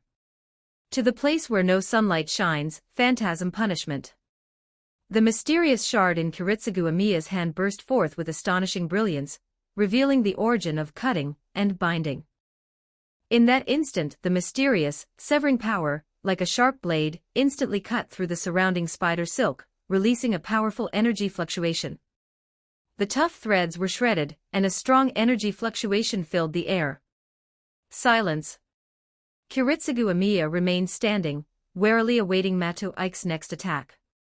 However, the expected attack never came. The clock on the wall ticked away. A quarter of an hour, a quarter of an hour, a quarter of an hour. No attack occurred. Inside the room, apart from the ticking of the clock, only Kiritsugu Amiya's breath-holding could be heard. The waiting was clearly futile. Mato Ike had no intention of following along, which means that his true form was never here. Kiritsugu Amiya is constantly outwitting and outmaneuvering his clones made up of insects. Ha, what a crushing defeat, Kiritsugu Amiya thought to himself. This attack was an insult to him, showing no regard for him as his master.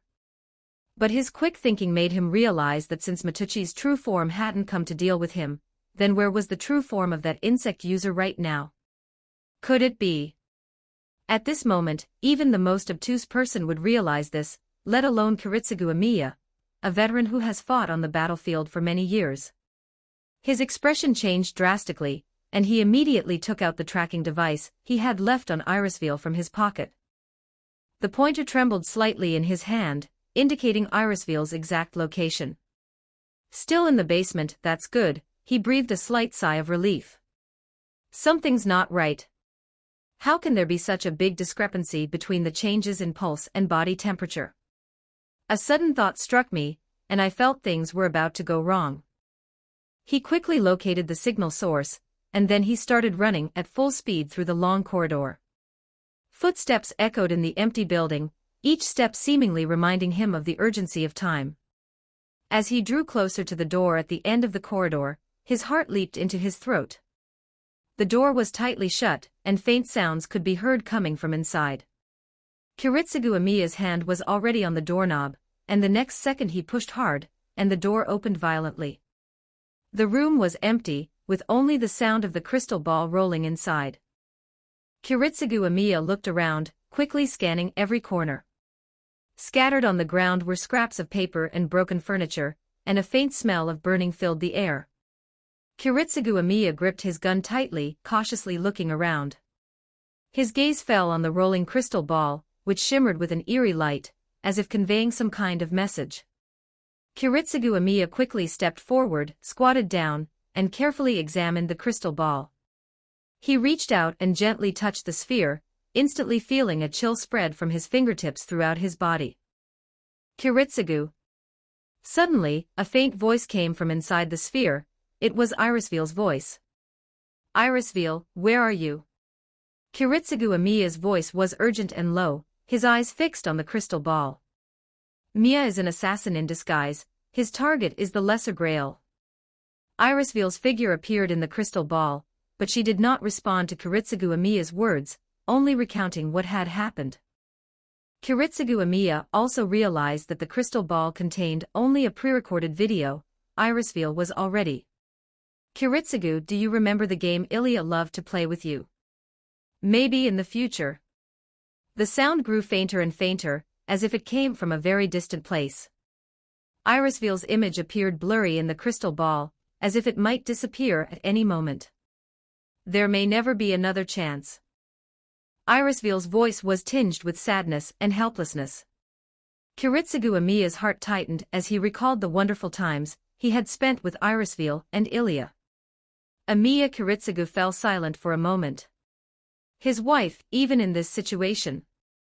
Does Ilya like games the most? Counting walnut buds. He quickly scanned the entire basement, his eyes settling on the wall behind him, the only walnut-wood wall. He strode toward the wall, tapping lightly on the wooden surface with his fingers, listening intently to the echoes behind it. The knocking sound tells a story of a secret hidden behind it. Kiritsugu Amiya took out a small knife, carefully inserted it into the gap in the wooden board, and pried open a piece of the board, revealing a hidden compartment. This is... A magnificent enamel-painted scabbard came into view. The scabbard was inlaid with sparkling gems, radiating a soft light, as if it contained endless power. Kiritsugu Amiya carefully took out the scabbard, feeling its heavy weight and cold touch. Kiritsugu Amiya was stunned. The scabbard actually belonged to Saber, and the secret to maintaining Irisveel's life was this very noble phantasm. His fingers traced the scabbard, feeling its cold yet powerful force.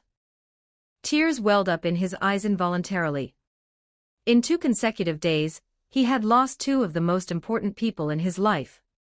One was his apprentice whom he had personally rescued from the battlefield, the other was his wife with whom he had shared a life of mutual support. Endless sorrow flows like a river. When faced with Engra Mainyu transformed into assassin, Matuike did not hesitate to transform into a swarm of insects and roam the castle. Soon, the swarm of insects coalesced into human form again, appearing in a dark corridor. All around was silent, with only the faint chirping of insects echoing in the air. Matuike quickly looked around and after confirming that there were no threats, began to use command spells to summon Caster and finish off the battle. Declare in the name of the command spell, Caster, come to my aid at once. As soon as he finished speaking, the command seal began to emit a bright light, and the red lines on the back of his hand burned. A gentle breeze followed, and magic surged in the air, coalescing into form. Matupond waited quietly, but... Magician in type 1546 words. The magic merely rippled once, and nothing appeared. This isn't right. He muttered to himself, the command seals on the back of his hand still burning hot, but there was no response. Could it be that something is interfering with it? However, the command seal on the back of his hand did change from 2 strokes to 1 stroke, meaning that the command seal successfully conveyed the command to Caster, but he did not receive any response at this moment. Don't go back to Reduji Temple. A faint, ethereal voice emanated from the magical power of the command seal on the back of his hand, vibrating through the air and reaching Matuike's ears. Chapter 132 Warm Light, Don't go back to Reduji Temple. These words echoed repeatedly in Matuike's mind, refusing to leave. The situation has reached a critical point, and a decision must be made immediately. Matuike had always trusted Medea's judgment, but this time she couldn't agree. Can we escape from Berserker? He wondered to himself, his eyes involuntarily glancing into the distance. The battlefield in the forest has now reached a fever pitch, whether it's the battlefield in the illusion, or the real battlefield. The air was thick with the atmosphere of battle, with swords flashing and magic swirling around them. Mordred and Artoria were locked in fierce combat, their blades tracing fiery arcs through the air, their colliding forces generating massive energy fluctuations. Their figures flashed across the battlefield like shooting stars, constantly weaving through swords and corpses, their dazzling light gleaming amidst the clash of blades. Enough, Arthur! Mordred roared, her eyes burning with fury. This will all end. In an instant, Mordred unleashed her magic, transforming into a steam locomotive with a human form. The girl violently spewed out steam called magic power, while raising her sword. She was fearless, driven only by pure fighting spirit. Without hesitation, overcoming terror and enduring murderous intent, they needed no reward, no praise, but simply followed their own choices, each holding a sword with both hands and rushed forward. She remembered what her mother, Morgan, had once told her, only you can defeat the king will ultimately fall to his own impurity. She hated her mother, but she believed her words. Space distorted and thunderous sounds echoed across the battlefield of Cameron from afar. Mordred raised her sword, and at the same time, the helmet's function as a noble phantasm was deactivated and stored inside her armor. Legend has it that in the past, there was a Night King named Arthur Pendragon in the Kingdom of Britain. During his reign, he never aged, maintaining the appearance of the young man who pulled the sword from the stone for countless years. Then his eldest son, Mordred, naturally also had the delicate, even pitiful, appearance of a young girl. However, despite her cute appearance, she couldn't hide her brutal nature, which was almost indistinguishable from that of a berserker. His emerald green eyes were filled with a fascination with violence. As she removed her helmet, the sword in her hand also changed, the silver blade turned red, and its shape began to twist and deform. Whenever a loud noise occurs, bursts of red lightning erupt around the sword. This phenomenon is by no means due to the nature of the sword. This sword, known as the Radiant Sword of the King, was acquired and kept by King Arthur as proof of his kingship. Originally, the shining blade of the king was not a sword that Mordred could use. It was a sword that existed to prove the throne, a sword that only the one who becomes king could wield. However, Mordred, who had usurped the sword from King Arthur's treasury, seized it with overwhelming power. She didn't choose it because it was a sword befitting a king, she simply wanted its power. As a medium to amplify the power of the king, the finest sword of kings is forged into a demonic sword. The sword that Mordred had stolen, and that had fatally wounded King Arthur, was once again pointed at him. Rebel against the sublime father, Clarent Blood Arthur. Sword, fill it. In reality, on a battlefield within a forest. The forest had been completely destroyed in the aftermath of the battle. Gilles de Rice's figure appeared and disappeared among the ruins of the forest. It's time to end this absurd duel, Joan of Arc. He roared, his voice filled with endless resentment and madness. At this moment, he could no longer distinguish who the person in front of him was, as if he were fighting a phantom. Madness lingered in his ears, and resentment churned in his heart. The surreal, dreamlike sensations had already made him extremely agitated. Black magic began to emanate from his body, as if it were ready to unleash terrifying power at any moment. Gun skills alone are no longer enough to determine the outcome of this battle. The person in front of you could break free from the illusion at any moment. Joan of Arc, let me liberate you. Gilles de Rice's eyes grew even more fervent. The grand of the city of desolation does not exist, burn away the principles of heaven, my wrath. Illusion.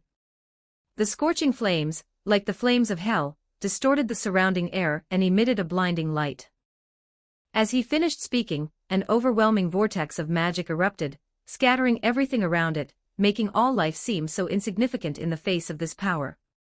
The magic gun, launched with the destructive force of an avalanche, hurtled towards Artoria's location. At this moment, the moonless night was filled with scorching light, as if the blazing summer sun had risen again.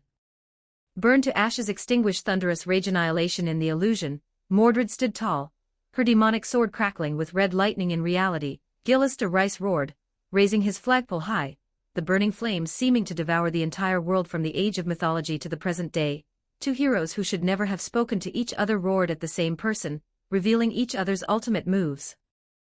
Their inner desires are not the same, but at this moment they are both doing their best, determined to use this opportunity to overcome the obstacles in their hearts. The enraged red lightning surged forward with devastating destructive power. The demonic flames, capable of burning everything, instantly engulfed the space. The dual assault of reality and illusion came crashing down, and Artoria's eyes were still wavering between the two. But at this moment, whether it's true or false is no longer important. All she had to do was raise her longsword. The crimson dragon heart began to throb, its valves began to beat, and blood from all parts of the body converged at the point where magic intertwined, before being transported back to all parts of the body. Real name: Liberation. The golden spiritual particles buried underground in Cameron and Fuyuki gradually gathered on the sword. The magical energy drawn from Kiritsugu Amiya's body now carried a familiar feeling. What could it be? There was no time to think, so I'll just leave it for now. The unusual nature of the magic brought about an extraordinary amplification. This sword strike was stronger than any I've ever swung before. All the remaining magical energy within Kiritsugu Amiya's body was extracted and gathered into a beam of annihilation light. Excalibur! Excalibur! Light surged forth. The howling sounded deafening.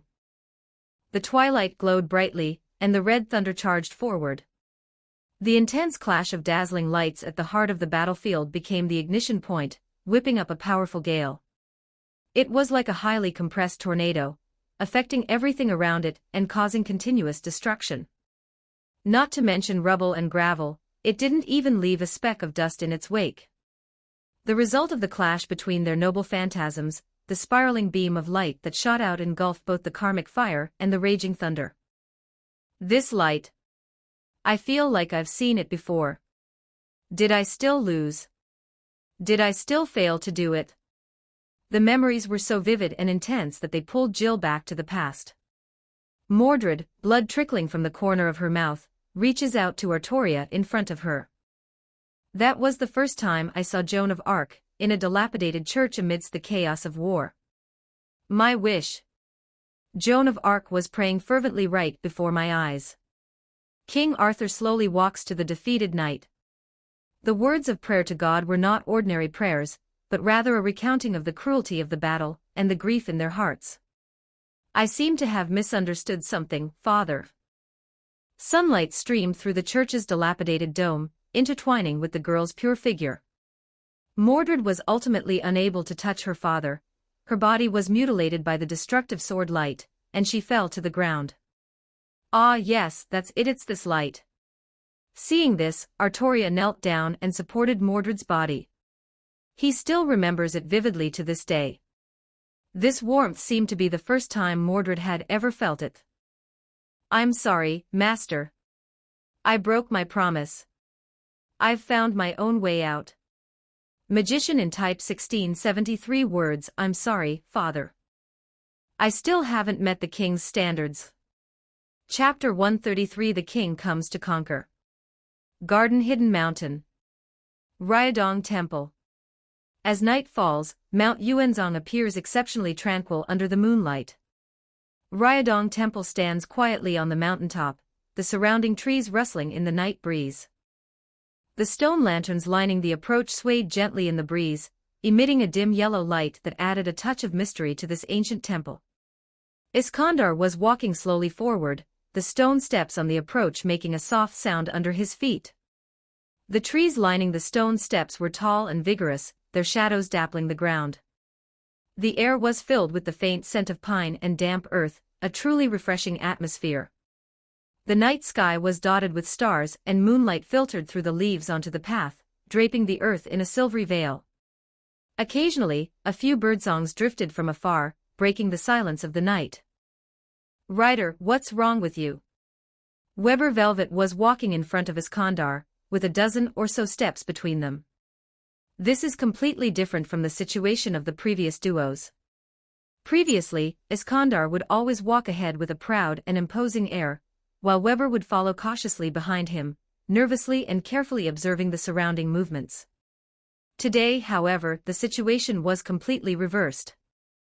Weber was walking very fast ahead, while Iskandar seemed hesitant and his steps were heavy. Kid, did I make it that obvious today? Iskandar's voice was deep and firm, but Weber sensed something unusual in it. Ugh, you. You were the one who decided to come here, and now you want to leave. If it really doesn't work out, let's just go back. Weber was getting a little frustrated, wondering what was wrong with Iskandar today. Several attack plans had been devised, but Iskandar rejected them all, and then made the decision to storm Ryudoji Temple. Weber initially discussed the pros and cons with Iskandar. My lord, the spearmen who attacked Matu were killed halfway through the battle. Now the world is divided into 4 parts. Matu is located in Ryudo, which has a strong defensive position, and is easy to defend but difficult to attack. This is not a good strategy. We are now attacking them with infantry, but we are blocked in the enemy's formation. Our forces are difficult to deploy, and our infantry generals are trapped here. If we attack rashly, we may fall into the enemy's trap, which would be detrimental to the battle. We should reconsider our strategy. It would be better to join forces with the spearmen to attack Tosaka Garden, and attack from both sides. We can take it easily, as if taking something out of a bag. But after Weber analyzed section after section, Iskandar nodded in agreement but still refused. Weber didn't understand, and when he asked, he was still unwilling to answer. Well, they're not happy about it. Then let's attack Ryadong Temple. However, once he arrived here, Iskandar appeared somewhat reluctant. It takes me longer to climb a flight of stairs than to go to a convenience store. A contradiction, an extreme contradiction. Weber had spent 2 or 3 days with Iskandar the Conqueror, and he had gotten a pretty good feel for his personality. He was originally a rough but meticulous, bold and decisive man, but now he was so hesitant about doing this. This is a stark contrast to his previous decisive and efficient approach. He's practically a different person. Weber Velvet was shocked. Who had replaced my rider? This wasn't my Conqueror King. My Conqueror King wouldn't do this. Thus, this conversation took place on the steps of the approach to the temple. But what could he do? He and Iskandar were already in cahoots, and Weber could only give his full support whatever Iskandar wanted to do. After all, the Holy Grail war still depends on this big guy. Rider, you've already come this far, and you're still hesitating like this. That's not the demeanor of a conqueror. Isn't conquest supposed to be done in one fell swoop? Weber turned and shouted at Iskandar. Their eyes met. Ah, I never thought that I, the king, would be lectured by a mere brat like you. Well done, well done. Iskandar held his breath for a moment, then burst into laughter. The laughter was extremely penetrating, echoing throughout the entire mountain forest. As the laughter echoed, the surrounding woods seemed to tremble slightly at the sound of such exhilarating laughter. Birds took flight from the branches, fluttering their wings and circling in midair, seemingly puzzled by the sudden sound. The wind whistled through the forest, carrying Iskandar's hearty laughter, and the leaves rustled in the breeze, as if responding to the conqueror's heroic spirit. Weber stood on the steps, watching Iskandar laugh so heartily, and much of his anxiety dissipated. But the next moment, he jumped up and down in a panic. Your laughter gives us away. All my secret magic has been wasted. Ha, kid, you don't actually think your lousy magic skills can evade caster's detection, do you? Iskandar strode up to Weber and slapped him hard on the shoulder, almost making Weber stumble.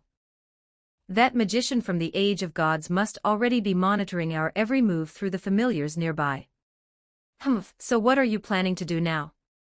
Weber snorted indignantly.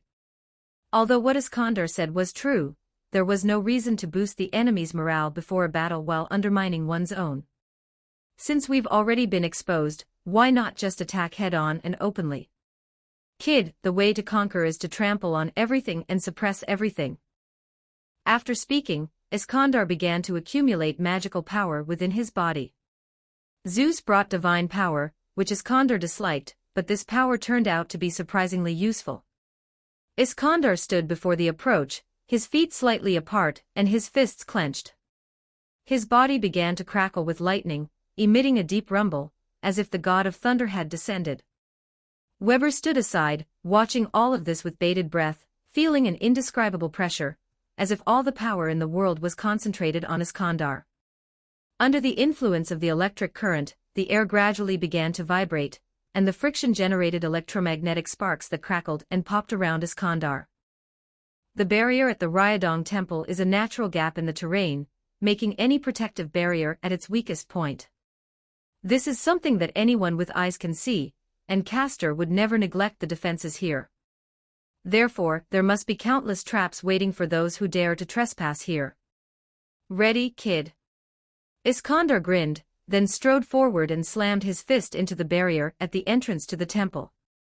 The barrier trembled violently, as if struggling and resisting, but under Iskandar's powerful force, cracks began to appear. The king comes to witness, the king comes to conquer. The stolen, no, plundered rhetoric was roared out by Iskandar.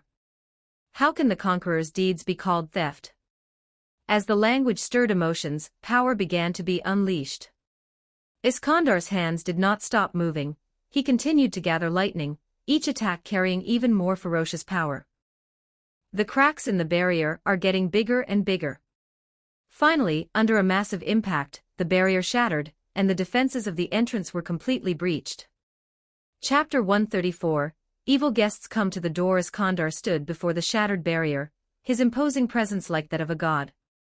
The air was filled with the lingering aura of thunder, as if the heavens and earth were trembling with awe at his power. Suddenly, several magical beams of light appeared before the shattered barrier, crisscrossing like a net of beams, quickly blocking Iskandar's path. Each beam of light carried a sharp edge, shimmering with an eerie glow, as if it could pierce through any obstacle. Something that was expected. Ha, what a small skill! Iskandar sneered, and lightning erupted from his hands once more as he swung them out. The power of thunder transformed into a dazzling beam of light, which suddenly struck the magic light trail. The light trails rapidly disintegrated under the impact of the lightning, the flickering light gradually dimmed, and finally disappeared into the air. The defenses at the approach to the temple were completely breached, and Iskandar's power was unstoppable. But it wasn't over yet. Suddenly, a strange aura surged in the air, and complex magic circle patterns began to appear on the ground. It's spatial confinement. Castor's signature move, this technique can even immobilize Lancer in his magic-released form. Rider is not one of the 3 knight classes, and its magic resistance is not particularly outstanding. Rider, watch out! Waver shouted urgently, while quickly activating his magic to try and destroy the magic circle on the ground. However, the magic circle pattern spread rapidly, and the surrounding space began to gradually distort, forming a strange domain, as if the entire space had been locked down. Iskandar's movements were instantly restricted, and he could no longer advance. Wow, you do have some tricks up your sleeve. Even though Iskandar was bound to the spot and unable to move, he still didn't hold back his words. Just then, Medea's figure gradually appeared inside the gate of the approach. She looked at the invading enemy with a faint smile, her eyes filled with disdain and amusement. As expected, some foolish little mice will sneak up tonight. Medea's voice was gentle, yet carried a chilling threat. Weber was startled by the sudden appearance of Castor.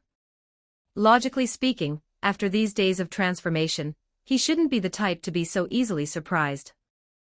The main reason is that Castor in front of me has the same aura as the old teacher at the clock tower. Weber almost thought he was back in the classroom, being scolded for making a mistake.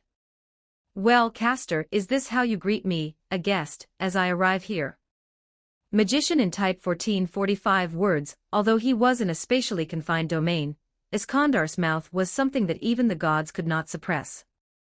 A mere spatial confinement, and you think you can shut up the mighty conqueror king?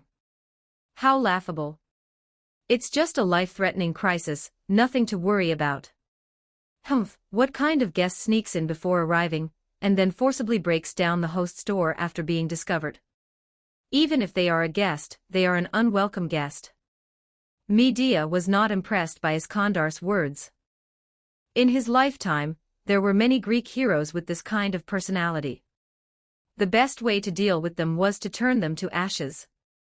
But there are always some people who, even if they have been burned to ashes by magic, seem to have had their mouths, like Achilles, soaked in the river Styx, thus gaining immortality. Even on the verge of death, he would keep babbling on and on about things that were annoying. The conqueror in front of me seems to be the same kind of person. He doesn't seem to care about his own crisis. Iskandar, still smiling, said, even if an unwelcome guest comes to the door, shouldn't the host still fulfill the proper hospitality? A woman like you really can't understand a man's generosity. Why don't you let your master greet me? Humph, as expected, you're just being stubborn. Medea said coldly, gathering magic power in her hands once more, preparing to launch the next attack. Weber, witnessing this scene, was extremely anxious. This is so unplanned, he muttered to himself. I told you before that attacking Ryudoji Temple would be unwise. But now he was helpless and could only watch how Iskandar dealt with the offensive. And Iskandar, as the king of conquerors, had one choice: don't retreat. Don't avoid. God may avoid me, but I will not. That's exactly the kind of upright and indomitable man I'm talking about. No thinking, no logic, and no worries are required. Even when facing the gods directly, Iskandar would act the same way he does now. If we back down or admit defeat here, wouldn't the title of conqueror become a joke? To conquer means to face all fears, all difficulties, and all obstacles. Go trample, go plunder, go conquer. The brilliance of magic gathered in Medea's hands, and the grade of magic could be discerned simply by the fluctuations of magical power. A grand magic trick, undoubtedly a grand magic trick. As a caster and a witch of the age of gods, her skill in magic is among the top 5. Medea chanted a spell softly. High-speed divine incantation, activate. The flow of magic surged within her like a flood. An indescribable sense of oppression filled the air, as if the entire world was under her control. That's true, Ruduji Temple was Medea's workshop, and this area was indeed under her control. The elaborate spells of the grand magic trick were now compressed into 3 short sections. The magic that creates this magic is not drawn from Metapond, but rather from the magic accumulated in this sacred place Ruduji Temple. Although it had used up most of its power in the last battle against Lancer, it was still easy to support several large-scale magical attacks. The sun and moon revolve, changing the world. The mystery of antiquity is vividly displayed in this magic trick. The wind howled and thunder roared. Wherever the mighty flow of magic passed, strange phenomena appeared. Weber was already overwhelmed by what he saw. Most of the time spent studying at the clock tower is not as valuable as witnessing casters' magic tricks here. This level of magical manipulation and transformation is a closely guarded secret passed down through generations of magical families for thousands of years. It would be great to know the specific techniques. What am I even thinking? This magic trick is aimed at me. The wind pressure created by the magic alone had already caused Weber to fall to the ground, but Ryder was now facing the full pressure of the magic. His gaze involuntarily shifted in another direction. Iskander didn't show any expression. Was he afraid? This word has never appeared in the Conqueror's dictionary. The torrent of magic gradually coalesced into tangible things. This is the sun and the moon. The masculine magic manifests as a miniature sun, while the feminine magic manifests as magnificent moonlight. Before the magic offensive even got close, the surrounding trees and rocks had already been torn apart and crumbled. The overwhelming, terrifying magical pressure alone had already engulfed Weber, preventing him from breathing freely. It was like a criminal being pinned down by a police officer's leg. I need to breathe, I need to gasp for air, or I'll die. Chapter 135. This punch pierced through the stars. The condensed heat, reduced to its extreme, formed a massive, super-concentrated fireball in Medea's hand. Among the mages of this other world, this move has a formidable reputation. Sunfire Blast. The fireball released a blazing light, as if dyeing the entire sky red. It hurtled toward Iskandar with unstoppable force, as if it intended to annihilate him completely in this sea of fire. At the same time, the arc of light condensed from the moonlight also arrived, carrying the power of cold and destruction, and struck together with the sunfire burst. Such terrifying magic, the sheer magical pressure it exerted was enough to make Weber breathless. Not to mention Iskandar, who is currently facing a direct threat. If magic is the art of imagination, such a grand magic trick was beyond Weber's comprehension. When Iskandar heard Weber's shout, a smile appeared on his lips. Confined to the spot by the space, he was unable to move, but the next moment, centered on Iskandar's feet, deafening explosions rang out continuously. The space was filled with irregular, spiderweb-like distortions, as if a thunderbolt had torn the earth apart, leaving cracks in its wake. The binding magic, pushed by the mirror-like air wall, produced raised bumps and shattered irregularly in one go. Iskandar's cloak billowed and rustled as the heatwave hit him. Lightning bolts, like countless wildly dancing giant serpents, leaped and roared around Iskandar. The powerful energy fluctuations spread outwards like a tsunami, shaking the entire Yuanzhong mountain. He took a step forward, and the power of lightning on his body erupted instantly. He raised the sword in his right hand high, and it burst out with a blazing blue light. Like a superb blue arc that drew a curtain between heaven and earth. In contrast, the moonlight arc, which preceded the Yongyan, was neatly severed by this sword strike, like a thin veil. To the average person, Iskandar had done something insignificant. It's as simple as a tailor handling fabric. All you need to do is take scissors and cut along the line. Only the cobblestone pavement recorded the outcome of that clash, while countless dense gullies quietly appeared unnoticed. The electric arc and moonlight twisted and turned within it, as if they were still unwilling to accept the outcome. Immediately afterwards, Iskandar swung his left hand behind him. The air creaked as he kneaded it with his fist. The body undulated slightly with each breath, producing subtle vibrations.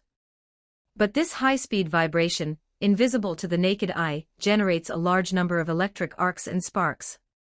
This punch pierced through the stars. Artificial magic stars are still stars. Iskandar laughed as he faced the fireball formed from condensed sunlight, his fist lashing out with thunderous force. The world is shaking. The impact from the top floor gradually spread along the ground to the depths of the earth, almost like an earthquake, causing the entire Yuanzhong mountain to shake violently. The aftermath of the battle between Iskandar and Medea is gradually reaching a critical point in the world. The ever-expanding flames could not support their own weight, and when a strong external force intervened, that was the moment the sun fell to earth. The miniature star began to disintegrate, gradually collapsing from the inside out. Blazing light and violent energy surged out together, only to be pulled back to the point of collapse by terrifying suction. Back and forth, again and again, the stars became sacrifices, and colorless darkness enveloped the entire world.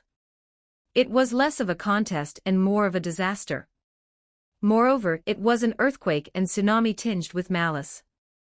This move, which transforms immense magical power into destructive force, shook the earth and swept across the entire Yuanzhangshan scenic area. Weber couldn't help but think of the ancient myth that parted the sea. Magician in type. 1366 words. The light that is completely blocked is like the sea that has been split in two. Just as life has its end, so too does a desperate, life-risking strike. The scorching shockwave swept through like a whirlwind, instantly turning the surrounding trees and rocks to ashes. The entire terrain of Mount Enzo was reshaped at this moment, and even the towering peaks, protected by the Holy Grail barrier, twisted and collapsed. Fortunately, both Waver Velvet and Medea had set up a barrier to prevent accidental deaths before the battle began. At that moment, Iskandar's fist was deeply embedded in that endless black ink. The terrifying suction force seemed to be about to devour him entirely. Iskandar's eyes gleamed, and with his sword in his right hand, he ruthlessly severed his arm. Zeus's divine power surged within him, constantly being forcibly extracted, plundered, and confiscated by the conqueror. Thunder continued to intertwine and overlap, shaping itself at the severed site of his left arm. The giant hand, formed anew from the recoalescing of electricity and magic, did not flinch in the face of the impending crisis. Instead, he grasped it again. "Since you are so greedy, and you have asked me for it, then I will grant you everything." Iskandar was talking to himself, as if he were conversing with the magical creation before him. His behavior was so mad that it was incomprehensible to others. Geckos detach their tails to survive, but this is only done by offering bait to ensure their own safety. But this conqueror, after losing an arm to save his life, found himself facing danger once again. A king who is praised by posterity for many years cannot be such a fool. The creation before us, resembling a celestial black hole, is, in essence, nothing more than something castor woven with magic. Therefore, it has its own limits. Just burst it from the inside, thought Iskandar, the conqueror. I decided to use the severed arm as a nozzle, inject the violent power of thunder into it, and then crush it. As for whether the thunderbolts are enough, that depends on how powerful the Greek god Zeus really is. An electric current surged within Iskandar's body, gushing forth from the severed arm. The power of thunder surged into the black hole like a torrent, as if trying to completely fill it. Not enough, far from enough. Iskandar the conqueror once again raised his long whip, lashing it out to extract the will of the great god that was curled up deep within his spirit core.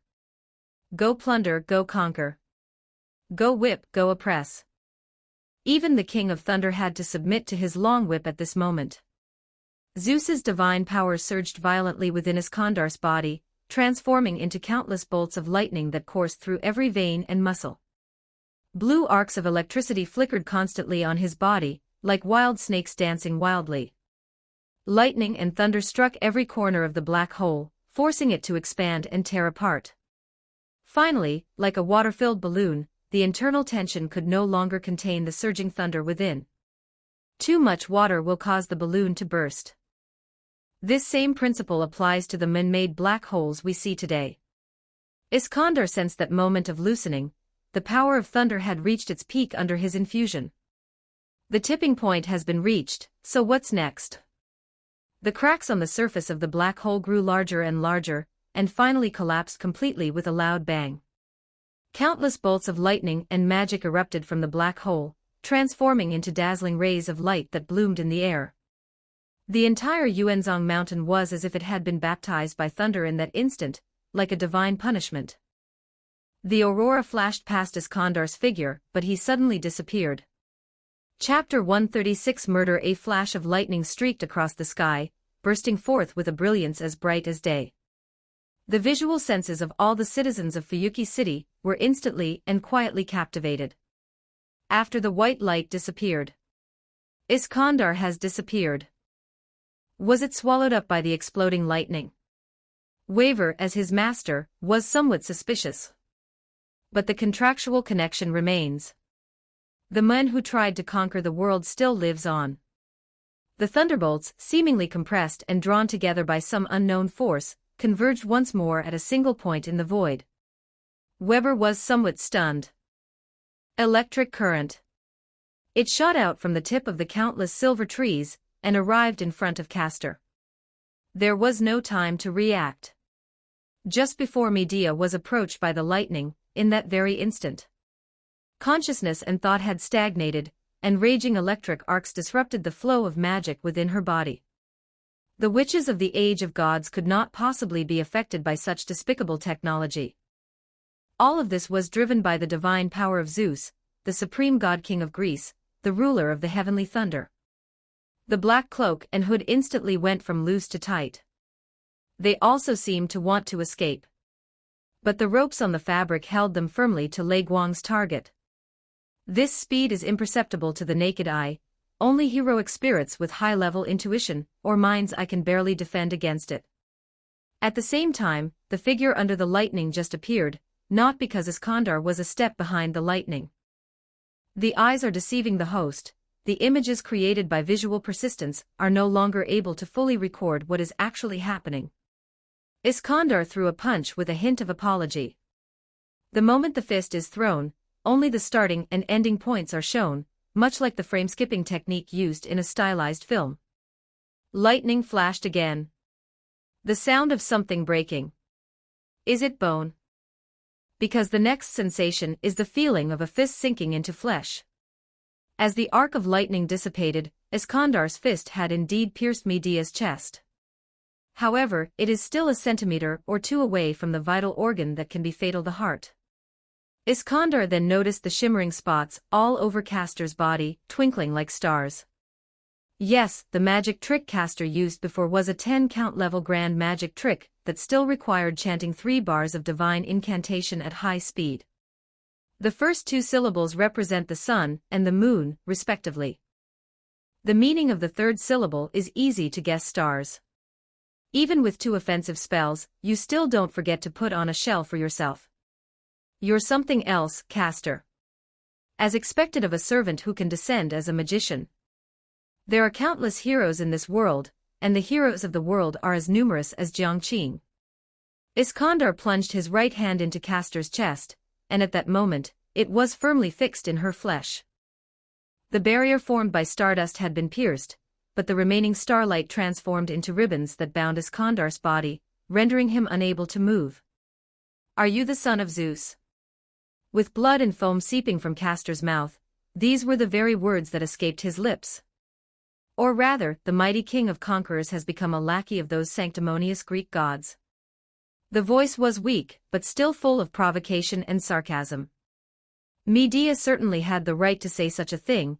After all, in her story, all the tragedies stemmed from the gods' struggles and pleasures. Iskandar's expression did not change when he heard this. After all, he came here to repay Zeus's aid. Calling him a lackey of the gods wouldn't be a problem. That's just how it is. There's no need to pay attention to it or refute it. What's done is done.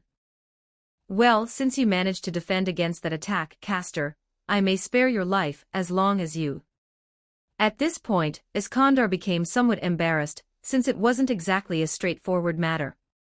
If you are willing to hand over your master Matoike, I can let you choose a new master and participate in this Holy Grail war again. Magician in type 1484 words. Castor's eyes narrowed. Matoike. He wanted Matoike's life.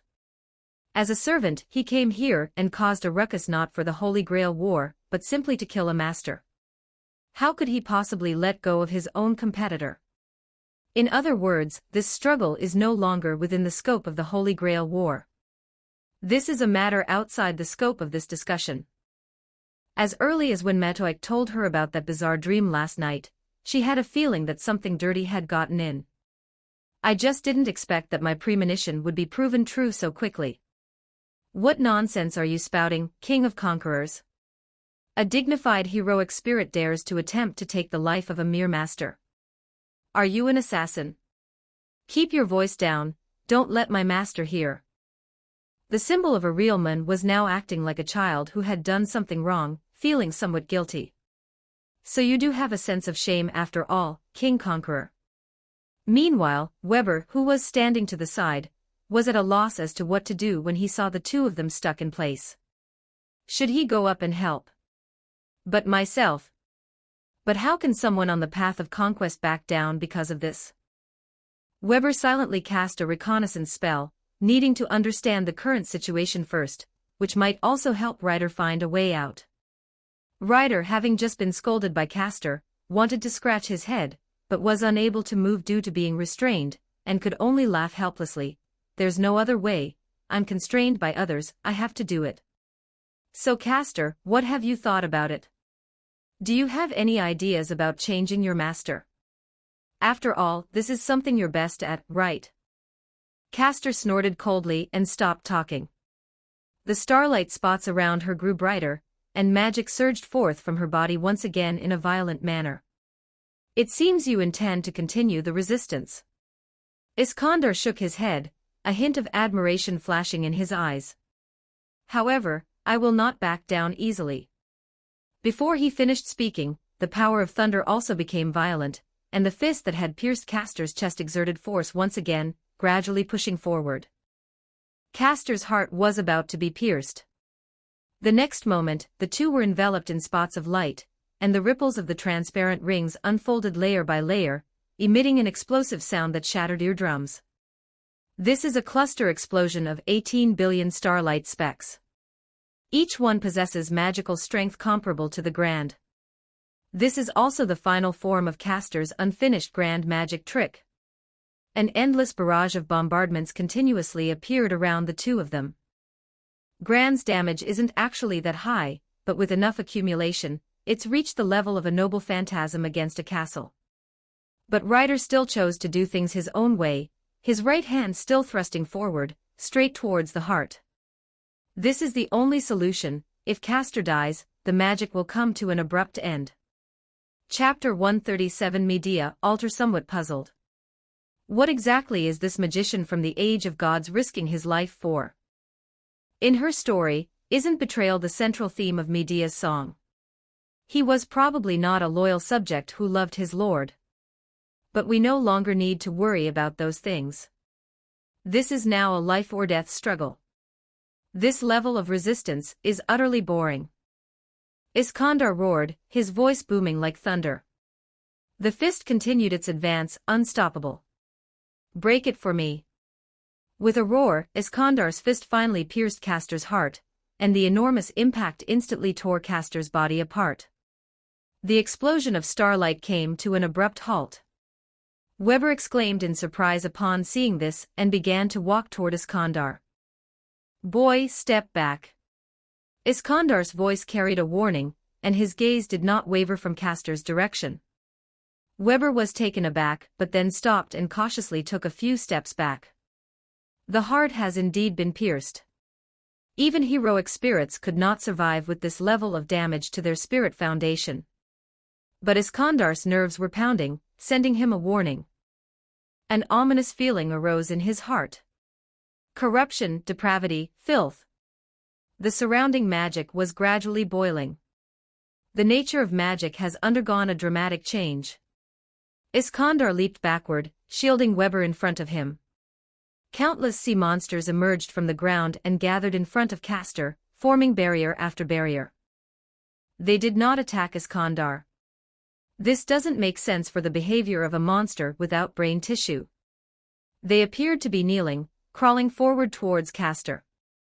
The starlight around him gradually faded, revealing Castor's figure. Her chest was pierced directly, and blood was already gushing out like a pillar. Her face was as pale as paper, covered in cold sweat, and her pale lips were clenched tightly together in pain, with blood seeping from the corners of her lips. Her clothes were already soaked in blood, and blood kept gushing from the huge wound on her chest. The bright red blood stained her clothes and dripped onto the ground, forming pools of blood. It was already at its last gasp. On the blood-soaked stone path, the sea monsters crawled forward at an increasingly faster pace, as if summoned by some unseen force. Their bodies were covered in a viscous liquid, emitting a nauseating stench. Finally, a sea monster came to Castor's front, its foul-smelling mouthparts wriggling as it vomited. It was a heart that kept gushing out black mud, a gift from an evil god, the heart of a barbarian god. Castor's arms were too weak to pick up anything that appeared before him. Trembling, he reached out towards the heart that was constantly oozing black mud, but fell limply halfway there. Her fingertips traced lightly on the ground, trying to get closer to the primal god's heart, but she could not reach it. Its body swayed slightly, gradually losing its balance, and finally it could only tilt its body and slowly crawl forward. Each exertion was accompanied by excruciating pain. The blood had long since drained away from the wound on his chest. Her head lowered, slowly arching towards the barbarian's heart. Blood and dirt mingled on the ground, staining her cheeks and forehead. The sea monsters froze the moment the heart appeared, their movements completely halting, like believers awaiting divine revelation, waiting silently.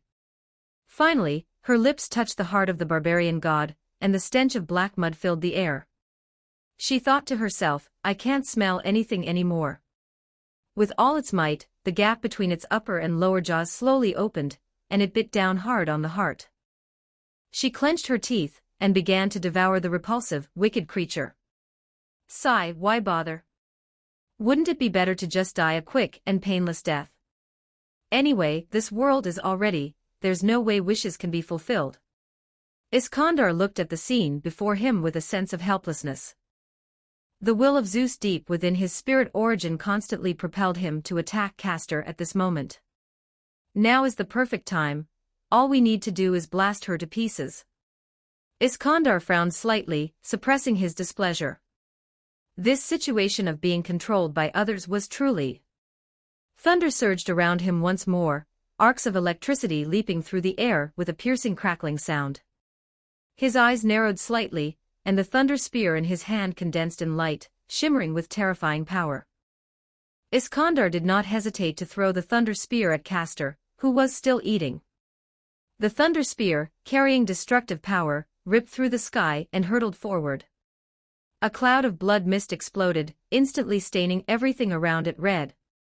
The sea monsters had already built a high wall of flesh to intercept this attack, but how could mortal flesh compete with the brilliance of thunder?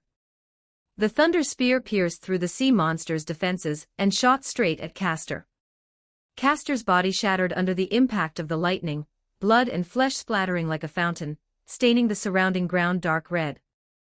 Whittling at this scene, Weber was torn between congratulating the king of conquerors and lamenting Castor's fate. Iskandar remained silent, staring blankly at the flesh and blood before him. But the next moment, all the magic gathered within Ryodong Temple erupted at that moment.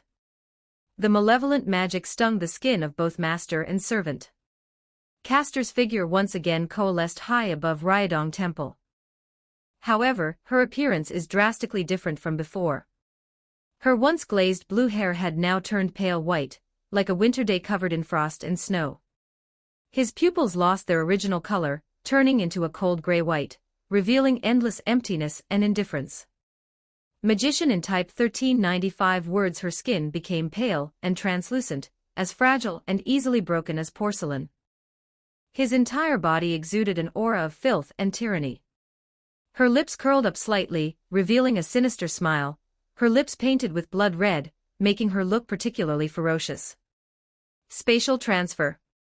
Iskandar looked at the caster that had reformed before him and finally burst into laughter, though no one knew why he was so excited. Perhaps only Weber Velvet, standing to the side, could understand it. Caster ignored him. No, he's no longer Caster, he's now Avenger.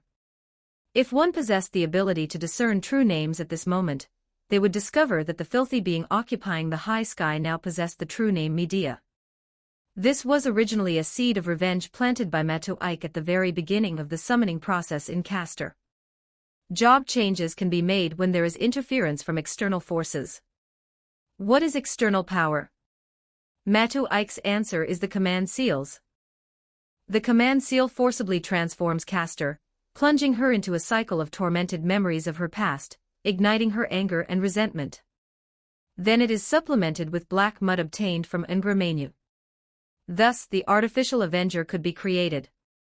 But after 3 months of interaction between master and apprentice, and that dream, people are all made of flesh and blood, which made Matu Ike somewhat hesitant. And so came that day's so-called confession. At this moment, Caster took the initiative to choose that path. The primal heart can also serve as an external force, and it inherently possesses the power of filth, even eliminating the need for the black mud.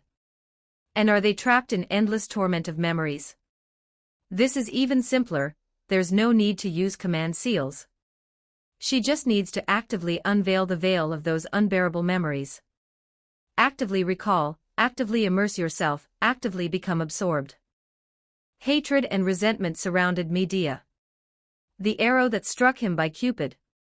His brother, dismembered by his own hand. The contempt he faced from the heroes of the Argo. And then there's Jason. One-sided devotion only resulted in cold-blooded betrayal.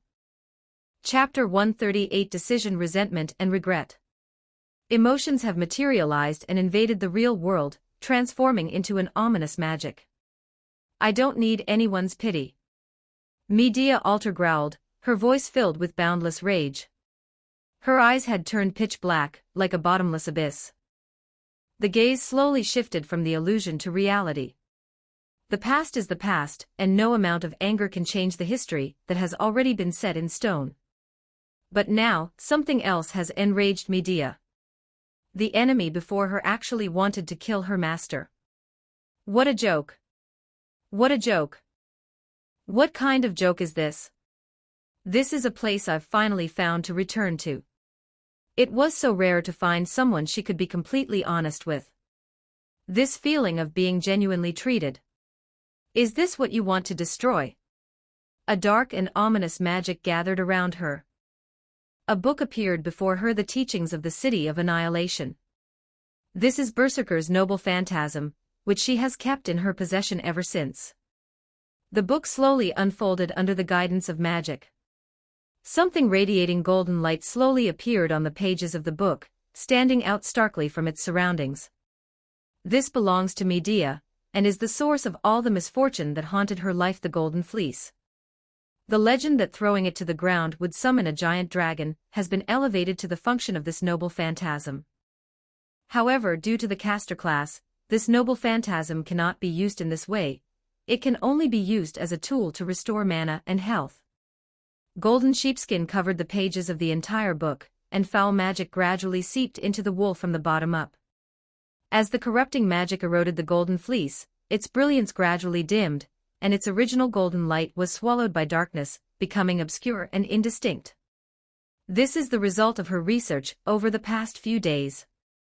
Although she had already been transformed into an Avenger, it wasn't impossible for her to force the use of the Golden Fleece, but Medea clearly wouldn't be satisfied with that.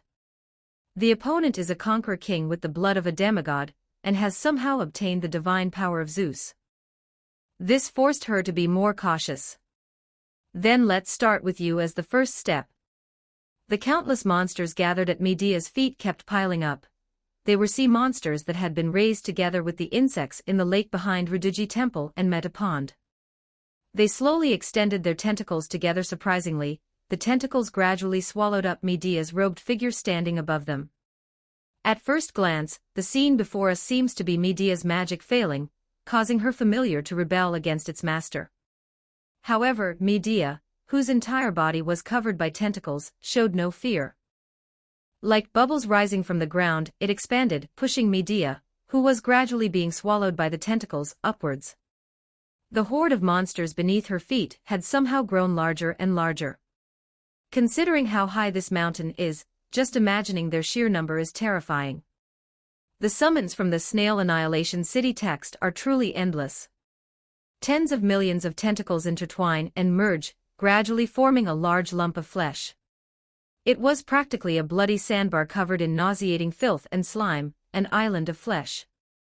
But the monstrous mass of creatures seemed unsatisfied, continuing to expand and grow.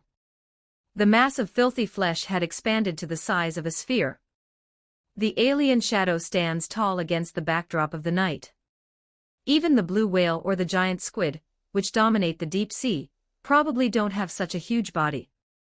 As for where the dragon, who was supposed to be summoned, is, only Medea herself knows. The ancient demon god's gaze was fixed on Iskandar and waver.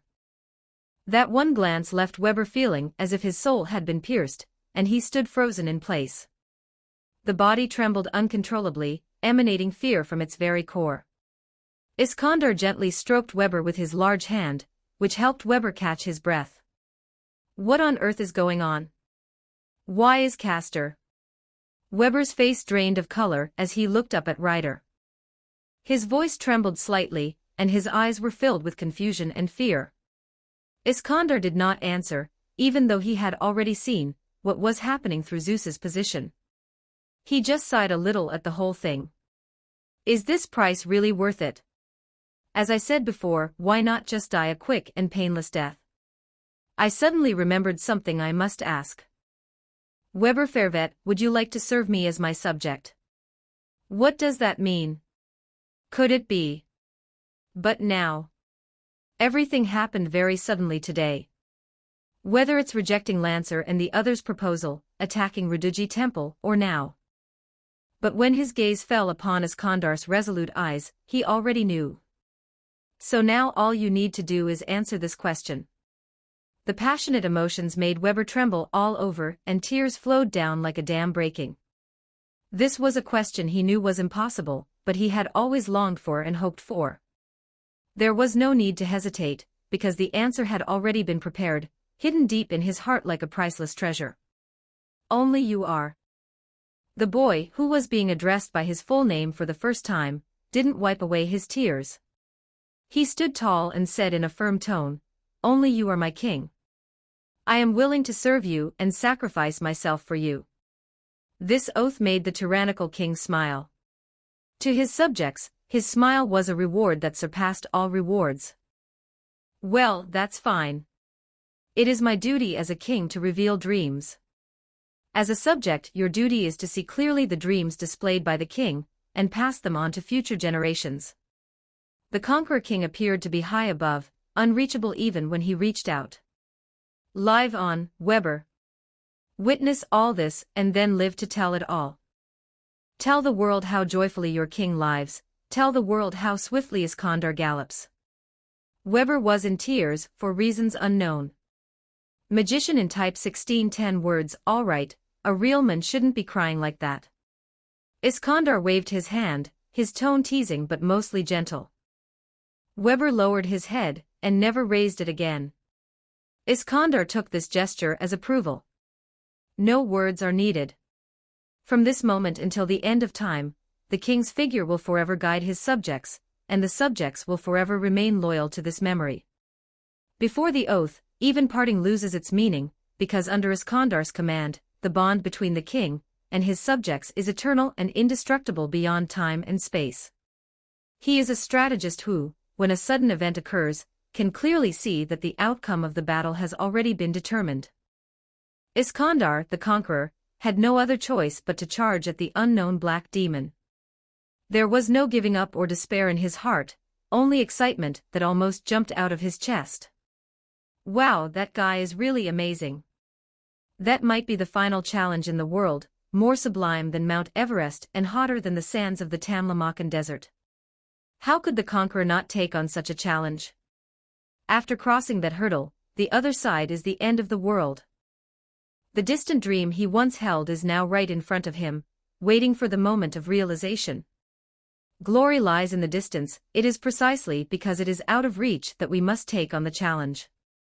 For the sake of the ministers who look at his back, he must sing praises of the way of the hegemon and demonstrate the way of the hegemon. Then just go and die a good, painless death. Chapter 139 The End, 5,000 words, 2 chapters combined. The term magic means the art of manipulating magic. However, the thing that Medea summoned cannot be explained by such clever theories. It is something that directly transforms the concept of endless greed and devouring into a physical entity, and is an absolute and true demonic nature. The act of summoning that thing can no longer be considered magic. Even for servants, the number of familiars they can summon and control should be limited in terms of level. However, if we don't consider how to drive it, then we are not subject to this condition. If we don't care how to control it after summoning it, and we just call it over, then theoretically, even the most powerful magical beast can be summoned. Because all she needs is enough magic and spells to open the door. In Iskandar's view, this monster was simply invited to dine. He estimated that a city like Fuyuki would be completely devoured in just a few hours. Although it was already night, the chaotic shouts carried on the wind. It's no wonder everyone was astonished to witness such a bizarre and amazing sight. Fortunately, the thick night fog obscured the view, so only a small part of the area was able to see the monster. In addition, the barrier that Ryudoji Temple had already set up to ward off people meant that the chaos among the residents was limited to a small area, and did not spread. That being said, this completely breaks the tacit understanding that the Holy Grail war must be conducted in secret behind the scenes. This is really difficult. Iskander scratched his head. Although a major battle was anticipated, I never expected it to escalate to this extent. The church should have already started dispersing the crowd. Iskandar instructed Weber to inform the priests of the Church of Jesus about the operation before arriving at Ryodong Temple. They were instructed to disperse the unrelated crowd as soon as they realized something was wrong. Pulled by the lightning surrounding him, he slowly flew into the air, looking down at the entire Ryodong Temple. In midair he could clearly see the terrifying monster, its enormous form writhing in the darkness, greedily devouring the surrounding magic. Castor, are you able to control the monster you summoned? Iskandar asked the enemy before him. His response was a whip-like motion with 2 tentacles that could extend and retract more than 100 meters in an instant. 2 tentacles swiftly and violently attacked Iskandar, accompanied by a powerful gust of wind that tore through the air. Iskandar reacted swiftly, dodging with lightning speed, and his tentacles struck the spot where he had just been standing, creating a huge crater in the ground. Has he lost his mind? This is troublesome. I can't afford to fall here. Iskandar muttered, glancing back at Weber on the ground. Suddenly, eyeballs resembling tumors emerged from the writhing flesh, all opening and staring at their prey overhead. This is a shock on a spiritual level. Iskandar instantly felt an intense pressure, and his vision blurred as if the whole world was spinning. Fortunately, there's something inside my body that can act as a shield. For the sake of his own plans, Zeus had no choice but to spare Iskandar's life. Iskandar also sensed the strangeness within his body, burst into laughter, and then charged towards the great devouring sea demon. The atmosphere seemed to weep. Boom, boom, boom, boom. The ground shed its surface, carving out cracks. Starting from Iskandar, a semicircular bolt of lightning stripped away flesh, shattered the celestial sphere, and destroyed everything within sight. The chunks of meat scattered and vanished as if they had been put into a meat grinder. The raging power of lightning raged within the sea monster's body, completely destroying its internal structure. The countless eyeballs burst open under the impact of the lightning, releasing an eerie light that vanished in an instant. But the next moment, the writhing flesh expanded like an inflating balloon, quickly covering the damaged area. The deep wounds were instantly filled and healed by the newly grown flesh. The body structure of the giant lump of flesh should be as simple as that of primitive organisms such as amoebas, with no bones or internal organs and therefore no weaknesses. No matter which part of the body is damaged or in what way, it will not affect mobility. It can instantly restore the damaged part to its original state by using its abnormal regenerative ability. Conqueror King, is the power you obtained from Zeus any good? A majestic, layered voice emanated from the sea monster's body. So you still retain your consciousness? I'll ask you one more time, do you have the ability to control this monster? Iskandar didn't care about Medea's taunts, or rather, he was never concerned with whether he could win. Of course you can. I didn't expect you, who have become a lackey of the gods, to still care about this. Then I am relieved. With no worries, I can finally have a good fight. Iskandar was like a wrestler about to enter the ring, but his opponent was a monster whose physique was completely disproportionate to his. Distant devastation and domination, via expugnatio. Iskandar's expression changed. He had been worried that no one would be able to stop the monster in time after his death. But after receiving Castor's promise, a look of battle-crazed fervor finally blossomed on his face. The next instant, thunder roared like a ferocious beast. The air rippled like a strong wind blowing across a still lake. Swift as the wind, Iskandar's figure vanished instantly in the lightning, and then reappeared in front of the sea monster. 80 consecutive aerial attacks. In just 3 seconds, Iskandar unleashed 80 punches imbued with raging thunder at different parts of the sea monster. Each strike left spiderweb-like cracks on the sea monster's body. The monster's sluggish tentacles were no match for the speed Iskandar was displaying. The thunderstorms attached to the 80-fist imprints erupted at this moment. The power of thunder raged wildly within the sea monster's body, tearing and shattering it, completely destroying its internal structure. The sea monster's colossal body began to crumble, emitting painful howls, its entire body turning to dust in the lightning and vanishing without a trace. Something strange, this monster isn't as strong as it should be. Although the attack was successful, Iskandar's furrowed brow remained furrowed for a long time. Medea's figure gradually appeared, floating above the mass of minced flesh. Suddenly her body began to dissipate. This was the spatial transfer effect attached to the command seal. Trying to escape. Iskandar looked at her quietly, the will of Zeus within him constantly churning, driving him to attack. But the next moment, Medea took out a wavy-bladed sword and plunged it straight into her own chest. The connection with the master was severed, thus ending this spatial transfer. His lips moved slightly, as if he were transmitting his voice over a long distance. Such a good opportunity, why didn't you run? Iskandar asked her, somewhat puzzled, having already suppressed his desire to attack. Of course, it's to get rid of that thing inside you. Looks like you've noticed too. The stench of the Greek gods can still be smelled from hundreds of miles away, Medea said coldly, her eyes filled with disgust and hatred. Let's give it a try. This thing has been bothering me for a long time. The two servants' goals became strikingly similar at this moment. Iskandar hoped to consume what Zeus had placed in his spirit base by unleashing his magic, or to be killed along with that thing.